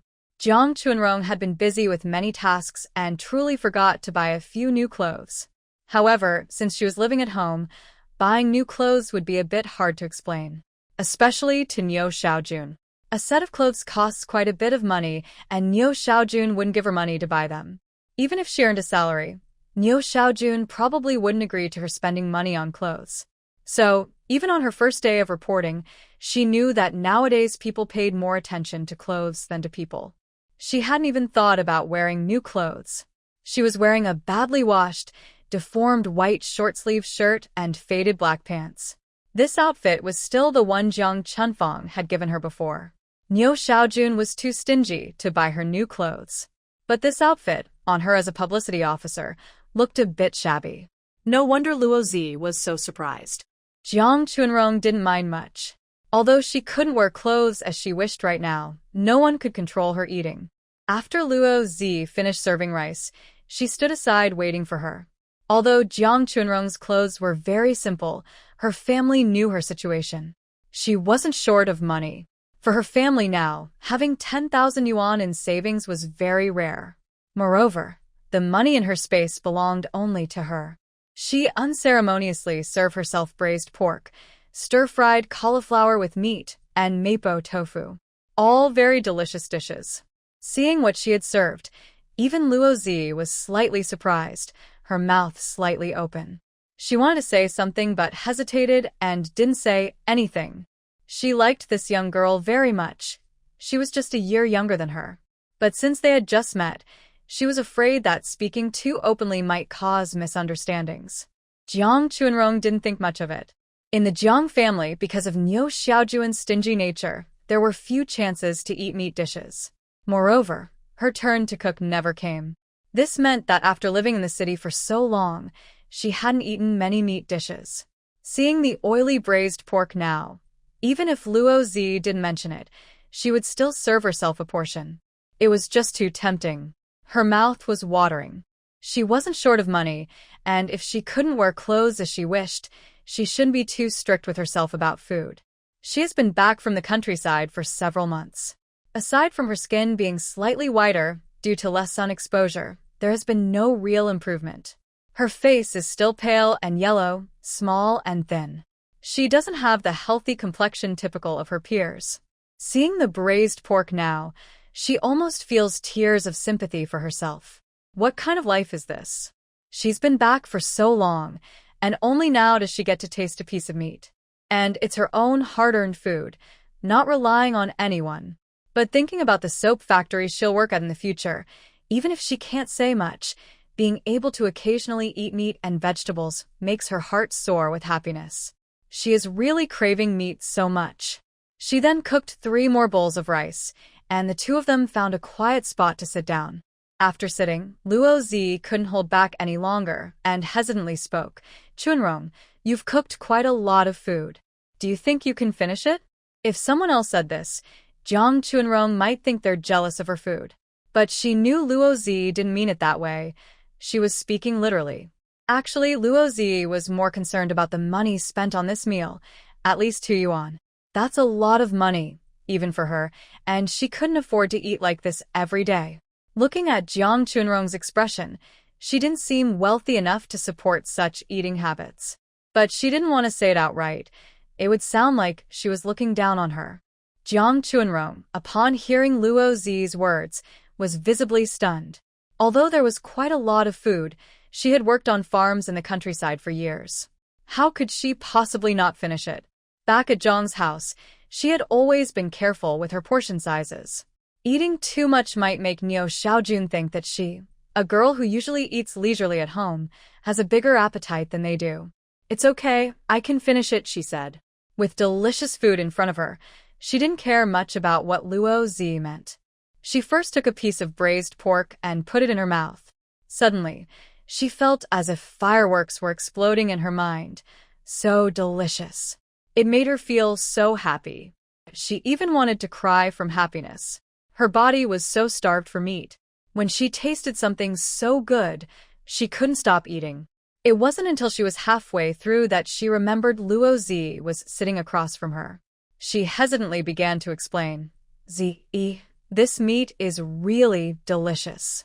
Do you have it every day? Luo Zi wasn't surprised by her comment. Now, meals are rare, let alone the braised pork in their factory, which is famous for being very tasty. Most people who try it for the first time feel the same. However, hearing Jiang Chuanrong say this, she just chuckled kindly. That's impossible. Pork is hard to buy now. You're lucky. On your first day, you actually managed to get some meat from the factory. Seeing Jiang Chuanrong look disappointed, she quickly explained, but the other dishes in our factory are also very good. You'll see once you've been here longer. Jiang Chuanrong nodded and said nothing more. She continued eating quietly. Meanwhile, Luo Zi across from her. Earlier, while Jiang Chuanrong was eating, she was pondering something. But in the end, she decided to remind her. She was glad to have met a friend she liked, and didn't want her to be troubled. Chuanrong. She stammered a bit, unsure how to say it. Jiang Chuanrong was surprised by her tone. What was wrong with this girl? Could it be she had some trouble and was asking her for help? But since she had just arrived and based on her clothes, it probably wasn't serious.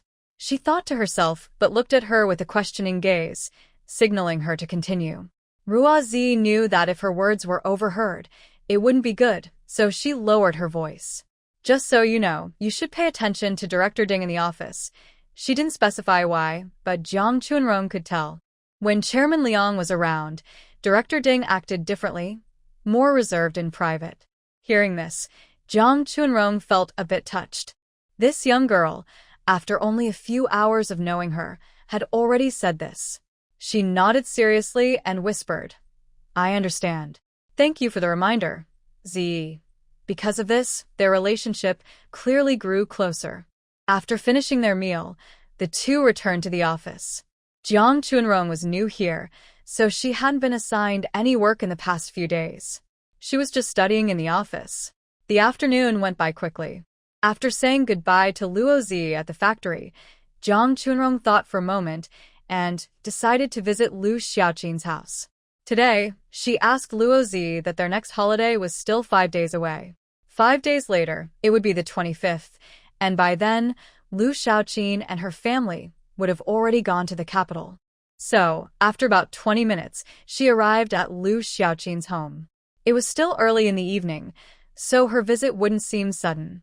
Not long after she knocked on the door, it opened. Lu Xiaoqin was the one who opened it. Seeing Jiang Chunrong, she was very happy and excited. She kept saying, "Why did you come so late?" "I was waiting anxiously. In a couple of days, I'll be going to the capital, and if you come any later, I might not see you again." Hearing this, Jiang Chunrong joked, "Then we can meet in the capital." Lu Xiaoqin paused, as if she had just thought of something, and then she jumped up happily. "Oh, I didn't think of that. Next year, you'll probably also be taking exams to go to the capital. When that happens, we can see each other again in the city. That's great. When you go next year, you must come find me." Don't forget, her trip to the capital was planned according to her parents' wishes, and she probably wouldn't come back for the new year. Some things had to be done carefully and cautiously. Since Jiang Chunrong brought it up, she also had that intention, and she nodded with a smile. Her parents weren't home yet, so only two young girls sat in the living room, chatting happily. When she learned that Jiang Chunrong was leaving in a few days, she asked with concern, "Have you prepared everything?" Although it was summer now, the climate in the capital was similar to theirs. Winters came quickly and was very cold, so she needed to prepare early. Lu Xiaoqin casually waved her hand and said, "It's okay. My mom said she would buy things for me in the capital. She only brought a small part of what I need." Hearing this, Jiang Chunrong realized that with Lu family's wealth, they didn't need to worry about good things in the capital like ordinary people do. She had been overthinking. The two of them exchanged a few more casual words. Especially when Lu Xiaoqin learned that she was now a publicity officer at the soap factory, she happily gave a thumbs up. She said that as long as she knew about the job openings, she was sure she could get the position. What Jiang Chunrong didn't know was that while she was chatting with Lu Xiaoqin here, her family was having a big argument at home.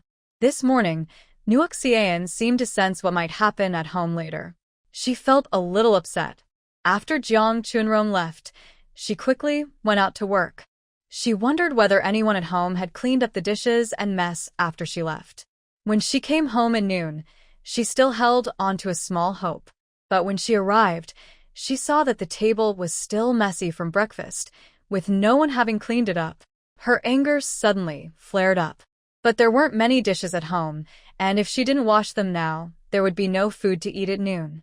And it was already evening. She reluctantly washed the dishes from the morning. Just as she was stumbling through cooking dinner, the twin children from her family returned.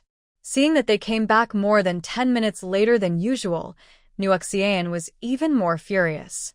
She didn't scold Jiang Jianlin, but pointed at Jiang Chunqing. "Your second sister went to work today, don't you know? Why did she come back so late? Can't she help out around the house? All day long, she just eats and eats. I'm getting old, and after work, I still have to cook for you. It's really bad luck for me. She's such a big girl now. Look at other families. Don't their daughters do chores?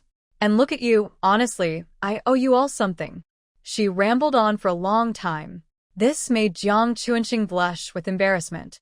Her mother's voice was so loud, and the house wasn't soundproof. Surely the neighbors in the building heard her. She was a grown girl. Did she have no shame? Her mother actually said all that about her.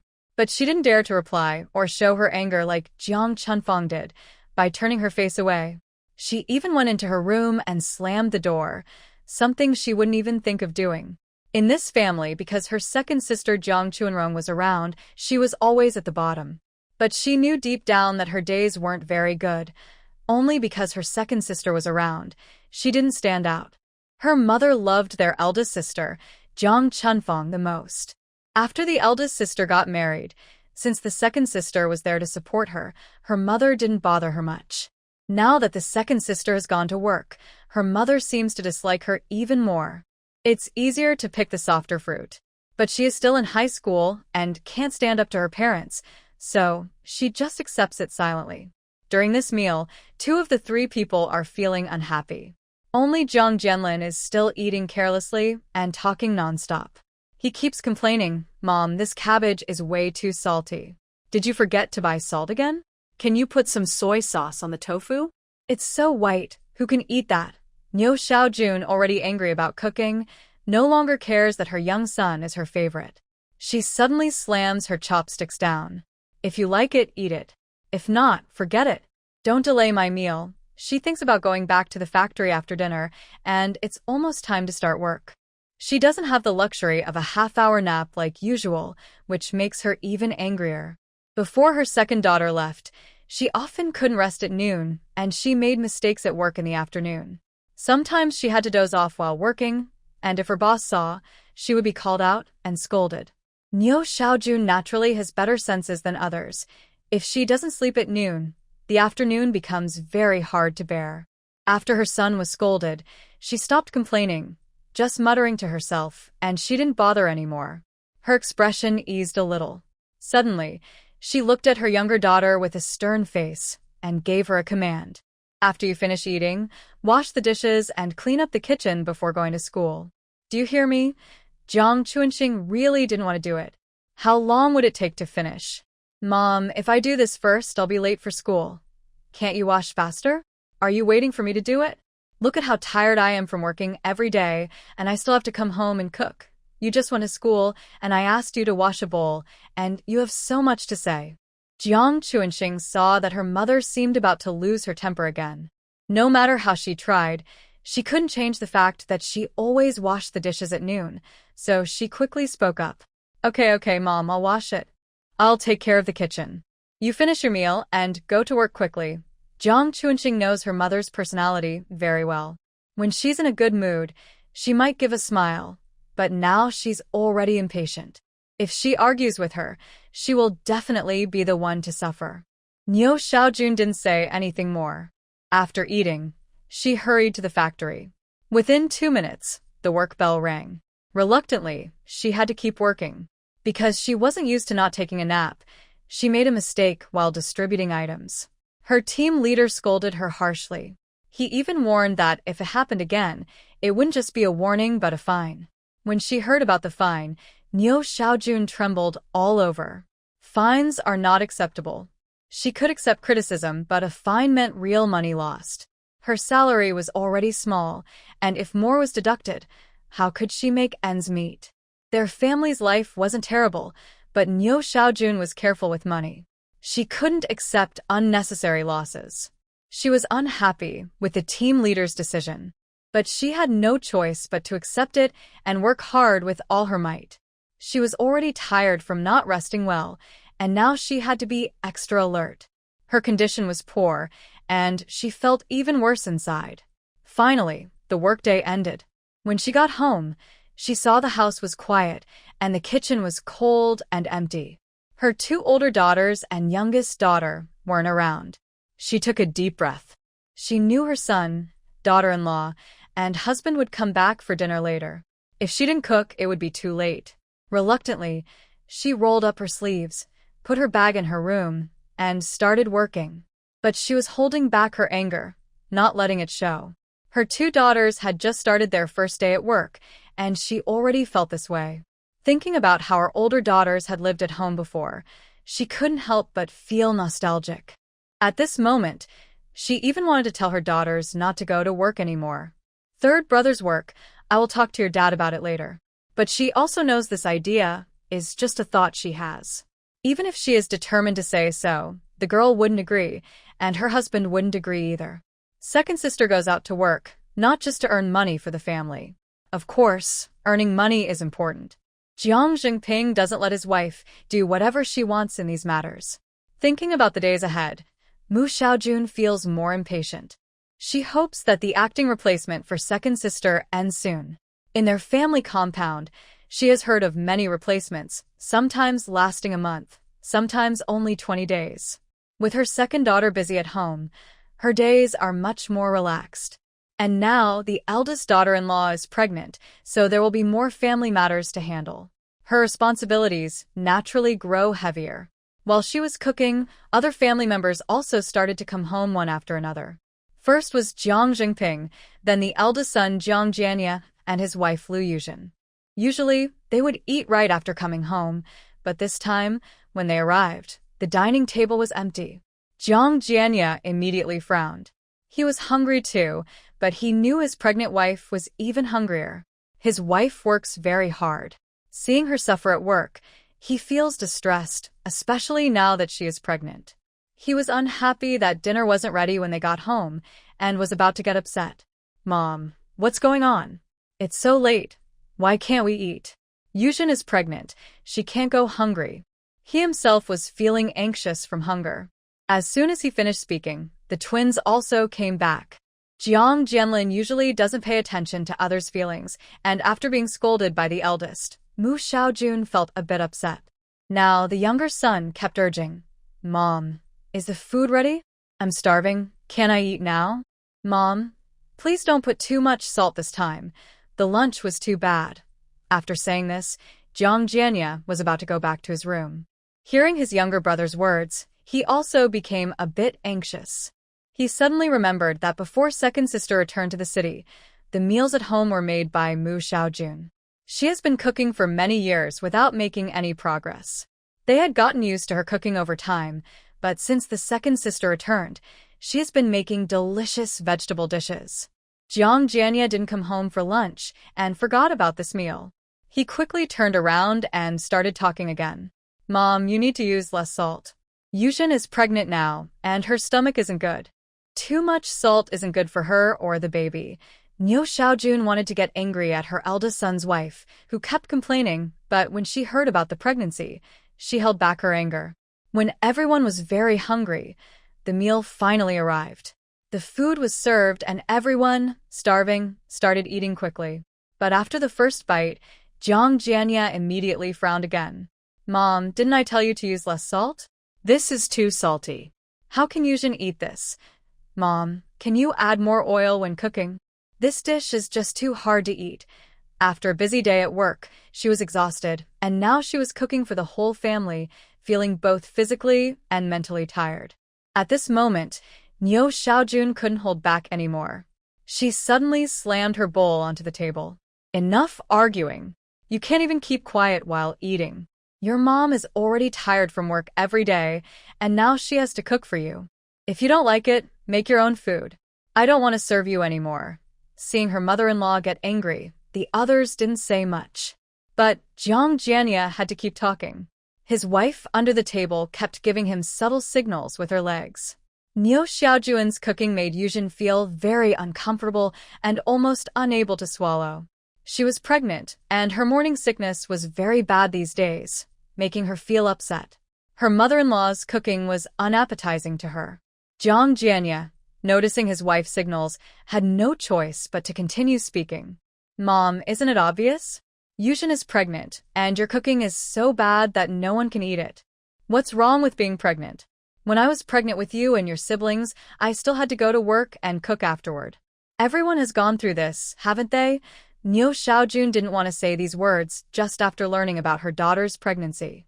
No matter how much the older brother talks about his wife being pregnant, he doesn't realize that when she was pregnant, she still had to do everything the same way. She didn't get any special treatment. Just as they were arguing, Jiang Chunrong came back. Jiang Jianya was scolded by his mother and didn't know what to do. When he saw his younger sister return, he remembered that she had been doing well before, but suddenly went out to work. Both his mother and wife were full of complaints. If she had just stayed at home quietly and not gone to work, none of this would have happened. But working was something their parents agreed on, so Jiang Jianya couldn't say much. However, now he looked at his sister and felt more and more annoyed.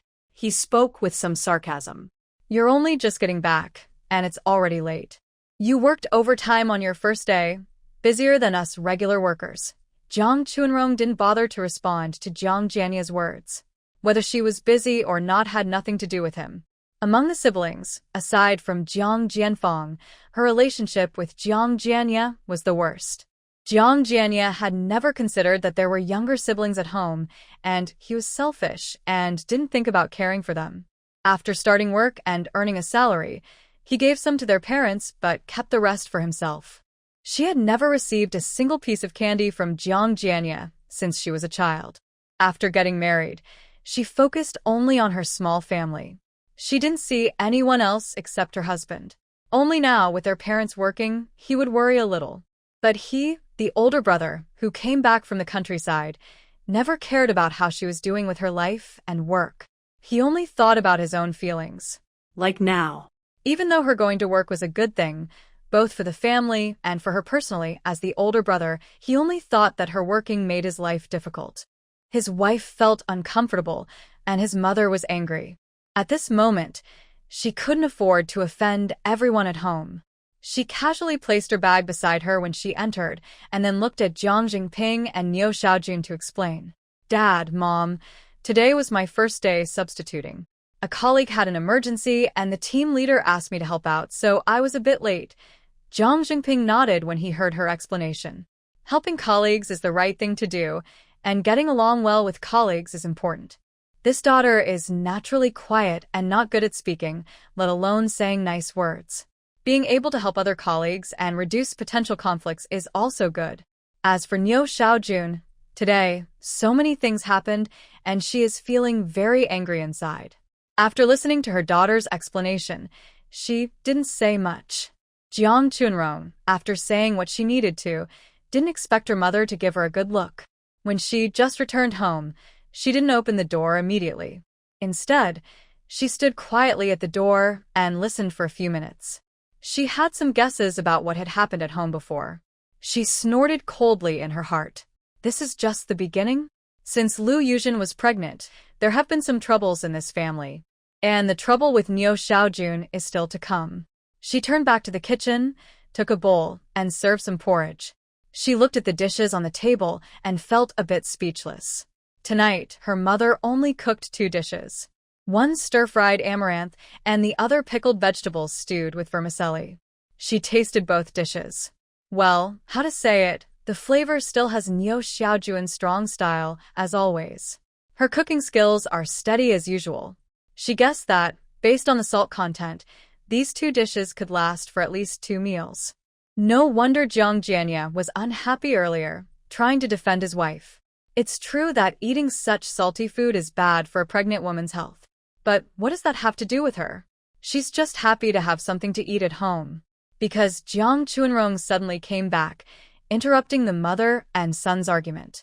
Lu Yuzhen didn't say much the whole time, but hearing her mother-in-law say that when she was pregnant, she still did whatever she wanted, made her very upset. What's wrong? Yesterday, she found out she was pregnant and was overjoyed. It's only been a day, and her mother-in-law's attitude has completely changed. She also didn't look at what her mother-in-law was doing or what she was doing. How can they be the same? She felt unhappy inside, and on top of that, the food her mother-in-law made was hard to swallow. She took a few bites and then threw down her chopsticks, turning back to her room. She decided not to eat anymore. She was worried that eating too much might not be good for the baby inside her belly. She may not understand everything, but she knows that eating such salty food is not good for the baby's development. This is her hard-earned pregnancy. If others don't cherish it, as a mother, she can't help but feel sad. After dinner, since she was at home, Niu Shaoan naturally blamed everything on Jiang Chuanrong. Jiang Chuanrong was mentally prepared when she returned and didn't refuse. She started helping right away. Niu Shaoan watched her second daughter work quickly and skillfully. She thought to herself that her daughter was really good at doing housework. After this shift ended, she still had to stay at home for a few more years to help her and ease her burden. Lu Yuzhen just found out she was pregnant and started trembling.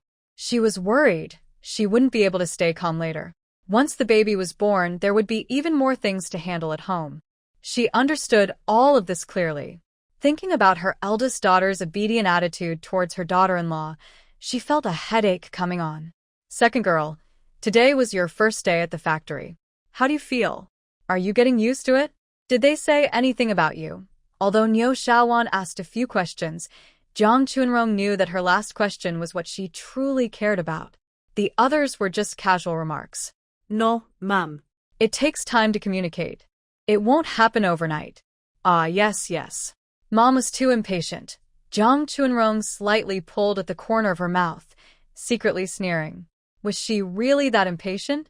After tidying up the dishes, she went back to the kitchen.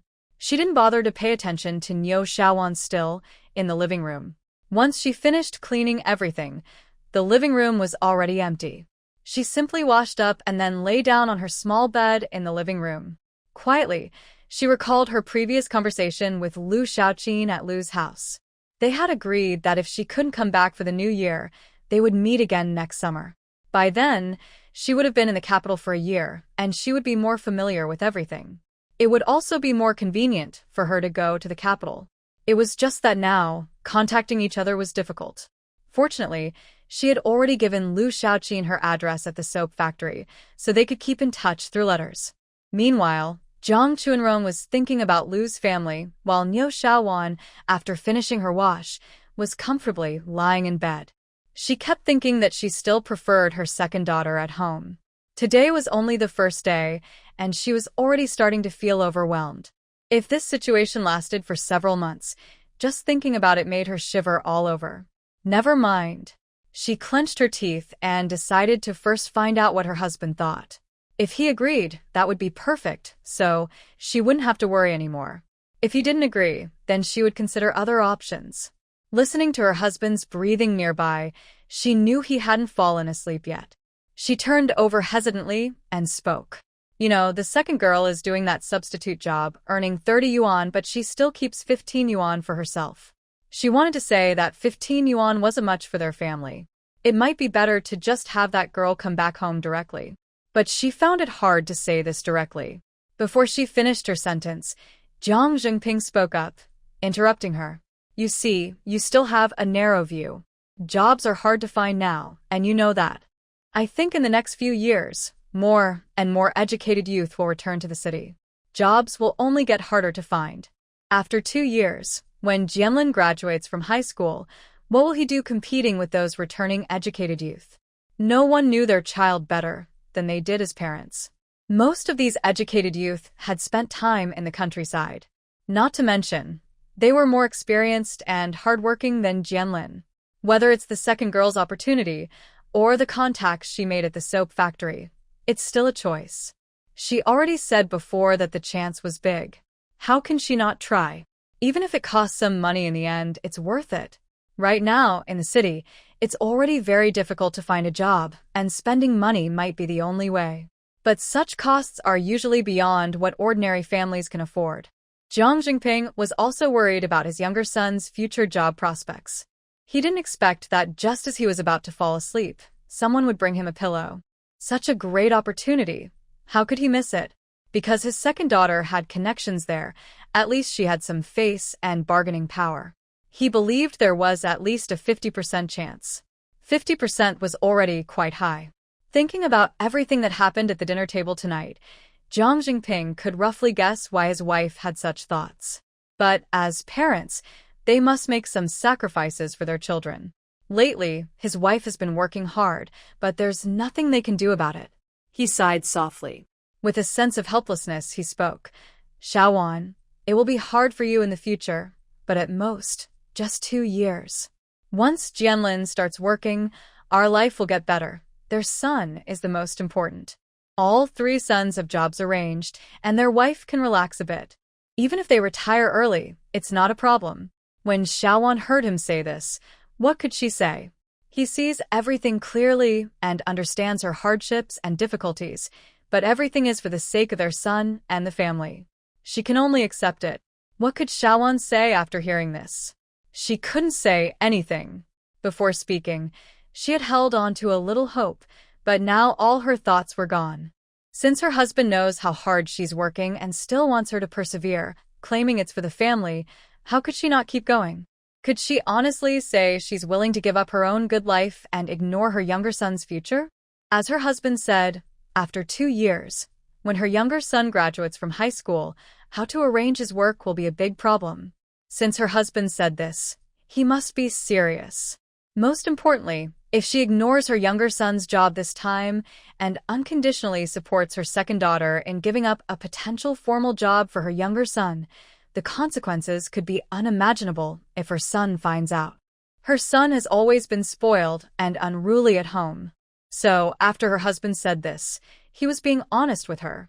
From then on, she couldn't use her second daughter's job as an excuse anymore and had to support her unconditionally. Now, this isn't just about her second daughter's job, but also about her younger son's future career prospects over the next 2 years. There's no room for any mistake. After gently nodding in response to her husband's words, Xiaowan said nothing more. She quietly reflected on her thoughts. And what about Jiang Xingping? He knew that what he just said needed his wife to understand and digest slowly. For a moment, the room fell silent, and no one spoke. Xiaozhuan's heart was filled with mixed feelings. She didn't know who to blame or resent. I can only weakly persuade myself to accept all of this. Since this happened, Jiang Chuanrong has clearly noticed that her mother's mental state is much calmer than before. It's like she has returned to how she was when she first came back from the countryside. She doesn't understand what has happened, but as long as it doesn't affect her, she doesn't care. At the soap factory's union office, she is becoming more comfortable. Although Ding Baiping still looks at her unfavorably, she is just a new clerk who hasn't even started proper work yet. She just wants to make things difficult for her, but hasn't found the right chance. Meanwhile, her relationships with the other 2 clerks are improving. Gu Xindong, probably because of his personality and family background, doesn't want to offend Ding Baiping and also doesn't want to cause trouble with a new clerk. He seems to be trying to stay neutral. When Director Ding is around, she doesn't talk to her. But when Ding Baiping isn't in the office, the 3 of them can chat normally like regular colleagues.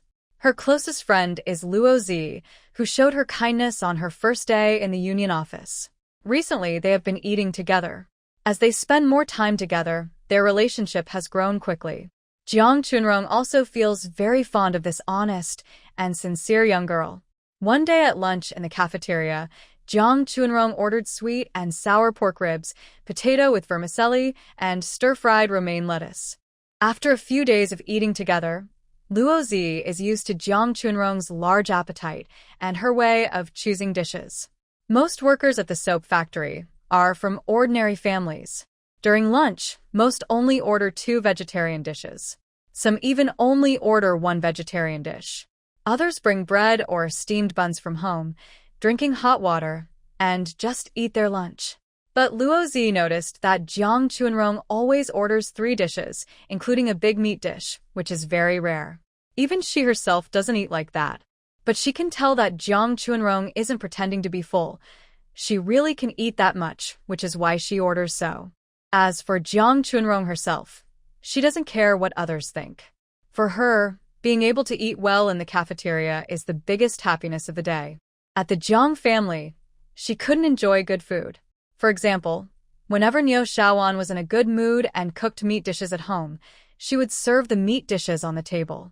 When she first returned from the countryside, she sometimes reached out with her chopsticks toward the dish, but each time, Niu Xiaowan would instinctively glance at her and then cough softly. Especially the meaning behind that look. How to describe it? Even now, when Jiang Chunrong thinks back, she feels uncomfortable all over. It was a look filled with contempt, a sense of warning, and even some disbelief. as if, as the girl of the house, she didn't deserve to eat that meat dish.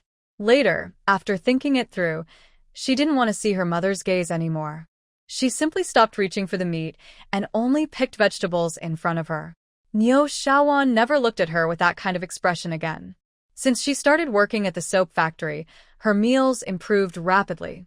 Although she still ate at home in the mornings and evenings and couldn't enjoy many good things, having a proper lunch in the middle of the day made a big difference.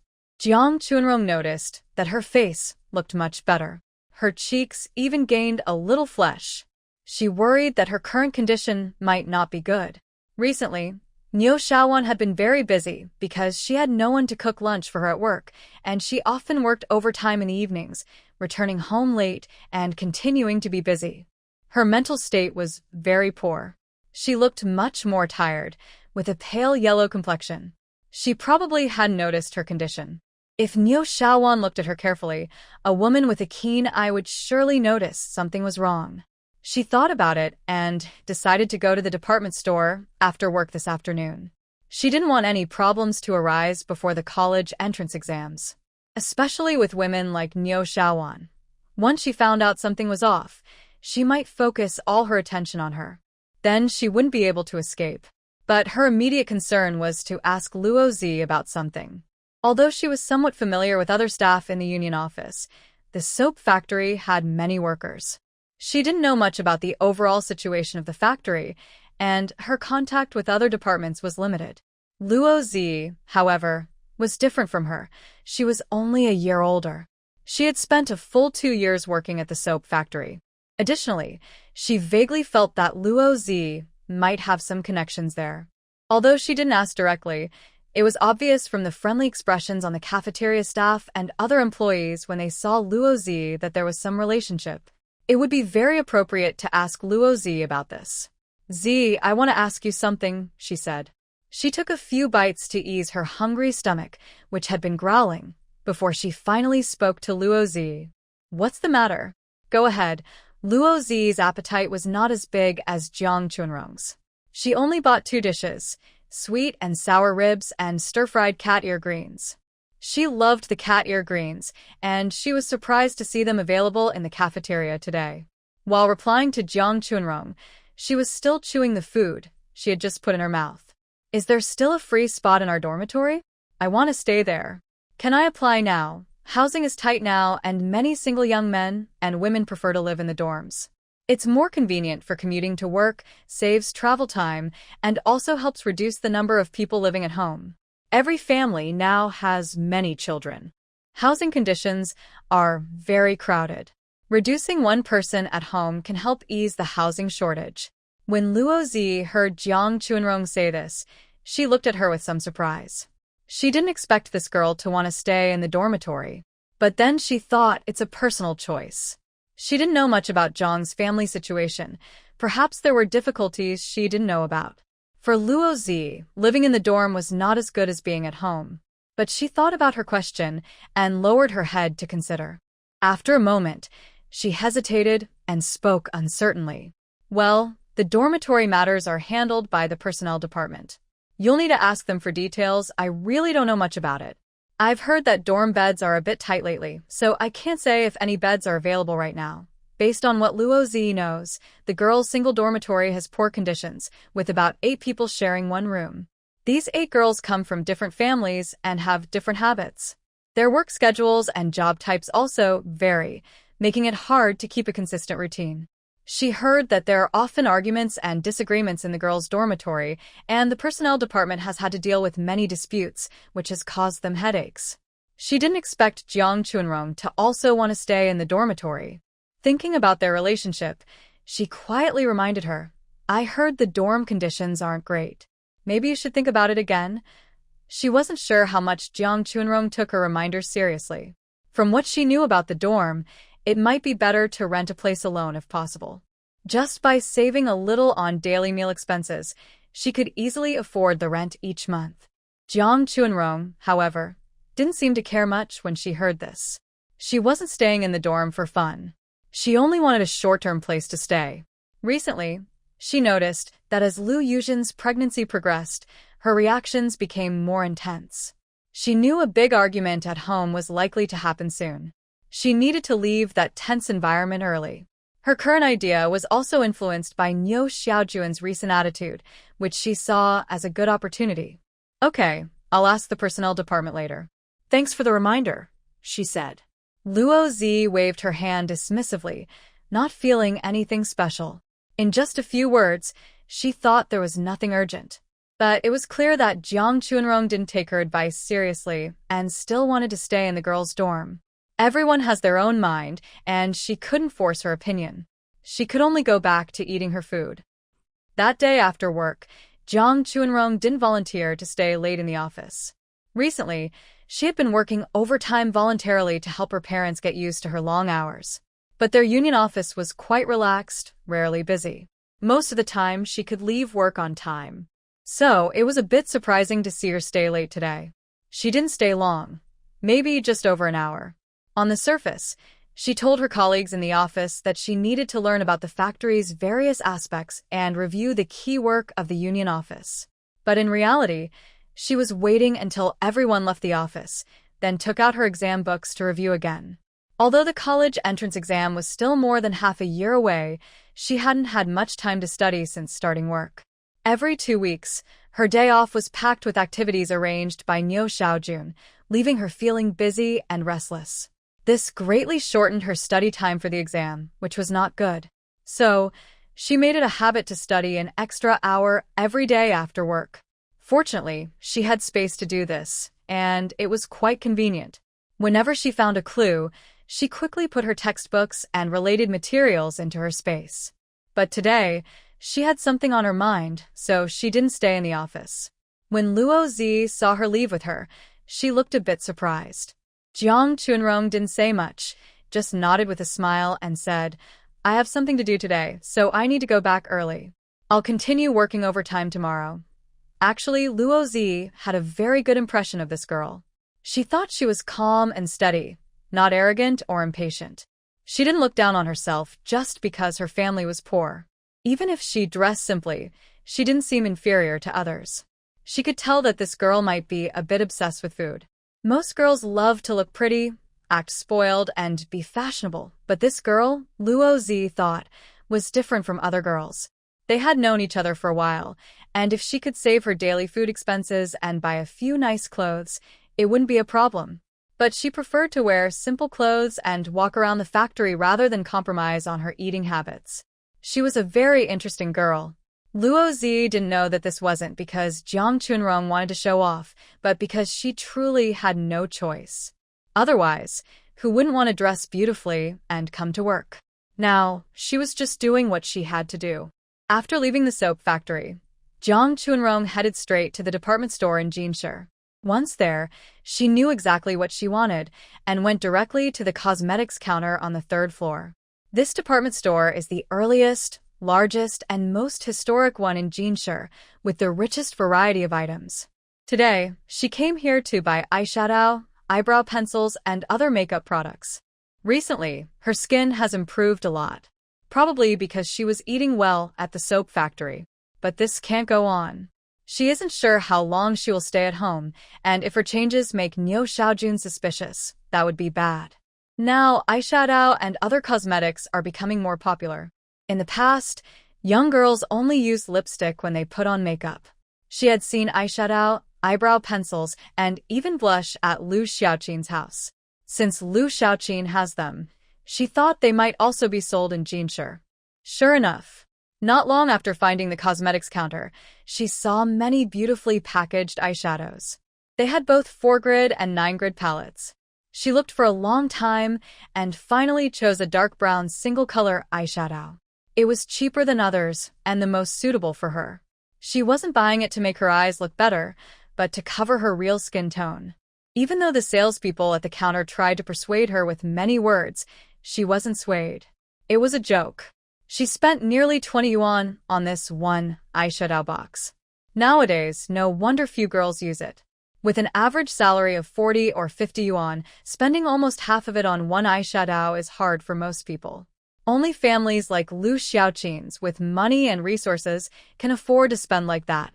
After buying the items, she left the department store as it was getting dark. She didn't dare to delay and quickly took a bus home. When she arrived, she thought her family was probably eating dinner. But the house was quiet and empty. She was surprised. She wondered what was going on at home. It shouldn't be like this. Even if someone was busy and not home, the whole family shouldn't be gone. Oh, wait. There was one more person. She saw Jiang Jianye come out of the small bedroom. Jiang Jianlin sleepily came out and saw her return. There was no strong reaction, only a hint of impatience as he spoke. "Second sister, why are you only just back? I'm starving, and no one is home to cook." After saying this, he mumbled something to himself, as if muttering. But Jiang Chuanrong didn't pay attention to his questions. Instead, she looked confused and asked, "What's wrong at home? Why are you the only one here? Where are Mom and Dad? And Chuanqing? Where did they go? Why aren't they here?" "They went to the hospital." After saying this, he didn't say anything more to Jiang Chuanrong. He simply went to the kitchen to see if there was anything to eat. From how Jiang Chuanrong looked, it seemed she wouldn't be cooking anytime soon. He was so hungry that he could hardly wait to eat, but there was no time. Hearing hospital, Jiang Chuanrong was startled. She instinctively thought something was wrong with her parents, but then she reconsidered. Her parents were still young and healthy. They wouldn't suddenly need to be hospitalized. A sudden idea flashed in her mind. Could it be Lu Yuzhen? In this family, only she was pregnant and her health might be affected. She remembered that in her previous life, Lu Yuzhen had worked at that job for several years. She understood the physical demands and intensity of that work better than anyone else in the family. Lu Yuzhen was pregnant, working hard, and had strong reactions during pregnancy. If something happened, it wouldn't be surprising. But this was just her guess, and she needed to confirm it. Seeing Jiang Jianlin go to the kitchen after speaking, she paused for a moment, then followed him, asking, "What's really going on? Who in the family isn't feeling well and went to the hospital?" "Which hospital?" Jiang Jianlin was a carefree person. If she didn't ask clearly, he wouldn't care what she thought. He wouldn't mention it at all. But since he didn't bring it up, she had to ask. And after asking, she planned to go to the hospital herself. Everyone else in the family had gone, and Jiang Jianlin didn't need to go, but she had to. She needed to show her attitude. At this moment, Jiang Jianlin was very hungry. Even a tough, dry bun was enough to make him chew eagerly. He didn't answer her question about his second sister. After finally swallowing and taking a sip of water, he casually spoke, "Big sister-in-law, which hospital?" "It seems to be the workers' hospital at the textile factory." He didn't want to go. His mother also said it wouldn't help if he went, and that he should just stay home and wait for news. He was happy to stay out of it and enjoy the peace. Hearing his words, Jiang Chuanrong thought to herself. As expected, after clarifying the situation, she didn't stay in the kitchen for long. She didn't even put down her canvas bag on her back and turned around to leave again. Jiang Jianlin heard the door close and pursed his lips. He knew it would be like this.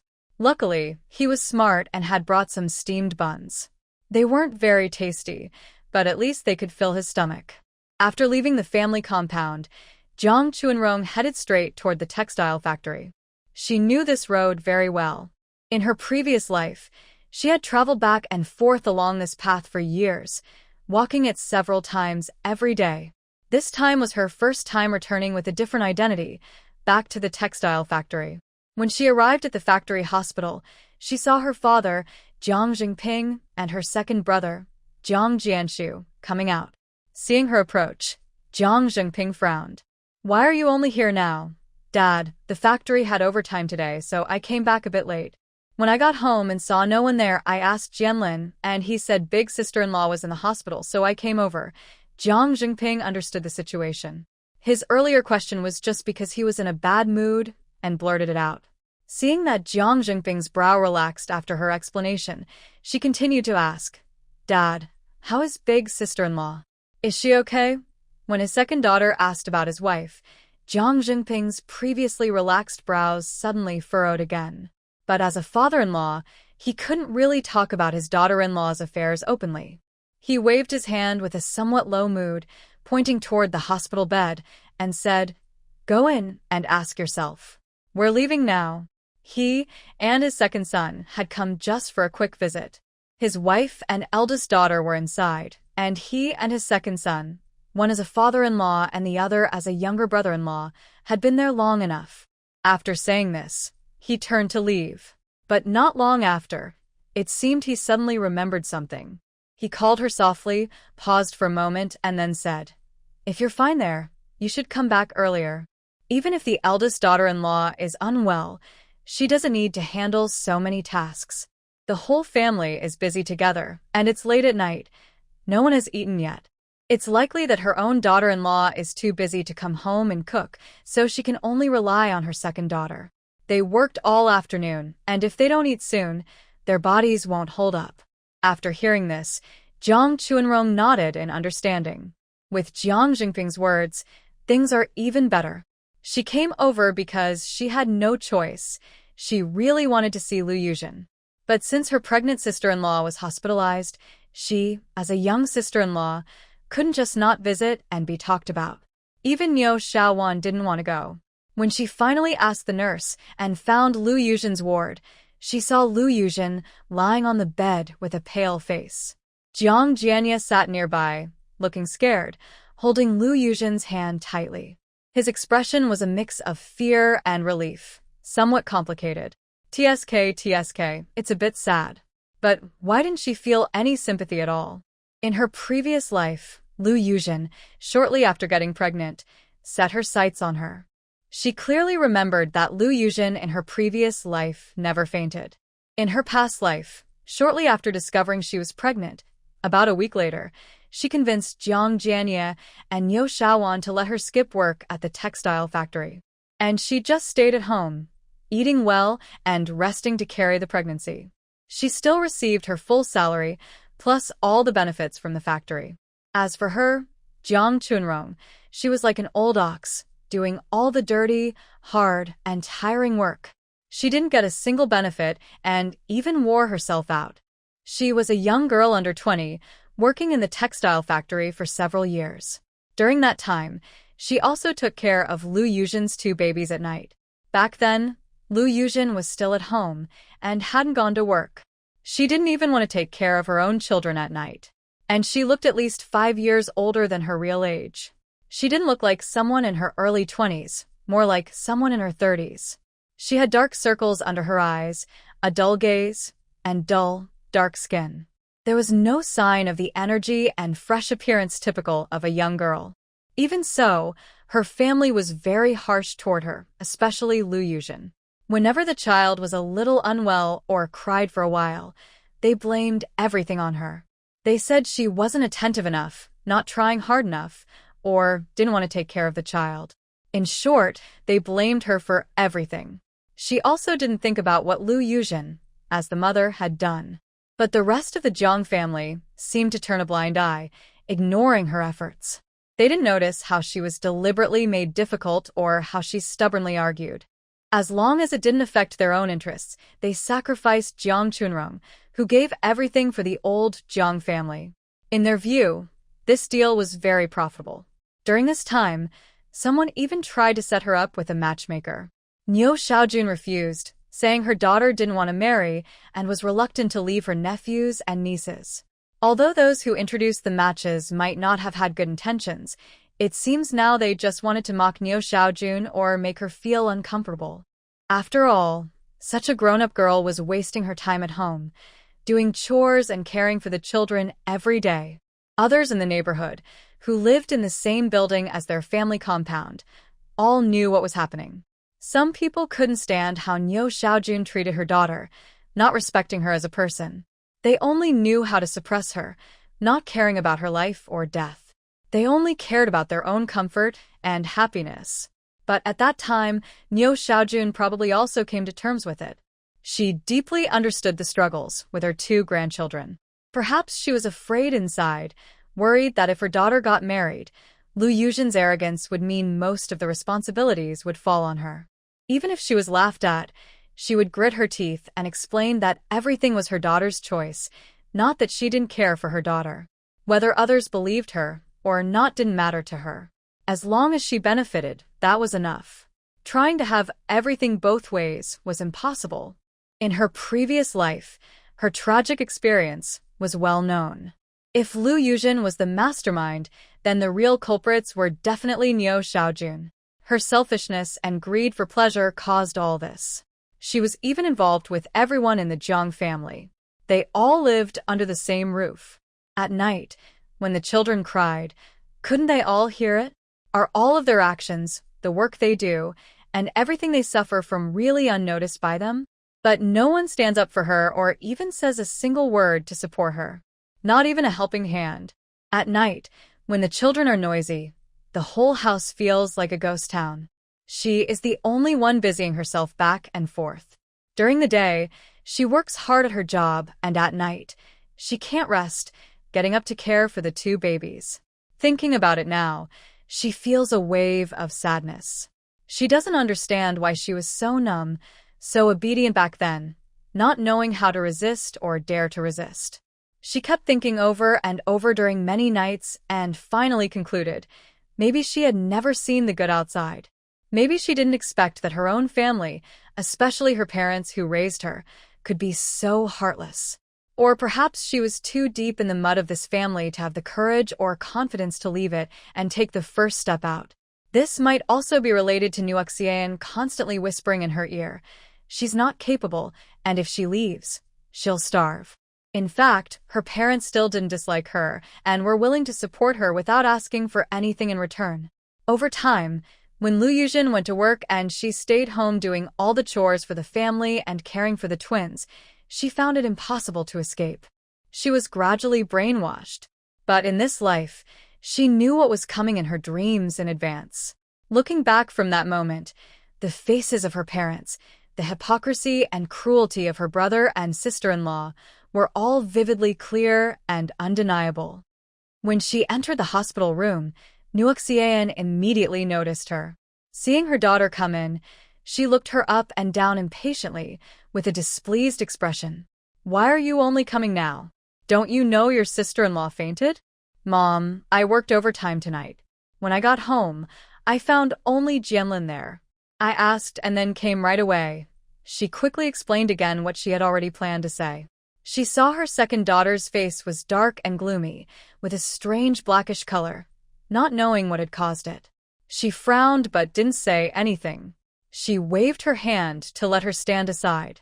Jiang Chunrong felt grateful that she had applied some dark brown eyeshadow she had just bought at the department store before coming. She remembered Nuxian's gaze, that careful, scrutinizing look. Suddenly, she felt a shiver down her spine. Fortunately, she had a premonition and prepared in advance.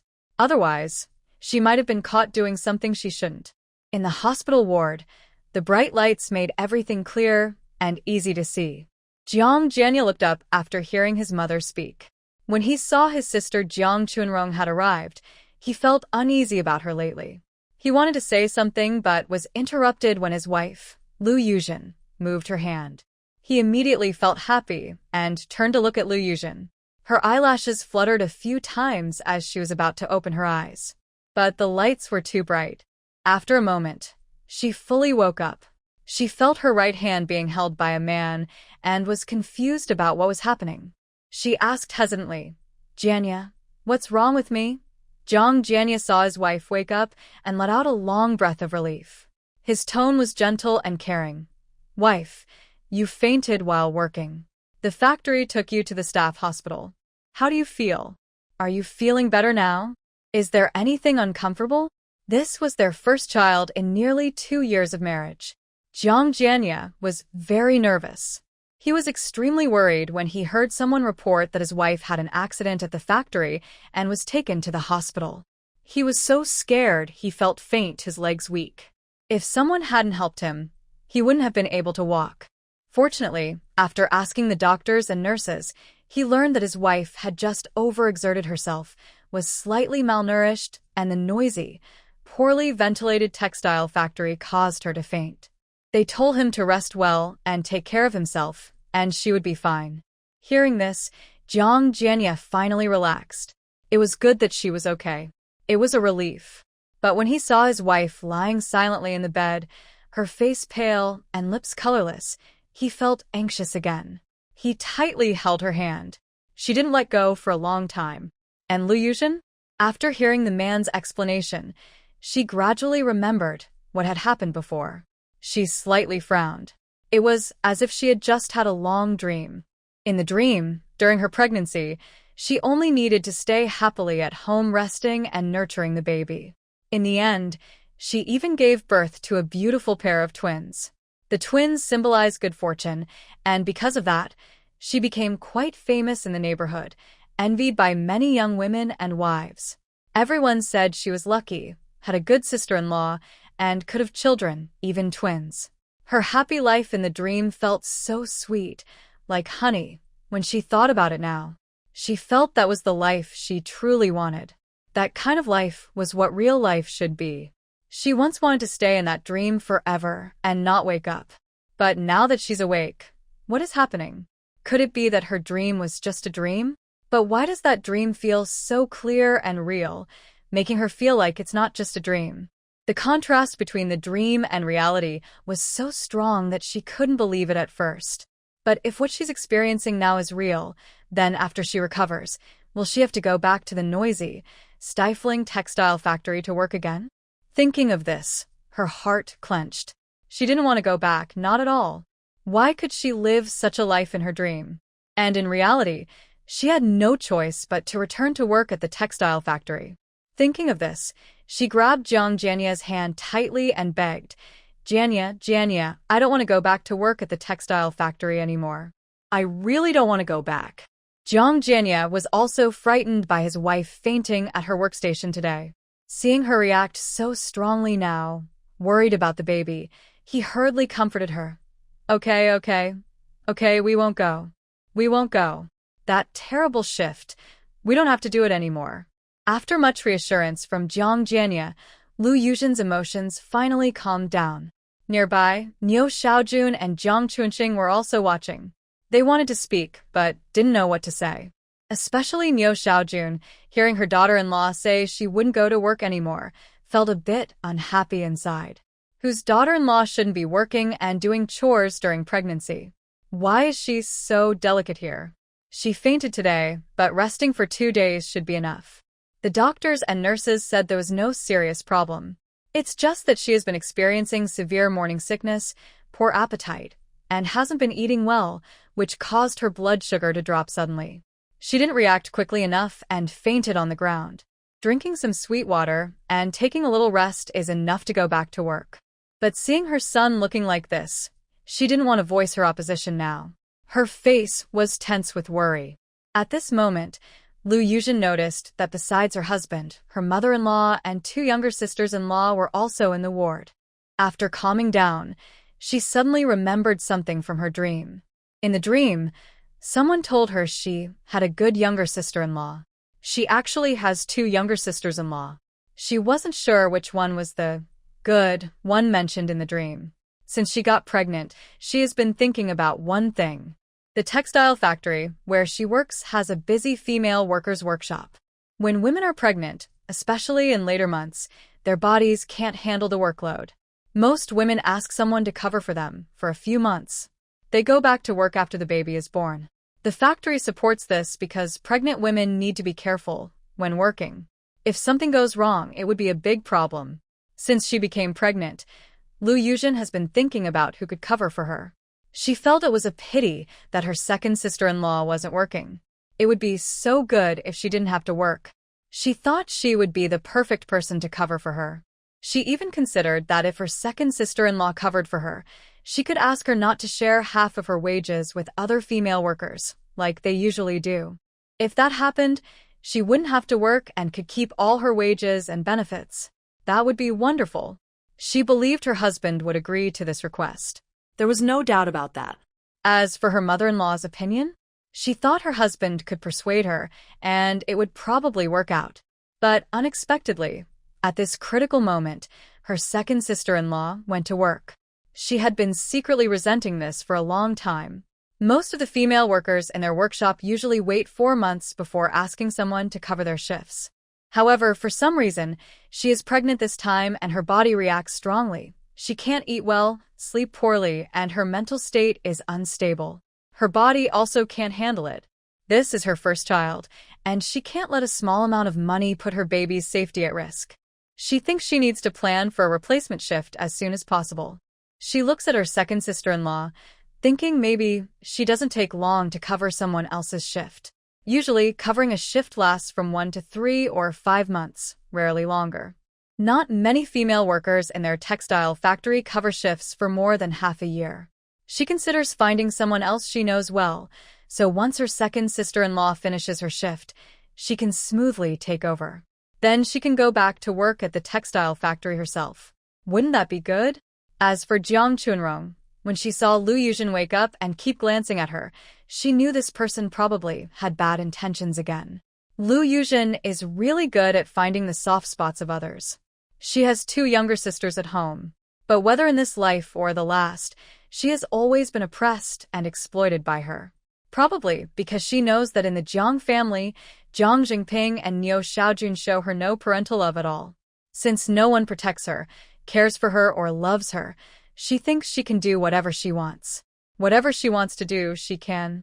Jiang Jianya saw his wife wake up and, ignoring everything else, quickly told his mother, Niu Xiaojun, "Mom, Yuzhen is awake. Go buy some food.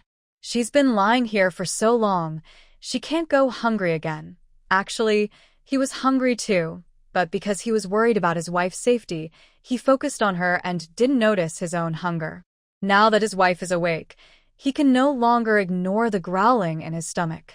Although Niu Xiaojun was a bit unhappy with what Lu Yuzhen said earlier, her daughter-in-law was still in bed. She might have just been complaining about work, not really meaning it. They can discuss it later. Right now, they're still in the hospital, and it's not the right time to say much. Even though she was a bit annoyed by her son's tone, she was hungry too. It's almost 8 p.m. now. The whole family hasn't eaten yet, and is all starving together. She nodded her head. "Mom, I'll go back and cook now." Before she finished speaking, Jiang Jianya impatiently interrupted. "Mom, maybe you shouldn't go back to cook. It's already so late." Jiang Jianya stopped mid-sentence because his wife held his hand, preventing him from speaking further. He looked up at his wife with a puzzled expression, not understanding what she meant. "Isn't it better to buy food? It's quick and tasty. Why doesn't my wife realize my good intentions?" "Mom, let Chunrong go back and cook. She can bring the food to us after she's done. Buying meals is so expensive. Jianya just doesn't know how to manage money. You've worked all day. Just rest here for a while." When Niu Xiaojun heard her daughter-in-law say this, her face softened immediately, and a small smile appeared in her eyes. As for Lu Yuzhen, it was clear she wasn't really concerned about her mother-in-law. She simply didn't want her mother-in-law to leave. If her mother-in-law went back to cook, who knows who would be the one delivering the food later. She had to stay at the hospital overnight for observation. If her mother-in-law left and didn't come back, who would pay the hospital bills? Her husband? No way. Her husband's money was hers, and she didn't want to share. She was carrying Zhang's child, and the money should be paid by Zhang's parents. So, she definitely couldn't let Niu Xiaojun leave now. As for asking Jiang Chunrong to go back and cook, besides Niu Xiaojun, the person who cooked the most in this house was probably Yatu. If she wasn't asked to cook, who else could do it? And she had just said that Jiang Chunrong should finish cooking before coming back. She had her own ideas. She would wait until Yatu brought the food before making a decision. It was still too early to decide now. Jiang Chunrong didn't expect Lu Yuzhen to suddenly call her and ask her to go home and cook. She didn't say much after hearing this, just nodded gently. It was fine to come and visit. Having her go back to cook was perfect. But when she heard Lu Yuzhen then say she should bring the food over, she raised an eyebrow. Since Lu Yuzhen spoke, if she argued now, she wouldn't get a good outcome. She wisely said nothing more, just stood quietly. She felt that today Lu Yuzhen's gaze at her was a bit strange. Could she be planning something? However, when faced with challenges, she is now unafraid of anything. She won't let Lu Yuzhen manipulate her anymore. Who is really controlling whom? It's hard to say. She is no longer the same person she was in her past life. Jiang Chunrong returned with Jiang Chuanqing. The girl is clever. When she heard she was coming back to cook, she quickly volunteered to help her second sister, saying it would make cooking faster. She was worried they might get hungry and impatient. Jiang Jianya heard his little sister say this and quickly waved her away, sending her out. She's not very perceptive. There's no real use for her here, so it's better she goes back to help. With him and his mother here, they don't need so many people. Jiang Chuanrong glanced at Jiang Chuanqing. If she had half the cleverness and wit of Chuanqing in her past life, she wouldn't have ended up in such a bad situation. Although Jiang Chuanqing's life in her previous life was nothing like Jiang Chuanrong's, and there's no comparison, if she looked at her as a reference, it was much better. At least her husband was good, the family was harmonious, and the children were filial. She lived a simple, peaceful life, something she, in her past life, never dared to imagine. But in this life, Jiang Chuanqing doesn't plan to interfere much. She'll see where she ends up on her own. If she asks for her help, she definitely won't agree. Jiang Chuanrong was also hungry and hurried home quickly. The two sisters didn't have a very close relationship and didn't talk much. She was mostly focused on the road. Soon, they arrived home. Once inside, she headed straight to the kitchen and started cooking quickly. Since it was late, she prepared only a few simple dishes, considering Lu Yuzhen was still in the hospital. The food was light, stir-fried wood ear mushrooms and celery, potato stew with pickled vegetables, and stir-fried chives with bean sprouts. Although the dishes were light, everyone was very hungry and didn't care much about taste. Even Jiang Chuanrong was very hungry. She ignored the person in the hospital and ate first. By the time she finished, there might not even be any soup left. After eating and drinking enough, she pretended to be afraid and called Jiang Jianshu to go with her to the hospital to deliver food. Jiang Jianshu was a bit unhappy but couldn't do anything. In the end, Jiang Jingping spoke, and only then did they leave the house. At the hospital, the three of them had been waiting anxiously for a long time. They couldn't help but complain a little. However, Jiang Chuanrong didn't pay attention to them. They were very hungry, and soon they finished the food they brought. They still felt a bit unsatisfied. But that was all they had, and thinking more wouldn't help. After eating, Jiang Jianshu urged them to go back quickly. He had to go to work tomorrow, and it was already late. "Mom, am I going back now?" she asked Niu Xiaojun uncertainly. Lu Yuzhen had to stay in the hospital for observation tonight. She didn't know how the arrangements were made, but she had to go back. Niu Xiaojun was about to nod. But then Lu Yuzhen spoke softly. "Mom, how is the care arrangement for tonight? I see you've worked hard all day. Maybe Jianya can go back with you, and Chuanrong can stay here with me." Hearing this, Jiang Chuanrong almost laughed out loud. What a joke, as if anyone wouldn't have to go to work the next day. If she wanted to please her mother-in-law and husband, she didn't need to use her as a pawn. And at this moment, she finally realized that Lu Yuzhen, at least for now, didn't like her. She didn't understand why Lu Yuzhen disliked her, but the fact was clear. Lu Yuzhen indeed didn't like Jiang Chuanrong. "You say you're just at home cooking nicely. Isn't that good enough?" But she insisted on looking for a job. Now, she needed someone to cover her shift, but couldn't find anyone. Wasn't that just deliberately making things difficult for her? Since she wouldn't let her have a good time, she wouldn't hold back either. Tonight, while she was in the hospital, she planned to cause some trouble. She wanted her to know that as her sister-in-law, Lu Yuzhen wasn't so easy to deal with. When Jiang Jianya heard his wife say this, he hesitated.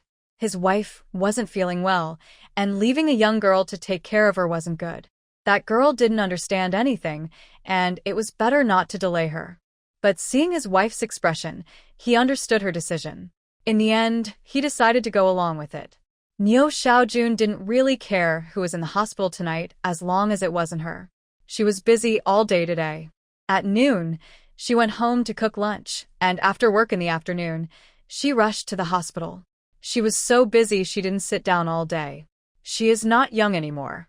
If she stays overnight in the hospital to keep watch, she won't get any rest. How can she go to work tomorrow? Her body can't handle it.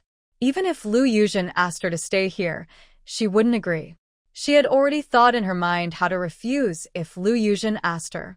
Fortunately, Her daughter-in-law still has some conscience. She didn't make her, an elderly mother-in-law, stay to keep watch. Since her daughter-in-law said her second daughter could stay here, she glanced at Jiang Chuanrong. Jiang Chuanrong looked completely indifferent, as if she didn't care. If her daughter-in-law wanted her to stay, she would stay. She said she would keep watch in the hospital, but Lu Yuzhen wasn't seriously ill. She could take care of herself. Spending a night in the hospital, what could possibly happen? Since Niu Xiaojun and Jiang Jianya had no objections, others naturally had none either. So it was decided.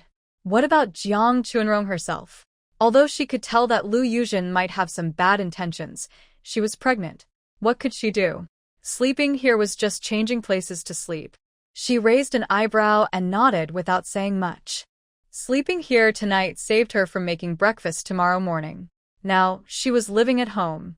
Although she often didn't need to cook lunch or dinner, breakfast was always her job. Since the arrangement was made for her to keep watch, Jiang Jianshu hurriedly urged his mother and older brother to leave the hospital. After the others from the Jiang family left, the ward suddenly became quiet. The textile factory employee hospital isn't big. Only patients like Lu Yuzhen who are not seriously ill stay here for a short observation. If it were serious, they would have been transferred to a larger hospital in the city long ago. So tonight, Lu Yuzhen was the only patient in this ward. A ward with 3 beds made it easier for Jiang Chuanrong to rest. Compared to the simple bed made of stacked stools at home, the conditions in the ward were much better. When Jiang Chuanrong brought food earlier, she also brought some basic toiletries and spare clothes for Lu Yuzhen. It's already quite late. Jiang Chuanrong stood up expressionlessly and spoke stiffly. Second sister-in-law, do you want to wash up? I just asked, the bathroom is at the end of this corridor. I'll go first. After saying that, she turned and left. She completely ignored Lu Yuzhen's calls behind her. What are you calling for? It's just a call for help. It's not like she's hurt or disabled. Does she really need someone to help her? That's a bit much to think. She went to the bathroom, took out a toothbrush and toothpaste from her bag, and quickly brushed her teeth. Then she grabbed a basin and a towel. She carried them to a corner nearby and simply wiped her body.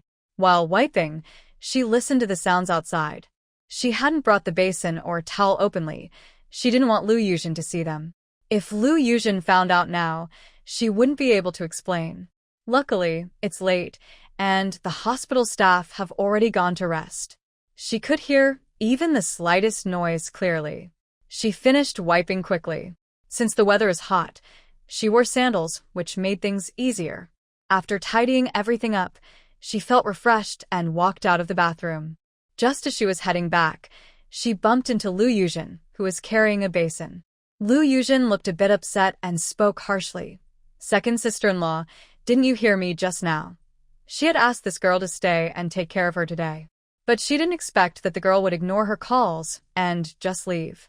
She shouted herself hoarse inside, but it was as if she didn't hear a thing. This really made her angry.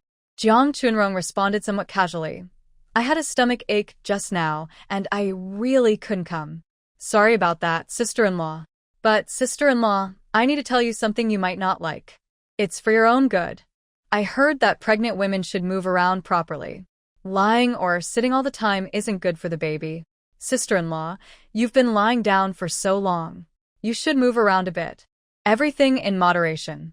All right, I won't say more. You understand, right? I won't delay your washing. I'm going back to my bed now. Take your time, no rush. After saying that, she walked back to her bed on her own. Lying on a hospital bed near the door, she was separated from Lu Yuzhen by just one bed. She didn't want to be too close to Lu Yuzhen, not knowing if that woman might have any issues in the middle of the night. She needed to keep her distance. After saying this, she left. But Lu Yuzhen, standing behind, was so angry she was trembling all over. Look at what this stubborn girl was saying.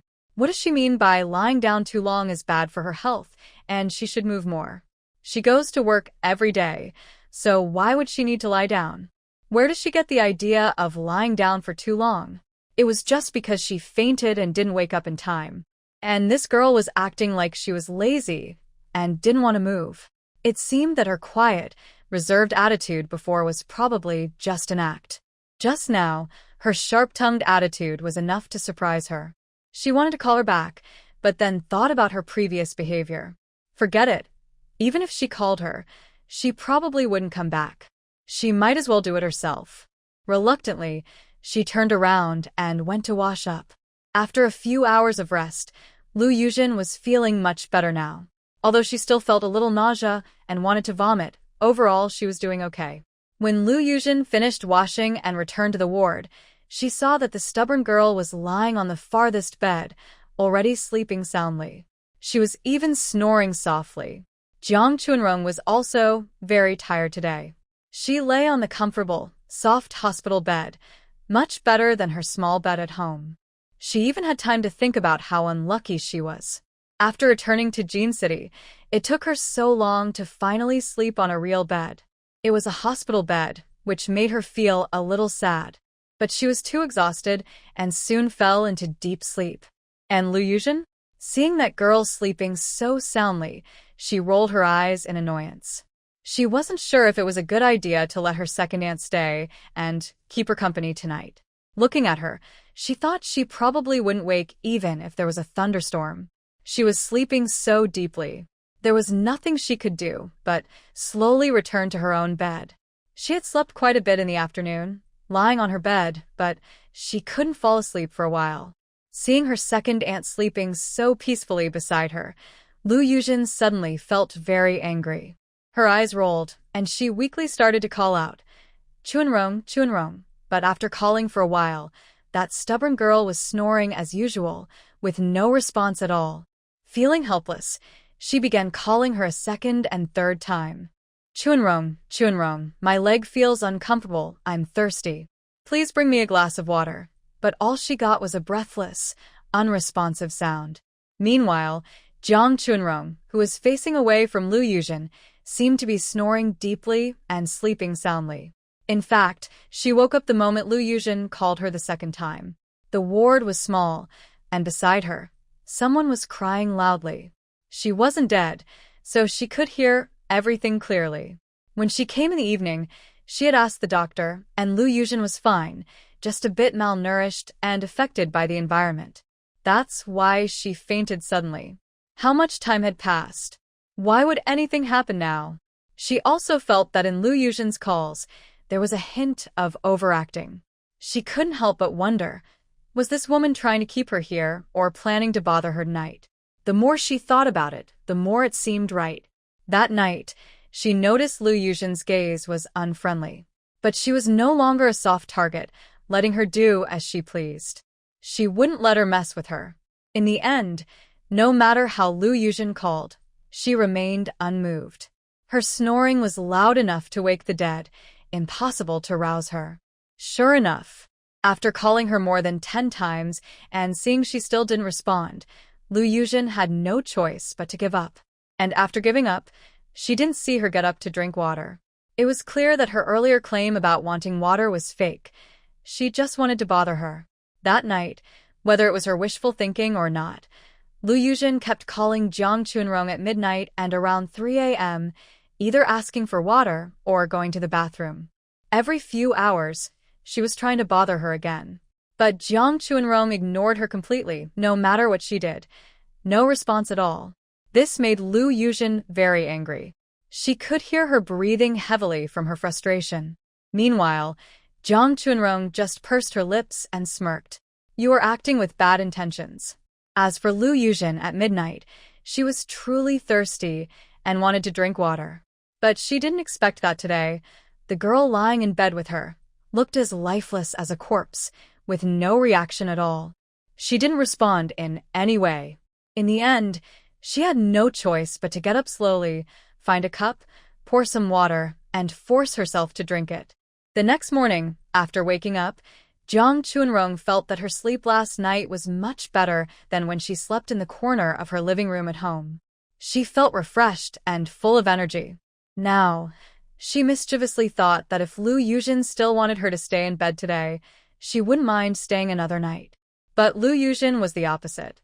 She probably slept too much yesterday afternoon and couldn't fall asleep easily at night. Plus, She tried several times to bother the girl, but she didn't respond at all and kept sleeping deeply. She wasn't sure if the girl was really too tired to wake up or just pretending to sleep and ignoring her. She felt both might be true. Otherwise, in such a small hospital room, there wouldn't be anyone else. Her voice wasn't quiet, so it was unlikely the girl couldn't hear her. This made her very angry, and she didn't sleep well all night, still thinking about bothering her second aunt. But when her attempt failed, she felt tired and unwell because she hadn't slept well, with a dull face and low spirits. Seeing the girl looking so energetic made her even more annoyed. So, after getting up, she showed no friendliness at all to Jiang Chuanrong. Jiang Chuanrong didn't care about this. After waking up, she went to the bathroom to use the toilet. She also washed her face briefly in the washroom. Then, she took some eyeshadow she bought yesterday from her bag, applied it on her hand, and evenly spread it on her cheeks and forehead. Her once rosy, full cheeks suddenly looked dull and gray. She patted her face, which had become dull, and thought to herself that, at least until next summer when she left Jean City, she couldn't do without her eyeshadow. After leaving the washroom, she didn't look at Lu Yuzhen's unpleasant face, just gave a perfunctory greeting, and left. She had slept well last night and didn't want to bother with Lu Yuzhen. She had to go to work soon and couldn't be lazy. After leaving the staff hospital, she didn't go back to the staff residence, but headed straight to the soap factory. Since starting work here, she hasn't yet had breakfast at the soap factory. I heard there are many types of breakfast available. Today, she decided to take this chance to try some. She woke up early and went to the factory canteen. There's still 40 minutes before work begins, so she has plenty of time to eat. Seeing the tables filled with breakfast foods, she felt a wave of happiness. There are so many delicious options. She hasn't eaten these in a long time. Or rather, most of these she might have never tried before. Buns, fried dough sticks, twisted pastries, baked flatbreads, stuffed pies, scallion pancakes, rolled pancakes, steamed buns, spring rolls, tofu pudding, soy milk. Jiang Chuanrong looked at the food and couldn't help but start salivating. She is a true city girl, only living in the countryside for 2 years during her youth. But from childhood, her parents never took her to eat at state-run restaurants. Her world was mostly limited to her family compound and school. Good food was simply not available. Unlike Jiang Chunfang, who from a young age had her pocket money regularly given by Shaoan. Thinking about it, she felt quite sad. Now she has finally grown up. She no longer depends on her parents, and she can afford to buy the good things she never dared to imagine before. This feeling is wonderful. In the end, she bought a little of each breakfast item. If the kitchen lady hadn't been giving her strange looks, she would have bought even more. Fortunately, the canteen doesn't require tickets now, or she really wouldn't be able to buy so much. Jiang, are you sure you can finish all these? The young girl, not very old, but with a surprisingly big appetite. She knew about the new worker, always seeing her with Officer Luo, and noticed she often ordered a lot when getting food, which left a deep impression. Hearing the lady's reminder, she felt a bit embarrassed. Of course, Auntie, I have a big appetite. She can eat all of it, and since she paid for it herself, she naturally wouldn't say more. Meanwhile, at the staff hospital, Lu Yuzhen was waiting for her husband to bring her breakfast early in the morning. Lu Yuzhen had been holding back her feelings all night, and now, seeing her husband, she couldn't help but pour out her emotions. But her feelings of frustration overwhelmed her. She was a patient and pregnant, yet that careless girl showed no awareness. Keeping her in the hospital was for better care, but she was busy sleeping soundly on her own. As for Jiang Jianya, he always cared most about his wife. Especially now that she was pregnant, his thoughts and feelings were all for her. When he heard that his wife had gone through so much in one night, and that his second sister was taking care of his pregnant sister-in-law, he was instantly furious.